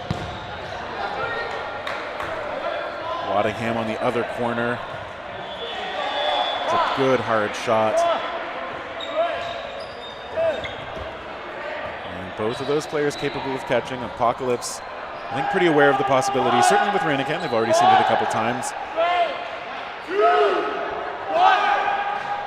Long range try. Ranican going to the opposite corner. Went over there. Sorry, that's Bearer, I think. Bearer blocks that one up. Too far for anybody to make a play for it. That ball getting away from Ryan Kerr.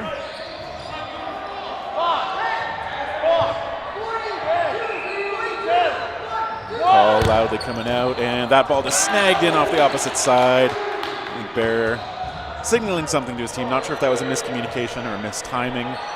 But Ranican did see that one coming from the opposite side the whole way. Levelecki, who was caught back in, does get knocked back out.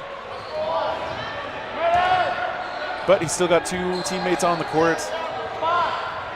It is the aforementioned Waddingham and Ranican. There's enough syllables in there to do lots of work for this melee team.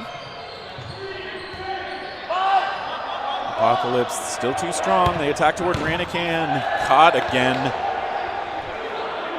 It's so tough to take solos on him. Doesn't have a lot of windows where he's vulnerable. And yeah, he gets the 1-for-1, which is fine with him. That's another point secured for melee. 5 in a row.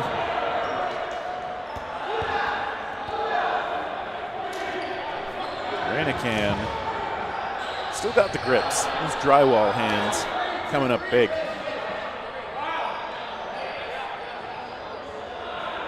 He's another one of those ex-Team Canada players. Has represented Canada in the men's division at Worlds quite a few times, and for a long time. Ooh, there's a nice catch too. Bearer makes a good grab, kind of hopping down toward his shins, but it still counts. And he seems to be the main play caller for this team. He's got the captain C.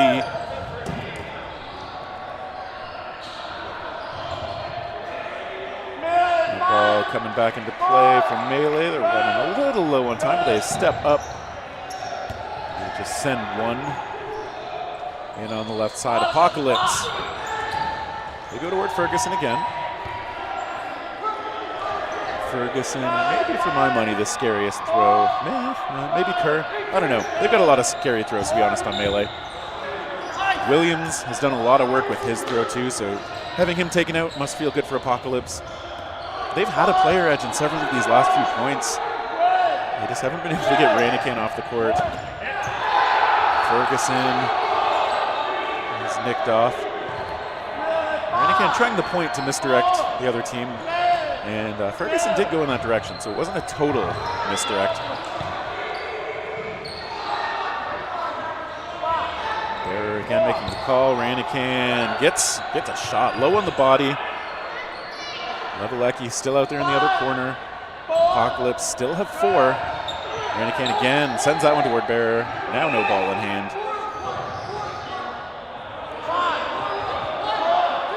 Levelecki has a couple, which I think he's fine with playing defense. Does really well getting low behind those blocker balls. And now they're going to get to set up. They both go toward that right corner. Long shot finds Levelecki on the foot. Ranican's going to be alone again. We'll see if Apocalypse can finish him off this time. They need to get a couple balls solidly on the body. And I think they got him, yep. This is Ravi doing ball retriever duty on the side. Confirms, like, yep, that was a hit. So, good job on Apocalypse.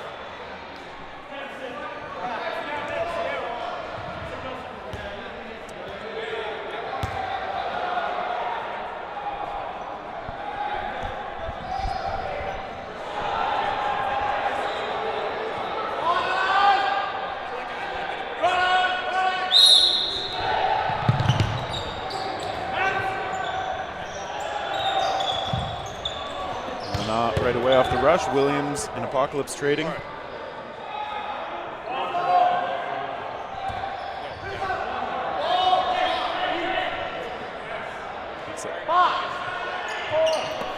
Tabernor making the call. He's the one taking a shot there.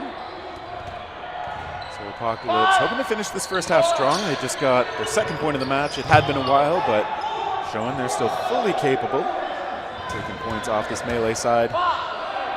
Tabernor and Ferguson swapping. Karandang over on the other side. Playing corner.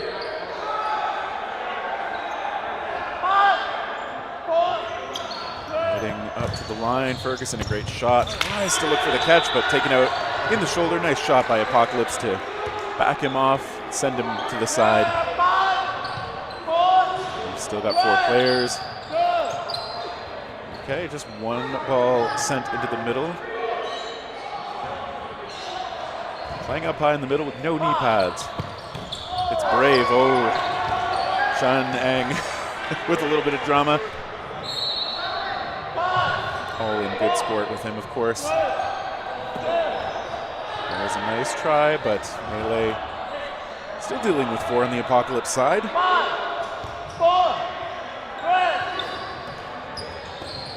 Some long-range countering. Levelecki trying that shot from just about 4 or 5 feet ahead of the back line. And some good pump fakes, just driving people back, but Levelecki gets taken out. There's a 1-for-1 though. He's on the other side. Zachary Dwyer taken out as well. So Tabernor and Karen Dang still gonna have to do it for Melee. Apocalypse. Okay, they're trying those counters. It's a little late toward Karen Dang, but still makes him worry a little bit. Tabernor throws across his body sometimes with that almost sidearm delivery. There's an overhand, a return shot goes his way. Tabernor sends his last ball because we are in toward no blocking.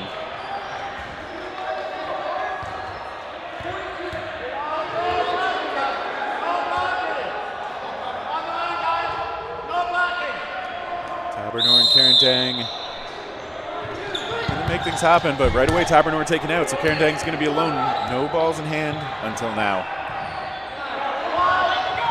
I think he's got 5 on his side, so 2 players on the other side. Oh, I don't know if he forgot it's no blocking. 1-on-1 now. These players getting low, getting away. Karen Dang spots that ball beautifully, low on the body, uncatchable. And that last point going the way of Melee, finishing strong. Had a good run of 5 points in a row, getting that last one as well. Karen Dang, men's cloth team member last year in Graz, Austria. He played in that heat, performed pretty well. He's also represented Rampage 2022, where he was able to win the Nationals Championship. That was in Edmonton. That was a good event.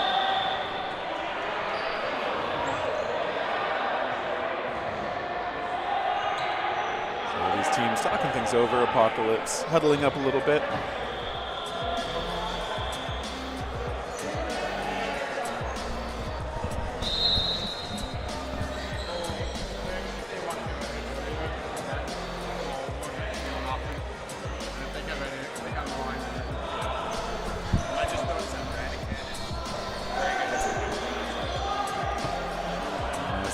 Talk things over a little bit here. It's always fun to see what they talk about. Most teams, I think, do end up saying a little bit about who they want to target or little adjustments they want to make.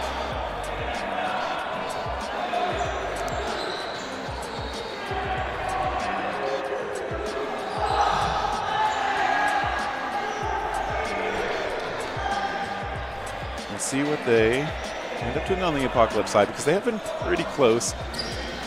And as we often say, often it's a difference of, are you actually hitting on your shots? Because under pressure, or as these tournaments go on, it gets harder and harder to do. We've seen some catching be the difference too, obviously, in a few moments.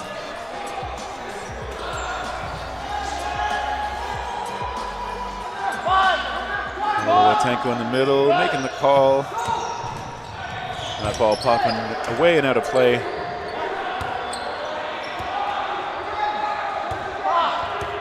Apocalypse getting set up again on defense. Melee gets a good one. That was Holowatenko's ball taken out.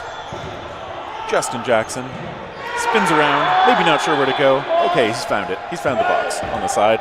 Ooh, joining him on the side there. Dwyer taken out. He's not able to step out of the way of that ball, so Melee doing a great job, just one shot at a time, finding the mark. Holden Duran taken out now. 2 balls thrown. Parks backs up, sends another from the far back. This is It's like, well, if I'm alone, I'm going to do everything I can to try and take some of them out. Parks goes lateral, no ball in hand, maybe hoping for a catch, maybe just hoping to slide away from everything, but he ends up being sent off the court, and Melee takes another point. So it looks like they are in the driver's seat in this match. There's still enough time that I don't want to say Apocalypse is counted out, and as we've said, they've been really close in a few of these points. I would say Ranican turned at least 2 of them around with just calm, clutch catching. But if they've been able to knock him out, he could be talking a whole different vibe to this match. So we know they're capable of it. They just got to execute, but Melee is going to make that real hard. They're hitting on so many of these solo throws. And another one. Keith Bearer sent off. So just 2 quick shots, both connecting. Tabernor just again controlling that space, buying it for his teammates. 1 ball coming in, taking out Jaden Bui.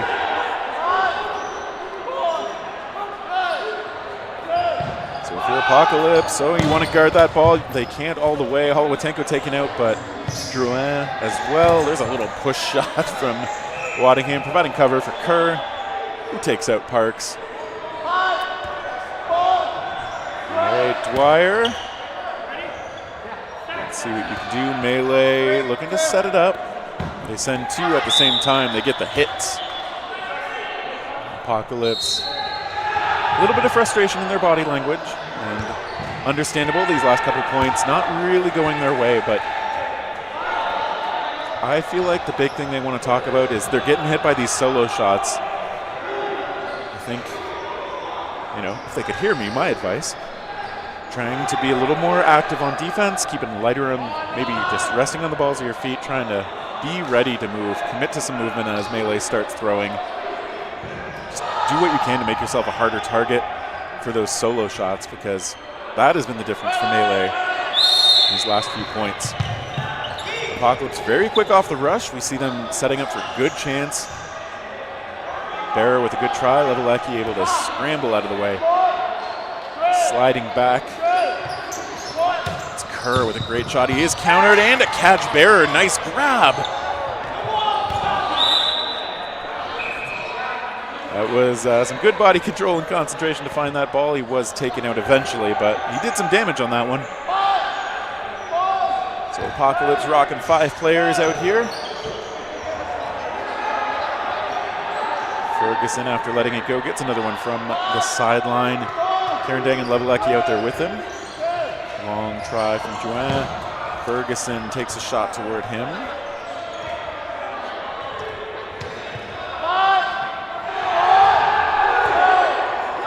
Signanelli is the one taking that shot indeed. Rooney backing him up, keeps his ball. Okay, there's a good one onto Karendang.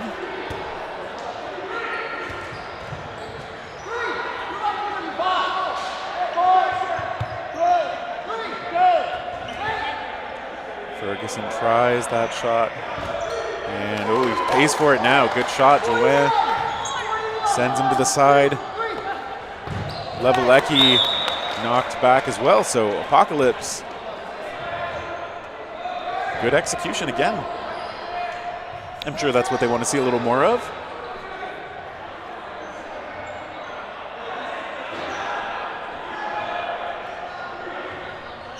They're down by 5, and obviously going to be a tough task. Melee can try to slow the game down a lot if that's what they want to do, but Apocalypse, they've got some good arms on this side, so if they can be the team hitting on those solos, we could see them pick it back up, of course. They go wide to Bearer off the rush. Misses onto Eng. And gets a ball in now from the side. Melee, though, is going to get to set up. We'll see if they just keep going single ball attacks. I think they will here. As now they get to keep 3 on defense. Oh, and it doesn't matter for Eng, who's hit out. Ryan Kerr with a block as he falls to the ground. Worked out for him. Bearer is hit out. He's over on the side. He's still communicating with his team. Levelecki taken out. He's had some trouble just evading once Apocalypse tries to set him up. Ferguson giving some cover, but Tabernor hit out, so Apocalypse doing a great job on some of these hits. Good fakes from Melee. Again, all their players selling it, making it real hard to know where those throws are coming from. I like that they're staggering the timing of their fakes with the throws too. Williams tries a long one. Relaxed pace from Melee right now. Good active defense. Ferguson gets that blocker out in front. Kerr showing hold to Ferguson. Kerr taking the shot. Yep. Apocalypse, though, they've been able to evade. They've still got 4 out there. Bear still on the left sideline, communicating to the team. A couple of shots on the money, but just can't quite get the outs on Williams and Kerr. They do get Ferguson, though, in a 1-for-1. Still favors that Apocalypse side. The North Bay players hanging in there tough against Melee here.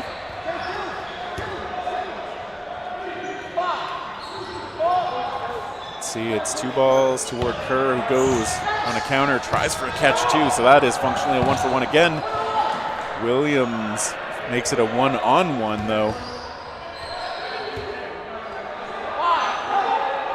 All right, this is going to matter quite a bit for Apocalypse if they want to stay in this match. Oh no, Williams just gets through the 2 blockers, putting up another point for Melee. I think it's going to be tough for Apocalypse to come back now. If they'd been able to take that, close the gap to just 4, and having a little bit of momentum, I'd say, yep, still quite doable. Now it's really tough. Going to need some luck as well as some good execution, and Melee just needs to hang on. I don't think they're the kind of team that's going to just completely slow it down, but I think we will see them send 1 ball most of the time as a bit of a botch off the rush for Apocalypse. Dwyer wasn't quite where that ball ended up going. Williams uncharacteristically missing short. Waddingham's so good at getting low on his follow through. I don't know what the call is there. It looked to me, I don't know what got Dwyer out. I did see Lamoth. Looked like he was hit clean by Waddingham.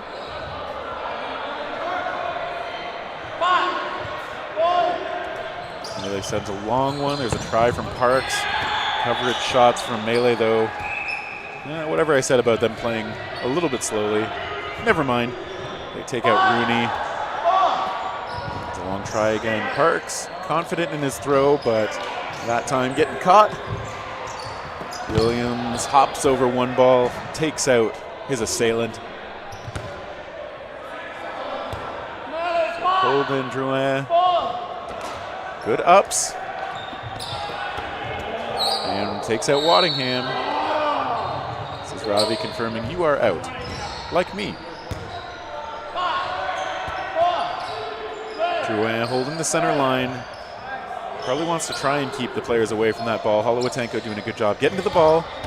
Ooh, but not getting the block on it. Always good honesty from Holowatenko, though. Tabernor finishes him. Karen Dang recognizes what happened, and I don't need to take this shot. Good respect shown there. Melee putting up their 10th point. And with 9.5 minutes to go in a 7-point deficit. Again, I would say usually two minutes per point in the men's game is doable. Anything that's going to take significantly more than that is going to be tough. Having said that, there's been a good amount of drama, and you can see right now the votes are up for the VC Dodgeball Player of the Match. We've seen some good action from players on both sides, so please cast a vote. Let us know who you think has been having the biggest impact among these 4 players. Ooh, there's a good clean shot again, Kerr. Letting it go. There's a good counter. Bearer recognizing when he's supposed to take those and doing so. Waddingham's on the sideline now.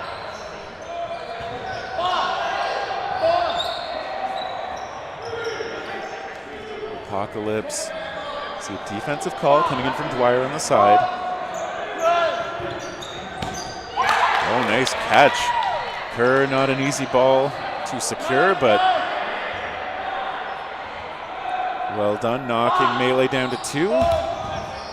Nice block, trying to rush Holowatenko down. Some cover provided on the other side by Bear. That's a friendly roll for Melee, though. They've got 5. And yeah, they get 1 hit onto Dwyer. Another friendly roll for them as that ball heading back toward Karen Dang, who smart in protecting his time and space to secure that extra ball. Apocalypse not really in a position to challenge him significantly. But now they are in a position to step up, take a shot.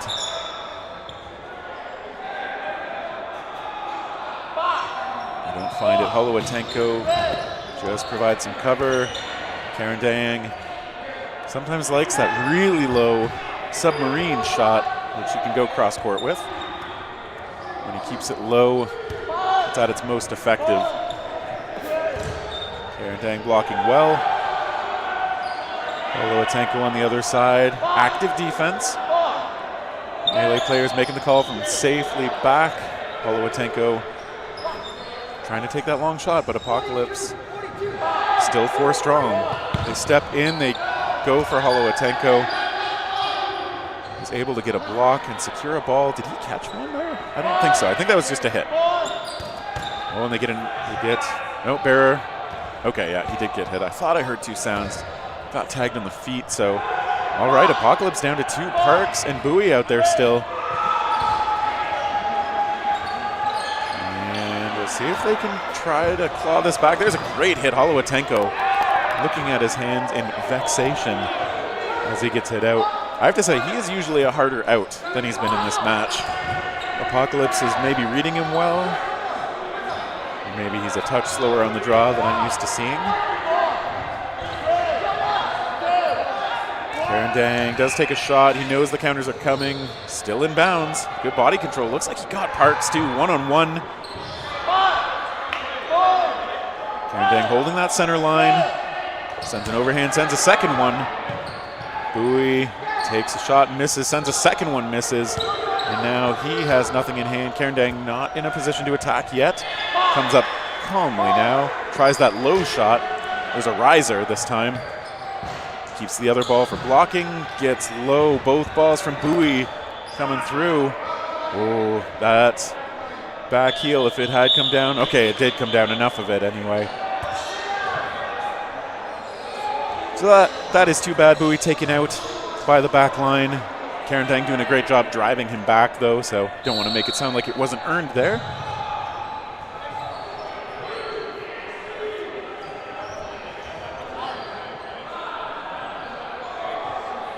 And at least for now, it seems like the apocalypse will be averted.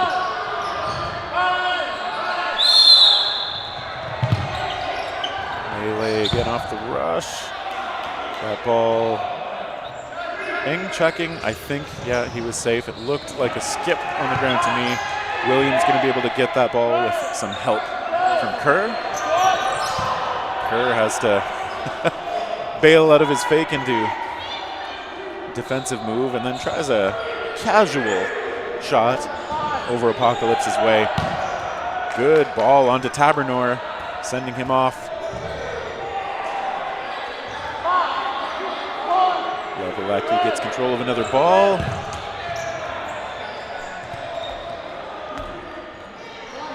Setting up his teammates. Kerr's ball this time coming real close. Just bent away from Bearer. Lucky for him if that was straight.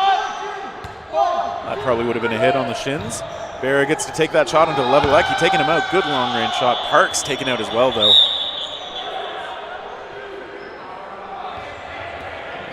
And we got a little bit of stoppage on the clock, I think. Okay, they're calling in the refs from the back line. And let's be real, I'm not sure what they're talking about again.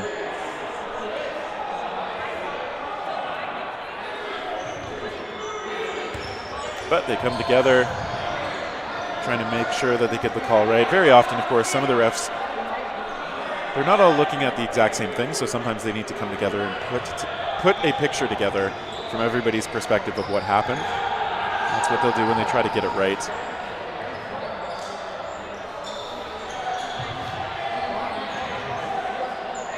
Case Chandler and Annie Charlebois out there, very experienced as referees. I think they know when to bring it in.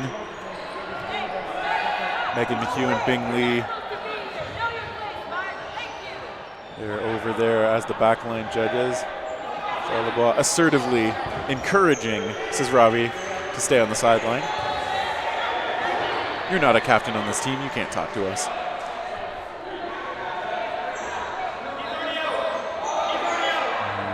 Kerr looks like he was talking about reaching out for a ball there. But yeah, after all that, what happened, you may ask? I think it was a catch bringing back in Ferguson.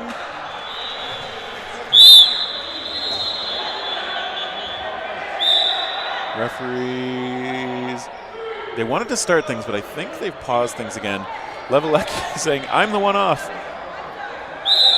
I think maybe the refs just lost track of who was supposed to be off for a moment. Either way, we come back to it. Apocalypse still has 2 players out there. Well, they did. Tignanelli hit out, sent sideways. Melee still trying to look strong, and Ferguson gets to just kind of light up Tyson Rooney, who, according to his bio, this is his 263rd year. That's quite a bit of experience, if true.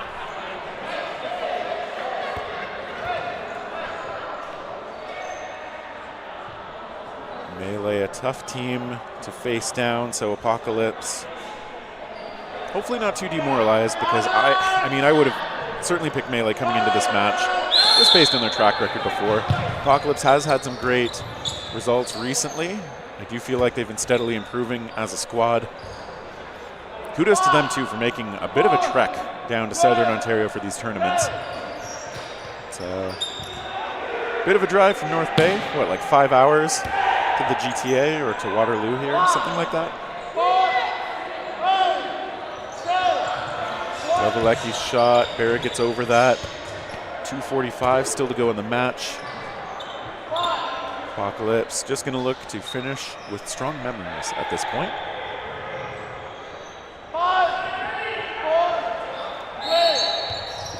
Melee just sending one. They don't need to overdo it. Holowatenko, I feel like I could see him deciding. Keep the hands in, get the hands out. Levelecki just buying some space. Holowatenko won't be able to help him. Ferguson, ooh, gets hit. Calls himself off on the finger blocks. It's tough sometimes when you can't set your hands all the way behind your blocking ball. Kerr takes over one corner. There's a shot. Drouin coming close. Levelecki now in the middle. Williams still out there in the other corner. Oh, and they go right on target, sending Lamoth off to the side again. But that said, Williams sent off as well. Apocalypse still got that player edge. They lose it, though, as Barra gets taken out. Melee willing to send just about everything. At least that was in hand. Each player still has one on defense. We see Kerr making the call. Drouin's ball. He attacks. He is countered. There's a shot taking out Kerr. We've got that player of the match vote happening. Quite a few votes in there right now. Please keep them coming. Oh, and there's a back line. We see Levelecki. Can't believe it. Arms wide in protest. Bit of a smile, though. I mean, it doesn't feel good, but I think we all know those backline judges, like, their whole job is just looking at whether any part of your body touched on or behind the line. It's pretty hard to get that wrong if you are a backline judge. As long as you're paying attention, that is a job that it does take some focus, but is not hard. We always appreciate the players who pitch in by doing that. Okay, Chun Eng taken out again. Headband comes off as he kind of sags toward the sideline, but I mean, Apocalypse is making good plays. Ooh, nice grab. Ferguson's ball really hard. Holowatenko showing off the underhand throw. It's not a good show. He's taken out. So is Bearer. And at this point, there's only a few seconds left in the match. Melee doesn't have to try their hardest and try to protect their body and their spirit for their next match, because they will be moving on. Apocalypse. I believe it's single elimination in playoffs this time around. We'll try and double check that. I think that means Apocalypse's run is over. I think they had some really good moments. They did look good plenty of times in this match. But early on, they weren't able to put away Cam Ranican, which put them well behind the 8 ball. Melee able to build on it. And did I see that Ranican won the player of the match for this one? So even though he basically didn't play in the last 2/3 of the match, honestly, he set the tone pretty well.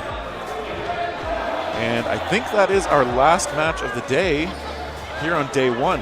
So tomorrow, we're going to have a women's division match between Venom and Piece of Cake. And then you're going to see us alternating men's and women's playoff matches. So there is a lot to come. There are a lot of good teams still left in this event. So we hope you will join us again tomorrow for Dodgeball Ontario's Provincial Championships in Waterloo at Rim Park.